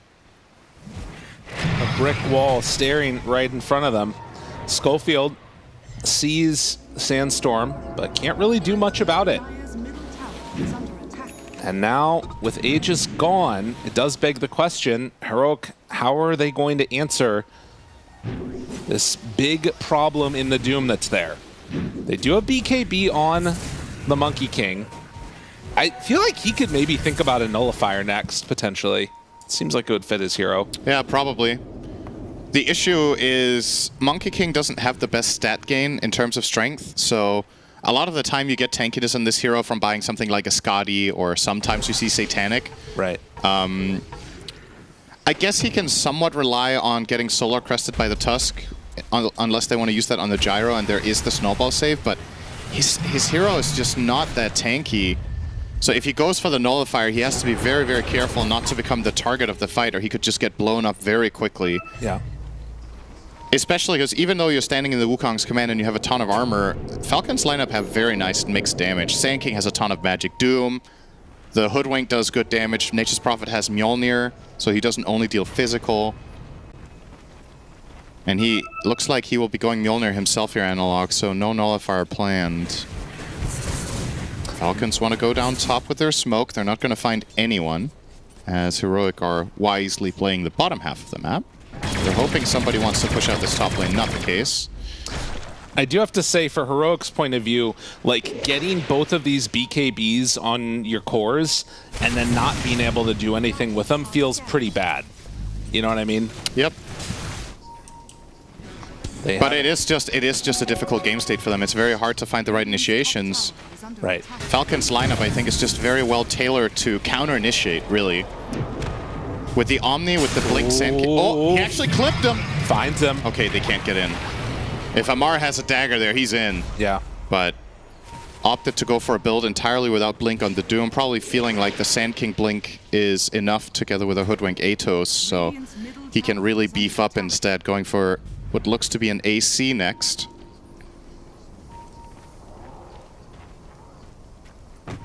And they're keeping good control on the map here. Well, over the last couple of minutes when the fights have not been happening, Heroic have been able to stay somewhat even in farm with Falcons, at least in terms of the levels that both of them are farming. But yeah, if he goes down here... He is showing on this... There is a dire ward here that I think saw him jumping in the trees, so Falcons are... The jig's up. They find Divide. Doom down, but Wukong's command. Now out, trying to TP away, get some distance. Amar's BKB is wearing off, but he's still G8'd, and unfortunately for Divide, is not quite going to have enough HP to survive through that one. I wonder what Devi's mindset was there, as he TP'd back and was doomed and instantly just ran toward his team and died. Maybe he was hoping somebody could come and barrier him or whatever, but yeah, not the case. So that's another kill for Amar, just very quick. They just jump in, they doom the target they want, and it kind of feels like whenever this doom comes out on a core, Heroic just don't have enough damage. Yeah. So the gyro doesn't have any damage items. We had this build the other day when you and I were casting Parker, where it took a long time. His damage item was like his 5th and 6th. And this is a similar story where he has BKB, Sanjin Yasha, Falcon Blade, Dragonlance, and now he's going Pike. The damage is not impressive. Mars has no damage in his build. He's just poor in general here. And the Monkey King, you've got Mage Slayer Maelstrom. I just think the Falcons heroes just don't die. Yeah, so you have to farm. You have to get damage items out. In a weird way, it feels like it comes back to the Witch Doctor. Like, he's the only one that can really do stuff. Yeah. And if you're depending upon hitting a Maledict and then getting, like, an uncompromised Death Ward, it's just kind of a tough way to play Dota. It is. But they got to dig deep here. Analog will see them, but he can't go in. All right. Snaking is just making this incredibly difficult for the side of Heroic. He's just going to follow around whatever hero is giving the vision. And Heroic just genuinely don't have a counterplay to Omni-Knight. Yeah. They actually don't have anything. So if they don't find Snay and he's behind the hero they jump, he just protects them and that's it. Then Doom will run in at them with drums, Sanjin Yasha, phase boots, probably hasted with all of them activated. He even has a bullwhip, so definitely. He's just going to choose a target to Doom, and then they'll pile on them with a Prophet. It's so nice and simple, really. The ease of execution here massively favoring Falcons. Let's see. Blink to the side. Cuts nice down tree the tree. cut from Schofield. Amar is going for a Scotty himself. Still a little ways away from it. Interesting.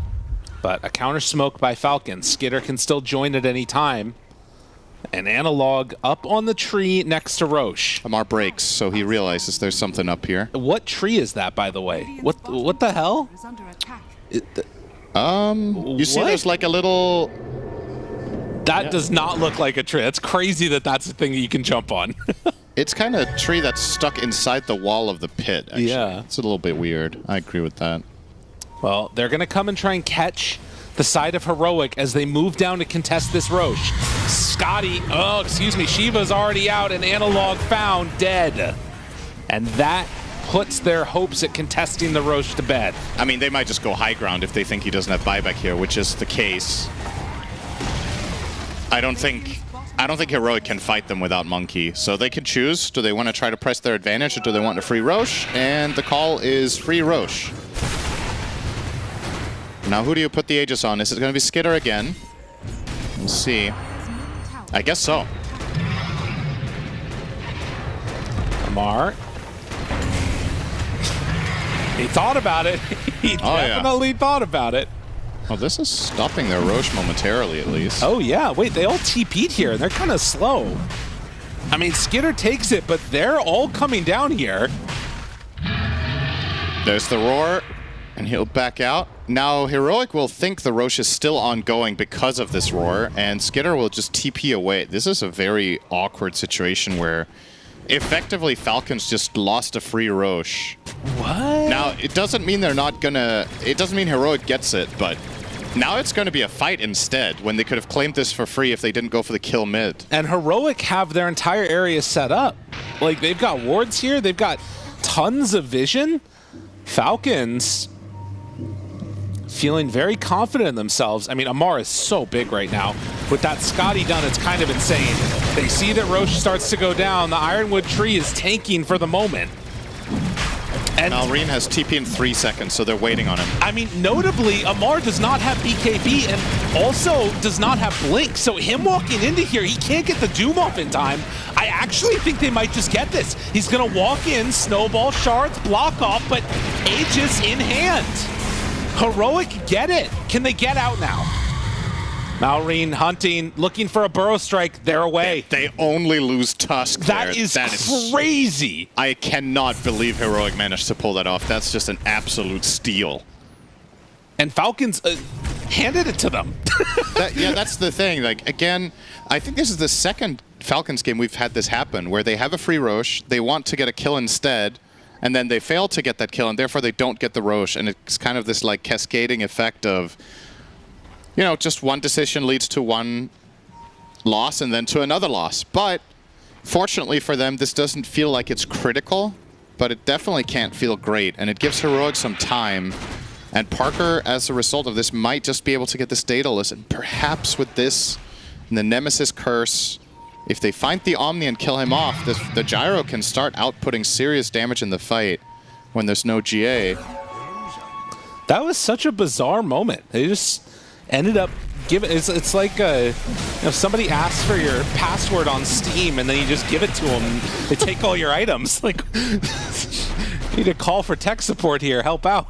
Hey, Falcons, we need you to play a CS tournament. Yeah. I guess Amar, perhaps a little bit, I don't know if I want to say too cute with the Scotty. It caught me a little bit off guard that he went for it. Now he's like, okay, maybe I should just get a blink, whatever. And he'll get that now. So if you wanted these items, I think just opposite order would have been better. If Doom has the blink, every time they see literally anything with an Ironwood tree, he can just blink Doom and start the fight for them. But that time, as you mentioned, he couldn't get in there, and Heroic just grab it. There's the Daedalus. Minutes, and yeah, Daedalus done. Are we getting anywhere closer to a nullifier at all? It doesn't look like it yet. So there is still no dispel on the side of Heroic, but maybe with just overwhelming damage, they can make something happen here. Omni is set up. If you have enough physical damage, you can kill the GA. We just need a GA little bit more. Out, surely. I mean, again, no blink on the I just realized Heroic haven't taken a tower this game. Yeah. My God. I did not notice that. This is their first attempt. They almost got the tier 1. I mean, 34 minutes. There's like not even damage on the other towers really either. It's oh, I guess that one got damaged a little bit. And the other one. In. There's just no damage on. That's nice. I mean, that was a good story. Yeah. It wasn't true. Don't lie to the audience. Sometimes you can lie to them. They like to be lied to. Yeah, but the problem is the observers are fact-checking. That's true. So. Who All you right, gonna Heroic believe? are out. We got a tower, boys. Job well done. And they're going to go their entire team through the gate bot and then smoke up and look for a play. If they could find Skitter, it would be big. He's going to take the Wisdom. He's going to farm the Ancients, and they do scan him out. He's pretty quick to clear this, though. They have to be fast before he runs off, and yeah, the moment is gone. He'll pike away even, anticipating this move. They're going to get what they really came for. This tower, man. Second tower. That's right. Listen, they have 100% increased the amount of towers that they've taken. Yep. In the last minute. It's impressive stuff. They'll also get the tier 1 mid, I think. Now, I mean, there is another thing that to be concerned about here from the point of view of Heroic, which is we're going to get closer and closer to Nature's Prophet level 25. He's 22 right now. Yeah, it's an inevitability this game. Like, it's going to be a problem to deal with. He's also going to have Daedalus here in a second. Just insane damage. And we've seen this before. Falcons feel like there's a chance that they might like lose an engagement. They just sit back and push in with Treants.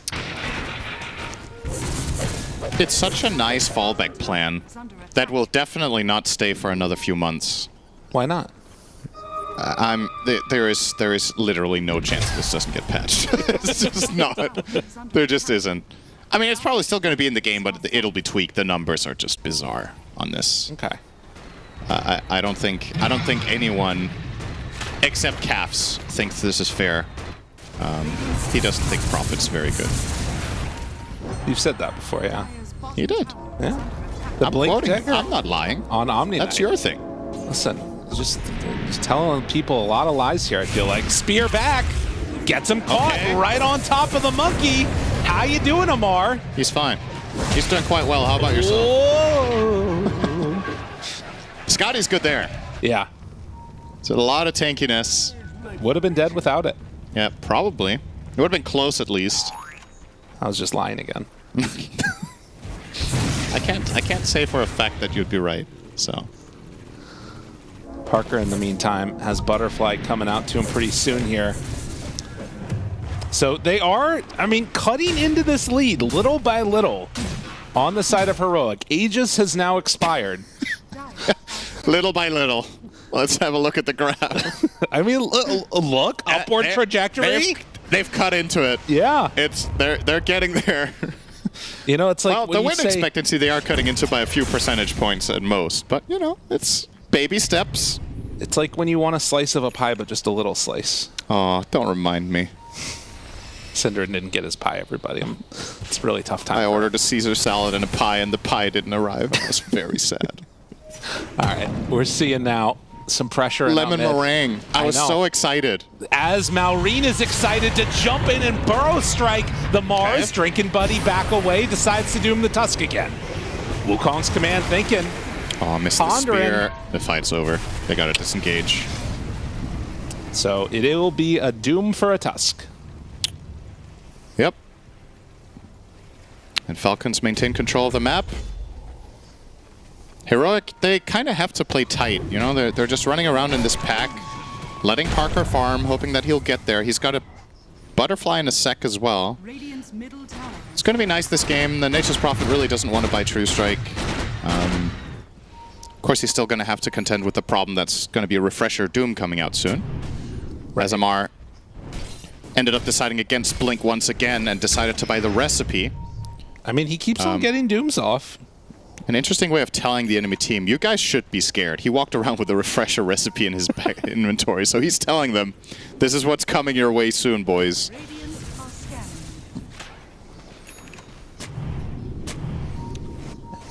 Taking back over this area, KJ will de-ward that one place down almost immediately.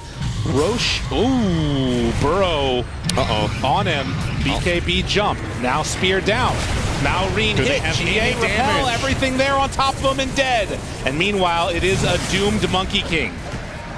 So they will lose 2 this time as Tusk goes down. KJ finds the magical spot to TP out. They don't have buybacks here, and I think Falcons will realize this monkey just picked up a Scotty, so it really They find Skinner. This will be big. Can they bring him down in time? The GA is there every time. See ya. Oh, that hurts. And now Maureen TPing in, wanting to catch, finding Parker. Can he TP out? Does have BKB TP. Leashed up. TPing away in time, Butterfly! That's a good butter. Oh, that was close. In the meantime, Divide not going to be so lucky.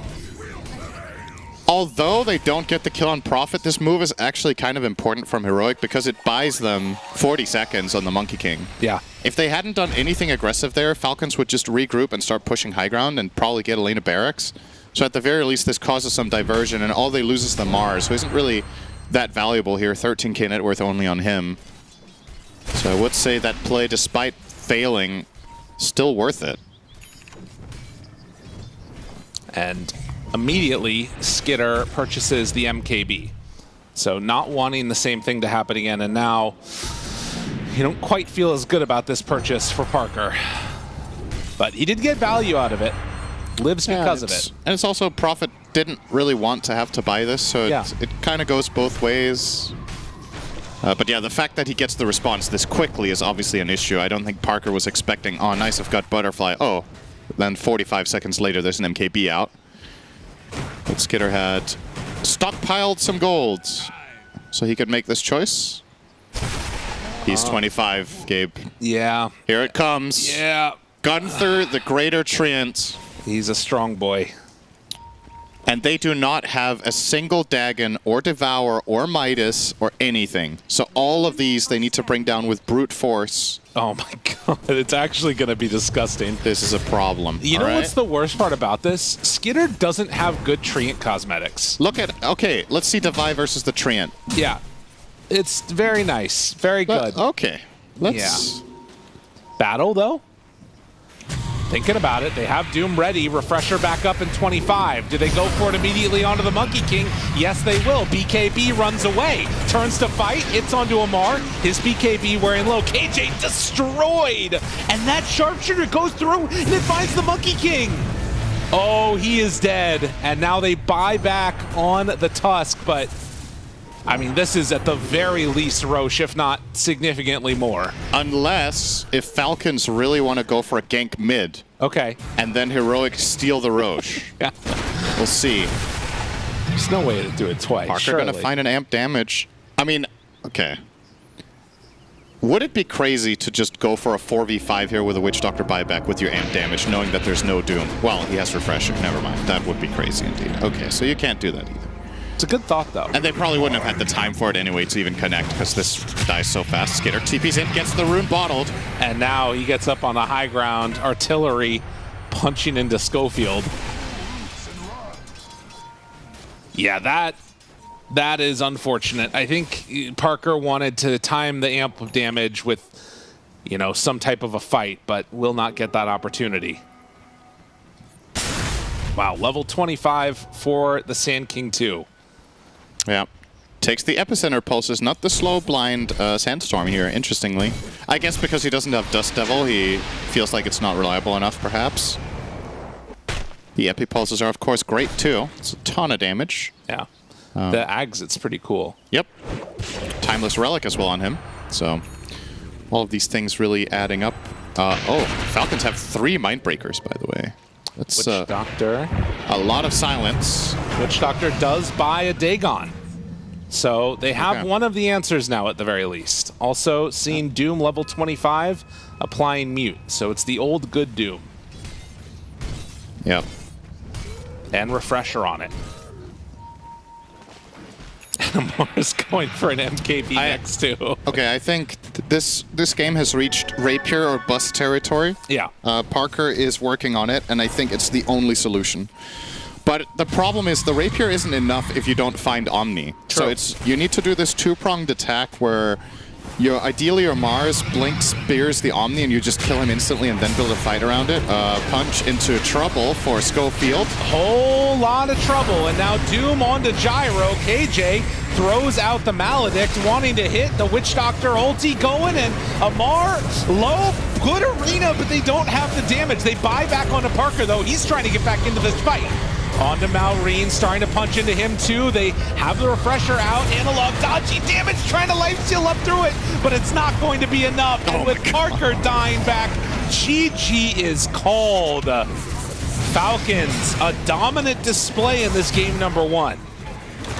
Yeah, this game, in all honesty, it was close and it was interesting and exciting for like 15 to 20 minutes. Yeah. And then Falcons just absolutely obliterated them. The problem that Heroic ran into that I think is what they need to solve in the next game is the damage issues. The Omni Knight was a problem, the BKBs and the overall health that Falcons heroes got were a problem, and yeah, Heroic's lineup just ended up running out of ways of initiating fights reliably and finding any sort of successes. I don't know how many kills. So we had At 9 minutes, it was like 10-9, right? Yeah. So that means Heroic got more kills in the first 10 minutes of this game than the following 35. They just couldn't break through Falcons' defenses.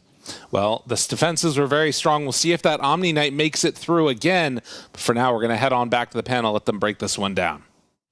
Thank you very much, Lyrical and Cinder. And there's a lot to break down and dissect from this game one of this upper bracket finals. Heroic had a plan crafted. We praised their draft. We thought this is looking like a draft in which a lot of preparation went into. And at the end of the day, I don't think it was the preparation that failed them, Lizard. I feel like they just got a little bit outplayed. Yeah, I would actually say that, yeah, they got outplayed, but also the preparation might have failed them a little bit, letting the Sand King go through on the mid lane and Omni Knights as well. I feel like you can allow yourself to let one or the other go through only if you have like a lot of early game potential. They didn't have early game potential. They weren't taking a single tier 1 tower until minute 34. How are you killing anything, anyone on the map, if all the outposts are available for them to TP to when you're playing into Omni Sand King? These heroes are two heroes that are possibly the best at skirmishing and counter-attacking. You go on Nature's Prophet, he just gets G8 repelled. You go on anyone else, Sand King follows up with a stun. Yeah. They weren't able to make any moves. You can see Heroic, they tried to play, aggressive early on. They're bringing numbers to the early fight, but again, my concern with their draft was like, if they aren't getting, 10, 12, 13 kills at this stage, and also Falcons not getting return kills, then the game will eventually get difficult based on the points that Lizard was making. And, we heard in the interview as well, the fact that, Coach Cass was saying, they don't think Nature's Prophet's a very good hero. I think he's maybe going to respect it going into game 2, because Skidder finishes the game 10-0-16, and not even that, Amar on his Doom finishing 18-5-17. This was one of those Doom games that every Doom player wants to be like. They want to play Doom like this, where you just keep walking into fights, you're the biggest hero in the fight, you have to be focused, and it's like there's so much time and respect given to Doom that Skidder gets to have a perfect entry, Marine gets perfect entry, and then Snaking with the Blink Dagger always get to be in the right place. And I think, Amar's performance on this Doom was incredible. Biggest in every way. I feel like when it comes to damage dealt as well, like this man went for SNY Skadi or something, like he was hitting real damn hard on that Doom, and overall he wasn't saving the Doom for any particular target. He was literally just spamming it, taking that Alpha Wolf. The moment he sees a Tusk or a Witch Doctor, he just dooms them, goes in. And this is the point in which, honestly, it feels like Falcons broke Heroic. There's a lot of close fights, but at the 15-minute mark, just seconds before, Amar picks up the BKB, and this was a fight where they're able to utilize the Nature's Prophet, bring everyone in. But I'm sure, we're going to actually have a highlight here. This is the kind of the tail end of the fight, 30 seconds beforehand, but there's a lot of poking. You can see on the mini-map that Skidder is actually just TP to the Ancients. So if Falcons want to bring all their heroes here, they're going to have to cut out the fight a little bit, and that's why they, they retreat back into the Radiant jungle eventually. But again, this is an example of if you know your items are coming out, Amar's going, guys, my BKB's here, please take the fight. Skidder and TP's in, and Heroic just kind of get baited in a little bit. They think the fight's going well for them, but not to be the case. And at this point, Amar has confidence in every single fight. Yeah, he's debating a little bit. And with the Doom, with the BKB, he's a bit too difficult to deal with. But I have to say, the early game for Heroic, that's where they got outplayed. Everything else, sure. Good draft from Falcons. They play very well when they're ahead. But early game, though, they got baited into taking too many fights. Because of taking all these fights, they're not stacking. It was a bloodbath. I don't think I've seen so many. At minute 11, we had 22. 11-11 was the score. But Team Falcons were the ones coming out on top, even though the kills were kind of close. And the draft kind of indicated that the early game should go to the way of Heroic, right, T? And they need to make the moves, yes. Yeah. And I think they were reacting relative as well, because I think Falcons dictated a little bit early on. So rather than Heroic going, we're going to bring up Mars and do this and make this smoke, it was always like, oh wait, Falcons are fighting, let's go counterplay. So I think Heroic never really got time to set the pace of the game, and because of that, Falcons with a Doom and heroes that just kind of create gold so freely were able to just outscale them. And because the man of the tournament, Parker, he was 0-3 at minute 8. They shut him down. They shut him down completely. Like, he was not having a good time, and I feel bad for him because he requested this gyro. Like, it was his idea. For me, like, looking at this draft, if they placed Monkey on that safe lane, maybe they could shut down ATF a little bit harder and pick something different, more active from the mid. But this was his idea. He decided for that gyro. They doubled down on it, and it truly did not work out. I don't know if we can take it away from him, though. I don't think because they did focus on him very hard, and potentially Falcons, you know, they just read the writing on the wall from the previous series that we've seen from Heroic, where it is Parker. If Parker has a comfortable game, he will own with it. So if one of Falcons' goals was focus on Parker, do not let him have a game, they got that tick box, and then the whole House of Cards crumbles for Heroic. But that was just game one. Who knows if they can force out a third game? You will know the answer, actually, if you stick around, because we'll be right back with game number 2.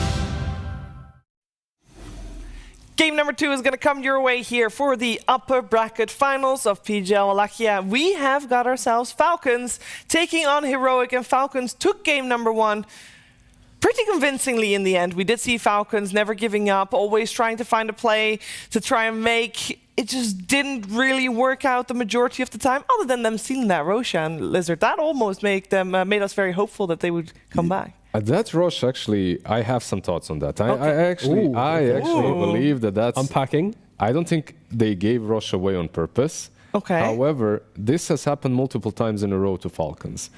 I spoke with some pretty damn good coaches and players back, and one of the most important things to do as a tier 1 player is to learn how to bait the enemy team and fight where you want to fight. Yes. Which isn't happening that often anymore because there's so many different objectives on the map that you kind of know where the areas are going to be. However, that Rush screams. Like, you hit him a couple of times, he screeches like a baby, you run back, you bait them in, and then you take a fight, because at that point they were like 20k ahead. However, they were a little bit slow with it. So I'm not sure.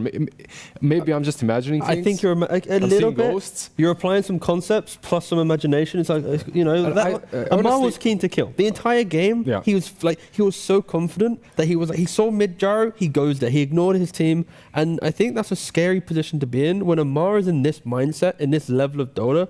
Like, he comes in phases. You know, sometimes he goes for it, sometimes he doesn't. The fact that he's buying Skadi, then once MKB on a Doom, like, you know, he's like, this is his game no matter what. You know, he's returning to his showman level. Right? When was the last time we saw him get to play Tidehunter, where it's like minute 15 unkillable and he's like behind towers and rushing Satanic, right? Like, it's been some time since we have had that version of Amar, but he's returning. He's back. That game 1, he's going for it, which I think will have these moments like Liz was mentioning. But also I think for Heroic, this is, I think, the first time in the tournament where I think they got a dose of, you know, tier 1 Dota back at them, right? A lot of the people that they've gone against, right? Tundra, they've not been able to hit their true form. Even with the stand-ins, they've beaten Affinity, which is kind of an up-and-comer team. But now against Falcons, like, oh god, what do you think they're saying in that huddle? Because they're talking to the mental coach. It's not like... Yeah. It was an analog, actually speaking. It wasn't the coach. Yeah. The coach was just hugging them there.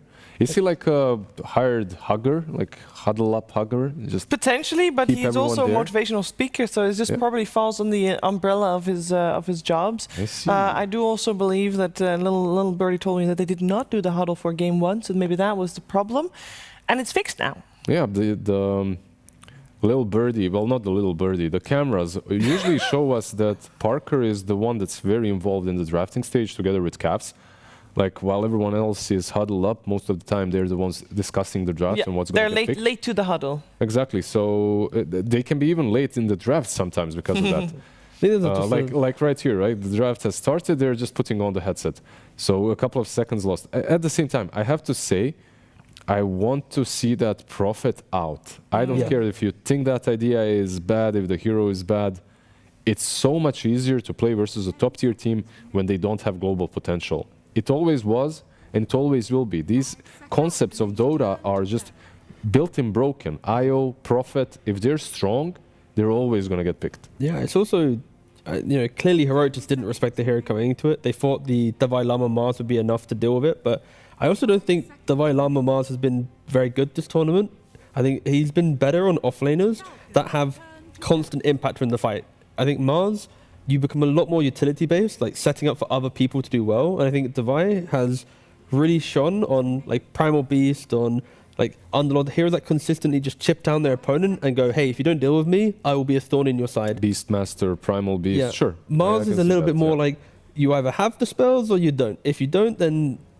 I can kind of see why they like the Mars, because they truly enjoy Luna and Gyro in position 1. Having that offlane that keeps them in a place when a mid laner cannot makes some sense. In the last game, you just had a lot of overlapping circles, right? Like, you had the Arena, you had the Wukong's command, you had Gyro as well with his ulti, with multiple circles. But yeah, if your lanes are poor and if they have one counter pick, which was the Omni Knight, it's difficult to execute. Okay, so game 1, Heroic went for player comforts, right? Parker got his last pick Gyro, KJ got his Witch Doctor, and they tried to be aggressive. Do you think coming into game 2, Heroic will, or should lean more into aggression, but with a little bit more better execution to not trade kills, or try and go for the out farm, play for the scaling that Falcons have done? I feel like you can still go for the same skirmishy lineup, but you gotta get rid of the global potential that they had. It's a completely different story when a Gyro is tipping bottom, fighting, dying, then moving bottom to fight again and die again. and the Prophet when he does the same, because Prophet has a free TP. Like, he's gonna go skirmish. Who cares? I'm gonna TP somewhere else, get some Wisdom Runes, farm on. Sorry to go against that, but potentially we might see a world in which they don't care about the Prophet. It looks that Falcons way. still get Prophet themselves, but like Heroic go for like a Primal. Like the fact that Heroic were very comfortable with it, it could be like, oh, we can deal with it. But of course, they are eating into their reserve time for this third and final ban. Yeah, and there's always lower bracket to come back in. There's quite a bit of a change up regarding the bans coming out. Good. The Prophet does get banned, but we also see the respect Falcons give Parker. He yesterday also went for game number 2 for his loss to Raw Morphling out from the get-go. Storm is also removed. Naga is left in, and another hero that's left in that we saw banned previously is the Primal Beast. Any team playing against Heroic, 1000% respect Parker and respect his Morphling. I cannot say this anymore. Like, Heroic do a very good job at ensuring Parker is able to step up into the game. The reason why Falcons looked so good in their previous game is because they shut down Parker, and he was on a hero that wasn't like that big statement core, right? Yeah, they just got the Pango. I feel like the way Heroic is also drafting is very solid on shutting down ATF. Like, already we have 2 heroes. Well, Doom most likely the only one, but still. They target him a lot with the bans, and just having Pango this early on mid or safe lane opens up everything for Falcons. Now you can even give them that Mars. If they feel that confident on the Mars and want it again, sure, take it. We have Pango, we're kind of feeling good about that. And keep in mind that Morphling that Falcons have banned is pretty strong versus most heroes on ATF besides the Doom. It's good versus Razor, it's good versus Bristleback. So banning out that Morphling opens up a lot of avenues for Falcons. And are Heroic going to respect the Bristleback? No, they are just banning out 2 saving support. To be honest, I don't hate it. I think when we talk about Falcons and the same thing we had yesterday, there's a lot of talk about the course because they do cool stuff. Obviously, they get a lot more farms, so they make a lot more plays. We saw Malrine yesterday with the Earth Spirit rotate, and that was very cool. But I think they're not unsung. Let's be real here. The other sung heroes. I think the Omni Knight by Snaking previous game was top tier. And I know Crit plays Hoodwink a lot, and there's only so much we can say. It's like, wow, Crit plays great Hoodwink. He plays an amazing Hoodwink. He does. Again, time and time again. And I don't blame Falcons for wanting to remove both Shadow Demon and Omni. Not to take away from your point take away. Yeah, take it away. Take it. Besides the laning stage, how much of like big impact do you feel from Hoodwink right now? Because even Crit, I feel like are you flaming Crit or the hero? No, the hero. Okay. I feel like the hero was absolutely busted. The scaling from the Hoodwink was insane before. I feel like now she is a normal support. She's like normal. Yeah, but she's still very good. And just like to remind you, Crit finished 10-5-22 in the last game. Yeah. I think it's like Hoodwink now is, like Shiva just mentioned, it does its job very well. Good players will be able to rise to the top, but the average player cannot just pick Hoodwink and autopilot their way to looking insane, right? Like, you actually need to be a specialist, I think, to really get the my hero. point. And I feel like, I'm not sure if there are position 4s that are better than her, but if you're in full comfort zone, I guess it's still fine. Yeah. A lot of burst damage. That break, if nothing else, is still very useful. 100% win rate on Hoodwink for Crit, by the way. 4 games, 4 wins. So in this event so far. When it comes to other heroes' Tusk as well, still left in the pool, of course, they pick it up. There's a lot of position 5s that are, and 4s that are still left in the pool. Yeah. That are pretty damn good. Enchantress, not really that contested so far. I'm surprised by that because I think, yesterday and even the day before that, we had a lot of even first phase Enchantresses coming out. Yeah, we had it, and Heroic, they kind of figured the opener pick Nyx into the end, which worked out all right. I think it didn't win them that game, but overall it looked solid. Actually it did. It was with the Morphling, right? Like, when Morphling popped off versus Brood, that was the game. I can see a world where Ench is being ignored because people respect the Nyx Assassin counter. They already have a lot of heroes that they want to ban out against the team. So it's like, if we pick Ench, now we have to think of this hero. We're giving away other heroes. Like, it might overcomplicate the draft prep a little bit. So it's like if you just ignore it, then suddenly you open up an extra pick and ban for yourself. Yeah, and maybe because we don't see that Beastmaster, it's a little less enticing as well, as Beastmaster is getting ignored this series. We did see Enchantress just now being the third most picked hero, so I don't think she's gone from anybody's radar. It's just there's just in this series, perhaps. Just in this as well. series, different styles, different flavors.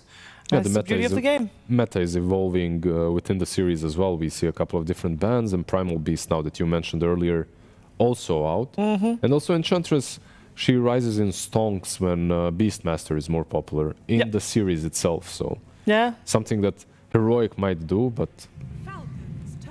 Grimstroke. Ooh. Okay, don't see this hero too often, but... Wait, didn't we have the other day a Grimstroke? I don't know if it was a rogue or not, but they went for the fine art? Yeah, Planet played it. And then there was another Grimstroke, I believe, afterwards. But look at these two balls on Team Falcons. Like, you have the Thunderbolt, or whatever it's called, the facets right now, and on top of that you have Tusk playing into Grimstroke, so he's going to have a good time. 100% win rate with fine art, by the way. That's definitely... this is the third Grimstroke that will be played. 1 game. No, 3 games. 3 games? 3 games. The other 2... Well, okay, 1 games, game for the fine art and then 2 games for the other one. I see. Yeah, this is, by the way, the combination that Team Falcons have already played, the Tusk and the Razor. I won't mind seeing the Tusk now on some... It doesn't matter, as long as they're laning together. I feel like this is a very solid lane. You can... You don't even have to. You can go for something like a Crystal Maiden for Snake King as well. I was checking notes. Did we cover the Grimstroke Soulbind yet, guys? So, the Soulbind? Yeah, we did Soulbind. Okay, good. All right, cool. Just making sure. Just making sure. Heroes, of course. Cool. I'm back now.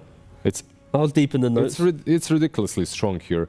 However, I'd like some more combos with him.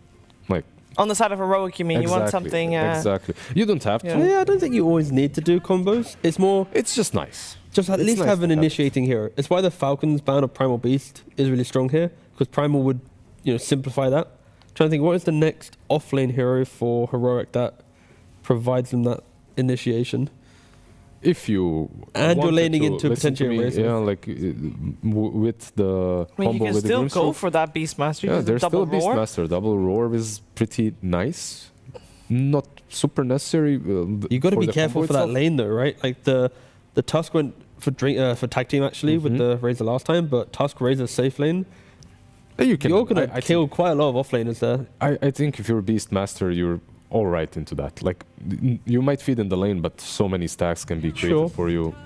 They will open up with the Nurse Spirit first. And it's a good combo with Inkswell, if nothing else. Like, you get this hero that really likes to roll in, you get some Inkswell on top of that. Is there a world where this is not mid-Earth Spirit, and it's actually your position 4? Earth Spirit plus Grimstroke together? Are you calling for some Naga carry or Naga monkey? carry? No, monkey. Oh yeah, I'm dumb as hell. My bad. Might be Earth Spirit mid. I forgot about don't worry. But on the same vein, Naga and Grimstroke, probably both generally played as a 5. Is there anybody in particular that you'd like to prefer as a 4 for instead? I would probably rather put the Grimstroke and combine as a pos 4? As a pos 4 and combine Naga with a glass cannon on that safe lane. Something that also can lane into Razor a little bit easier. Some range hero. Heroic just have problems, I think, with their lineup at the moment. Like, they just don't really do much damage.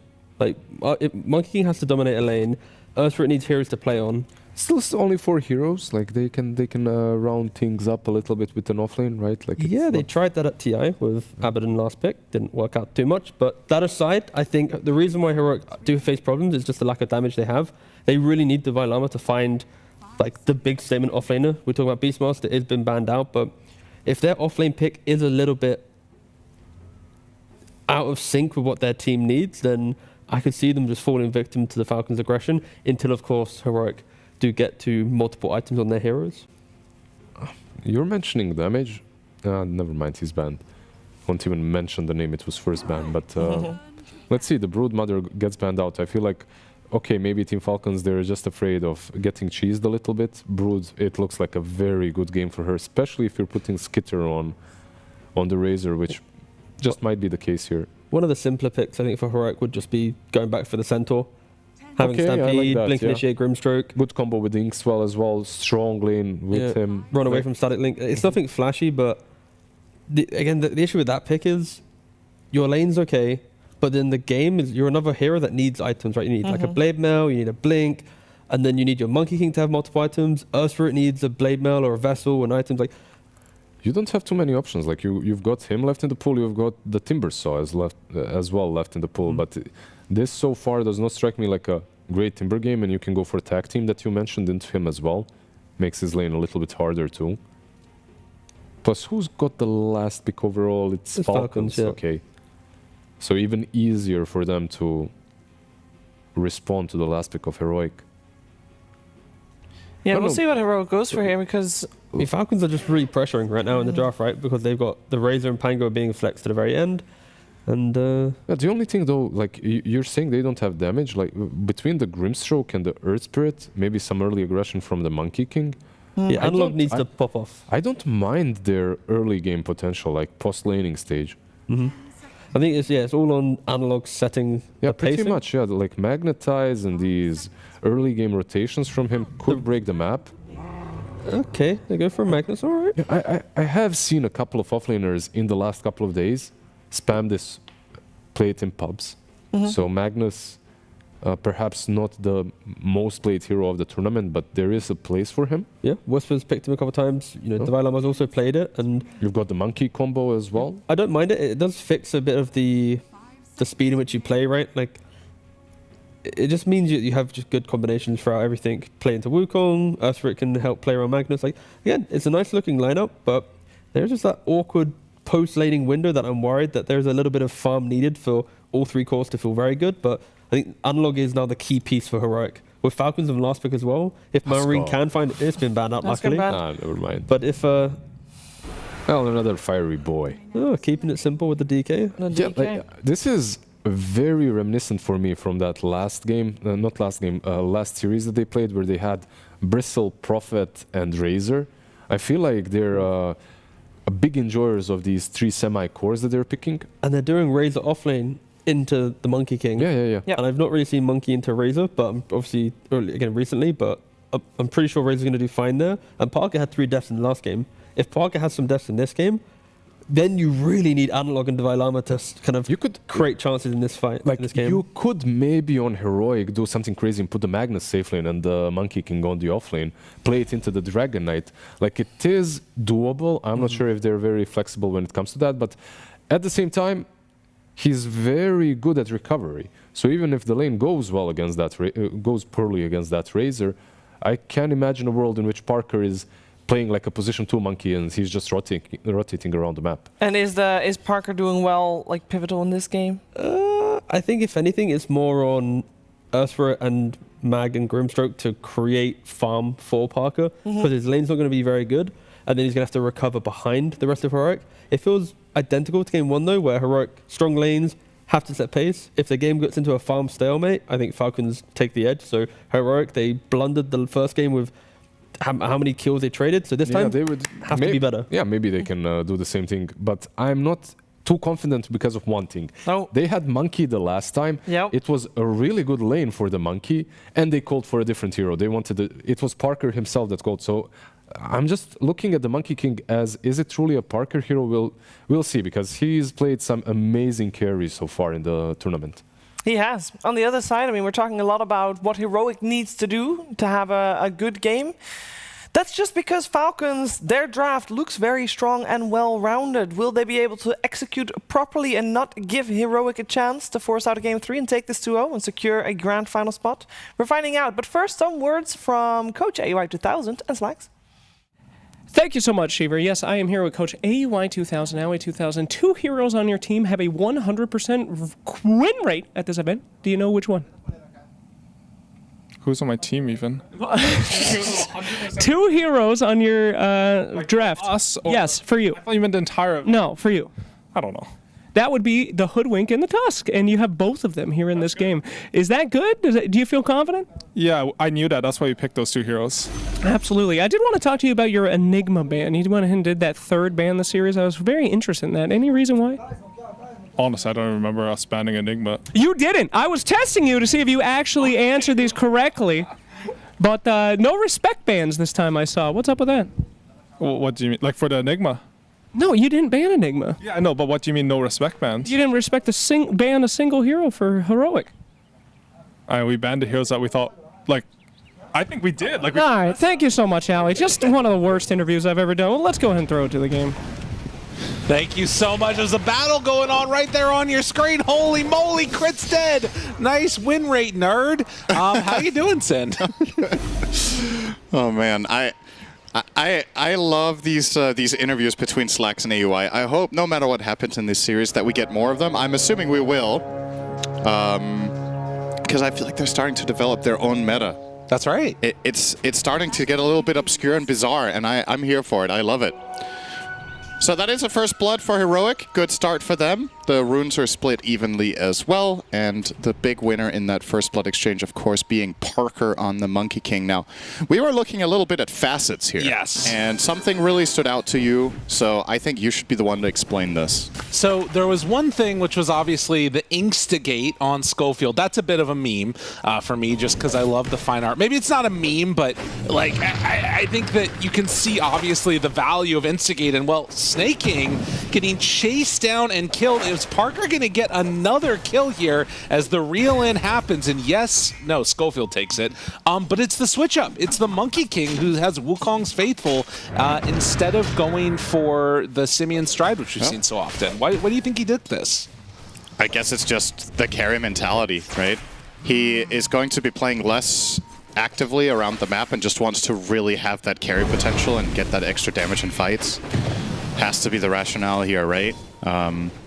It is very unusual. We almost only see the other one taken, but for carry Monkey King specifically, I think there is an argument to be made for this one sometimes. This is going to be an interesting laning stage. So they're dodging away on the side of Heroic. They're dodging the offlane Razor for their Monkey King by putting Parker in the offlane together with Schofield. Okay. This means that Amar will be laning as Razor against Magnus. So trying to solve the problems that Falcons are throwing their way. And this is a curious one for me because how experienced are Heroic when it comes to this kind of stuff? Swapping their lanes up this way. I mean, ultimately, Dota is still Dota. You're playing in a different lane or whatever, but there is something to be said about comfort. And when it comes to lane swapping, I just think Falcons are extremely experienced comparatively. Right. I mean, I know that Schofield's been playing for forever, in eras of time in Dota when you've had to, you know, change things up a bunch. Obviously, less often the case nowadays. But I think that at the very least for him, you know, having some idea of what they could do and how to dodge away from these, at least so far, it doesn't seem to be working too great for them. Monkey King's still not having a wonderful time. 6-0 on the CS as Schofield gets caught here by Snake King. We'll just drinking buddies away from him. And actually, we'll get the proc off. So, yeah, Monkey King now having that extra bit of damage. But, I mean, compare this to what would have been happening up top. Razor is absolutely dominating. 14-11 on this Razor. Devi Llama is just not having a game. And this is why Falcons did this, right? Because from their perspective, even if the enemy team dodges lanes, Razor can't lose. Yeah. So you know for a fact you're winning this lane. You know for a fact that DK can't truly be countered bottom either.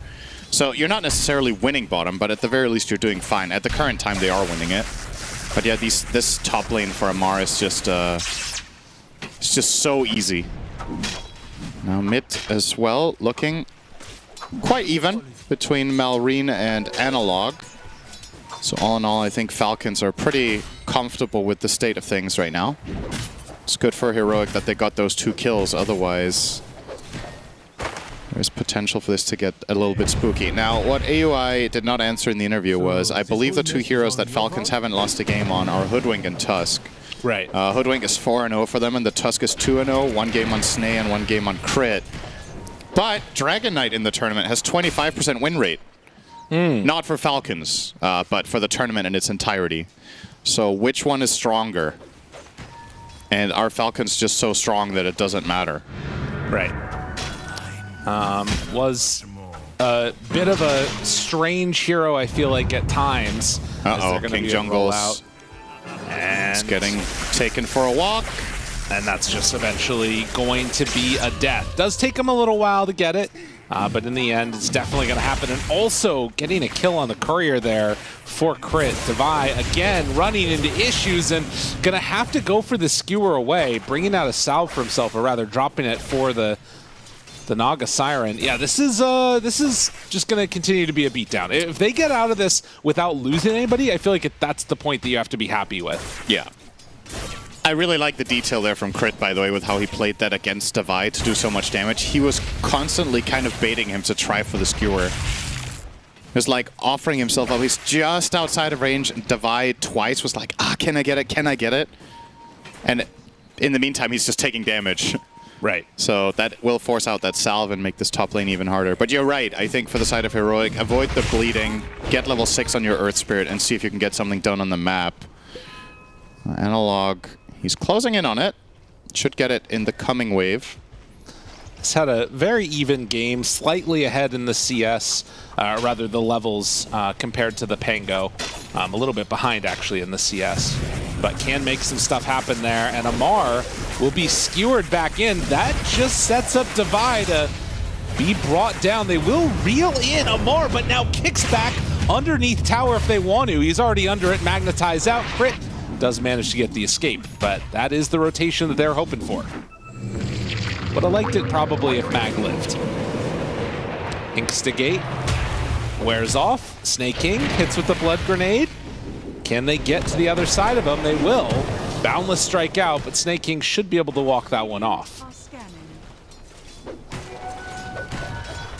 And speaking of the Instigate, so Grim's choices are either the you can stop your ink earlier, or it's the curveball higher damage Stroke of Fate. The thing about Instigate at a pro level that makes me think that most people are looking toward that is that when you get the shard, right? Yeah. Having that guaranteed fast, strong dispel is just really valuable. Parker, nice play here to get out. Gets the Boundless off for a ton of lifesteal and then swaps away. And what's Amar going to do? He'll just gate back up top. So you could call it a failed attempt. I mean, you still forced out the TP from the Monkeys to get back to base. But if he had TP'd and then died, it would have been very, very bad. So at the very least, Parker with the right read that he can get out of trouble there. 7-minute mark. Wisdom Runes looks like it's going to be a trade-off of one apiece. They were starting to make that move up there a little bit with Snay, but then ended up calling it off. Schofield will pick up this Wisdom Rune. And yeah, I agree. The Shard definitely super valuable on the Grimstroke. Basically just gives you a hard dispel save. Yeah. And particularly against DK, it feels like it's going to be really nice. It does mean that your damage is going to be a little bit mitigated on your Stroke of Fate. And that was the issue for Heroic in the last game. We'll see if they've come up with enough answers to solve that problem. As Devi Llama going through the Twin Gate, trying to find a target, but the ward already down. Bit forced. They knew about it. There was a ward up there on the high ground. Now it's really forced. Boundless, not going to happen. There are 5 heroes down here and they're not killing anyone. Falcons are just farming. Amar is free farming top, Crit sitting mid. Just an attempt that does not really give them anything. And they're going to have to return to their respective lanes now with no gain. Malrine, 8-minute power rune. Will get unlucky. It will go to Analog finding the illusion, so I guess he also got unlucky. Now there is an opportunity up here looking for the Razor. They will go out immediately with the Shockwave. Pops ulti on Amar, kicks him away on Analog and says, sorry, we were just kidding, I promise. Don't mind us. Malrine's going to keep the roll going. Now Illusions get sped out.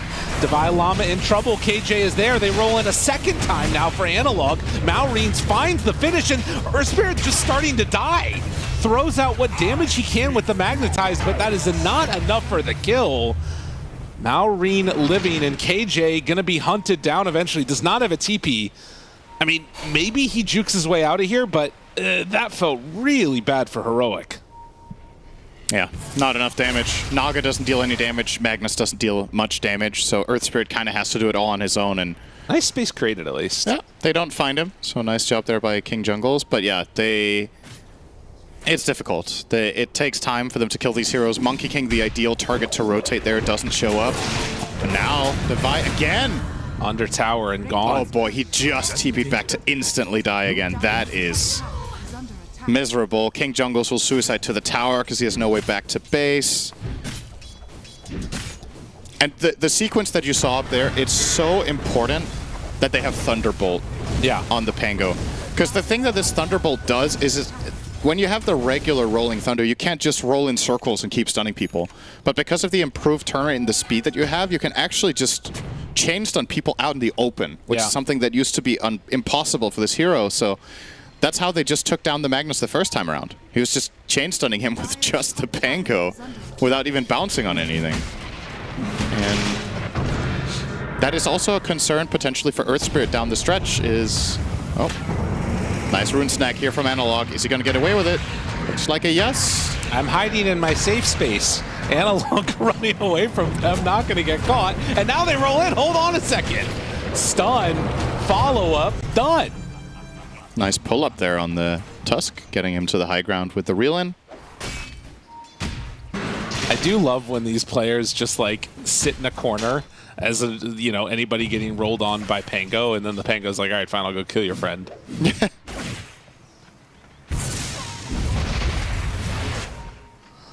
Amar, still the biggest, baddest man in this game right now, sitting top of the net worth charts, and has basically nobody in this game, it feels like, that can come and contest him. They have to bring overwhelming numbers, and it just hasn't worked.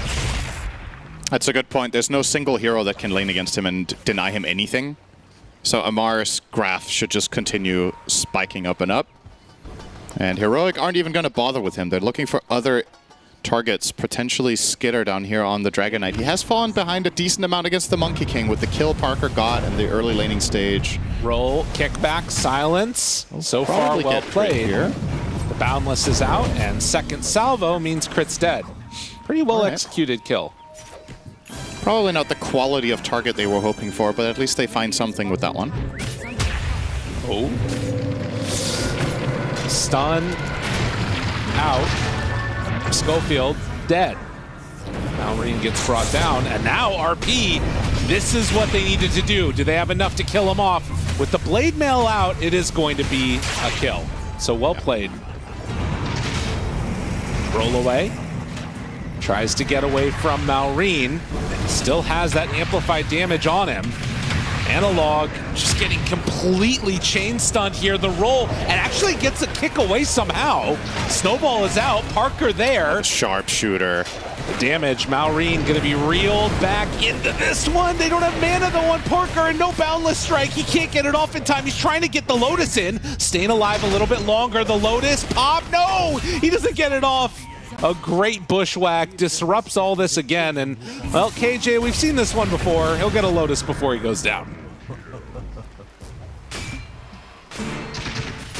This is probably going to be a tower as well. Falcons, again, bringing the numbers.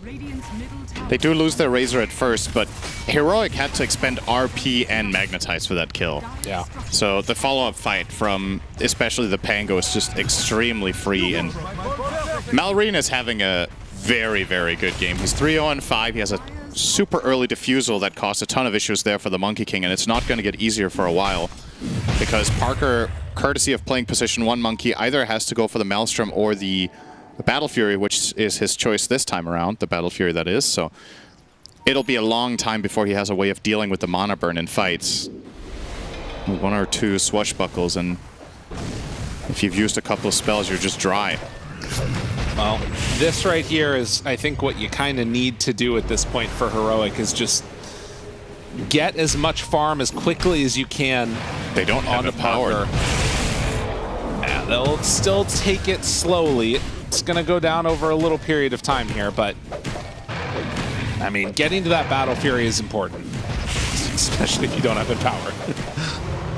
And now they finally get it. There it is. Yep.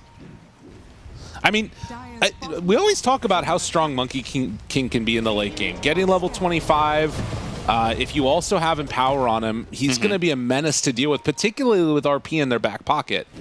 But do you think they can get there given Falcons draft? Like, how quickly do they sort of turn up the tempo on Falcons now? I think so. I definitely think it's possible for Heroic to slow down the game a little bit. One of the things they have is that when Falcons do try to go for high ground plays, there's always the blink skewer threat. Right. If you get a hero out of position, you can probably defend your base with that. If things fail, you have Song of the Siren to reset. You can use Song of the Siren into Wukong's command, which is a really strong setup for the monkey. So, I think so. I mean, this is not the ideal situation, of course, because the Razor and Pango are having so good games, but it's definitely not without... It's not outside of reach at all. I feel like the previous game we had at this point was looking worse for Heroic than this one is, just on a theoretical level. The Monkey King has the Battle Fury and Empower. He's going to be farming really fast if Falcons don't constrict him from playing his triangle area. And it looks like they aren't doing that just now, so... Well, BKB seems to be the call for Amar when he gets up to that point. And DK, Skitter trying to build into an armlet after going for that Blink Dagger first. They start to head up towards the north side of the map here, Snaking getting a D ward. That mid-tier 1 tower is still standing for Heroic. Yeah, that could not much longer probably. Yeah. Analog. If he gets Blink Dragon-tailed here, this could go south very quickly. They see him, they get him. TP comes in. Do they have anything to stop this? They have the Soulbind silence, but there is no follow-up at all. That is not what they were looking for, and have to jump away on Parker. Remember, he doesn't have Simian Stride, so he can't just jump non-stop, but yeah, we'll get out. And this is, we were talking about this before the game started, about the Grimstroke versus Pango, that Soulbind is a classic counter to Pango, but I just feel like the hero doesn't really play the same way anymore as it did back when you countered it with that. Because back then, a lot of the times, the team fights where Pango rolls in, melee core connects on him, and then they both get bound together and it sucks. Yeah. But I feel like more team fights than not this tournament, the Pango's just off on his own. Just disrupting the supports or taking a core out of the fight. You saw in that instance, Schofield was close to getting the Soulbind. Unfortunately, he soulbound 2 other heroes together and not the Pango. Right. So I don't know if you can really rely on this part of the hero as a counter pick. And at that point, it begs the question, is it even a good pick, the Grim? Right. I mean, it ends up being, I think, an okay pick against the DK once he gets that shard online. He has it. So that, if he's in position right there, I feel like Analog lives. Easy kill. Yeah, this is a nice one to bring down. Devi will pick that up. Devi going full utility items. He's going Blink Force, so no auras, no scaling. He's going to be fully focused around trying to set up, in particular, Parker for a good fight. Can start building, though, afterwards into more things. And he should get decent farm again, like Magnus, you know, getting in power, able to hit some creeps that from time to time. And also, like, you know, you're playing with an Earth Spirit, so Analog is not, like, the most farm-focused type of hero in the game either. It feels like maybe there's going to be some room in there for him to play a little bit of catch-up. Yeah. As Analog builds into the BKB. And when we look at the net worth, the difference between the teams is Magnus. Yeah. More or less. This hero doesn't necessarily need to have the same net worth as other heroes in the game to have major impact. Uh-oh. Oh, you can't get caught like that, Schofield. Here comes the car! Trying to find him. KJ cannot get the song off, and the 2 supports found at the start of this fight can barely even call it a fight, really. Now they jump onto Analog. The buyback comes from the Naga Siren, and Analog already dead! RP connection onto 2. Now pulling them in a little bit closer, trying to do what damage they can in this Wukong's command. It's only 1 dead, though. Now KJ throws out the Song of the Siren. He is dying to Amar. These heroes are low, but what damage do you have on Heroic? They jump in with Parker, trying to find him. Soulbind is out. Schofield throws it out, but no! It's just going to be another kill onto Parker. It is all falling apart for Heroic. All right, the answer to my question was indeed what I expected. You do not have the damage. It's just so tempting. You have 2 heroes, slept 2 cores are on 20%, but they have nothing left. Analog is dead. Monkey King, maybe you have a Boundless, but it's not enough, and Magnus is, you know, he offers not very much in these situations, so you saw they immediately tip Parker there with a Mar. Just thought it was funny that they even tried for it and it just backfired horribly for them. So now, starting to feel a little bit like game one. The lineups are obviously completely different here, so the issues Heroic have are also of a different nature. I don't necessarily think overall damage is the problem, but this time around you're fully reliant on getting big payoff from your ults. I mean, if you don't kill heroes in RP and in Magnetize, you're not killing them. Well, and that was the thing. It was a sort of a one-by-one fight that ended up happening, and I think for Schofield, like, you just have to stay further back. If you're getting caught first by DK, you're the answer to the DK. Yep. You can't be the first point of contact. I mean, this was a sequence of just fails from Heroic, right? So he gets caught first, then Naga tries to help, she dies, and then Analog kind of just walked around and got caught too. So you could have probably handled that situation with a death on Grim. Yeah. And then that was it. But you ended up losing 3 heroes and a buyback. Actually, you lost 4 heroes, I think, and a buyback. So, Help a Buddy Syndrome in full effect there, costing Heroic. Let's see, this is a Sanjin Yasha, right? It is. So now Sanjin Yasha completed for Parker. Curious to see what his next item is here, because he has some problems to solve. He needs to deal with the Razor. He needs to deal with getting stunned by Dragon Knight, unless Schofield can do it for him every time. He will buy the BKB. Has, of course, got bonus damage from the Magnus. That does help when you are playing this type of game, that you feel a bit better about not itemizing aggressively, because he can help you out. Well, and Wisdom time. Malrine comes out now realizing that Malrine was in the area. They're going to give up that Wisdom Rune. I wonder if that might signal... I mean, there's no ward, actually, so they can't see that that happened. No chance for a counterplay on the bottom side of the map. But they do manage to take down the top tier 1 tower, while the bottom one gets denied by KJ. So a couple little things here and there. And some important progression being made, right? Magnus has Force Staff now, Earthspirit has BKB. The Monkey King will be going Ags, so he switched away from the BKB. So we'll go for like a hybrid item. This is both offensive and defensive. The stats are very good for Monkey. The hero is not so tanky as we talked about last game, but when you have both Ags and Sanjin Yasha, the stats all of a sudden start really ramping up. Yeah. Keeping you alive. On the side of Falcons, is that Sanjin Yasha Amar? It sure is. He buys this seemingly every game. Doesn't matter, the hero. Well, he's just playing heroes that Sanjin Yasha is good on, you know? He likes the move speed. Oh, Device steals it. Give him a tip, come on. Not gonna see that one yet. There you go, a voice line, that's a half a tip. But at this point, Heroic just trying to sort of protect the area that's theirs, wait out for a later point in time when they start to get a couple more items. At some point, they're going to need to go for some type of play, but you can see immediately Crit goes for the TP out as he saw them heading that direction on that ward that's up there. Some nice placement. Well, Devi going to use his illusion runes just to mess around with the creep wave equilibrium a little bit. Doing whatever they can to be annoying. Look at it. Oh, he's going for a courier snipe with the illusions. Very nice. That was not going to happen. There's no way.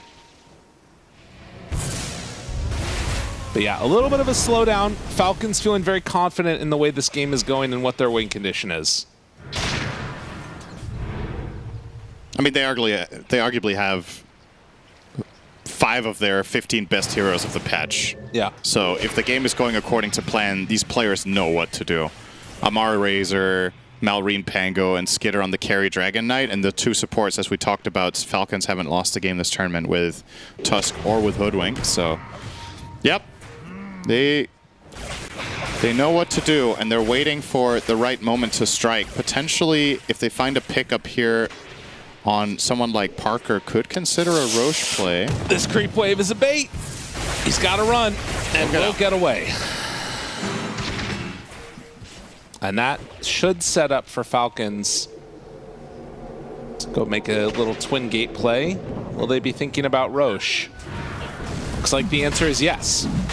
Okay. Now this was scouted. They have a ward right in the area on Heroic. And they have Song of the Siren to set everything up. They could do an insane Song into RP Wukong combo here if they get there in time. They gotta go quick. They gotta go smoked quick. up. Even if they're too late, potentially the fight could still be theirs, but yeah, Radiant Falcon will back out. They know. I mean, this is dangerous for them regardless. And now you actually have Dragon Form that's about to wear off. The wraparound coming from Devi. Snaking is there to break the smoke. Broken there. Snaking behind a tree. They're going to send in the Naga Siren Illusion. Silence out. Oh, that's not the way it's supposed to go. And they don't get the Soul Bind onto Pango either. They got a Song to get out of here. It's not going to happen. They're just going to die. Oh, my. Quick fingers. And Malrine showing his appreciation for what went down there. That was also a dieback on Naga from last time, so she can't even come back and try and defend it. This one's just going Falcons' way. You miss 100% of the RPs you don't try. True. But you also miss a percentage of the ones you do try. And that was one of them. That was unfortunate. I mean, the moment... Okay, so that's just... Okay. Did he miss on both heroes because of Drinking Buddies, or one of them, is my question. Would he actually have hit them both, but they both dodged with Drinking Buddies? Because if so, that's just ridiculous, right? Yeah. Yeah, it happens. I mean, either way, really unfortunate, you know? I mean, I'm done. That is the what can you do? Oh, man. Big moment for Falcons, though. They get the Roche, they get 3 kills, they get the top tier 2. And the makings of a classic Falcons takeover map situation is starting to show now. Wonder how many towers they can get with this. I mean, yeah, I think, like, again, looking at the net worth, this is pretty bad. It's not as bad as I feel like it could be, but I'm worried about these next couple of minutes here. This is where I feel like the game really starts to get out of hand, and you can see Heroic going to take the Tormentor because they were not going to have an opportunity to get it very soon. Falcons are going to come and claim that one. Now they get the healing song with this. Okay. It'd be interesting for a potential reset of the fights when things get spicy.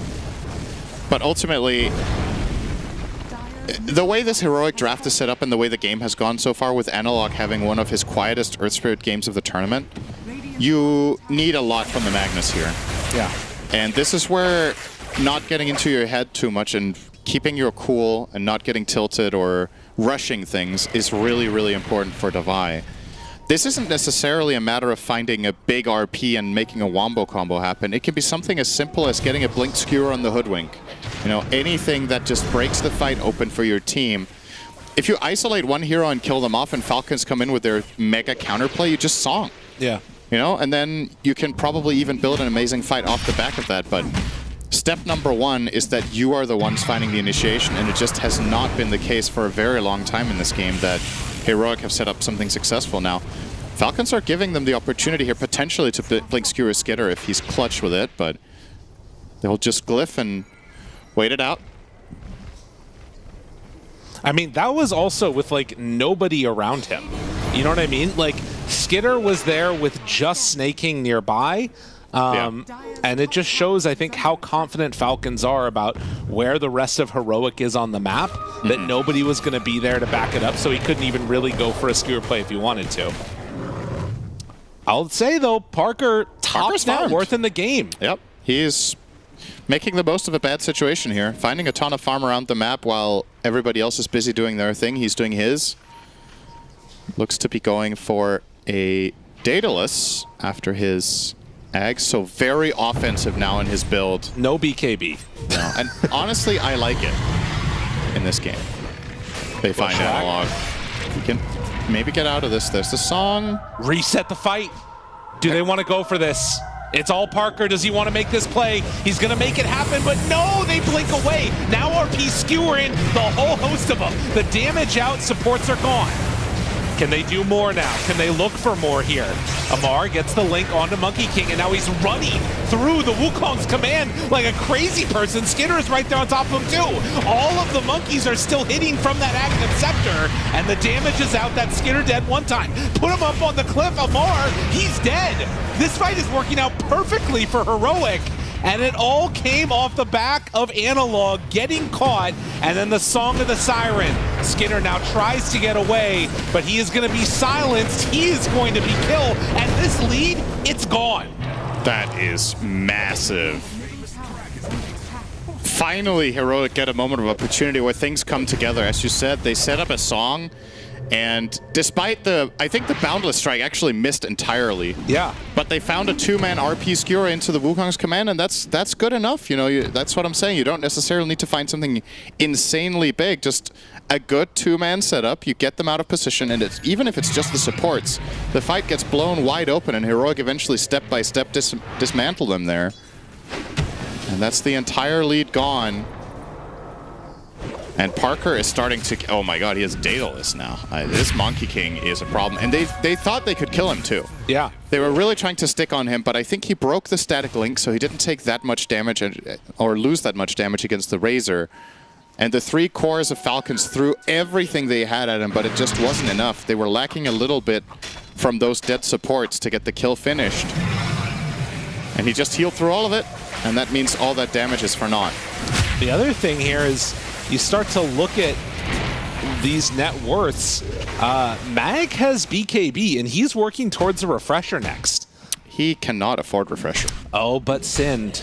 But Sind, do you remember? Does he have the 15 talent on Magnus? Yeah, okay. So he can actually, if he hits one hero with RP, with all the items he has, I think it's enough to pop Refresher and do another RP. I guess especially if he gets rid of Eye of the Vizier, right? If right. He gets, oh, he also has a Dandelion Amulet in his backpack, so he's fine. Yeah. That's plenty of mana. He'll get, if he swaps these 2 around, he probably has like 1,200 mana.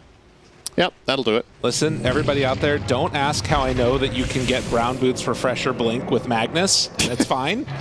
Okay? You don't need to know the specifics. My behavior score did go down, but it's fine. It truly is a different world out there in Turbo. It's a... Wait, I wasn't meant to say that, was I? That's fine, don't worry. Now they know. They know who you are. The disgusting Big L. You've lost so much street cred.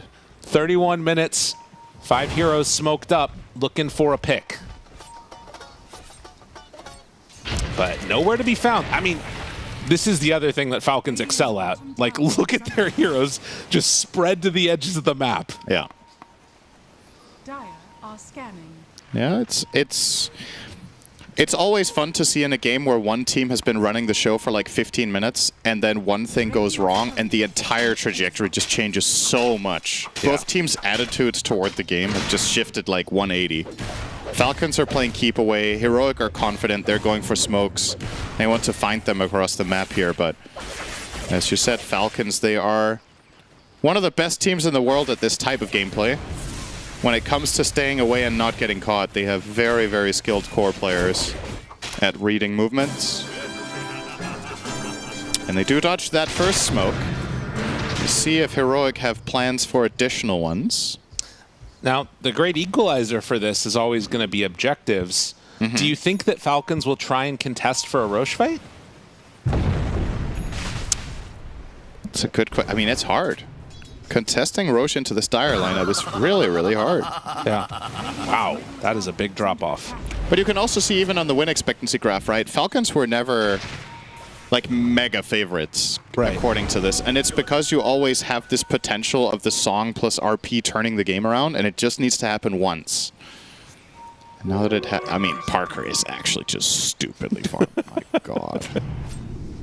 And he almost has Abyss. I feel like I announce a new item for him every 3 minutes. Right. Maureen is going for the AC because they need some type of physical mitigation for this. And amp. Right. Well, and then the other issue that they might run into here is the level 25 for him becomes pretty gnarly. They are running in. This is under a Radiant ward. They're pinging right where they're walking. Like, it feels as if they know exactly where they are. Oh, because of the cloak. The Cloak of Flames, they saw the creeps get hit by it. So they know literally exactly where they're walking. Yep. And now they're pinging. And Amar wants to be the one to break the smoke because he has Satanic, so he really wants to be the first line of defense here. Now the pings come the other direction. Roche about to respawn. They have a minute here, though, and then it's going to go back top. which team is going to start to break formation first to head up to the north side of the map. It looks like Falcons are going to pressure out bottom, and now they don't have good position to go through the gate. Man, it is so valuable to have mirror image right now. Yeah. He's just constantly able to spam out these illusions. They last as long as the cooldown is, so he can non-stop scout key positions. Falcons are heading north. They want to get there first if they can. I mean, this is a pretty cool play if they can make this happen. Because if they can see and get Heroic up there going through the gate, they will destroy them in a fight. Heroic are going to go from the other side, though. Yeah. This is a full-on mind games of who is out-positioning who. Heroic expect this, so instead of going through the gate, they will come from the right, and they will use their own smoke on the Naga. Parker will TP on the outpost when it's time to shine here. And Falcons are already set up with all 5. If they could somehow find this moment of opportunity before Heroic get in position. But no, they're just going to go for the Roche, and this one is not going to roar, right? Oh, wait, they had the first Aegis. They had the first Aegis. That's right, they had the first one. Parker TPing in. He is all alone. They jump forward, try and find him, but they get away. And now Soulbind on to 2. They're already in. Devilama gets the RP connection. Skidder, he is gone. Now Malrine just died to the crits. He's almost out of there. They have to run away with the rest of them. It is a dead Grimstroke. Snaking, TPing out, and Amar does look to escape from this one. So when all is said and done, it's going to be Crit and Skidder dead. And Roche for Heroic. They get it. Yeah. They tried to set up that play onto the Monkey King, but they just weren't fast enough. I'm surprised Skidder couldn't get a Blink Dragon Tail when they saw the TP animation coming in. I think they got the static link off, but not the Dragon Tail, which shouldn't really be possible. So I don't know what happened there for Falcons, but absolutely crucial for Heroic to pull that off. Now they built themselves another advantage with this Aegis. Gonna see the replay here. Does he not have... Oh, he just messed up, right? I guess. I think that it went through, but he just mistimed it slightly on the blink in. I mean, the reality is that they had to save with the Inkswell anyways. Yeah, and I guess if you TP and shift Q tree dance, the Dragon Tail, even if you blink melee Dragon Tail, he might still get the jump off regardless, actually. So maybe there's just nothing you can do there to prevent this from happening from Parker, and that's a great result for them. They win the chest war. They get the Octarine now onto the Earth Spirit. Parker, don't kill you. Parker. Oh, okay. Oh my god. Why did Carrie He's just sitting there smiling. Not even close. Has the Paladin Sword, so he'll probably heal up in the jungle. And he also got level 25 from this. So now... Big ring. Bigger ring. This is still the worst description of any talent in the game. It says additional Wukong's command ring, which really sounds like there's going to be 2. Yeah. But there's 1, and it's bigger. So why doesn't it say bigger Wukong's command ring? Because it's the question. It's additional. Maybe there's 2 on top of each other, and it's just like the other one's invisible. Okay. Yeah? Yeah. I think you're right. It couldn't be... Valve couldn't have made a mistake. I don't know. That's not a thing. Anyway. The big ring is unlocked. Additional ring. So it says it creates an additional ring of 7 soldiers at 1100 range from the center, but when you look at it, does it look like that? Yeah, definitely. To me, it just looks like the ring is just bigger. Not that it's 2 rings next to each other, but is it actually 2 rings next to each other? Maybe I'm stupid. You're just flaming, man. Nah, it couldn't be. You're a flamer. It's not me that's wrong. It's everyone else. I'm sure it's I'm with you there. Yeah, it can't be me. It's. I'm just agreeable, you know? Yes, that's good. That's why I like you. You're an enabler. Yeah. But you're a good enabler, unlike Jenkins, who is a bad enabler. All enablers are good enablers because you're enabling somebody to do something, okay? Okay. And it's good to do things. Yeah. Schofield finding Crit, getting him with the silence, and oh, you ain't going nowhere unless you are. Big hit. Bonk. Critted on. As Analog gonna shove out the mid wave and continue to harangue This Falcon side. Now, has he gone too far?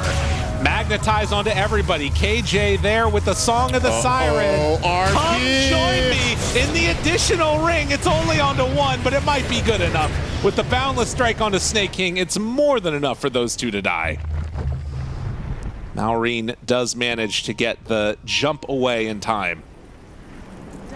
10,000 gold lead. And again, it's just so hard for Falcons now. They were in a good position, but you take one bad fight against this Dire lineup, and the fights just get... It feels like after that one moment, it's just hard to envision the fight where they get things on their terms. Yeah. Song of the Siren threat is there constantly. RP threat is there constantly. All Heroic need to do is send Analog in there and get something started. And whatever type of fight it evolves into, if he kicks someone out, great. If he goes in there and tanks some damage, great. He just needs Falcons heroes to respond. If they ever group up or lose position slightly, they just auto-win the fight on Heroic. And this is absolutely Elena Barracks. Look at this damage he's doing to this tower, man. It is just getting demolished. This Monkey King does so much. Buildings following, hit with the Bushwhack does not appear to matter almost at all. They will use the Inkswell there, but DK back up in 5 seconds. It's a couple seconds too late. And honestly, I don't even know if they want to fight at that point. Like, you kind of have to wait for Wukongs to be down, but it's hard to imagine how that's going to happen. They have Refresher done on Mag. Yeah, this is... should be pretty easy here on out for Heroic. Just set up any sort of good fight together. The one thing that they can't afford to have happen is that they get caught off and split out too much, so that Falcons start to get a pick or two and maybe develop the fight off of that. But yeah, it looks like Heroic are pretty wise about their positioning. Analog pushed out mid. He's going to roll away, not get caught. In the meantime, up top, Schofield is smoked up from the ninja gear, so he's not getting caught. Parker is all the way bot. If they find Parker, it's massive. His BKB, his Aegis is actually expiring in 5 seconds, so this would be the pick. He does just now have a 9-second BKB delivered to him. But we'll see them walking over. Amar reveals underneath a ward. How frisky is he feeling on Parker? Not that frisky. Maybe a little bit, though. Blink back, cliffing himself. And Schofield will also back away. Realizes that's literally the entire team and decides, maybe not. Oh, and Naga Siren now has Aghanim Scepter. So, does have the debuff immune in Snare. Radiant's top tower is under attack. He just wants to ensnare and reel in people into the monkey ult. Right. And then they're just screwed. Parker, very confident. He's just going to go straight into the base. Falcons are not ready for this. Nobody is in position, and honestly, even if they were, I don't know if you're stopping this pressure that's coming in from Parker. Will get a good hit with the Bushwhack, but immediately the Inkswell turns that back around. Now they're snowballed in. Don't look now, but there could be some damage coming out. Divine Llama looking for an RP target, has not found it yet. He doesn't need to. That was a two-hero play. That was just Schofield and Parker, and Falcons feel like they can't do anything about it. Now, they do have a top tier too, so I'm guessing Amar will really want to push this top wave out. But at the moment, he's in his Ancients. Really wants to finish his Refresher, but yeah, he has to disengage. And this tier 2 will be gone in just a blink of an eye when Parker gets on top of it. Well, like you said, Refresher is done, so double Eye of the Storm with a Satanic and BKB to boot. It feels like Falcons have to... I mean, how do they avoid getting RP'd, man? Yeah. It's 2 attempts for Devi, and he has BKB, and they have Song protecting him. They're going to have to buy back their heroes here. This is Megas, so... Well, are they just going to give them Megas? Nope. Here we go. Jumps in, stun, double round. A lot of damage out. The RP is there, though, and they manage to get away on Parker. But big damage out from Devi. In the midst of the song, they force Staff to try and run away. Disengaging from this fight, they'll have another RP in a moment. Looking for his opening, Devi Llama ready. They roll out on Analog. With Grimstroke dead, this actually is pretty good, but no! The turnaround, the damage out from Parker is insane. DeViLlama is starting to fall. Do they have enough to kill Snaking in it? They will. But in the meantime, Parker tries to get out, not able to. Says, fine, you know what? We'll just try and settle this the old way. Runs down and finding Skidder boundless through to the far side. That's actually KJ that manages to right-click the DK to death. But still, 3 heroes dead, 2 of them without buyback. That was a very surprising result that Falcons were actually able to even string that together. But the first RP, they use it and they song at the same time, so they kind of threw one RP out for no reason. And then the second one was quite good, but yep, as you said, they do manage to survive, so it's not over quite yet here. You see Devi using Refresher, getting out.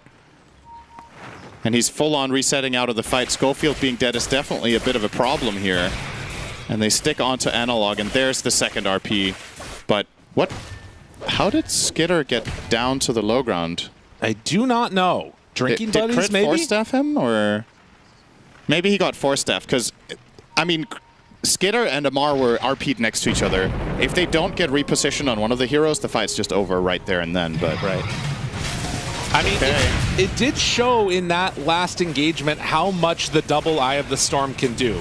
Like, it's a serious problem, and I mean, I don't know. I feel like that's even going to be hard for Parker to stand up next to. Amar's about to hit 25 as well, which could be a game changer. When he steals attack speed against the Monkey King, if he gets to get that static link through, even with a good RP, if Monkey King doesn't have attack speed, he might not be able to find the kills quickly enough, and they'll be able to heal up with their Satanic. But, all right, Parker's challenging them instantly. What are you going to do about it? You're going to get megged. All right. I mean, they didn't have Refresher for another 30-ish seconds, so Falcons going to have to play against Mega Creeps now. It still is not completely over by any stretch of the imagination. Falcons can come back from this if they find that perfect fight. Heroic still kind of have to commit in to make the play happen. Yeah, they have a Dragon Knight BKB now. Heroic are getting big items as well, though. So now a Hex onto Analog. You mentioned the Naga eggs. Magus has, what's that, 2/3 of an AC. It feels like it should be a formality, but if they can somehow on Falcons avoid getting RP comboed to death and get a static link off on the Monkey King, develop the fight, it is possible. We've seen Amar win ridiculous late game fights on Razor.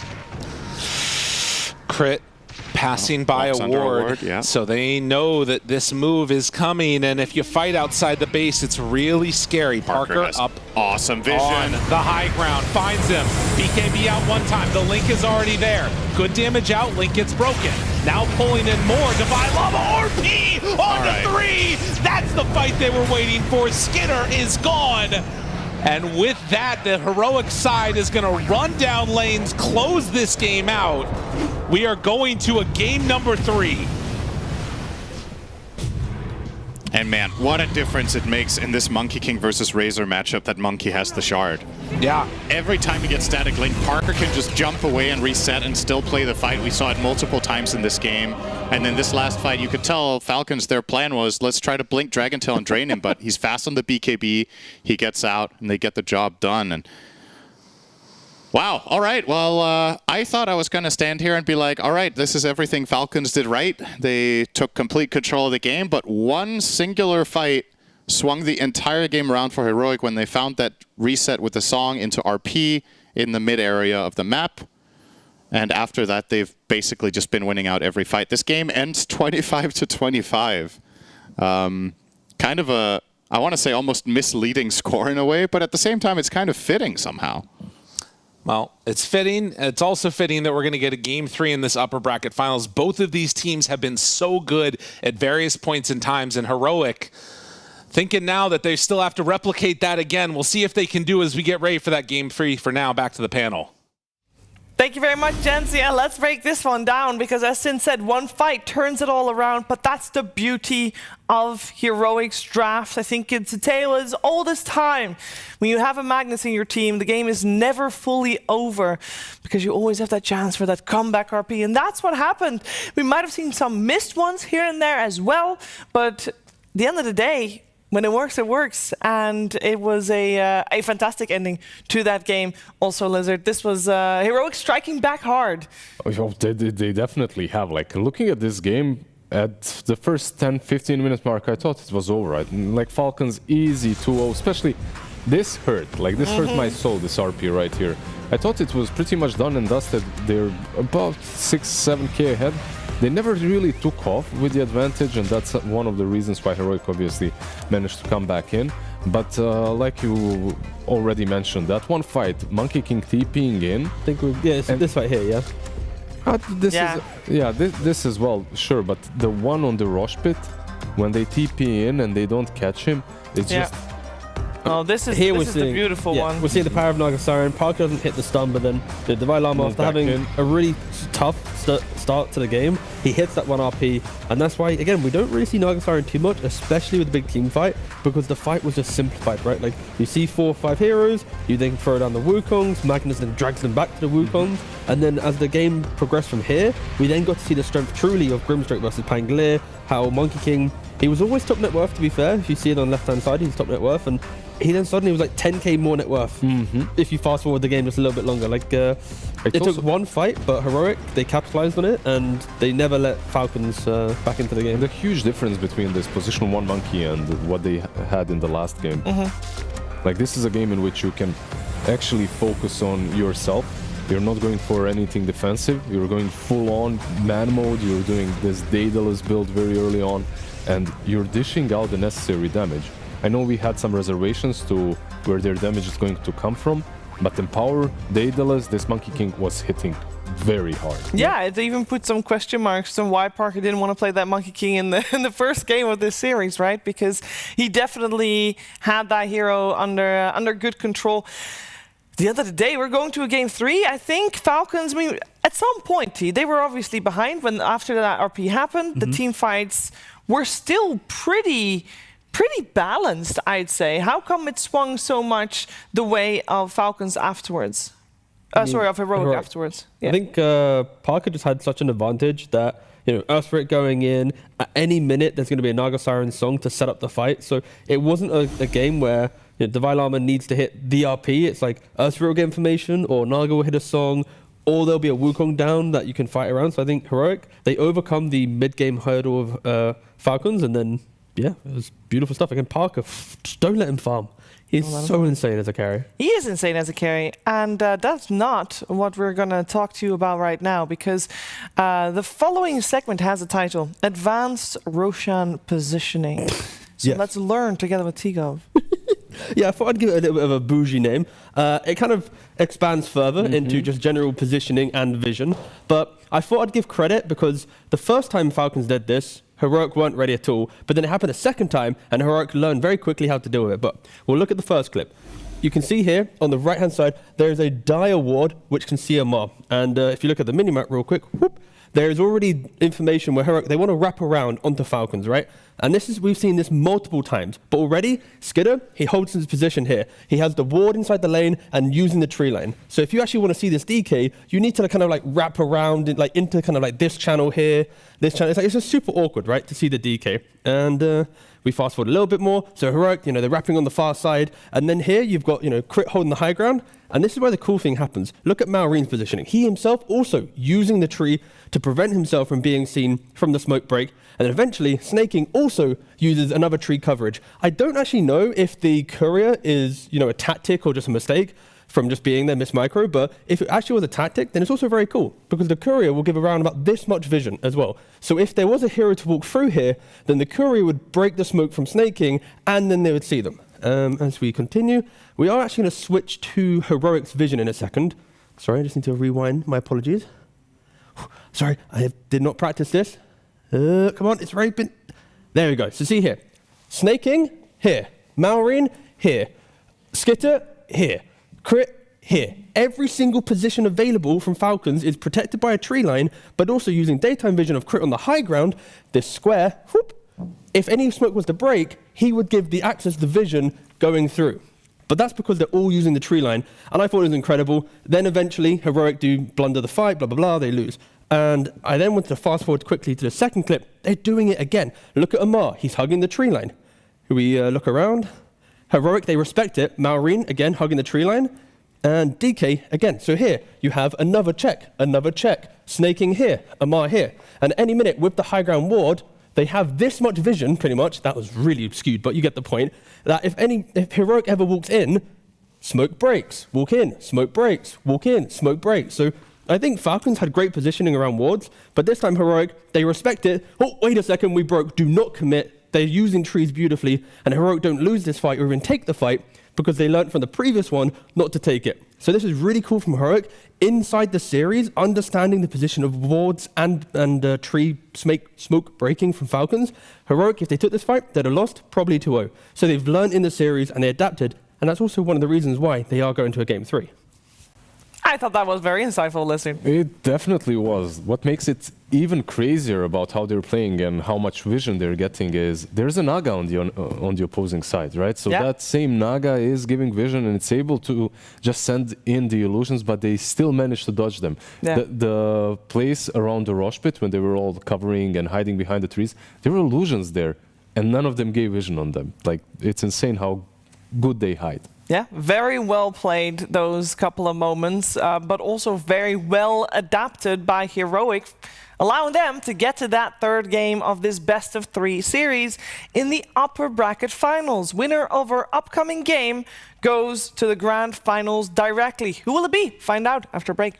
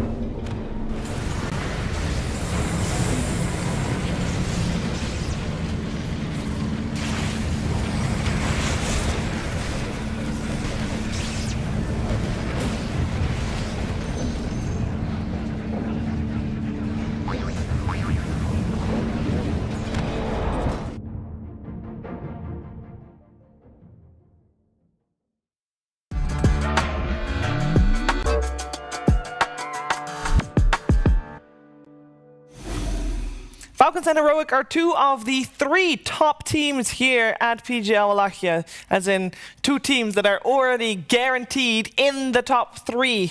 One of the 2 is going to be securing themselves a top 2 position by getting into that grand finals. Falcons and Heroic, it's 1-1 and 1 game to go in this upper bracket finals. I'm joined by T-Gov and Lizard. And Lizard, going into this 3rd game, I feel like even though Heroic won game number 2, there's still a lot to learn for them going into game number 3. And I would still see them as a team to have to, you know, give that extra oomph coming into draft number 3. Would you agree with that? I would. I do like the approach that they already had in game number 2. I feel like a lot of teams are improving within the tournament and also within the series, and their improvement was ban the Nature's Prophet. That's the first one. True. And I feel like this tricore that they had on the other side isn't the same without the Prophet. It's a little bit weaker. The oppression that they can make on the map as well is a little bit weaker. And one thing that I have to say, the first game, even though the Monkey King was played from the mid lane, they had more ways of dealing with him. Yeah. They had more ways of getting on top of that Monkey King, and they were always on it. Like every time he's jumping to the trees, there's a Sand King with Shivas jumping in, scouting him, stunning him. This time around, it wasn't that simple. Like they had a Dragonite with Dragon's Tail, and if you recall that fight around the Rosh Pit, that's basically where they lost the game. Monkey King TPing in, and you can't catch him. So if they want to get that Monkey King still in the pool, if they do let it go through, they need to find better ways of dealing with it. Yeah, I mean, also like the Grimstroke, we didn't really praise him too much, but with the Wukons and a Tusk, like every time Tusk went in, it's like, do I really want to go save this guy? Because once I Drinking Buddy's in, there's going to be the Soul Bind, I'll then get connected to whoever I'm trying to save. It's just, the fights got infinitely harder for Falcons as the game progressed, but I don't know, there's something so exciting about Heroic that even when the game goes poor, you just know in the back of your mind, Parker's going to pop off at some point, right? And that is such a cool thing to have in a team, that no matter what happens, no matter how poor the lanes go for people, if you just hit that one spell, if you find that one fight, then Parker is the carry player to take over the game. Sorry. In hindsight, they had a lot of really good answers to everything Falcons was drafting. Like we discussed the Grimstroke during the draft, and it's crazy that one hero solved both the Tusk and the Pango, and both of these heroes are to be expected to be picked.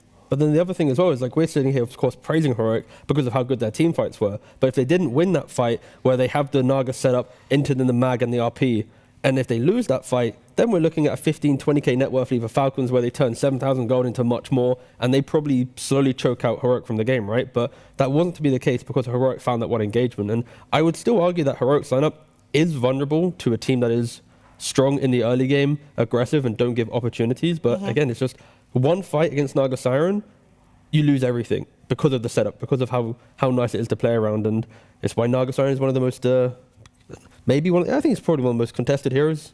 I would say one of the most contested heroes for sure here at PGL Wallachia. We see first phase banned a lot and otherwise picked up indeed very early on, just like the previous game that was the case. The question is, will it be touched, will it be banned, will it be picked up in the upcoming game? Because game number 3 is about to appear on you guys' screens for this 3rd game. We'll have Falcons on the Radiant side, we'll have Heroic on the Dire side. Falcons get their 2nd pick. I wanted to touch a little bit upon this in the previous games, but it wasn't really feeling as relevant. I feel like a lot of the times when we talked about the series we had yesterday, Falcons preferred 2nd pick. 2nd pick, yeah. And therefore you saw them frequently on the Dire side because Radiant was preferred in the by the other team. This time around, this sequence that we see here with a team having 2nd pick Radiant, it's been the same the whole series. I know Falcons was Dire in the first game, but then they were first pick. So Heroic, one of the 2 teams prefers either Dire or first pick. And I don't know which ones because couldn't see that, but I do think that's interesting. Yeah, Falcons, they definitely are a 2nd pick team. They prefer that, so I'd suspect that Heroic are also a Dire team. And because most teams, if they do get to choose the side, they take Radiant. Yeah, Naga Siren is the 3rd most contested, so we'll see. Oh, of course, yeah, it's already banned out from Falcons. I got distracted by the pop-ups. It's all good. We got Naga first phase banned by Falcons and Heroic first pick. Yep. So far from game number 1, Sand King is still left in the pool.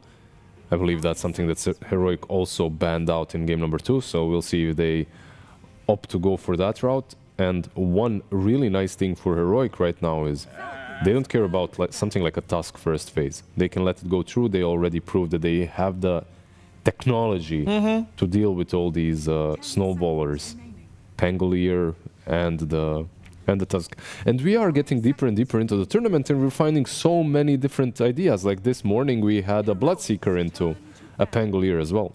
Yeah, and previous game already, I mean, Falcons changed up as well. They banned out the clock and the Morphling, and they didn't this time around. Yeah, I was really thinking if they're going to ban out the Monkey or not. Because it's such a flex potential, obviously, for Heroic, but the Morphling goes through. Okay, yeah. The Monkey's an interesting one, because, of course, against them, they haven't really had it banned out, but, of course, the respect in this series, yeah, I like it. That's what you see from the top teams. They identify a problem, instantly throw into first phase bans. Yeah, for me, this definitely opens up the more for Heroic. But you wouldn't want to, like, first phase that hero at all, right? So Doom is banned, and you know that they might pick Razor on offlane, right? So if you get something like a Morphling for Heroic, they pick the Pango first. I think it really depends on how Falcons want to approach it, right? Like, against other teams, they've not cared about Morphling. Of course, Parker, incredible Morphling. It gives Heroic this eventual timing of he will 1v9 the game, which he kind of did in that previous game as well once that one fight happened. So maybe Falcons, they respect it with their single ban in the second phase. If not, just start drafting in the back of your mind going, if we draft poorly, they will Morphling us and it'll be a difficult game. So it's Falcons aren't going to forget about it. This is the reason, the main reason for me why I talked about the Morphling. I mean, they can just ban it out now, right? Yeah. Like, if responding to Pango was the Razor pick, they want to flex Razor to the very end, then I think they have to, right? Yeah. Like, if you're Falcons, right now you have to ban the Morphling. I think so, at least. We'll see if they go for it. I want to say that this might just be... Oh, no, Naga Siren ruins it. Never mind. I was going to say this might be the first game of entire PGL Wallachia that has not got a single support ban in the first phase, but Naga is a support, so I'm wrong. But I do think that the point that there are still a lot of supports left in the pool that are considered very strong is a very interesting thing to keep in the backs of our minds, as we now are going to have some supports banned out, with the Shadow Demon being the next one. Yeah, if you're Heroic, I feel like that's the way to go. Maybe as the Clock, they go as the Omni. And on Falcons, let's see. Like, I would still really go deep into the Parker bans. Yeah, I feel like every time we talk about Heroic, at some point, we're praising Parker, right? And of course, it's the rest of the team setting him up for success at different moments, either comeback fights or opening up the map. But the fact that, you know, with their roster shuffles, they've picked up a player that knows how to fight and farm is...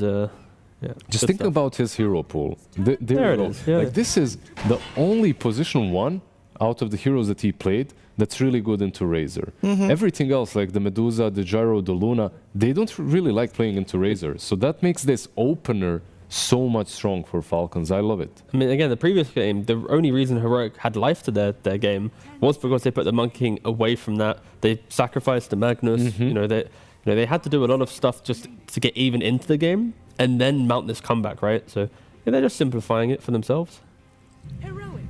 Heroic's response now. There's the Tusk. The shoes on the other foot, as these two heroes were the opening 2 picks from Falcons in the previous game.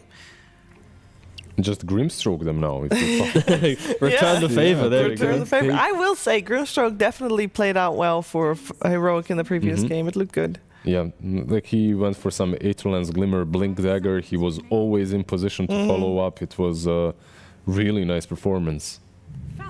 It really was. We got the Snapfire coming out for Heroic, so that's their support duo done.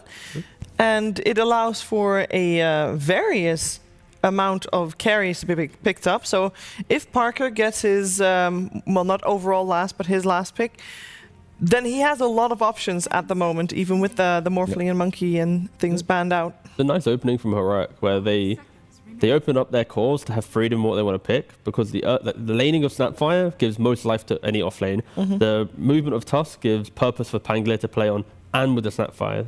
So it's this triple opening. doesn't matter if Falcons are trying to flex, because it's just like, all right, sure, you flex stuff, we're still just going to have a much better entry to the game. Because I think in both games, there's been an awkward transition from lane to game for Heroic, where they've had to do some like mid to late game shenanigans to get back into it. But this time around, I can see them looking pretty good from the laning phase. Will there be a hoodwink this game, or will Crit finally play something different? Well, probably not. I mean, he could still technically Lion.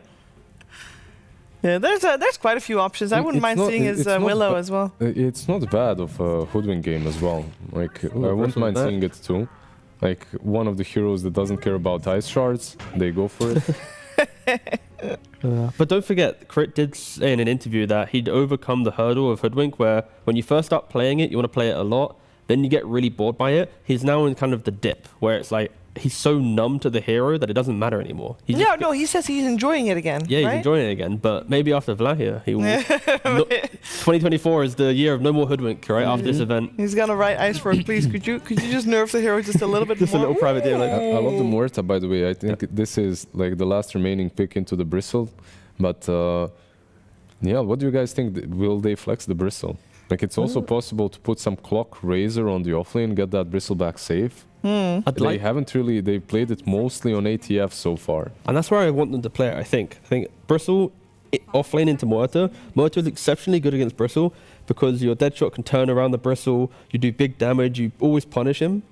You can also buy Silver Edge. But you put Bristle into core, you're allowing Muerta to have the good matchup. So I think the Bristle needs to be in the offlane. It doesn't really matter. Amal will happily play that role. He might show us a different build to other offlaners to try and deal with the Muerta. Some type of evasion or something, maybe. Maybe even like an earlier BKB to not be turned around could be a good option. But it does mean that your Razor is either your mid or your carry. And we've seen Falcons struggle with a mid Razor not being able to have a playmaker.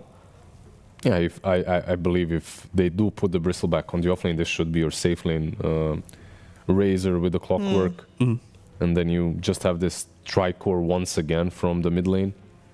Because so far, their Bristle, when they play it, it is the carry. Like, that's how it feels. Like, ATF, speaking of interviews, like, he was the one giving the show to the people. He wants to be a showman, apparently, right? Running to the fountain a couple of times.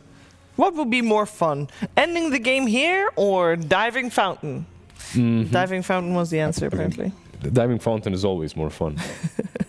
Especially when you're playing Bristleback. The amount of times that I've seen a rampage recently from some Bristle just turning his back, quilling pretty much everyone, it's... All right, we got Earth Spirit banned out by Falcons. Seems like for now, Heroic, they've banned out Huskar. There is still that flex potential for Falcons, as we mentioned, but if things go the way we are leaning towards, where we think it will go, we're looking for 2 mid laners for our final 2 picks coming into this. Pretty much. I mean, of course, the Pango... I don't know, I feel like analog Pango feels... I mean, of course, Falcons are still respecting the mid ban, like you just mentioned, Shiva, but... Yeah... Okay, let's say Pango is mid. I'm still looking at maybe like a Timbersaw or anything. I just want a hero from Falcon's mid lane that, again, it just like, it eats through the early Monomer kisses, it prevents Tusk from killing you, and Pango can't threaten you. So I think Timbersaw is my hero. Invoker probably the last one left remaining that's a big issue if you let it go through. Just the EMP in this kind of a game is a problem for Falcons, so they get rid of it. Is Pango strong enough in the offlane to deal with Clock Razor? Like, the range of Swash obviously isn't the best early on, so... I don't think you enjoy that lane. I don't think you enjoy that lane. You can maybe get away from them, but I'm not sure just if you're able to pressure at all. So putting him mid... Actually, Analog, they didn't pick this Pango on the mid lane too many times, but I have seen him play it in pubs recently, and he did well. Like 2 days ago, perhaps he was practicing it, so definitely they have that as their option. Let's see which hero they're going to remove for Heroic before going for their final pick. So they ban out Huskar, which I think is just a smart one to do. But it might not tell us that much just yet. They end up picking Queen of Pain after banning Puck. Okay. This... It prevents the Razor from going mid, because Quop can obviously always blink out of Link. So the pressure mid Razor applies is near 0 now to Queen of Pain. If Falcons are happy still putting Razor into the carry role, because they have Bristle and Razor to be, you know, kind of semi-carries equally. See what Marion wants to play. Can I get Alina maybe? What did we see earlier up against Puck? We saw sorry, up against a Quap. We saw a Quap, I believe, but We've seen. forgot what was up against We've it. seen. What was it? There was a Shaker game in which the Shaker did really well. Yeah. Wouldn't really mind that here as That's well. not too Looks bad, yeah. solid. Like historically, in my opinion, Lina is also pretty damn solid, but teams are struggling to make her work. Maybe a Shaker for Malrine wouldn't be that bad. They haven't played it though, not in the games that I have covered. Yeah, I wouldn't mind Shaker. I think that brings a bit more team fight. I think early on, pre-BKB, we'll have to just need some type of containment. Like, you're not allowed to enter the fight. If we jump you, we can kill you off quite quickly. So yeah, again, I wouldn't be opposed to it. What else would you like? Would you like something flashy? To I'd jump like the back Bat Rider, but I don't think we're going to see that. But it would be fun. And if you're asking me what would you like, that would be my answer. But I'm not here to say what I like. We're here to see what they might strategically pick. We which do get the Lina. just goes back to the Lina All I right, called. you wanted Lina, but there's obviously two types of Lina. Physical damage Lina and magic damage Lina. No, I want the magic. Magic. Okay, we're on the same I page. want the magic. The Aghanims, magic the touch. Aethelens, like Muerta goes to step up, go into Pierce of El, Get blown boom, up. take a Laguna, yeah. Yeah. Okay. I'd love to see that. Like, You'd love to see that, okay. Last time I've seen the Lina though from the mid lane, I can't remember who played it. One of them. It was Mobe played it carry. Mobe, yes. Mobe, yeah, but he went for like a Gleipnir build. I feel that that's way too slow and unnecessary, and especially in this game for Falcons. Like, you've got the Razor, you've got the Bristleback, you've got this very Falcon-like draft. Like, you have 3 cores from 3 lanes that can all go ultimate carry mode depending on who has the best lane. I would like the Lina to just take a step back. You're winning that lane anyway.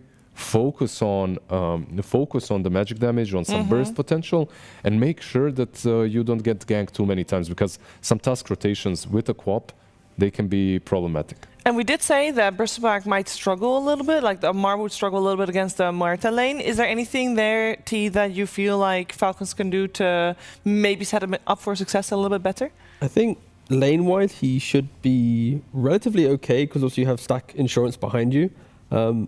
I feel like, again, I kind of echo what I said in game 2. I'm worried for Heroic. The entry to the game can be a little bit spooky, and it's like, how quickly can Parker stand his ground?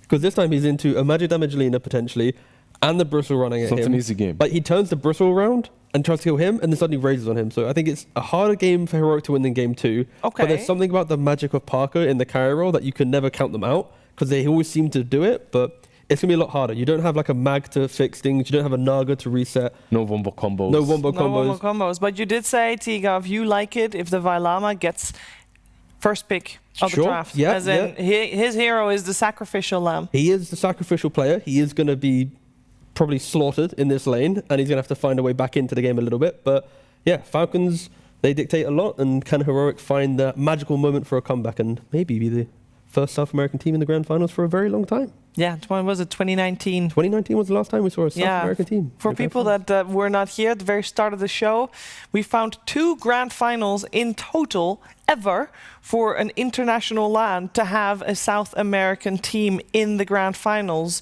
Will this be the 3rd time in history? We're going to find out. Game 3 of this upper bracket finals coming your way. But first, some words from Coach AY with Slacks. Thank you, Shiv. I'm Sir Action Slacks, and I'm here with AY 2000. How are you doing, buddy? All right, not so bad. Okay, first time we met, we were at Summit 3. I was wearing a Disruptor costume, and you were playing for EG. Can you believe we're still here after so many years? I mean, I know Slacks told you this, but he just lied. Why? You lied, Slacks. I don't think so. It is what it is. Okay. So Tusk was very contested this series. If you know how to play it, do you know how to beat it? Hopefully, we'll see. I think the hero's strong, but every hero in Dota has its counters. Okay, you took a lot of time to decide which hero will be the last pick. It was Lina, and can you tell us why? Why it took so long? I mean, generally on 24, I think most teams just use the time to talk about everything else. So it's not necessarily like that we were thinking a long time about the Lina. But for us, we just thought that the hero would like counter what they wanted to do and give us like a more scale for some. Okay, you will have a magic damage Lina or a physical damage Lina? Probably magic. We'll see though. Okay, thank you very much. if the casters are ready, I'm gonna throw back to them. Thank you, Slacks. Thank you so much. What a great interview. It's the best one I've ever seen you do. Yeah. Oh, that was amazing. Synderen, we're into this game. Heroic versus Falcons, game 3. How you feeling? I'm ready for some magic, Lina. Let me tell you. Oh yeah. You and I this tournament have cast one mid Lina, and it went Gleipnir, and I wasn't a fan.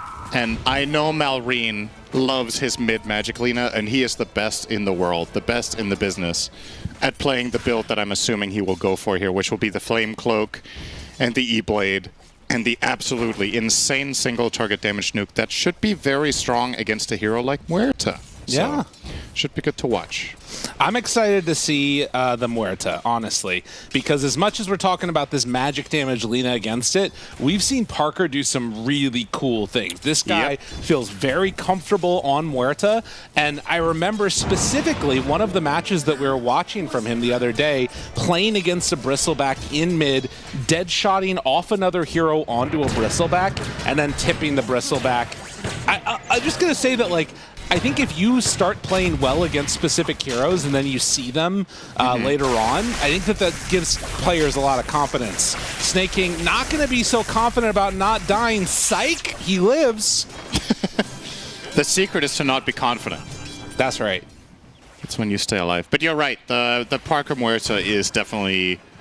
He had a standout game the other day. It was actually ridiculous how much he was doing on the hero, and they obviously picked it here as a counter to the Bristleback, but also should be quite decent against the Razor. These two heroes are extremely physical focused, and you have obviously the Pierce the Veil, and that's where that Lina is the wild card that can really change things around. We'll see how the mid lane goes in general. The last time we saw Lina versus Quap, the Lina was doing very, very well, and that is perhaps a little bit of a concern here for Analog.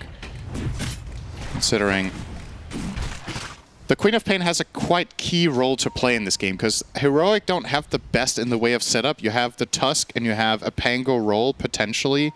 That is, I would never really consider Pango roll a reliable setup to a fight, but it can be very strong when you get it running. So you really need that Queen of Pain to be involved and bring the damage when you do find moments of opportunity. The Vailama, very low, but will live. Ooh. That was a close one right there, but yeah, like you said, able to survive through it. And so with that sort of key role that you feel like Quap needs to play in this game, do you think that that's something where if she does get shut down in the laning stage, it's a big problem, or can she still fulfill that role even if she's a little bit behind? I think it's a problem if both she and Pango suffer, and that's the current state of affairs. So I am a little bit worried for Heroic that the start to this can become a... Oh, hang on, Analog. We're forced to blink away there. We see Malrine get the value point in Light Striker range. He was the one that was playing aggressively. What's he saying chill for? He's saying chill because he blinked away on Queen as if that was unnecessary, and you're worried about nothing, my friend, you know? Okay, all right. It's easy to all chat when you have a very favorable matchup and you're kind of owning your opponent. But, you know, every advantage that Malrine can get for himself within the rules, he will go for, of course. And this is a very one-sided mid lane so far. This is a 1k gold lead, raw laning, minute 3. So the lanes from Falcons are working out very, very well here. Devailama, once again, will be in trouble here. Might actually die from this one. He does not a swashbuckle. It's gonna be close. Trying to stay alive if he can, but no. Skitter is gonna draw first blood. And kind of just left out on an island. Schofield is out to the side stacking up camps. Yeah, they also brought Schofield over to protect the 4-minute water because this mid lane is going the way it is. Analog is probably asking for help with covering the runes, and he will get the 1 water, but I mean, he is still not looking hot here, even with this rune to regenerate him a little bit. He's been forced to buy an early infused raindrop. He's sitting at 15 for 3 against the 25 and 14 on the Lina. You see that just flat-out net worth advantage, 700 the way of Malrine with no kills. Yeah, that feels bad. Burning through raindrops here now, too, and I mean, that's just more net worth that's not going to be held by the Quap as this game gets later. They do have a couple of heroes that are pretty great at rotating out. Should be noted as well, Schofield getting another stack on that hard camp. So they are building up a little bit of a piggy bank to try and return back to eventually. Meanwhile, Amar gets hit with that dead shot. The drinking buddies, and now the bushwhack, more damage out. Now catching him with the shard. How much more do they want to go for this one? Gonna glyph the wave, hit now on to Muerta, pushes him back in the calling. Good damage out from KJ, cookie away, but it's not gonna keep him alive, and now that just means that maybe Parker dead, no. Oh, that's so important from Analog. He actually saved Parker by 0.2 seconds or something. The next Quill Spray, I'm pretty confident would have killed off Parker there, but just barely ends up surviving with the Queen rotation in at the perfect moment. It's something the way of Heroic. It's still not looking too hot down bottom. It's still not looking hot mid, but at the very least they get something on the board here with this movement. Malrine has 6. KJ is looking maybe to play some type of a Power Rune. It's bottom. Okay. So Analog will get the Arcane. I mean, for trying to survive the laning stage, Heroic are holding on. It's a real, pretty fearsome presence that they've got across all 3 of these lanes. Does it get easier after the laning stage for Heroic? Again, it mainly comes down to whether you find some successful rotation, because it's not like, okay, the lanes, it's just a matter of reaching level X, Y, Z on your cores and then you're fine. I think these lanes remain one-sided with the exception of top also down the stretch, like 10 minutes from now. So the way you solve this is by making good coordinated rotations where you take advantage of Sonic Wave, where you take advantage of ideally some kisses from Schofield, which of course means that it's very important that he gets the Wisdom, which at this point is more or less guaranteed here with the protection. Oh, KJ coming on in, and well, Falcons for a second time a little bit slow with their movements towards these Wisdom runes, and they're going to get punished. Yeah, this is actually super, super important for the side of Heroic, because this, it's not like this solves the laning stage, but it's a very big help. We were talking about how it's important they get the levels on the support. It's a nice sidestep from King J. Is he going to live? I don't think so. He's not going to risk it. I genuinely think, maybe not. If that was ready the whole time, the Acorn shot, he would have not lived. Otherwise, maybe TPing out was an option. But they were chasing him for an eternity, so they lose their tower. That's pretty crazy. Tower BB. Listen, you gotta fight fire with fire sometimes. Yep. Can respect that. It shows that they're still in good spirits about the way that this game is going, at least. I mean, if there's one guy on the side of Heroic who will be happy, the entire team will be happy if it has a good game, it is Parker on the Muerta. And he's the one guy who's having the good game, so he's also the guy chatting, you know? Ooh. There's his Treads. So Treads Falcon Blade minute 8. Has Gunslinger toggled on. It's important when you play this hero. Very valuable. It's always worth keeping an eye out for it. Amar moves on in now. Trying to put the pressure. There is a rotation in from Crit as well. Does have Pierce the Veil ready. Dead shot back up again in a little bit. Calling out. Pierce the Veil slowed down. Punched. Pummeled. Killed. Muerta online. That one's a bit surprising to me. I'm not sure what Falcons were expecting there. Muerta's 6. And he's out of tips or what? Malrine pushed up to the high ground. But everybody's getting together and joining this Heroic. Okay. It's coming together. Yep, the moves. This is what they need to do, and it's what they're accomplishing. They're finding a couple of core kills, so they kill Bristle, they kill Lina, and it's these support rotations that are really bearing fruit. So first of all, Schofield helps protect Parker up top and turn that around. That one was on Falcon's initiative, to be fair. And I kind of question their idea of what they were expecting there. This mid one is just a nice coming together with the support plays and getting these heroes involved, getting those levels. They're level 5 on the Snap as well as the Tusk. You look on the other side, only level 4s for Falcons, of course, with 0 Wisdom runes. The ults should be coming Heroic's way first. And they are, on Falcons, really important ultimates to get. Yes. I mean, the sharpshooter is maybe Schofield the difference. is in a very awkward spot, but could maybe just cookie his way out of this somehow. That's going to be a no. Yeah, that's well, he farms a little bit before he goes down. Always got to find those silver linings there, but while this pressure is being mounted in the top lane, what are they getting on the side of Heroic? It seems like just sort of pressuring out the lanes and Devi finishing off that stack that was made. Analog with another power rune. He's been getting quite a few of these. He's getting a regen this time. On the Queen. Alreen underneath the ward. Need to be careful about this one, as Pango is TPing up here, has ultimate ready. Mar being chased by KJ, could throw out those shards. Oh, they Another misplay on that one, but Schofield starts hitting onto Amar, able to dodge away from that cookie. Pango rolling up, trying to find Snake King, which means that he's not in the rest of this battle. It's Muerta that gets caught for the moment. Sonic Wave out, Amar low but not dead. Devi finally wears out the ultimate, so they kill the clock, they kill the bristle, they will lose Snap, and now Crit able to survive through this fight. Skidder trying to get on top of Devi, and in fact they will be able to run him down. That sets up, so now Crit gets level 6. Yeah, the fact that this is a pretty even exchange, I think, is very good news for Falcons. Again, considering the support disadvantage that they had leading into that.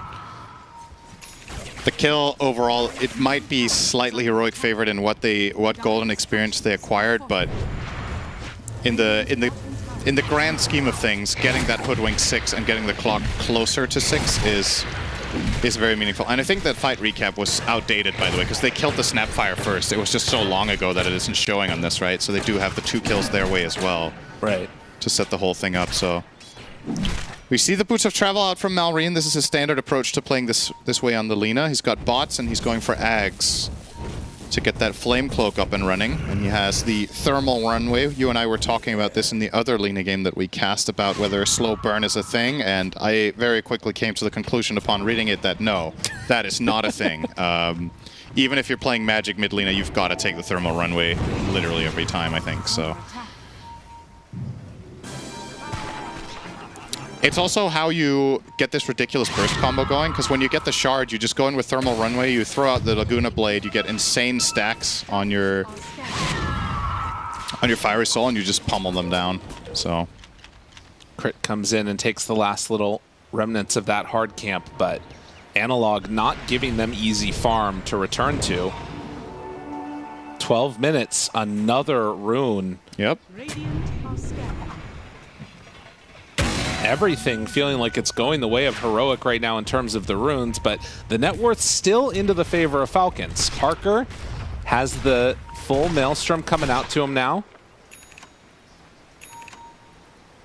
So good damage. Triple stack these Ancients here. Most farmed hero in the game at the moment. And the biggest difference between the two teams, I feel like we've seen this. Have we seen this in both previous games, or at least one? It's just so. MR versus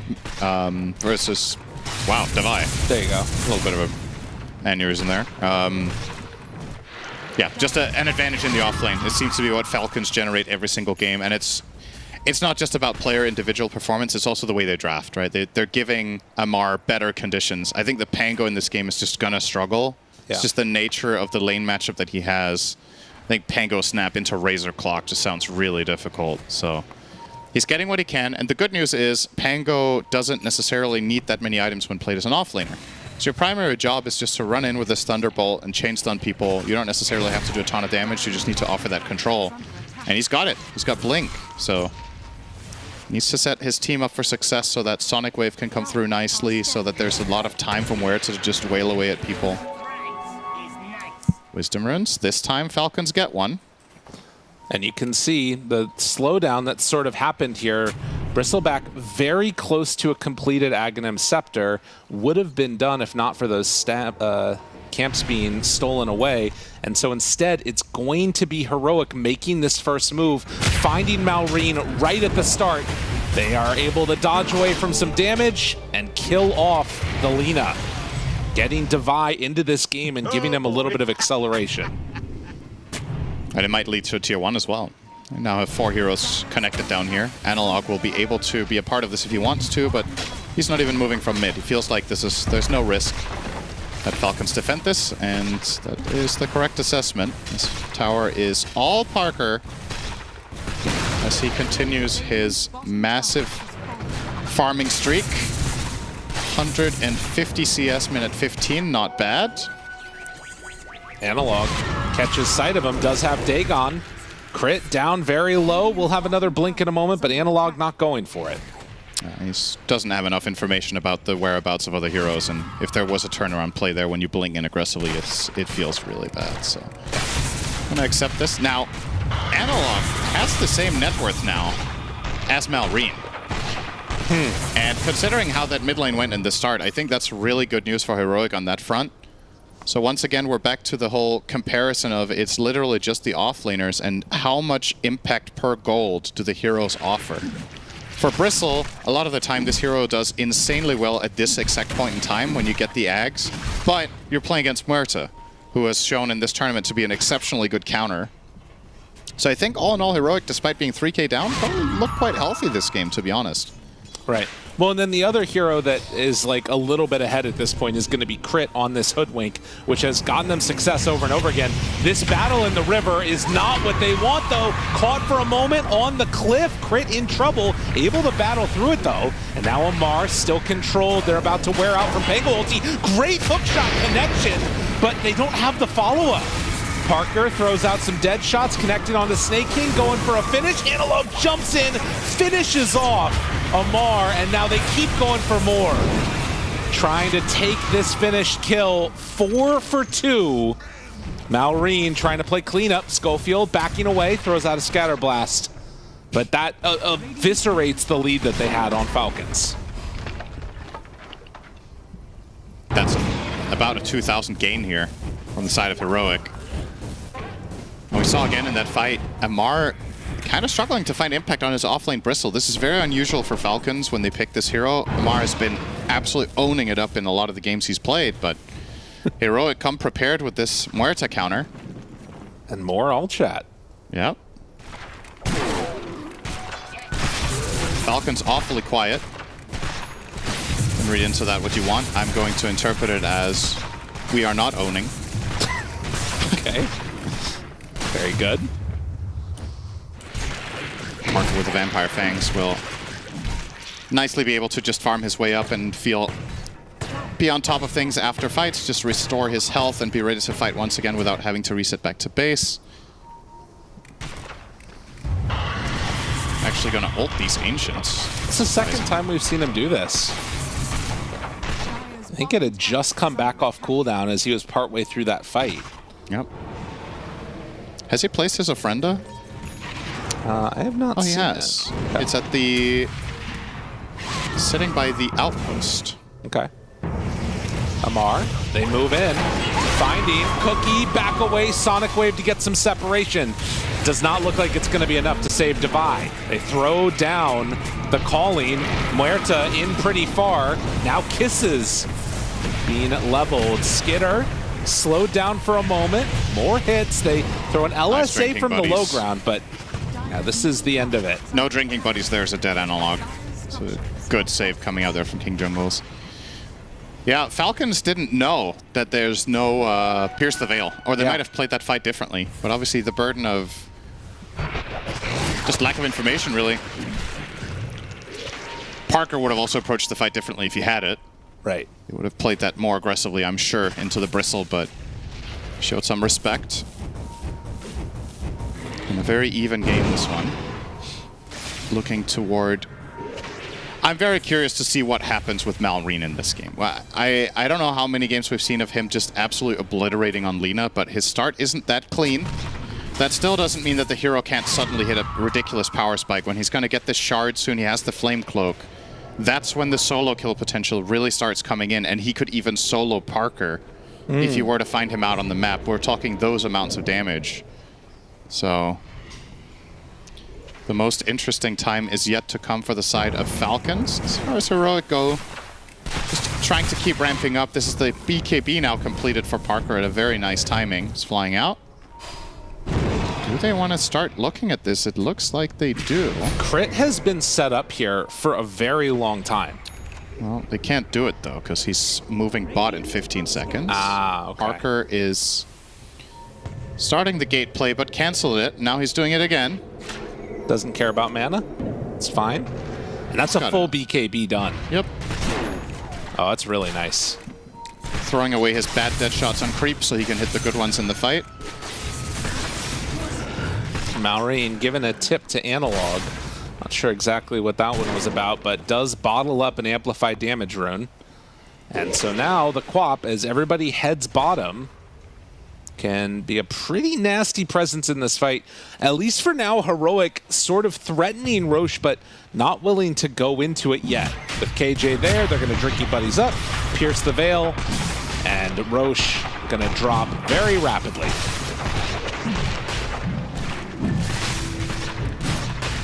Well, maybe not quite as rapidly as I thought. Yeah. I think your expectation is shaped by usually seeing where to do this with Mjolnir. Yeah. That attack speed does ridiculous amounts for your output. This hero uses attack speed like none other, but I think his item build makes sense though when you look at the flow of the game so far. Having these other build-up items and then going Mjolnir next. Right. Or the Pike. You see which one he prefers first. But just really staying at a distance is the name of the game here. You're playing against Clock Bristle Razor. So I think it makes total sense to prioritize the Dragon Lance and then maybe get the Pike. Pretty big net worth lead starting to shape up here for Tundra, though. They will cut into it here with some Tormentor action, of course, but... Yeah, that time not farming, it's noticeable very rapidly. Yep. And I wonder how Amar solves the Muerta matchup. Because we've seen other Bristlebacks play against Muerta and just struggle to find impact. Right. Amar's got BKB now. What's the way you go about this? Is it a... Do you get some sort of a Blink Bash Abyssal kind of thing going? Or are you just getting move speed with Sanj and Yasha just running around the outskirts? Or is it the Bloodstone? Looks to be Bloodstone for now, so pretty standard.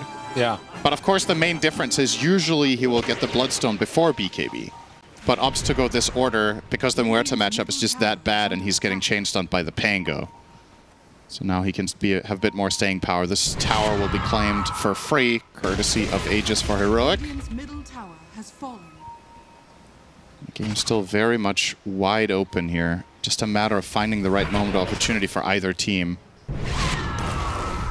Analog killing off the creep wave. Clockwork can cut it because nobody is back there to protect it at the moment, which kind of leaves Heroic in a bit of an awkward position if Clock does decide to do that, because they are all set up here.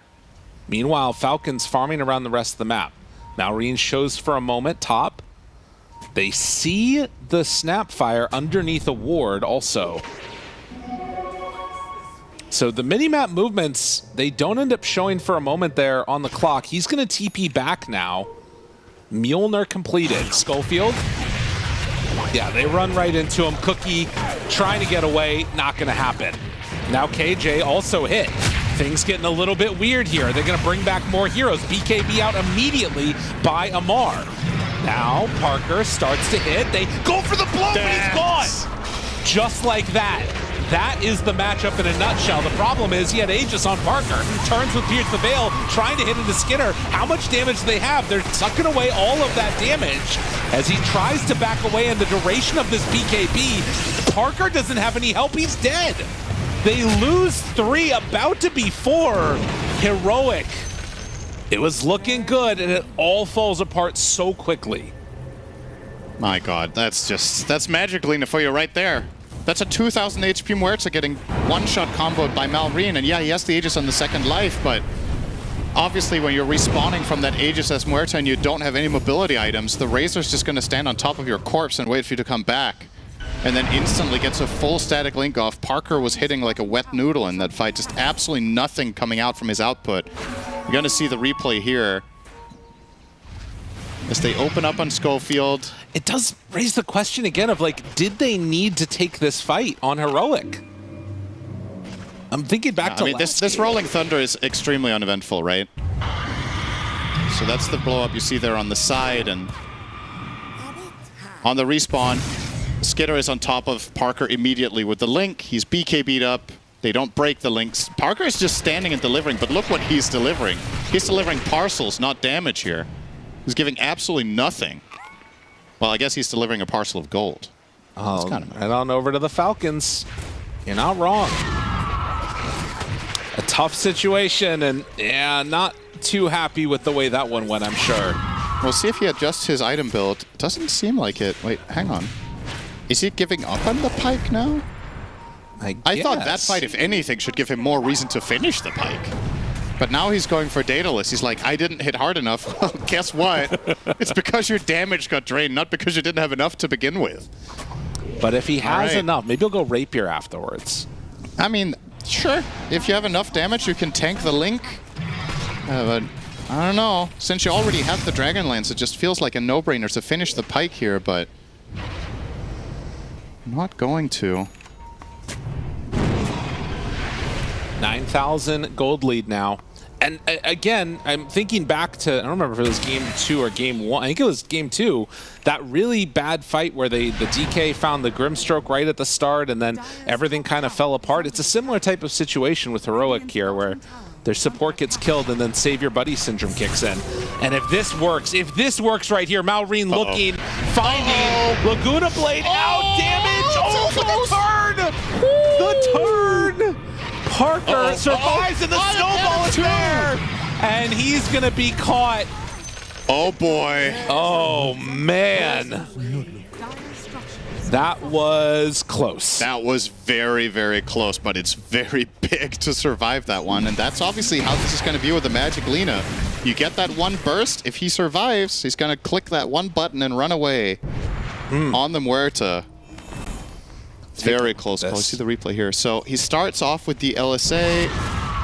Laguna, I mean, could he have done this any better? Oh, goodness. The last hit would have killed him. So we're talking like point whatever seconds there.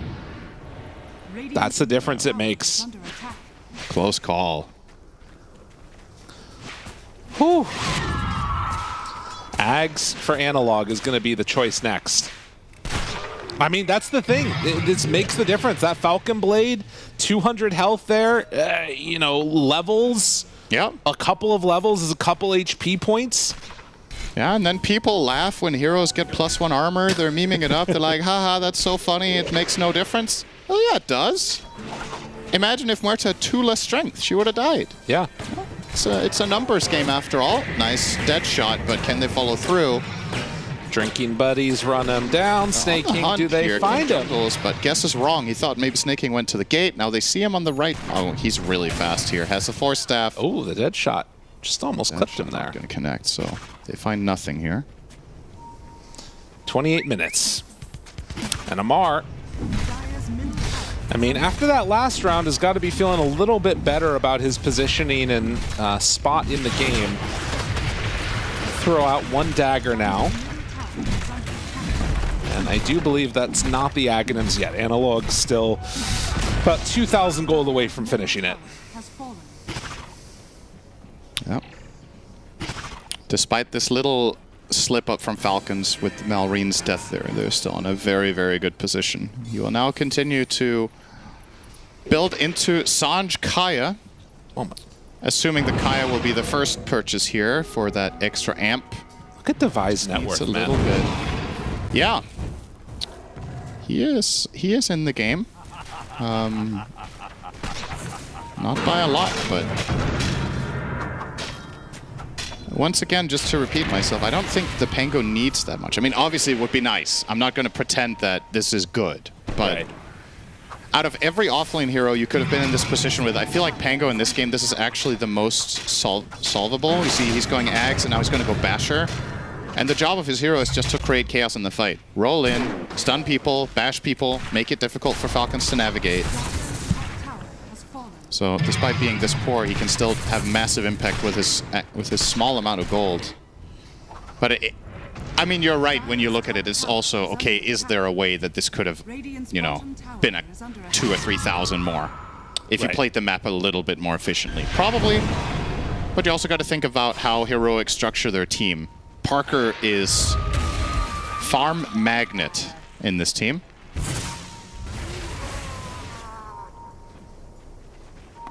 Well, and does he have the axe? Where's his axe on Devi? Did the courier die? I don't think he has it completed yet.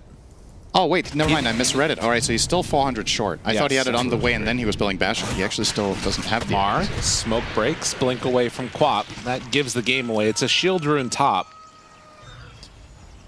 I mean, I think the other thing that's a bit scary about this is that there's still room to grow for Lina. Oh, plenty. Like, Kaya Sanj is coming up next.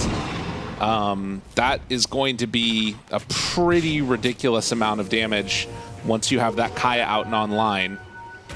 2 dead shot charges now as Muerta hits level 20. It's a big one.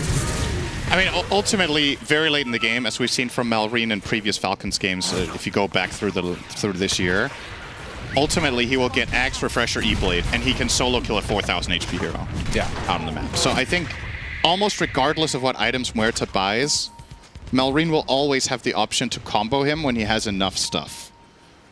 And with the Kaya coming out now, this is getting him across the hurdle of the previous attempt. Now, if that same play happens again, this 10% spell amp should be enough to kill off the Parker's Muerta. So now, again, Malrine is in a position where the right moment of opportunity will do it. But Heroic, this is a very reminiscent wrap of the previous game. Roche is in the same place, the fight's in the same place. Devi Llama rolls in, trying to bait out some BKBs. Dead shot, not gonna connect. Second one also off the mark. BKB comes out a little late, he's up on the cliff. Sonic Wave connects onto 2 to 3 heroes, they kill off another. Skidder is gone. Parker doing a lot, but will it be enough? Laguna Blade out of there. Malrine drops everything, kills the Muerta, but not before they force out a buyback on clock. And Quap dead. Malrine comes in for the finish. Tip. Oh, man. Parker trying to laugh it off a bit. I hope we have a replay of that one. It's like a masterclass in what Amar does sometimes, this one. It's similar to what we saw from his Doom in game number 1. He just walks in and he tanks so much damage and gives so much vision. They got Amar down to like a third, but it was by design. He wanted to take this damage. He pops BKB Bloodstone and kills 2 supports with Bristleback. Heals to full and just blows the fight wide open. They get all the info they need from Malrine to come in for the flank. And it's something that I've been praising Falcons for a very long time, is their ability to acquire vision in fights. It's also when you've seen quite a few Malrine puck games. And what he will do is he will just jump in on his puck, cast his spells, give vision for his team, and then they'll set up the fight. In this case, the hero offering that is the Bristleback as well as the Clockwork Rocket. Oh, where's the banner? There it is. It was hiding in the shadow of the tree, but they will pick it up. Excellent fight from Falcons. And of course, with that Aegis now in hand, it feels like they're even more free to make these pretty aggressive moves around the map if they feel that is what they want to be doing. And it begs the question with the previous fight that we saw where Devi just YOLO rolls in and blinks. Yeah. Is that good enough? Like, how much information do you need to make good fight selection on the side of Heroic? It seems like you need better vision than what you had. And you probably need the heroes to be combined in a better fashion. And on top of all else, in my opinion, don't go on Bristle. Yeah. If you can at all avoid it. I just feel like it's wasted damage. You're not going to 100-0 him. He will heal up and you will lose.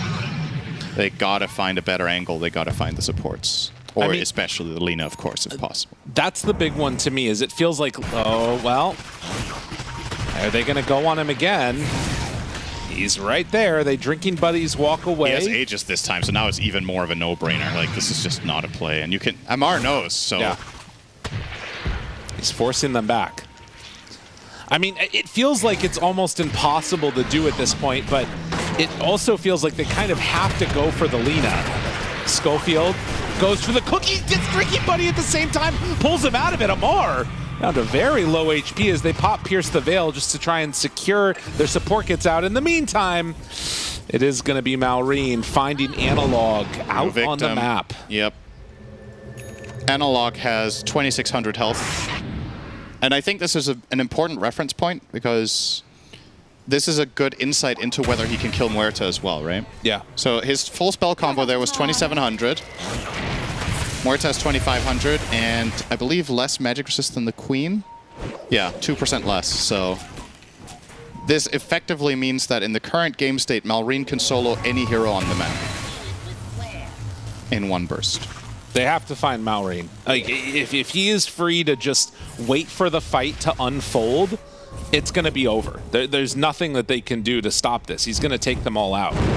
Yeah, the crazy thing about this is no matter what core he kills, it just blows the fight so wide open for them and it makes it so easy. So everybody needs to watch their step, and they need to have detection, and they need to have good placement of heroes on the map. It's just so difficult, right? Like, you're cornered now in your base. Every lane feels like a minefield. There's this stupid bristleback that's just bashing his head against 4 of your heroes in your base, and then you have to retreat. The amount of pressure here coming out is very difficult to deal with. Burns, doesn't it? See if they can find an opportunity here, but currently just completely stuck inside the base with all 5 heroes, and you know how Falcons are going to use that? Seen enough of their games to know, well, if you guys are going to hide, we will farm everything. Right. And it's not even like they can really make some meaningful play to try and catch and kill one of these heroes, because Bristle is like the first point of contact more often than not. I mean, if you catch one of the other 2, it's a support. So you have to, like, get behind this wall of heroes, too. Yeah. Smoke out behind them to maybe find a kill. And by that point, if they haven't seen you on the lanes, they're probably just going to TP out. I will say in this game state, every Aegis on Amar feels like a 5-minute checkmate. Yeah. And I think Heroic are doing the right thing by just waiting. And it sucks. You're losing gold, but I think it's the best play, because every other version of this situation where they try to look for moves is just so low chance and so high risk. So when the Aegis expires on Amar, perhaps they can look for starting a fight somewhere, and if he joins, maybe you have a way of solving him, and he can't just play exactly the way he wants. He's constantly just poking and prodding, getting info. Malrine. Yeah. Oh boy, got he found him. them both. Done. No hookshot from Snake. Oh, he did use hookshot. But and that's going to be a second kill now. They go down. Amar senses this time, and you're going to see Analog TP to Fountain from inside his base. I mean, there's the banner. It's tough. It's really hard to stop this. Huerta has a lot of damage, and the Aegis is expiring in 10 seconds, but they need to last until that. Malrine off to the side, blows up another one. Schofield dead. Now the dead shot pushback. Amar dead. He wanted to die. He had 5 seconds on Aegis. Triple buyback. They got to get something here. You have to get Amar. You got to kill him.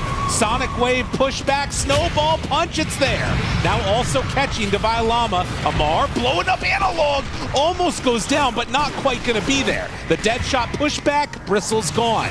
Finally, they find themselves something here as they try and back away, but another death here would be devastating. The Malrine, he Skinner just still will has not BKB be Satanic. stopped. He could turn this. Satanic ready, and now Parker in farm. Malrine hunting again. There he is, Schofield, caught, right-clicked, gone. Can they kill off Malrine, though? Jump in, Cookie, the damage is there, Malrine is dead. Parker held on, had that BKB, and goes in for the finish. Skinner tries to TP out. Can they get him in time? It's a long TP, but they don't have enough. Somehow, Heroic find a fight. It was costly, though. Yeah, they stay in the game, but that's 3 buybacks from all 3 of their supports. Sorry. Oh, no. I just realized what you said. Okay. Analog will BKB and get out of there. But The that's plus another side is that force. means they didn't have to buy back a core, though, right? Yeah. That's good. That's good. Focus on the positives. Octarine for the Lina. So now Malrine with way more uptime. I mean, look at this damage. It's just disgusting. Yeah. King Jungle's lost 2/3 of his health in the collateral of just being nearby. He wasn't even the target. It's pretty gross, if I do say so. But we're also seeing, you know, if they can get on top of Malrine, she will end up dying on the Lina. It's not easy. She's got almost 3,000 HP, but they have a lot of damage on Heroic. It's just a matter of not dying to her first. For sure. It's a matter of... I'm curious what the final... Okay, it's a BKB here, because you have options available here for the Lina of what defensive item you go for, but as you said, for now, if they find him, they can definitely kill him off, but it's a matter of time before Malrine starts covering his bases with a BKB now. And just 2k gold to go, or I guess closer to 3, but he will have the whole map at his disposal, so should just be able to farm that pretty safely. Do you feel like this Lincoln's is enough of a safety net for Parker? I think he doesn't have a choice, right? Right, but does it keep him safe against the Lina enough so that he's not going to die in one round of it, or is it still not enough? I mean, it's definitely enough for now, because Malrine has no way of breaking it except Laguna itself, so... That's pretty bad, though. The hook shot goes through, but the turnaround, TP out. Does he have a way to survive? He does. Parker popped it, gets away. Uh-oh, Malrine. He sees King Jungles. Oh, sees him too late, though. So they get out on everybody. TP. He ran out into the open and TP'd, and Malrine was tracing him to his next corner. Yeah. He just TP'd in the middle and does escape as a result of that. So nice play from King Jungles to not die there. Showing the strength of the Falcons draft in that last little engagement too, though. Lincoln's doesn't protect you against Bushwhack. Yeah, but I mean, I 100% agree with the Lincoln's choice regardless here from Parker, though, because you have to protect yourself against that one problem and hopefully get a good Lincoln's block off. What ways do they have of breaking the Lincolns? So, Static Link, Goo, Force Staff, Gleipnir. The Gleipnir in particular is actually quite nasty because that's super easy to hit for crit. Yeah, that one's a bit weird in general when you think about it. All right, Malrine. Devi. More like bye-bye. Got him. They definitely did. Use the hook shot on that one too. And no buyback for him. Only people with buyback in this game are Parker and Lina. Now pushing back onto Amar. That cookie was not going to work. And now in far. Has to back away. Sharpshooter. Still not quite enough there. KJ. Taking a few more hits. They'll go for the Hurricane Pike pushback onto Skeeter, who's still running in. They have this refresher ready with BKB Satanic. Amar is so farmed. Yeah. He has refresher as well. How are they going to deal with this Bristle twice in the fight? It's honestly for Falcons right now, it's just a matter of if we survive Pierce the Veil, what are they going to do? Yeah. And I think Parker has to buy refresher of his own to solve that problem and to get 2 BKBs. He did have Rapier queued up a couple minutes ago and then ended up going for the Lincolns instead. Is there any value to that at all? Oh yeah, and the Shard too. Where's his Shard?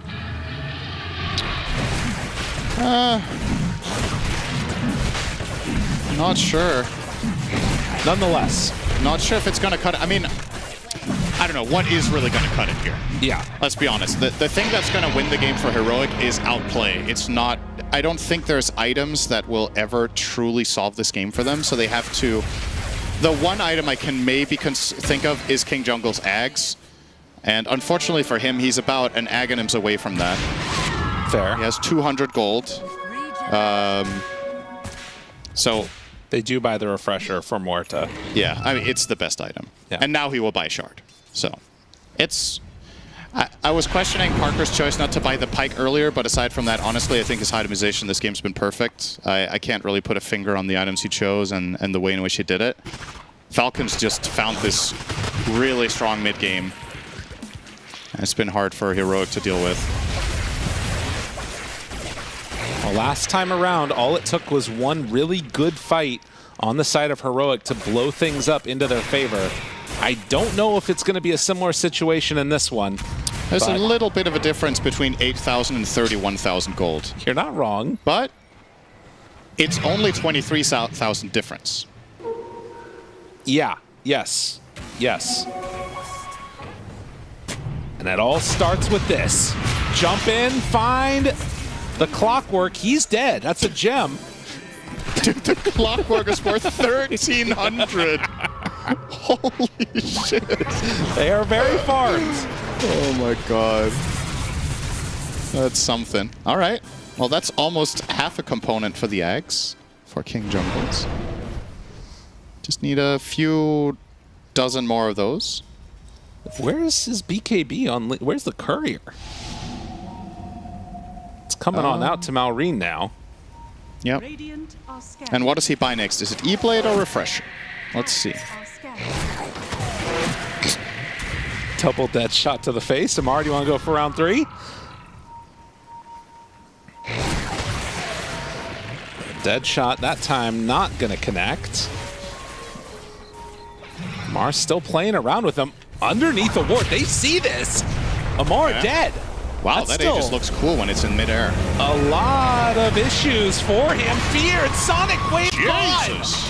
Okay. Where's the help? Where's the friends? Now kisses connect onto Skinner. Malrine not really wanting to go in on this battle here. They go in for a second salvo, BKB. but BKB was out in time and Skinner's dead too. Malrine reveals his position. The dead shot hit. Malrine tries to run. Where's the detection? They do not have it. He's running up to the north. TP is off cooldown in 2 seconds. But they scan, they see him. Malrine right there behind enemy lines, but they can't get in time for the punch. Okay, Heroic. They clearly have the damage when everything comes together. They've made it this far. They killed the Bristle, and Mar got a little bit too there was a limit. Yeah. It took them, it took Amar 15 minutes of limit testing to find it, but now he knows. But that's a pretty big punish. That's about 10,000 gold swing, by the way. These couple of kills Heroic found. We were joking that it's, you know, only 23k more than the 8th. I was not joking, Cinderin. Now it's only 21. Yes, you were. Don't lie to the audience. Here comes Amar. This is a replay, by the way. I think you just... Yep. And the dead shot just clutch, right? Because he couldn't even get his BKB off. He got feared as he respawned. Parker. Clutch. Tier 2 tower for Heroic. The first of the game for them, 47 minutes in. And in these moments, all chat stops. Things get a lot more serious. You let one comeback happen in this series. Will it happen again? Is there a possibility for it, or can Falcons close this game out off the back of Malrine, who at this point still has only got 4 deaths and can kill just about anybody on the map? See him going Hex here. That was not on my list of expected items. I thought it was either going to be the Refresher or the E-Blade, but Hex, item of choice, unless he switches it up. Maybe he just felt like after that last attempt he had on Parker, that Parker with that clutch BKB was a big problem, so next time he just wants to be able to Hex him and blow him up. That's probably it. But yeah. I don't know if he has enough damage anymore. Parker is up to, what's that, 3,100 HP, and he has Lincolns. Oh, and Parker is going for the parting shot, which is a very interesting... I mean, we were just talking about this the other day. Mm-hmm. It's a super interesting spell.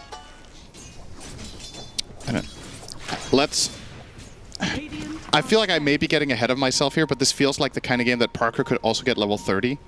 Then he gets 25% magic resist. Yeah. And that is big in this game. It's specifically because you're against this type of Lina. Divine Llama gets the roll-off, pushes him back in, but he gets the BKB this time on Amar. That signal's got to stop. Here's the Veil out, Schofield. Glimmer backs away, Sonic Wave done. Now Malrine shows himself again. Broken on Parker, but they are going to retreat. Crit takes a couple more hits on his way out.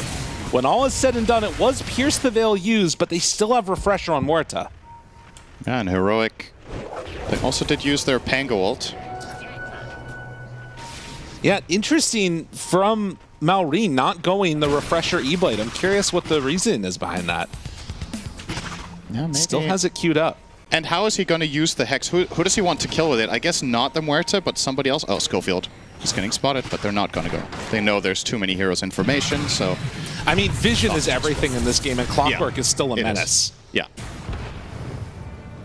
Considering that, I'm actually a little bit surprised to not see Snaking go Ags. Because it feels like if you're just spamming out rockets, Malrine will eventually find an opportunity in the fight, but...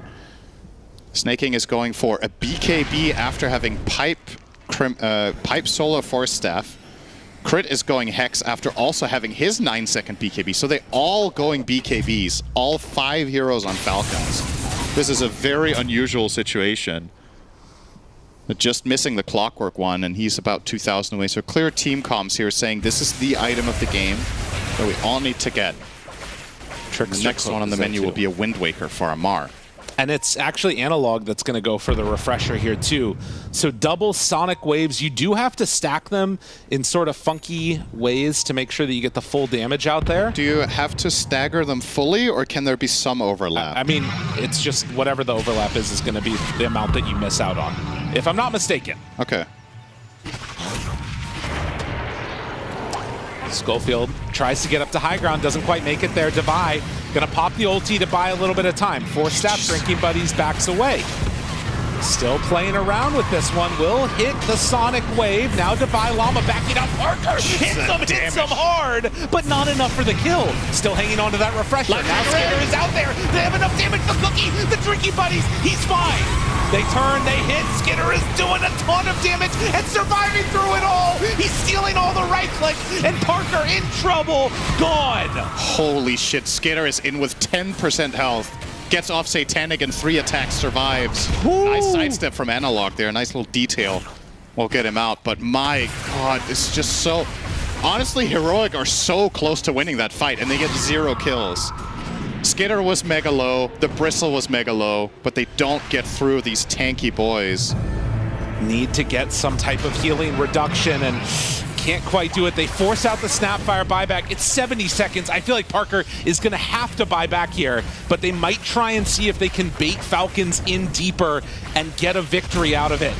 You want to get something out of a Parker buyback here. He has Pierce the Veil back up now and ready to go. Are they just going to give up a lane of Rax? And will Falcons stop at a lane of Rax? I mean, if you're giving up one, you might need to give up more. They start hitting on it. If not now, when? Roll from the Pango. Connection is there. Still not buying back. BKB crit. Now the hook shot connects. Control is there. Drinking Buddies, the Pango. Haven't seen that one. Cookie out the wrong direction. Still no buyback from Parker. KJ dodges the damage, but still, I mean, he's going to be dead here too. Roche is respawning soon, but I mean, they're damn near in your fountain. You got to buy back. He's not doing it. Parker not willing to give up his buyback here. We'll see if it comes back to haunt him, but that is 2 lanes down. I actually like the choice to not buy back here, but the problem is Schofield dying without buyback now kind of... I wouldn't say it negates it, but the problem is, as you said, Roche is up, and now you can't contest that because you're only 4 heroes alive if Tusk even buys back. But the buyback of Parker is worth more than the second lane of Barracks. That's fair. We're at the game state now where this is about winning 1 or 2 super late game team fights, and having your gold on your Muerta is just worth more than that lane. The creeps are irrelevant. You just have to get there. He's going to go Rapier, and this is what the buyback not taken gets you. Yep. His buyback costs how much? 3,100 gold he would have had to pay for that.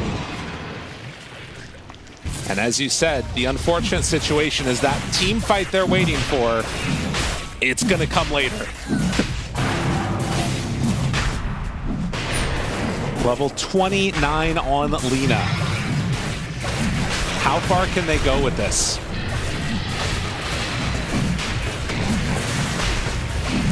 I mean, with the Aegis, do you think Falcons are going to feel confident going for high ground? Because I'm not sure if they're gonna. I feel like if I've learned anything about Falcons, it's that they're going to take the safer route. I think they will, actually. Really? Yeah, because it's Bristle. I don't know. We've seen Amar be off on a little bit of a solo mission sometimes with it, but you've got 2 lanes of Rax down. You've got Wind Waker on the Razor, which is a huge item this game. Hoodwink could buy out her Hex, and she also has Refresher, so you have 2 Hexes. I don't know. It's just the raw amount of advantage is just crazy. This is finally going to be the E-Blade, by the way, from Malrine. He buys the Aetherlens now. Rapier. We'll see. I mean, you're right, though. They don't have to go. It's not like this is, all right, we got to finish this game here and now, but definitely not lacking in the way of advantages. There's the secondary Wind Waker for Amar. And this gold lead, 47,000. Do they feel confident walking up a hill? 47,000 gold versus 1 hill. They're testing the waters. Anyone, they could blow the fight wide open with that. Under the smoke, a little bit of extra duration on it. Analog is there. Malrine level vision. 30. Hook shot in, Cookie away. Just showing how deadly this can be so quickly. In the meantime, Amar almost took the tower bot. Yeah. They have to deal with him. He hits for 700. And the Wind Waker over the top. Oh, they've just got all the items that they could possibly want at this point, pretty much. The split pressure here is the real challenge for Heroic.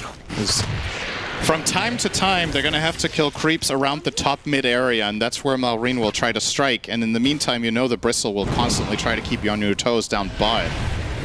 So spreading your resources and using your heroes correctly becomes very, very challenging.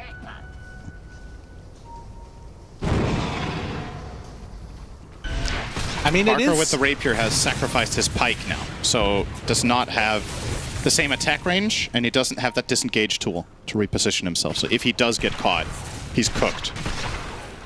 I mean, one thing to keep in mind is that this Refresher Quap does do an insane amount of damage with the 25 talent. So you've got, you know, Spell Amp that's already working in there, naturally through your Masochist. If she double ultis the Lina, Lina's pretty much dead. But finding the Lina is where it's really an issue. Yeah. Especially when the Lina is playing on the left side of the map and you're in your base. She's not going to be easy to find. You're not wrong. He's working on that E-Blade. How much is left to go? About 1,000 before he has that and buyback, and he's probably going to go for that. But yeah, I mean, so far your prediction has been right. Are they actually going to try to end with this Aegis? And the answer so far is no. But they're gaining about 1,000 GPM over the side of Heroic right now. Looking out on the map and seeing if they can find somebody. Skitter is right there, found immediately. Walrus Punch, jump in, Sonic Wave dead. That's a good start. Can they find any more now? Divine Llama looking, hunting. Gets the hit onto Malrine, but it's gonna have to back away now. Amar spots Schofield. They don't have detection right now. Cookie is out, now the Gleipnir. Parker's still out of the base. Dead shot, not gonna connect. Needs to back away, starts to hit. Schofield is dead, but this dead shot here might be enough, but they pull him in. Freaky Buddies surviving. Looking for more, second Sonic Wave. Amar is dead for a second time. Analog jumps up to the high ground, has to be careful. Pierce the Veil, starts to hit, but he's got a TP away. There's no way that this one's gonna work. Now Heroic, can they get everybody out unscathed? No. Hex is there, gonna try and double back. KJ will buy a little bit of time. Does have Blink, Trickster Coat, but not gonna happen. Now also 4 on 5. Razor never bought back, but at the same time it was also without the Pango ult that they had to expend for the Razor kill to begin with. Now buyback on the Tusk. He needs to be there in case they find somebody. Rooted. Jumps away. The Roche's banner, a bit of an issue. They don't want to step up and hit it though. Analog blinks back. He's alive. Rax exposed. Amar starts to hit. What do they have up their sleeves now to try and defend against this one last melee Rax? And, well, there's another Pierce the Veil. The Hex is there, though, and no extra follow-up. Lina under control for a moment by Divide. Doing a lot with a little, but he's caught on the shard, and, well, good damage out of Mars, dead. Now trying to bring her down, but they can't get the snowball save. Parker buys back into the Ofrenda. The Ofrenda pulls him back in immediately. But now he's got to get away. Malrine's still in the BKB. Sonic Wave completely off the mark. Meanwhile, creeps into the base. They have to contend with this issue too. The Ancient is exposed, and it's feeling like an inevitability at this point. As they lose so much of their base, Malrine steps forward, starts to hit the throne, says, come deal with me. Parker is there. They go onto him, start to hit a couple more punches, but it's not enough damage. Now, sucking up all the damage. Skitter doing a lot inside of this Wind Waker. Another Wind Waker, another Wind Waker, and there it is. God. They will kill off Parker finally. GG is called. 64,000 gold lead. Falcons, they're in the grand finals. My God, what a sick game. Yeah, after seeing this series, I think it's there's a pretty high probability that these teams might just meet again tomorrow, but obviously the side of Heroic will have to get through the winners of our next match coming up in a moment. But yeah, wow, what a sick game. I mean, major individual plays. You still felt like Falcons kind of had the advantage for the majority of that game, but Heroic showed signs of life, even though they were far behind. They couldn't fully recover the game, but that was a lot of fun to watch. Well, we know 2 of the teams that are playing tomorrow. We'll find out who the third one is in just a few. For now, we're going to get back to the panel, let them break this one down. Thank you very much, Lyrical and Cinder. And yeah, with this win for Falcons, we also know that guaranteed they are one of our grand finalists here for PGL Wallachia, so congratulations to them. This third game, though, we got to break it down because a lot of things happened, and I don't even know how how Heroic was still able to fight back while being that far down, but we saw Falcons also giving them the respect they deserved, even while being so far ahead. But there's so much to talk about, Lizard. Where do you want to start? Where do you want to start? From the bad teams for the good? From the only good. Let's start from the good. Yeah, start from the good. Yeah. This carry player Parker, we've been pretty much harping how good he is. He's not good. He's amazing. Like this whole game was literally brought back to life by the Muerta. He's on top of the network. Like for the majority of the game while they are losing, and the one reason why they are able to kill this Bristleback is this man's dead shot, it never misses. Every single time Bristleback dives, he gets his face straight into the enemy because of that shot, and they eliminate him a couple of times.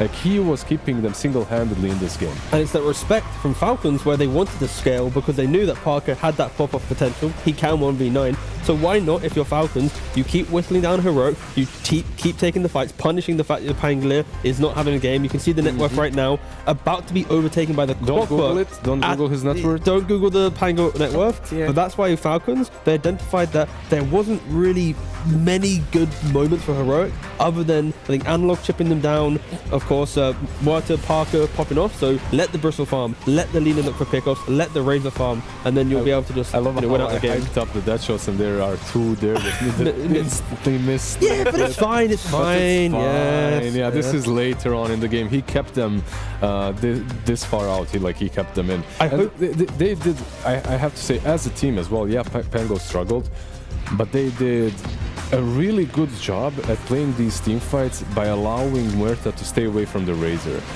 They utilized everything they had, from the Rolling Thunder, Cookie, Ice Shards, the ulti Sonic Wave from Queen of Pain as well, buying Refresher for that, just to keep them as far away from the Muerta. Let's be real though, we're talking as if Heroic did fantastic, and even though they did good, they did not do good enough because Falcons still took this. I do have one little note before we get to Falcons. Okay. For Heroic to actually, contest Falcons in a full best of 5, if they are to get to the grand finals tomorrow through the lower bracket, I think they need to shift away from protecting Parker's game and letting him be the carry. And I need, maybe a support to shine, Schofield to shine, or Divide Llama on the off lane to shine a bit more, because right now, if they just played a little bit better and were able to step up to the level of Analog, Parker, even KJ, then I think there will be moments where it isn't just looking for a comeback, you're commanding the game. That aside, Falcons, oh my God, they are looking so scary, of course. They're back to, some tournament-winning form, of course.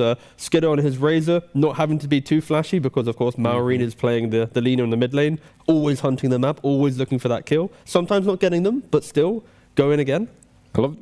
I guess he just really enjoys these... I'm not having fun, but you're not having fun either. Like you're having a worse time.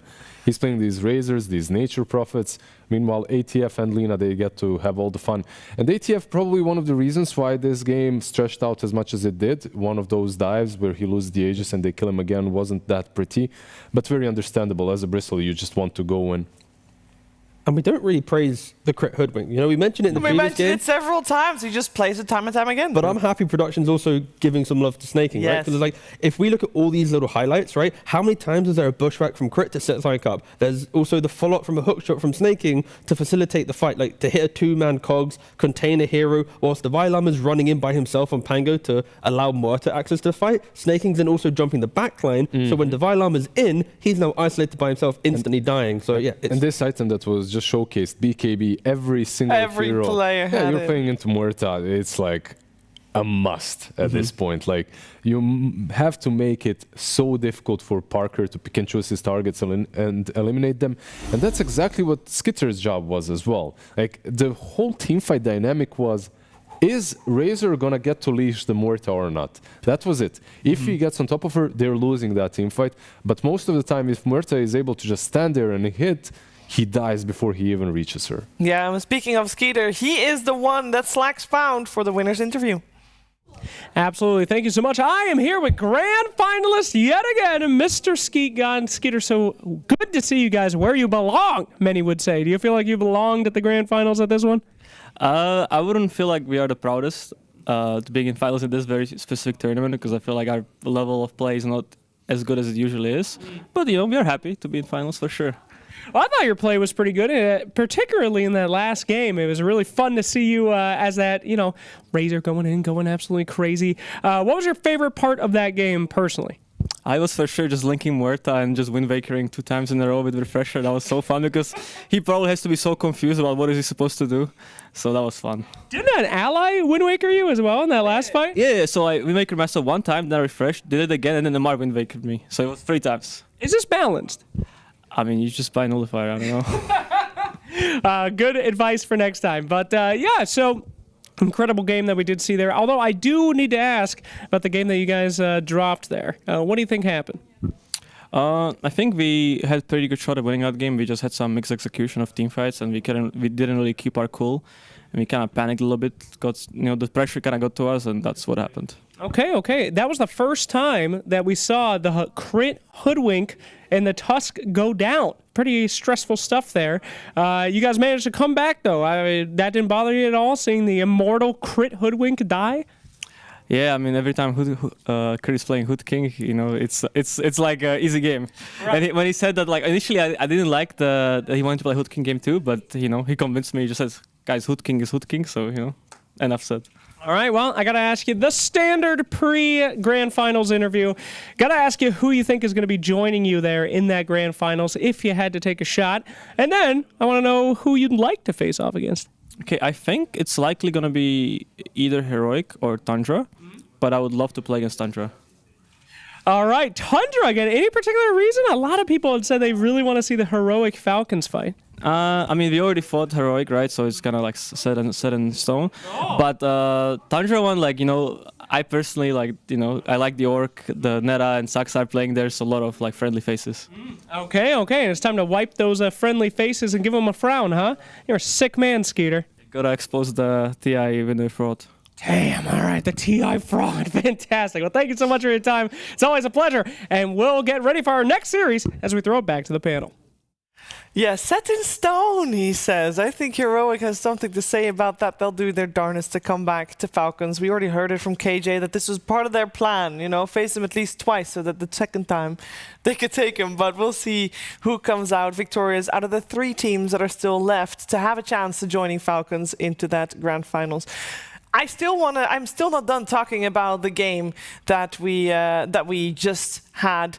There was a moment in this game that was a fairly pivotal moment. It was a fight on the bottom side of the map where there was a very good call made, and we have that on listening. First to check. I have buy. He also has buy. Yo, go on me. They're below us. Bottom left. I'll break from here. Check the Pango aura on you. You see it's next to you. Hey, you want on me? Kite. I'm stopping quad. I'm chilling. I'm tipping behind. I'm going on Muerta, guys. I'll kill the quab. I'm killing subs. Muerta no ult, no BKB. Das. I'm killing Muerta. Yeah. Muerta is dead. I'll get quad. I'll try to chase. I'll get him, Stas. I'll get him. Keep going. Done him? Pango tip it out. Good job, guys.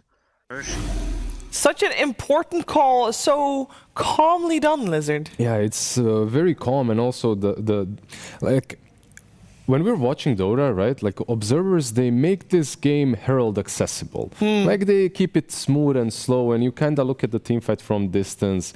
If you give a pro player to observe, like you would see a million frames in 1 second. Like he would just be clicking all over the maps, checking everything. And that's something you heard there, like check the Pango aura, check the Pango aura. Checking auras is like one of the essential things that you do when people are smoking, because you can sometimes click on the creeps in the lane as well, where you expect them to come from. And it helps because the positioning, again, they're underneath the ward, they're stationary, they're not clicking. A lot of teams in that moment, they're always clicking. They want to do something. Their hero's moving, but they just calm, they wait, they see. As soon as they see a little pop-up, then they go. So I think it is a testament to the patience Falcons have. And if you are to try and beat them in the grand finals, you're going to have to try and just make them impatient, make them panic like Heroic did in Game 2, but not in Game 3. No, but I do think that the games that we witnessed, I am willing to believe, KJ, that they learned a lot from this series and that they do have a good shot of making that comeback, because I feel like they came pretty close, right? They definitely did. Thank you. Like, let him think on it a little bit. Let him cook. Like, I really think that they did have a shot. Like, even in this last game, I believe that the Draft the Muerta style definitely fits. They had some big issues with the offlane pick and throwing him completely to the wolves. Pango was extremely underfarmed. Like, he was below all the supports almost in the game. So just imagine this game in which your offlane is doing a tiny little bit better. Suddenly it's very competitive, and it's not a game in which Parker is the only sole person like pulling all the strings and keeping you in it. I think with the pickup of Parker, they are now going from like a 90-10 favor of Falcons to maybe like a 70-30 or like a 65-35. So I think the odds of Heroic winning is much higher, but I think it's so much information on the prep. Like everything has to go right before the game to ensure the game is viable. But well, they can start their prep right now. There it is. Because they are in the lower bracket and they do not know their opponent yet. They will soon, because there is one more series coming your way today. It's going to be Na'Vi versus Tundra. The winner of that will face Heroic tomorrow. So with the upcoming series, Heroic can learn a lot about. We're going to learn a lot about it as well, and we're going to enjoy it. But before we can do that, we have to go to a break, but then the Dota action is back.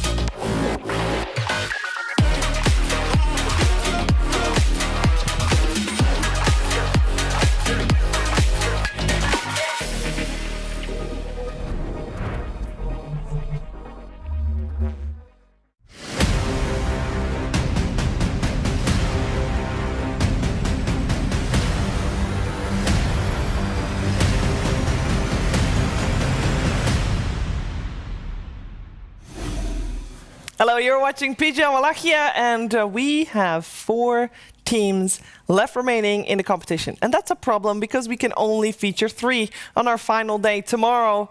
We have 1 series ahead of us to eliminate 1 team. It's Tundra or Na'Vi. Which one of those 2 will be going home and which one will move forward to face Heroic in the lower bracket finals tomorrow morning?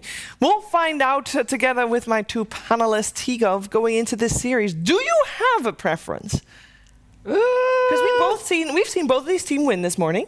True. It's weird because both teams have a couple stand-ins. Yeah. So in like the stand-in brawl, we've seen Tundra smash Na'Vi before. Yeah. And also, what year is it? Because we're talking about Na'Vi top 4 on LAN, potentially winning a series to get to the final day. Like it's just strange.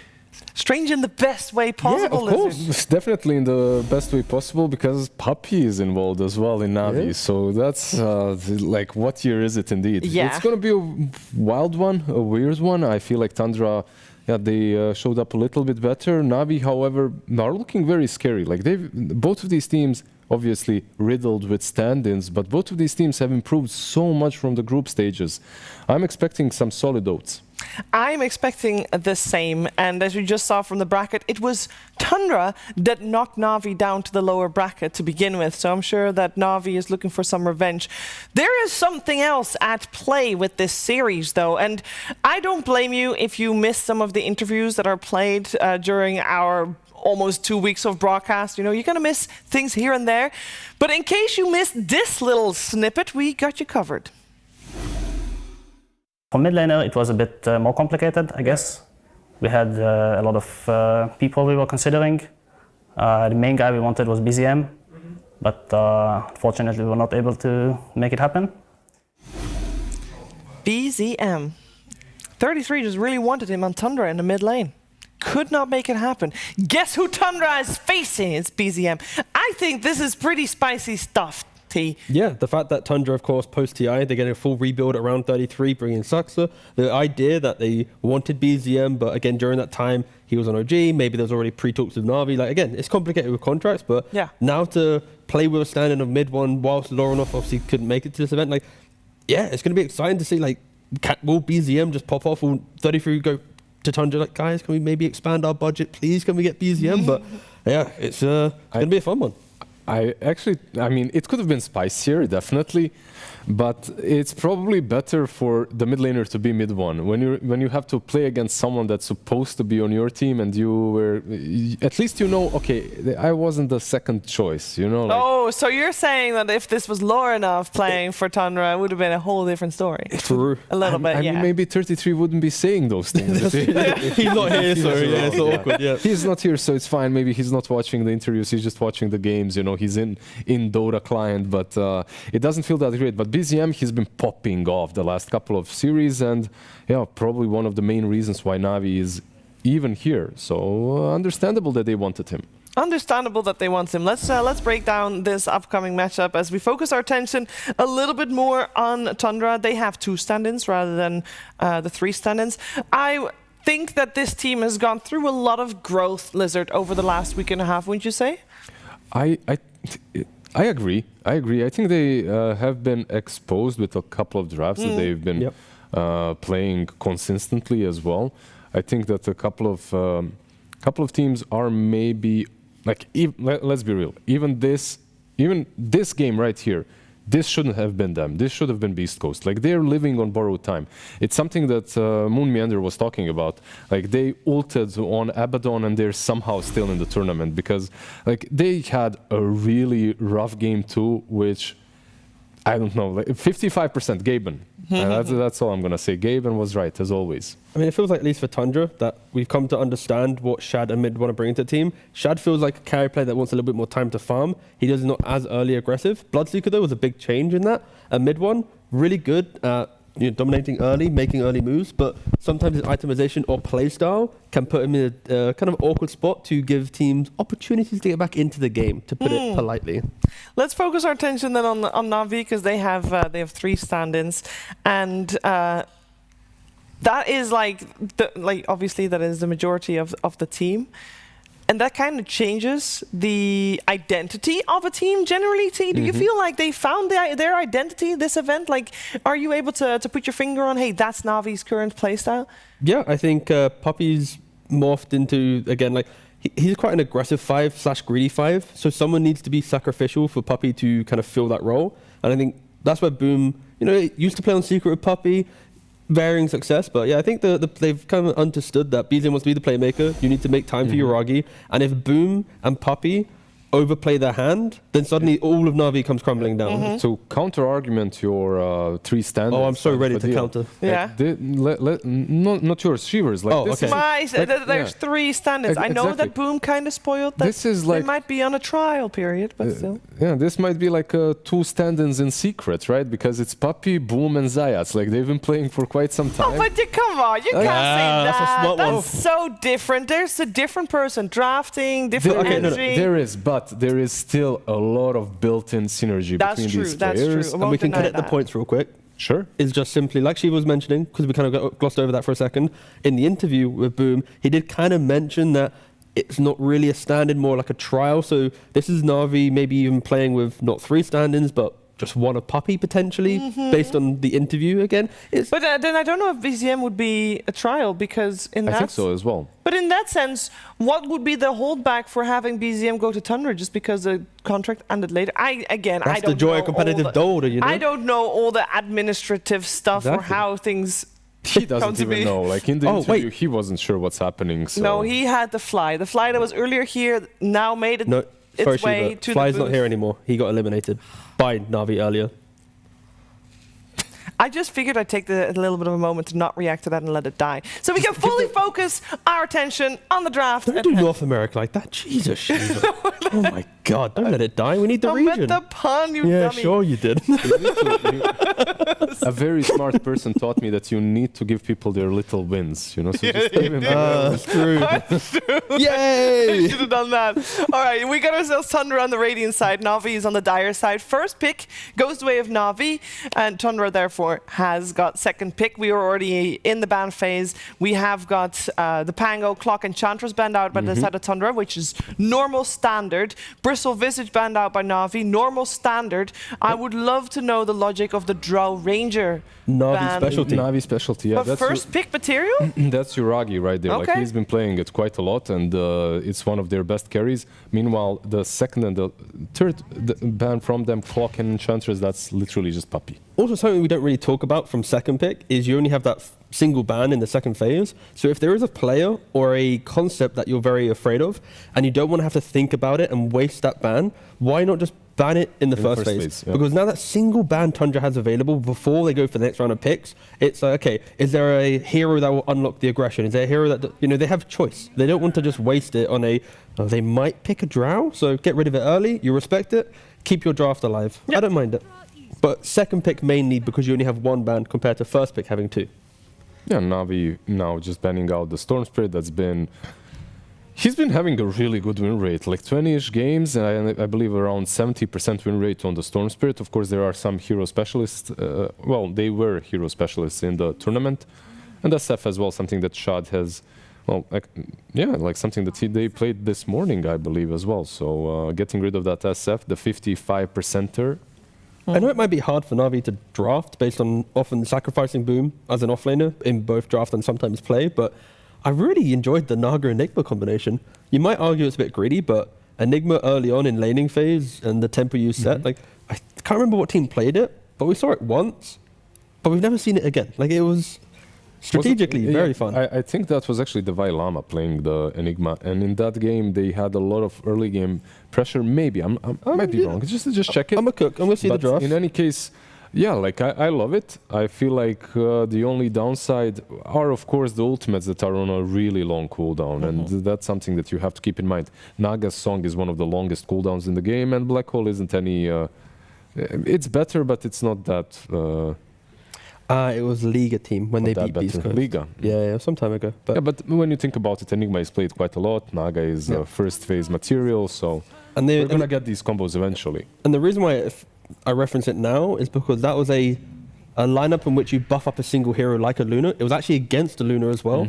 And I think, honestly, it's not too bad. If 4 Protect 1 is a concept, then that strategy's open. But again, I'm getting carried away. Normally they put Boom as a pick here to provide some BZM or Uragi a bit more control over their hero.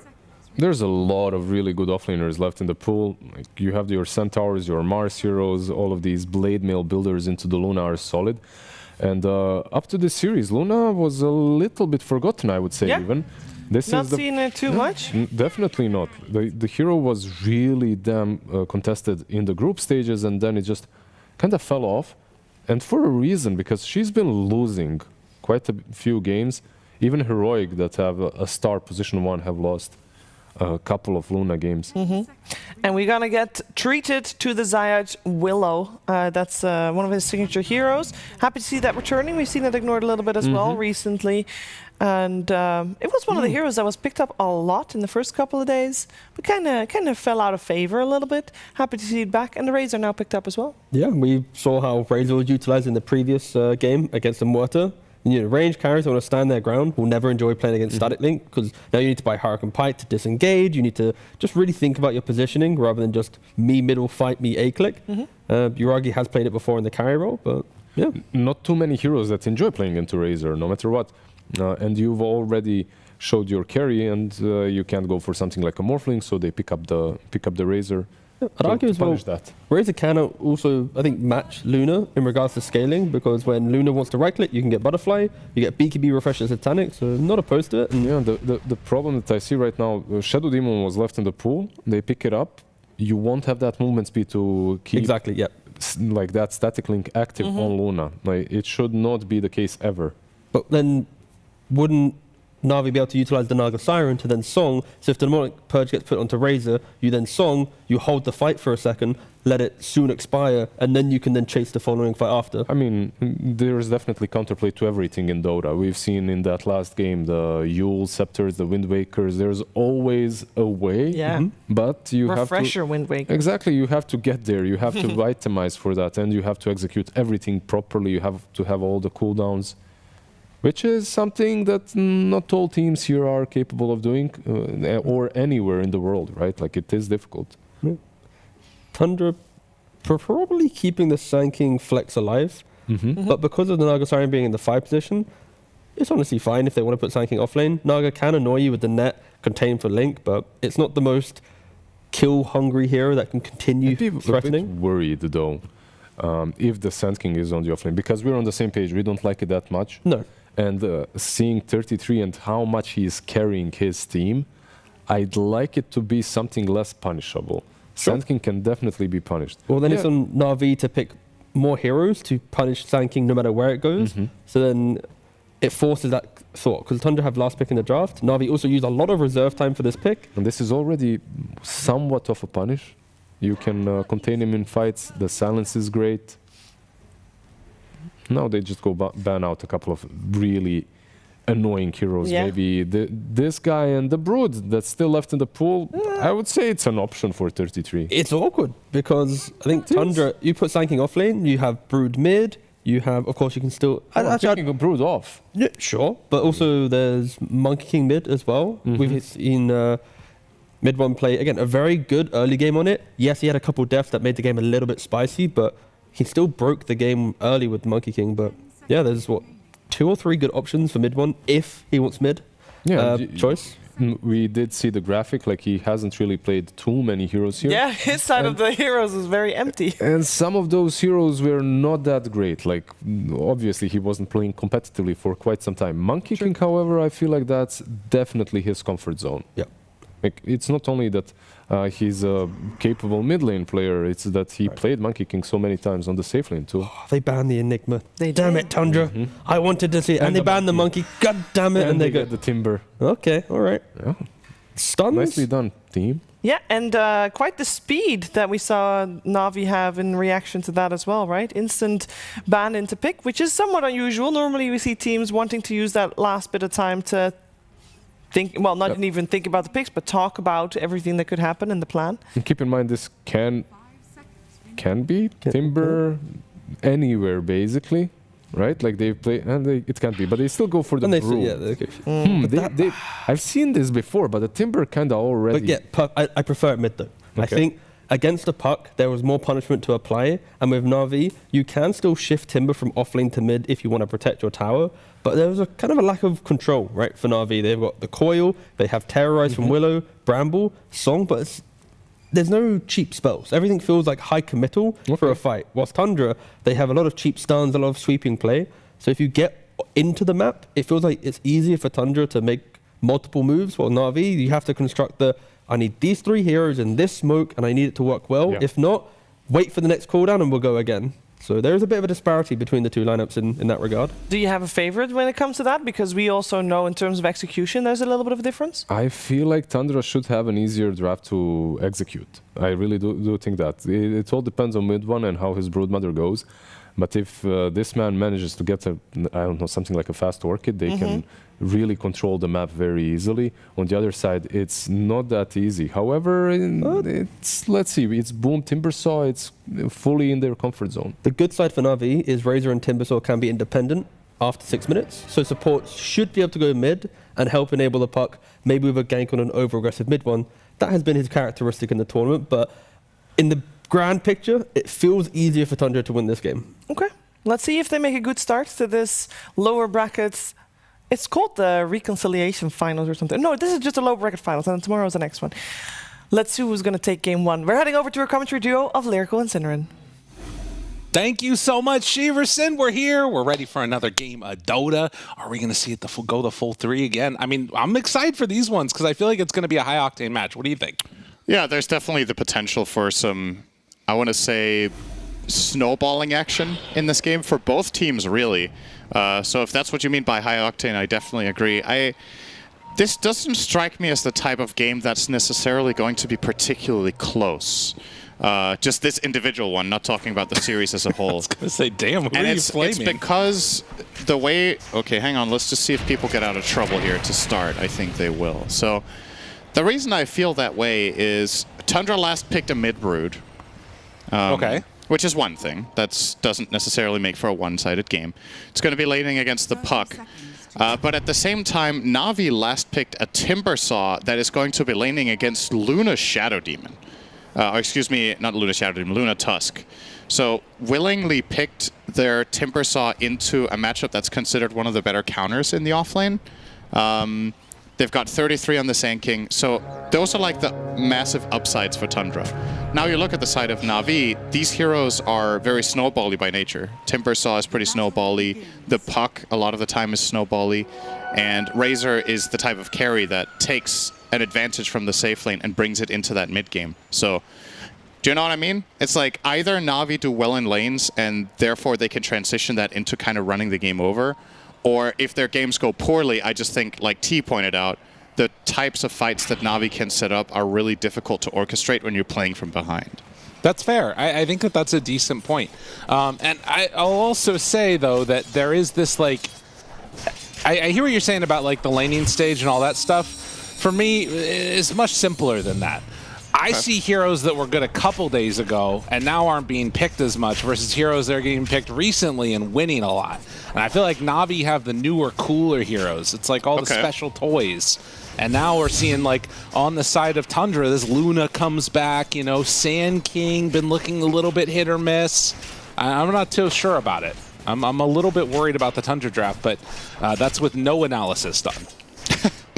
I think my main concern with Sand King in the offlane is if this hero, we've seen it 1 or 2 games from 33 where things did not go well in lane, and I think the hero as an offlaner has way more pitfalls than as a mid. Shad would be okay. Right, man. I still think Sand King is incredibly good. Like, I think this hero is... I was talking about it a couple days ago. I think it's undervalued in this tournament, but Tundra, or excuse me, Falcons are recognizing its value as a mid hero. I feel like other teams should try to follow suit, but, you know, there's also a matter of time constraints. Can you get comfortable with it? Do you have a player for it? Do they like it? Maybe it's a little bit more of a specialized thing in mid than I think, and it takes more practice, but... And what about, like, kind of the fall-off of Luna that we've seen over the past little bit, too? Right. Do you like rate that? Do you think that it was just sort of a little bit of bad luck and some good answers? Like, how much are you valuing Luna right now? I think it's definitely a matter of as you said, the tournament meta has developed a little bit, and certain carries and offlaners are gaining more prominence, such as the Razor, which historically speaking is a good carry against Luna. And that is obviously a big plus here for Na'Vi in this game, is that they have that counter carry to carry matchup. But yeah, it's a lot about the pieces around it, as always when it comes to these carry matchups. And the other thing is, if you look across Navi's lineup, we've cast a couple of games now with Naga, and it's been really good in certain situations. Puppey has been looking great on it, but it doesn't really have that, you know, Song Wombo combo in this game. There isn't like, okay, they're going to Song into Wukong's command like we saw earlier, Song RP, Song Black Hole. It's a little bit less obvious how Na'Vi are going to, even if they have a bit of an advantage, it's a little less obvious for me to see how exactly all the pieces come together. But I'm sure they're going to show us soon. Whitemon will get this Healing Lotus bot, so both Lotuses going the way of Tundra. I guess to me it feels more like that way that we've seen Naga sometimes get played, which is to reset the fight. You know, Sand King goes in, epicenter, Song, heal, and then either, you know, Tundra have to run away or something else ends up happening there. The disengage option is always going to be good. Yeah. That's something Naga will always bring to the table. But I'm a bigger fan of Naga personally when the offensive play is also a real threat. Okay. It just gives you more options in the game, right? Big damage here for 33. 4 stacks of poison. Can he get it? Looking for the 5th. Easy peasy for Saksa. And this is one of the biggest quality of life changes that Sand King ever got, was the stun range on Burrow Strike level 1.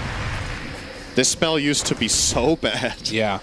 But we've reached a point now where Sand Kings, because of the cast range on level 1, can actually reliably land a Burrow Strike in the laning stage and therefore can prioritize other skills. And obviously the hero also got Stinger at some point, so that's good news here for the side of Tundra. This is a lane that Secret were probably expecting a win in, but now already 33 with that first blood. 20 on the wand as well. Let's see if he wants to go for some more aggression here. Saksa 3 stacks of poison. Playing it very far forward. Can keep trying to hit both Puppey and Yuragi at the same time. And at least as far as the laning stage goes, it doesn't look like we're having a similar type of like shutout like we had in the last series. As mid one has 10 stick charges, pops him now, turns, ready to battle. But is he biting off more than he can chew? BZM still chasing through the trees. 21 HP is the call, and I mean, he is completely getting zoned off the lane. At 33, stick backs out. Yep, this is a big deal though. If BZM can handily win this mid lane, that definitely makes a very big difference here. 33, disrupted, dodges the plasma field, turn, Burrow Strike, hit. It's not enough. Yuragi though might go down to Saksa. Yes, they have enough there to get the kill. As Tusk gonna be the next victim. That evens us out at 2 kills apiece. Yeah, overall I think Na'Vi should be pretty content here. The fact that Timper is doing this well in this lane against the Luna, the fact that you're winning mid on the puck against the Brood. And yeah, top could have been better. It's a little bit of a mess perhaps, but it's not, you know, you're not struggling on Razor. It's just, you could have probably been winning the lane a little bit more, but overall, it's quite good for them. And I think that was just a 3 stat that got taken by the Sand King. So buying enough time to get back there and make those buildups of gold ready. Zayat's gonna hit the root now onto Whitemon. Trading hits, walks through another one. Decides doesn't want to go for any more. Yeah, now it's Sand King that's sitting top of the charts. He walks back up again and walks back down again. Okay. All right, getting his cardio in. Whitemon on the Tusk. It's always good after some drinking. It can help take off the edge. So that is the value that you get. Oh my god, you're joking. That's not good. That's not good. That doesn't feel good. Oh, if BCM would have also... Okay. They're fine. Everything's fine. Don't worry. I can't believe it. Don't you That is worry. like the slowest setup for a coil you can have. It's a full reel-in. Whitemon gets the snowball off. Oh, and he gets the Wisdom Rune though by Zayats. Nicely played. So Whitemon going to die for that one. I thought with the snowball, he'd be fine. He blocks him off, but no. And actually loses the TP too. In the meantime, 33 able to get that Wisdom Rune. Puppey ends up going down. So they trade Wisdoms overall. And yeah, both supports died trying to steal it, so nothing really to write home about in that instance. But yeah, that failed kill on the Brood could actually end up being really important here. And I know I'm harping on it a little bit, and it's kind of funny because, you know, it's such an easy spell to land and they somehow miss it. But considering how BZM was doing in this game, you're going to see the replay of it here. So full reel-in, that's... He tried to get it at like the max range where it would snap while he's under tower. It's just completely unnecessary, right? It just needs to hit. I think it's cool, a kill though, if he just puts it down literally anywhere. But that's true. Unfortunate. They might get their revenge now, though. Good disruption, but BZM has coil again, and this time surely. He's warmed up. He's ready. He drops the coil. Life stealing off Drinking of buddies? the creeps. Snowball. No. Living. Don't tell me. This is why you got a coil under tower. And BZM might die. He doesn't. You got a coil under tower, Cinderin. How dare dude. you flame him? This is insane.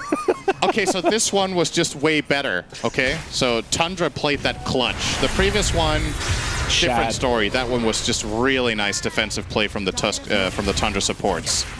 And it is going to come at a price. They will lose their Luna bottom as Uragi rotates over and kills him together with Boom. But my goodness. It's also just one of those mental things now, right? Yeah. You feel like you've missed 2 kills on the Brood. He's never going to coil the Brood again. And arguably, this one wasn't a missed kill. This was just super close and clutch. Yeah. But it's the snowball effect. If they would have killed him the first time around, this whole thing wouldn't have happened, right? Yeah, absolutely. And that's... Wow. That was clutch. And Mid One, as a result, is now 2nd in net worth. Disruption, can you make him think it's not the real one? Nope. Very much reveals it there, but with 33 moving in, is it enough to save a friend?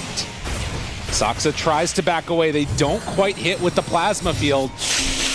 And it is just going to be a dead Shadow Demon. 33 is level 9. Yeah. He is super big. I mean, he just keeps clearing out those stacks. Like, there's no contention coming in from Na'Vi. Look, he's going to take another one here. I mean, this is the value of playing with the Shadow Demon. This is an insanely farmed offlane sinking. And I think now I can say with quite a lot of confidence, the concerns that I had for this hero, I'm like, I think this hero is amazing, okay? Yeah. And we see it, when we see it played mid by an expert, it looks great. Offlane, sometimes hit or miss. It's already a hit. I think 33 cannot possibly have a bad game now. Okay, they're going to miss that coil on the song. And so that doesn't matter, though. Buying a little bit of extra time there. Unless, if Boom ends up dying, it does matter. Intercepted and chasing for more now. Puppey going to be the one hit and killed. A very back and forth run at you game. 14 kills in just 10 minutes.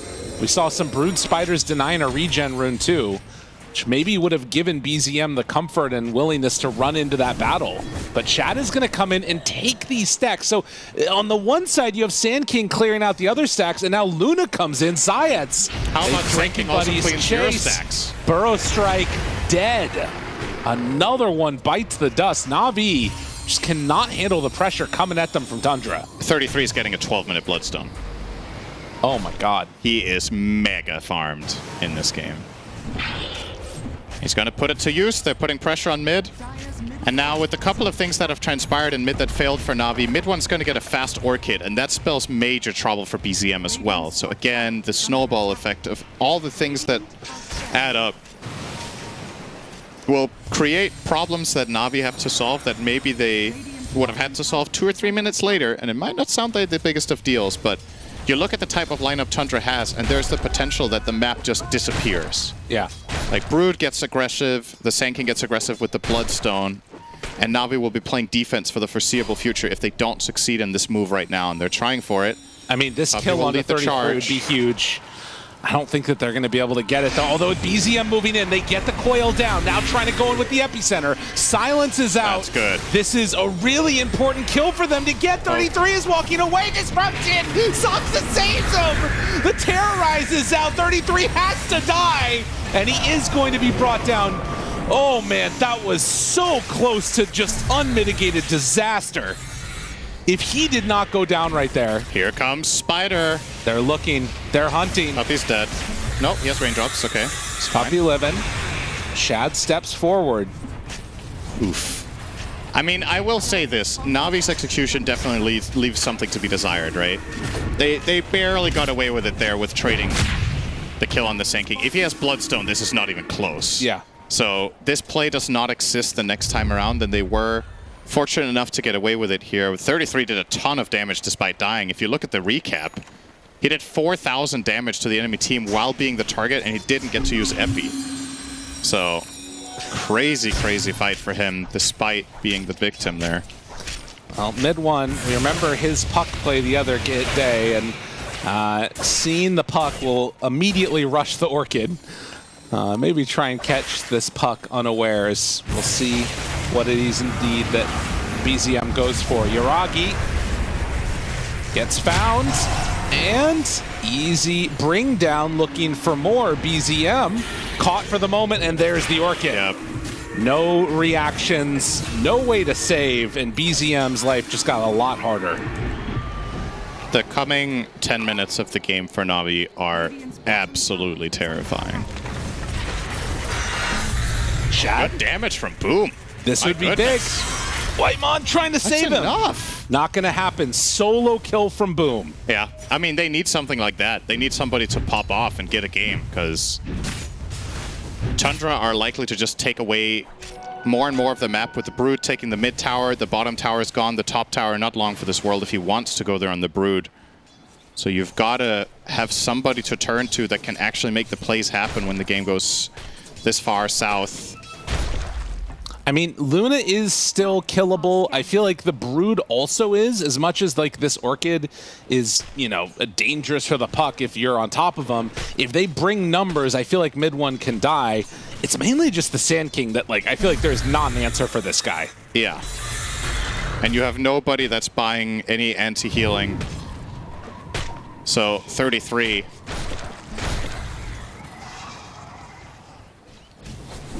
What are they going to do about him? He's going Dagger next. There was also the option to buy AVULUS this game. You are playing against Puck. You are playing against Willow.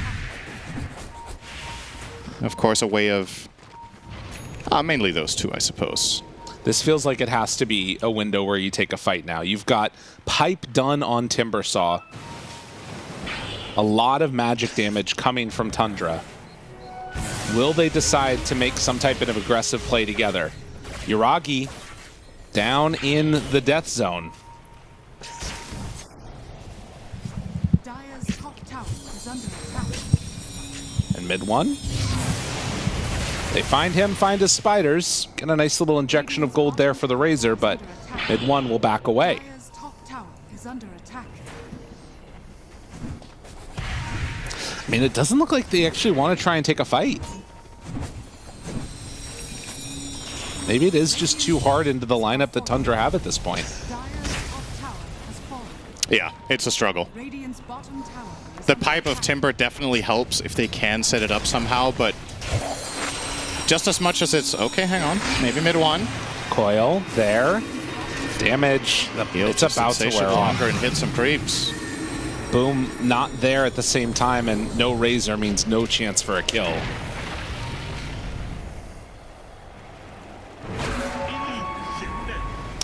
So 6,000 gold lead. The majority of this is the disparity between cores, but also the Shadow Demon is so freaking farmed right now. Is huge. I mean, all the gold he got from the stacks, he's 4, 2, and 6. Yeah. It adds up very, very quickly, and this hero with gold is a monster. He's going to smoke up here, bring 33 with him. 33's Blink Dagger is now coming, so this is the moment. And here's the thing about it for Navi. You've got the Pipe on Timbersaw, which is nice in damage mitigation and all, but the problem is understanding when the strikes are coming and where, so that you're actually together and can utilize the items correctly. when the enemy team has this much map control, it's difficult. Yeah. And Shad will more than likely just farm up a Storm on the Luna, because the major benefit you have with this for Tundra is that you will be forcing the enemy team around to handle these problems that you generate for them, and that should just lead to a free farming carry. Well, again, scouting with the puppy illusions, mirror image all over the map. But what that also is meaning right now is that Na'Vi do not have access to their triangle. 33 is completely inhabiting this area. They are going for a smoke play now. So Na'Vi hoping to find Shad. There's a good ward. He's going to be walking this direction. Can they blow him up in time? Coil down. Gonna immediately break it, and it's just they don't feel confident going for it. Understandably so. They might even have to pop Song here if they want to get out cleanly. 33 right on top of Puppy. Finds him with the Burrow Strike, and the silence is out. Dead Naga Siren. I think if they want to make a play attempt to find kills, the Timber has to be in the smoke. Yeah. They don't have enough damage among the other heroes, and you saw that perfectly illustrated there. Now, top, they're going to die.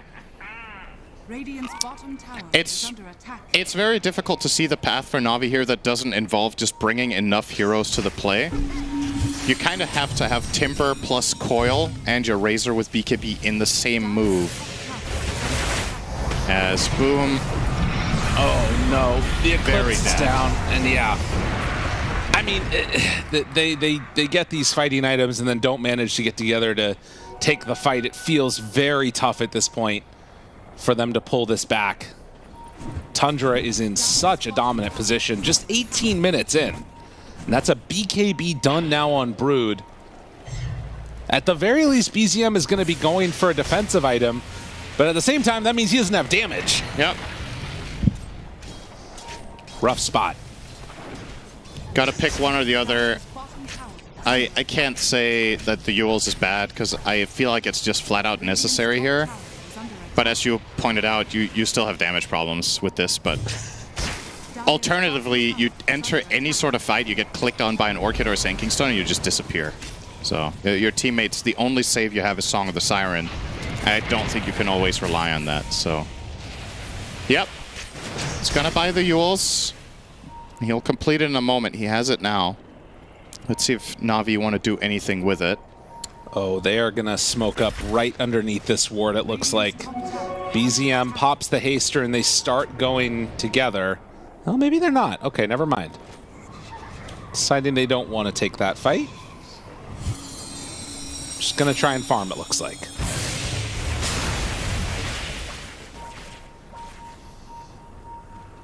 The other side, however, Tundra. Oh. Shad throws out a Lucent Beam and then they back away. 20-minute mark up. And Na'Vi now are going to go for some type of a play. They're chasing 33. This could backfire quite quickly. They have 3 heroes smoked behind. Maybe Boom is trying to bait them in here. Yuragi walks up the hill, immediately Burrow struck down to half HP. Finally pops BKB. He's just dead. Boom. Nowhere left to go. This is not good, Cinder. Yeah, full-on travesty here. Yeah. Puppy will get out, but this was your one move where you had your pipe on Timber and your BKB on Razor, and those 2 heroes died, and you got nothing off. Tundra, unless they really slip up, should just control the vast majority of the map now. Probably going to steal the Tormentor as well to add insult to injury. They'll get both Wisdom runes as well. Yeah, I mean, Na'Vi completely feeling out of agency in this game. And you think back to what happened in this game, right? It's just mistakes, really. Yeah. And that's surprising to see because Na'Vi earlier today looked very solid, and they've had some of the most one-sided games of the tournament. Oh, Zayas actually did get the Wisdom. It's going to cost him his life, though, but... Hey, that's nice something that went well. Yep. They've just misexecuted. Sometimes things just go wrong. It's like 2 or 3 executions in a row that fail. The kills mid on the Brood really mean a lot for the flow of the game. Like, that's what mid Brood is in a nutshell. If you slow that hero down, it can lose its pacing. If you fail, it will take over way too much space on the map, and in the meantime, they managed to farm tons of stacks for their Sand King, so effectively for Tundra, kind of everything went according to plan, with the exception of their bot lane, ironically, where things could have probably gone a bit better against the Timber Willow. But the rest of this game looking very nice for them. They will back out of the pit, assuming that Na'Vi will try to contest them here. They saw them run down south on that ward. Yeah, and 33 isn't there and doesn't have TP, so they have to wait for him to connect. And he will go to the gate. The illusions come through, respecting the song. Saksa being hit. Now smoke up with a couple heroes, and they're going to not smoke the Shadow Demon. Let the illusions hit him in the face. Now, Zayats sees it. Courier dead. That had Hurricane Pike. Maybe something brewing here. Is there a good fight opportunity for them? BKB used from Yuragi and mid 1, also onto 33. Still waiting. Song of the Siren is there. Yuragi living through this for a moment. Still a ton of damage being done by 33. They managed to get the TP out on Razor, but now the rest of the team is caught, and yeah, there's nothing good going on here. Triple kill for Shad. And now Roche free to take. Yeah. It's a kind of similar story to the previous fight for the Razor. This time around he gets BKB off and links the Brood, but Brood just runs over a cliff, comes back in, and they have to Song disengage immediately because Yuragi's out of steam in the fight after 5 seconds. And this time they also got off the pipe. You're going to see the replay here. So they save Zayats to start, which looks kind of promising. Mid 1, forcing out the link on him, running away. And now he comes back in with Insatiable Hunger, and Yuragi's fight is lost. He's Demonic Purged. It's a nice disengage here. It's a good song from Puppey, but when the only highlights you have in the fights is that you TP out 2 heroes and everybody else dies, that's not exactly a highlight, is it? Well, it's all relative. Yeah. You know. Terrorize. Okay. Mid 1, Coil. Oh, but he's running down. Oh, no. That hurts. Get up the Yules. Living for the moment. Living on a prayer. Yuragi runs in. Disruption there.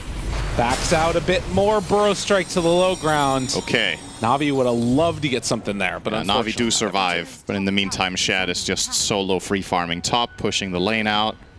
And Na'Vi had to bring all 5 heroes there, use Coil, Pipe, and Eye of the Storm.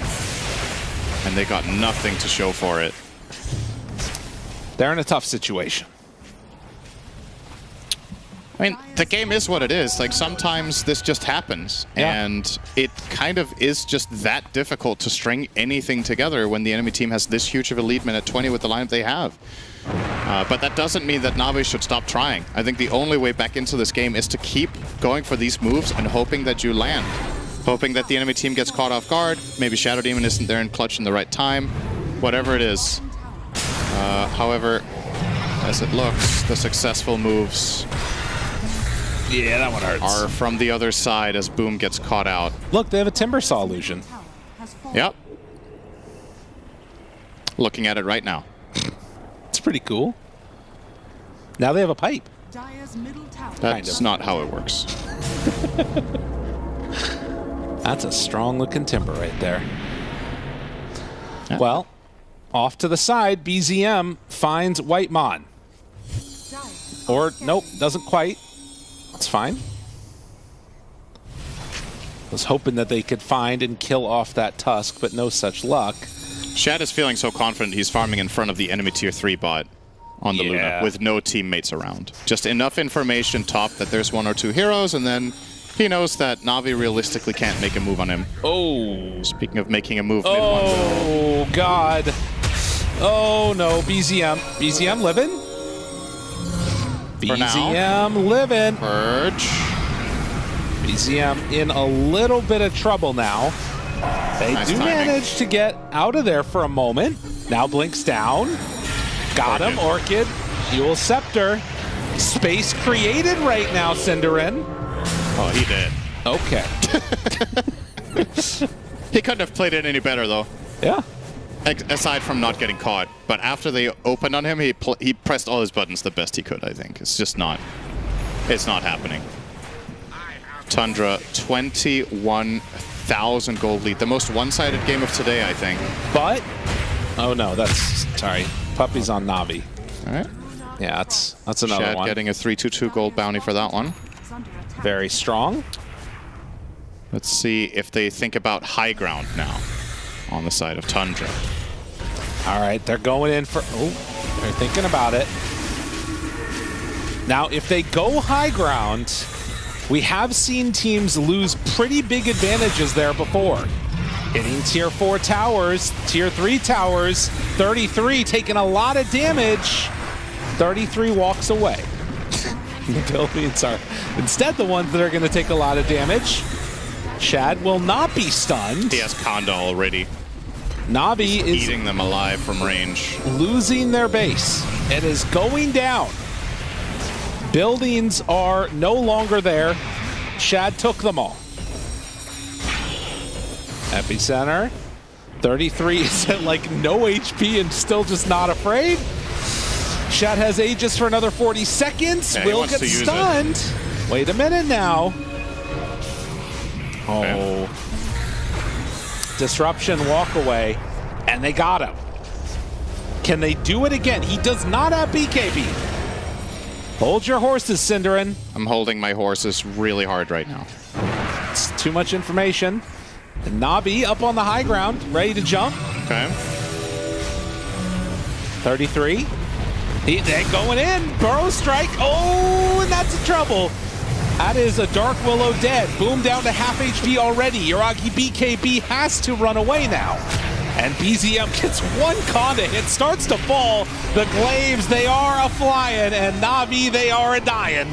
Puppy dying while singing. A very romantic idea, as that is going to be a tier 3 tower close to dead. They did lose the Tusk, though. Jumps in, Burrow strike, gone. Triple kill for mid one. He wants a rampage, but they're going to call GG. As Navi, they really did not stand a chance in this one. Yeah, that just did not go well. I think the summary of this game is Navi attempt a couple of moves in the early mid game. They're unsuccessful. Tundra counterplay them. Tundra already has, on paper, some favorable lanes, I would say. Especially with the Sand King getting that big. And you fast forward to 15-20 minutes in, and Tundra have top 3 net worths. They're ahead by 8k gold. And they kind of just coast this one to a victory with their brood. When you have a mid brood like this and you have such a big advantage, counterplaying that is exceptionally difficult with the type of lineup Navi has. And that's what I was talking about pregame. This is very likely going to be one-sided. Because either Navi comes out swinging and the lanes do really well and prevent this from happening, or they either slip up or Tundra take the initiative and get momentum on the map, and then they kind of just run them over. And that was version 2 that we got. Oh, Moon left hanging there for a second, but comes in the clutch. They put together a draft built around being very quick, moving around the map, and they're able to come in with the victory. We'll see if they can do it again in game number 2. As water is delivered, we're going to head back to the panel. Winning makes you thirsty. Tundra took this game very convincingly, very controlled, very steadily, and they did not allow Navi to make many plays. We're going to break it all down here before we get into the second game of this best-of-3 series. Lizard, this was a slow burner. Well, sort of. The game wasn't really that long for it. Sure. But yeah, it was a fast, slow burner. Yeah. Yeah, like some of these lanes that I expected to go much better for Tundra didn't go that well, and some of them went even better than I expected. First and foremost, I feel like Brood has always been this gold piñata. Like, she gets a lot of farm, and then you go in with a couple of heroes and you swoop that gold in. Navi never managed to do that. Instead, they had a pretty big boom Timbersaw, which was kind of nice, but this game, for me, was all about the Brood. Like, if you, from this mid lane, manage to get a good, if mid one that is, not you Shiragi, he manages to get a good orchid timing, like he can rotate on the enemy side of the map, and no one is safe. Like, you can kill the puck, you can kill the timber. It literally, this one singular item opens up the game for them, and it came pretty damn quickly. On top of that, you have Luna, who farms really well bot lane, Sand King top, he has a lot of stacks made because of the Shadow Demon. So not only do you have Brood taking over the early game map presence, then like Shad, we said he has a bit more of a farming core. In this game, because of how well Brood lanes went, he was happily at minute 12 or so running around the enemy jungle, joining in, 33 securing his game, getting the Blink Bloodstone. Like overall, yeah, this Na'Vi, they had a must-win lane draft, where they didn't win lanes and they couldn't help fix BZM's puck. Like, this is not a puck game where you're expecting him to pop off. It's a survival game. You need to see, okay, how do we recover it maybe in one fight, 20, 30, 40 minutes? But they never were able to do it because Tundra just very slowly broke down the map and punished their draft. They managed to get in a couple of these bans that were aimed at protecting puck, but both of us, we kind of saw the Brood eventually coming, and yeah, they did pick it for mid 1, albeit not for 33, but it was still really good. And of course, with the Shadow Demon in the game, he was stacking so much that 33, even if the lane is a bit difficult, you are laning into a Razor, you will make that comeback. He just went to the triangle, he had so many stacks that he recovered instantly. I'm going to propose something to the panel. You can shut me down if you'd like, but Puck, 24 games, 41% win rate. Do you think that now we have Huskar, we have Broodmother, too many options, Sniper, we have so many options, Monkey King, so many counters to the mid Puck. Do you feel that Puck's only playable if you instantly know exactly what you're playing against? Yeah, I feel like he's only playable in that situation, but he will never be played in that situation. I feel like most teams are banning him if they're going for heroes that are weak against him, because Puck is a solution and a really strong one for a lot of heroes such as Storm. However, if you're not going for a Storm, then you don't even have to ban out the Puck, and you can have yourself one of these answers that Tiga was talking about. So yeah, I'm with you on that for sure. Yeah, and Puck versus Brood did not look pretty, and there's one particular highlight that T would like to take you on. Road, yeah. Over, yeah. Well, the key issue and why I raised the question to Liz and yourself about Puck being maybe a little bit overvalued is because the build is always going to be, you want Witchblade, a little bit of damage, a little bit of armor, then you want Blink Dagger. So the economy that you invest from laning phase, the first, I'd say 18 to 90 minutes of the game is always going to be aggressive with catch. You never buy defensive. After that, then you need a Blink Dagger. And why Brood? Here, look, you have an Orchid. So now BZM, he needs to go for Witchblade to be the hero that he is. You need Blink to be a hero. Oh wait, now I need a Yules. And after Yules, you're now skipping out on Parasma. You're skipping out on maybe on like a BKB. It pains me, but I don't think Puck should really be picked this much. I think Liquid showed why Puck is strong because they had strong offlane, strong safe lane. You break them up. Even if you counterpick the Puck, there's going to be a 15-minute timing where the Witchblade of Puck will come to life because of everyone else. But the way Na'Vi drafted, it doesn't really fix the 15-minute timing of Puck. And you're getting counterplayed like this, where it's such a free game for mid one. All he has to do is buy Orchid, play aggressive, press it on Puck, win game. So this game was just straight up a draft win then, the way we were describing it. Was there nothing, like after the draft was going the way it went, was there nothing that Na'Vi could still do to, I don't know, itemize or prepare better for what was coming? There was. I wouldn't say this was only an outdraft. It was a little bit of an outdraft, but also very much an outplay as well. The way Na'Vi played wasn't anything like the way they played in the morning. A couple of their movements were pretty much telegraphed and got countered easily by Tundra. I'm not sure if there is like a big skill discrepancy, but Razor charging in, like the last game that we watched, how the teams were playing around smokes, hiding, like he did a really good, nice segment on it as well, how everyone hides behind the trees, breaks the smokes, checks for auras. This game, Razor head first into the fog, no vision, nothing absolutely, and that was their biggest item timing. They got the BKB Razor, they got the pipe on Timber. That's where you want to make the difference. Like even if your lanes are going poorly in a lot of the games, like you can use that as an advantage because you're getting more gold. Like if you get the pipe, the BKB, or a couple of BKBs, you can get that fight going for you. However, that fight instantly fell apart for them. Yeah, this fight didn't work. The game didn't work for Na'Vi, but they'll get another chance because game 2 coming your way soon.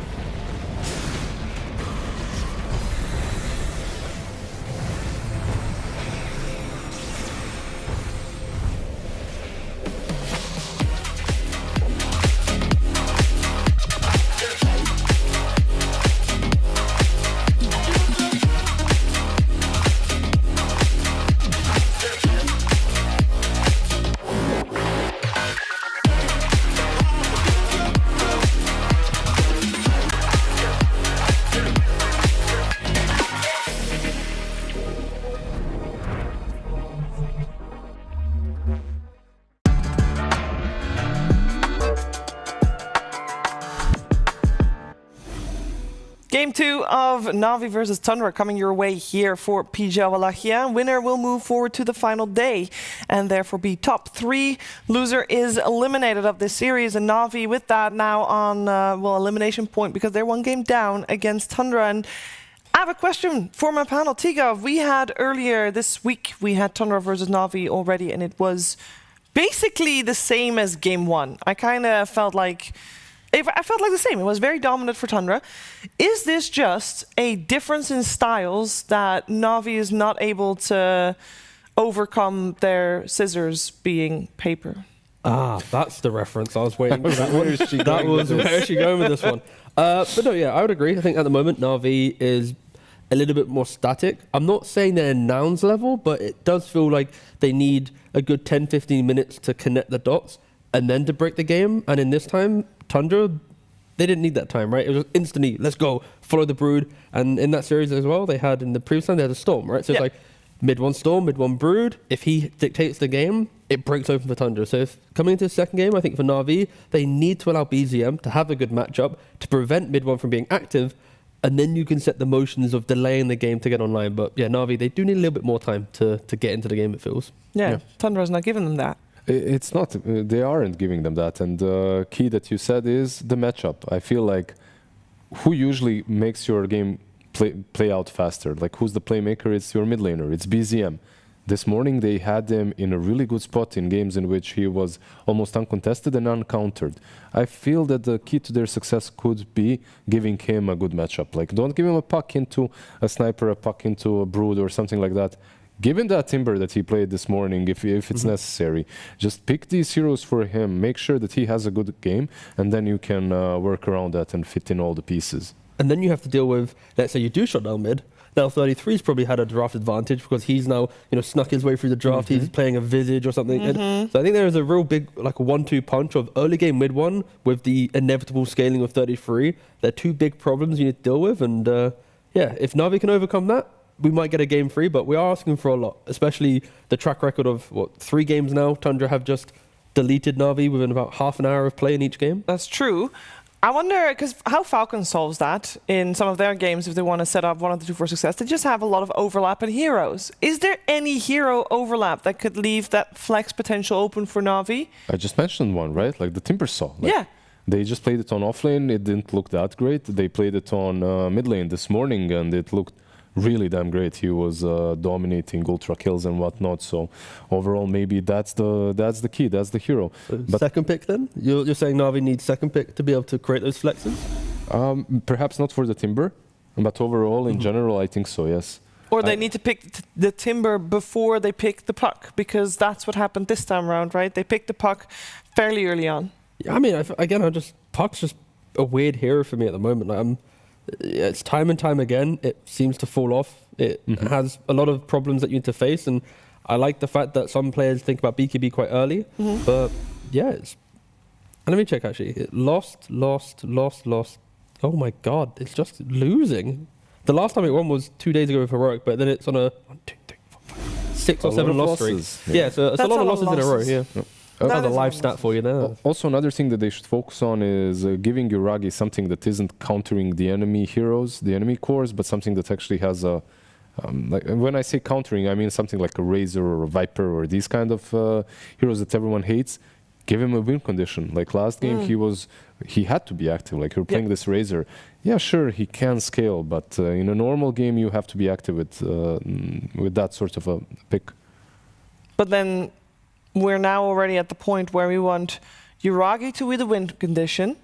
Yes. We want Navi to set their mid laner up for success. And I feel like in a game you are lucky if you have 1 of the 2. No, especially in a game where you are, just like this one, first pick, which by the way, Tundra prioritized second pick. Hence why it boils down to BZM having a mid hero that doesn't create a free draft opportunity, right? Like, if you pick Invoker, okay, I go Brood. If you pick Puck, I list 4 heroes, right? There's certain mid-heroes that enable Tundra to feel very comfortable in the draft, and I wasn't opposed to the logic of Navi's previous one. It's when they conclude the phase, they could go for an offlane and make a statement, get the Enigma, get something, but they opted for the mid lane, and it kind of hurt them, right? So this time, I don't think there's crazy changes required. Just respect the fact that Tundra, if they see an opportunity, they are going to lock in that statement hero that will, unravel unravel your lineup, be it from 33, be it from mid lane.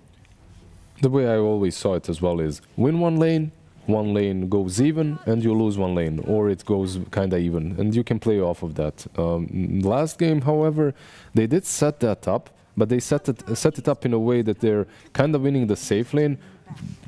I'm not sure how they even won the offlane. That was crazy, but he had enough farm on the Timber. I don't think that he should have. But your mid lane didn't go great. And then everything falls apart because the center focal point that's supposed to be jumping in first can't really do anything because of one single item. It isn't even the hero, by the way. Broodmother is danger, of course. But it was just your kid. That was the biggest issue, and insta-pick Storm. Yeah, and this is a situation where the only difference from previous draft in terms of bans is they ban indeed the Puck instead of the Beastmaster. Is this a situation where we feel that this Storm can do what we said we wanted it to do? Because they also will have 2 bans. If it doesn't get countered right now, they'll have 2 bans to protect the Storm, leaving 3 bans to have protected the Storm. Is that enough? What did we say in the last, during the closing statement of the last draft, of the last game that is? Ban the Puck if you want to pick the Storm. If you don't, just don't touch it. And yeah, they go for the Storm. Yeah, I mean, we've seen Storm be very aggressive. I think some of the weaknesses of Storm have been fixed by people going for the Shard at 15. When we entertain like the lack of damage, then you go Shard, you have Overload, you just amp everything up. So I'm not opposed to it. It can be potentially greedy, in which you also need to farm. So I think one core and the support duo needs to be a little bit aggressive to give the Storm life. You happy with the trade as well, Storm for Beast? I mean, you're never happy when you're giving 33 one of his signatures. Yeah. That's the problem, right? Like when you open up, it's really difficult to draft against Tundra. So far, we have seen a couple of teams do it very nicely, but teams that are comfortable playing into Visage. I don't mind it if they respect invading the jungle, right? Like Storm with an active rune, minute 6, minute 8, you can poke your head in to see what's happening in the ancient area. If you have like a Gyrocopter carry from Na'Vi, a Tusk support, like you have the foundation of strong anti-beast lane plus stack invasion, then it's fine, right? You have your Storm that you want to see in the game, you've banned Puck, you have a way to contest the Beastmaster. Like if you pick a safe lane that cannot stop Beast from farming jungle and Storm can't take the ancients, like then there's an issue, right? You know the Beastmaster is there, so I'm hoping Na'Vi just respect the stacks, build a lineup that can contest them, and then I'll be fine. No, let's see. The last time at least I saw Storm, it was paired with Keeper of the Light, and it was Saxa playing it, right? Like it was that crazy game. And that was actually a loss. So I still don't mind the combination. We're probably not going to see it from Na'Vi. I don't find Zaz to be a Coddle spammer at all, but was fun. The bans that we are seeing, though, they're completely like Beast, Bounty Hunter, Saxa, Shadow Fiend, Shad, and just that's get rid of them. Yeah, exactly. Just get rid of the full comfort zone. The emerging hero so far of the day, at least of the first half of the day, has been Crystal Maiden, which is considered to be good against Beastmaster. Or did you just and good with the Storm Spirit, or did you guys already mention her? We have not. I was just annoyed that Gyro got banned. I was like, God damn it, Tundra, let Na'Vi get a hero. But yes, Crystal Maiden is a rising hero. Yeah, isn't bad at all. Shadow Demon is still left in the pool, by the way. Oh yeah, true. And for Na'Vi, one thing that they really struggled with last game was the Orchid. Why? Because they couldn't reset the fight. Like, yeah, sure, Song, but that's not fast enough. Shadow Demon allows you to do that. So it kind of brings you this save that a hero such as Storm sometimes need. I wouldn't mind seeing it. Alchemist as well. Like we have seen it a couple of times. Actually, the draft that Tundra had, they had exactly these two cores, and they go with the Coddle as well. They do go for it. I like it. They're cooking. Again, we already mentioned how Coddle enables Storm Spirit. It also sets up Na'Vi to potentially close the phase with an Underlord as well. It's a hero that Boom's leaned on a couple times, and try ending a game into Acid Spray, Illuminate, and Firestorm, right? It is so hard to deal with. So I would be opposed for Na'Vi to do that. Sure, your big lockdown will be, dwindling a little bit, but overall, it is forcing Tundra to... It's playable. It's definitely playable. To it's a second different guess how style they as want well, to do it. yeah. Because if Tundra go for a lot of skirmish and pick off with limited high ground, they know in the back of their minds that they might have to push up to the tier 3s and just hold Na'Vi there whilst they continue farming. it's kind of Navi's way of respecting Tundra's early game as well, right? It's like, we know that you might break our map, so we're already going to set the foundation of just buy time and... Yeah, but if you look at it that way, you're setting yourself up for a bad time, but you can also look at it as in, we're going to play this game very actively. Sure, we have 100%. A core that comes online very fast. The recall as well with Storm Spirit, which is the fastest right now, it's really damn strong. So you can invade those stacks even very early on with just the Coddle being there. It doesn't even have to be the Storm. He can be off somewhere in his own jungle farming the stacks and then gets recalled. Okay, so normally in this position then, Puppey utilizes his pick to break the lane, right? Like if you're playing on Kotl to help Storm farm, you want Aug to hit Radiance, then the Puppey hero, you know your lane. It's against Tusk, Beastmaster most likely, or SD Beastmaster, right? Either way, like, what's the Puppey hero to bring life? Ench is gone. There is Chan still left in the pool, but I'm not as big of a fan. Chan and Coddle as two supports, one thing that you can notice immediately, no stuns. Yeah.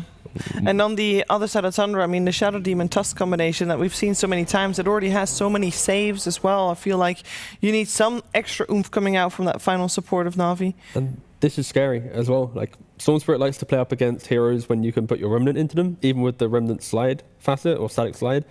Monkey King plays well into the laning phase of Storm Spirit. So you need to be careful now. That matchup, slightly leaning mid one, just for the first phase. And they still go for the Underlord, like I mentioned earlier. It really feels like a draft of quick map play that can very also quickly turn into, we're going to defend forever. You mentioned the Monkey King on that mid lane. Does Shad play it at all? I think he entertains it sometimes. I'm looking at this Underlord as a pick where you kind of know that Monkey is mid, but that might not be the case. And if you put it on the safe lane, pick something different. I'd like it mid, just to enable the big scaling cores that we've seen rise up a little bit at Wallachia, where you have like Medusa TA, Monkey King mid with insert any carry, right? And this is also shaping up to be... You saw Parker and what he can do with the Monkey, and this is... I mean, there is a lot of burst coming from Coddle and Underlord, but I still feel like that's a lane in which he should be thriving in. I mean, Na'Vi are now banning out mid still with the Husker. You always have to respect it, right? It's becoming, again, another novelty of the tournament, but I think Tundra, with the last pick, they'll have control. If Shad wants to play his Life Stealer or something, like, he'll eat these heroes alive, right? Once the lane, he has Rage to deal with the nuisance of Kotl Underlord. Sure, he'll still get pushed back, but eventually you will break the game on one of the unconventional picks that Shad likes to play on.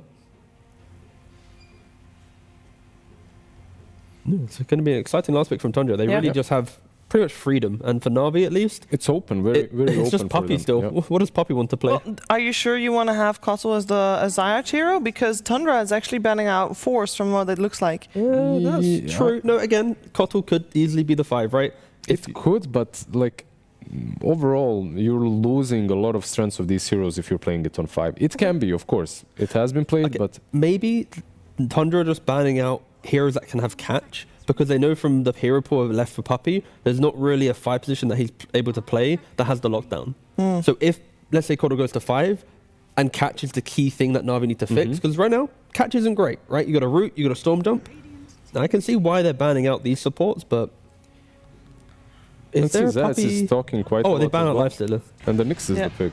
Nyx Assassin coming out. And we do know from the games we've seen Na'Vi play that Puppey is playing pretty greedily, so potentially on the Keeper of the Light's fine. So they go for Nyx Assassin for Shiva. Yeah, but like... No, I know. Thanks. No worries.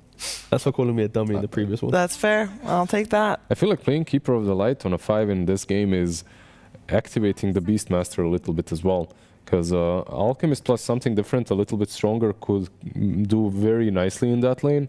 With the Keeper of the Light, it's playable, but you're not going to win that lane. You're not going there to pressure the enemy offlaner. And okay, they go with the Razor last pick. Safe lane Razor, yeah. Still a good pick, right? Like, still a good pick into all of these cores on the enemy side, and good into Underlord in the lane. Nyx is a hero that likes to play kind of slower lanes. You play on the small camp, you block that, you maybe hard camp pull. Like, you want to be a little bit of a conductor of the lane. When you have Tusk Razor, it's kill, kill, kill. Nyx has to hug his core, he has to protect the Underlord. The Impale needs to be used if wasted. you can kill. So I like the Razor pick just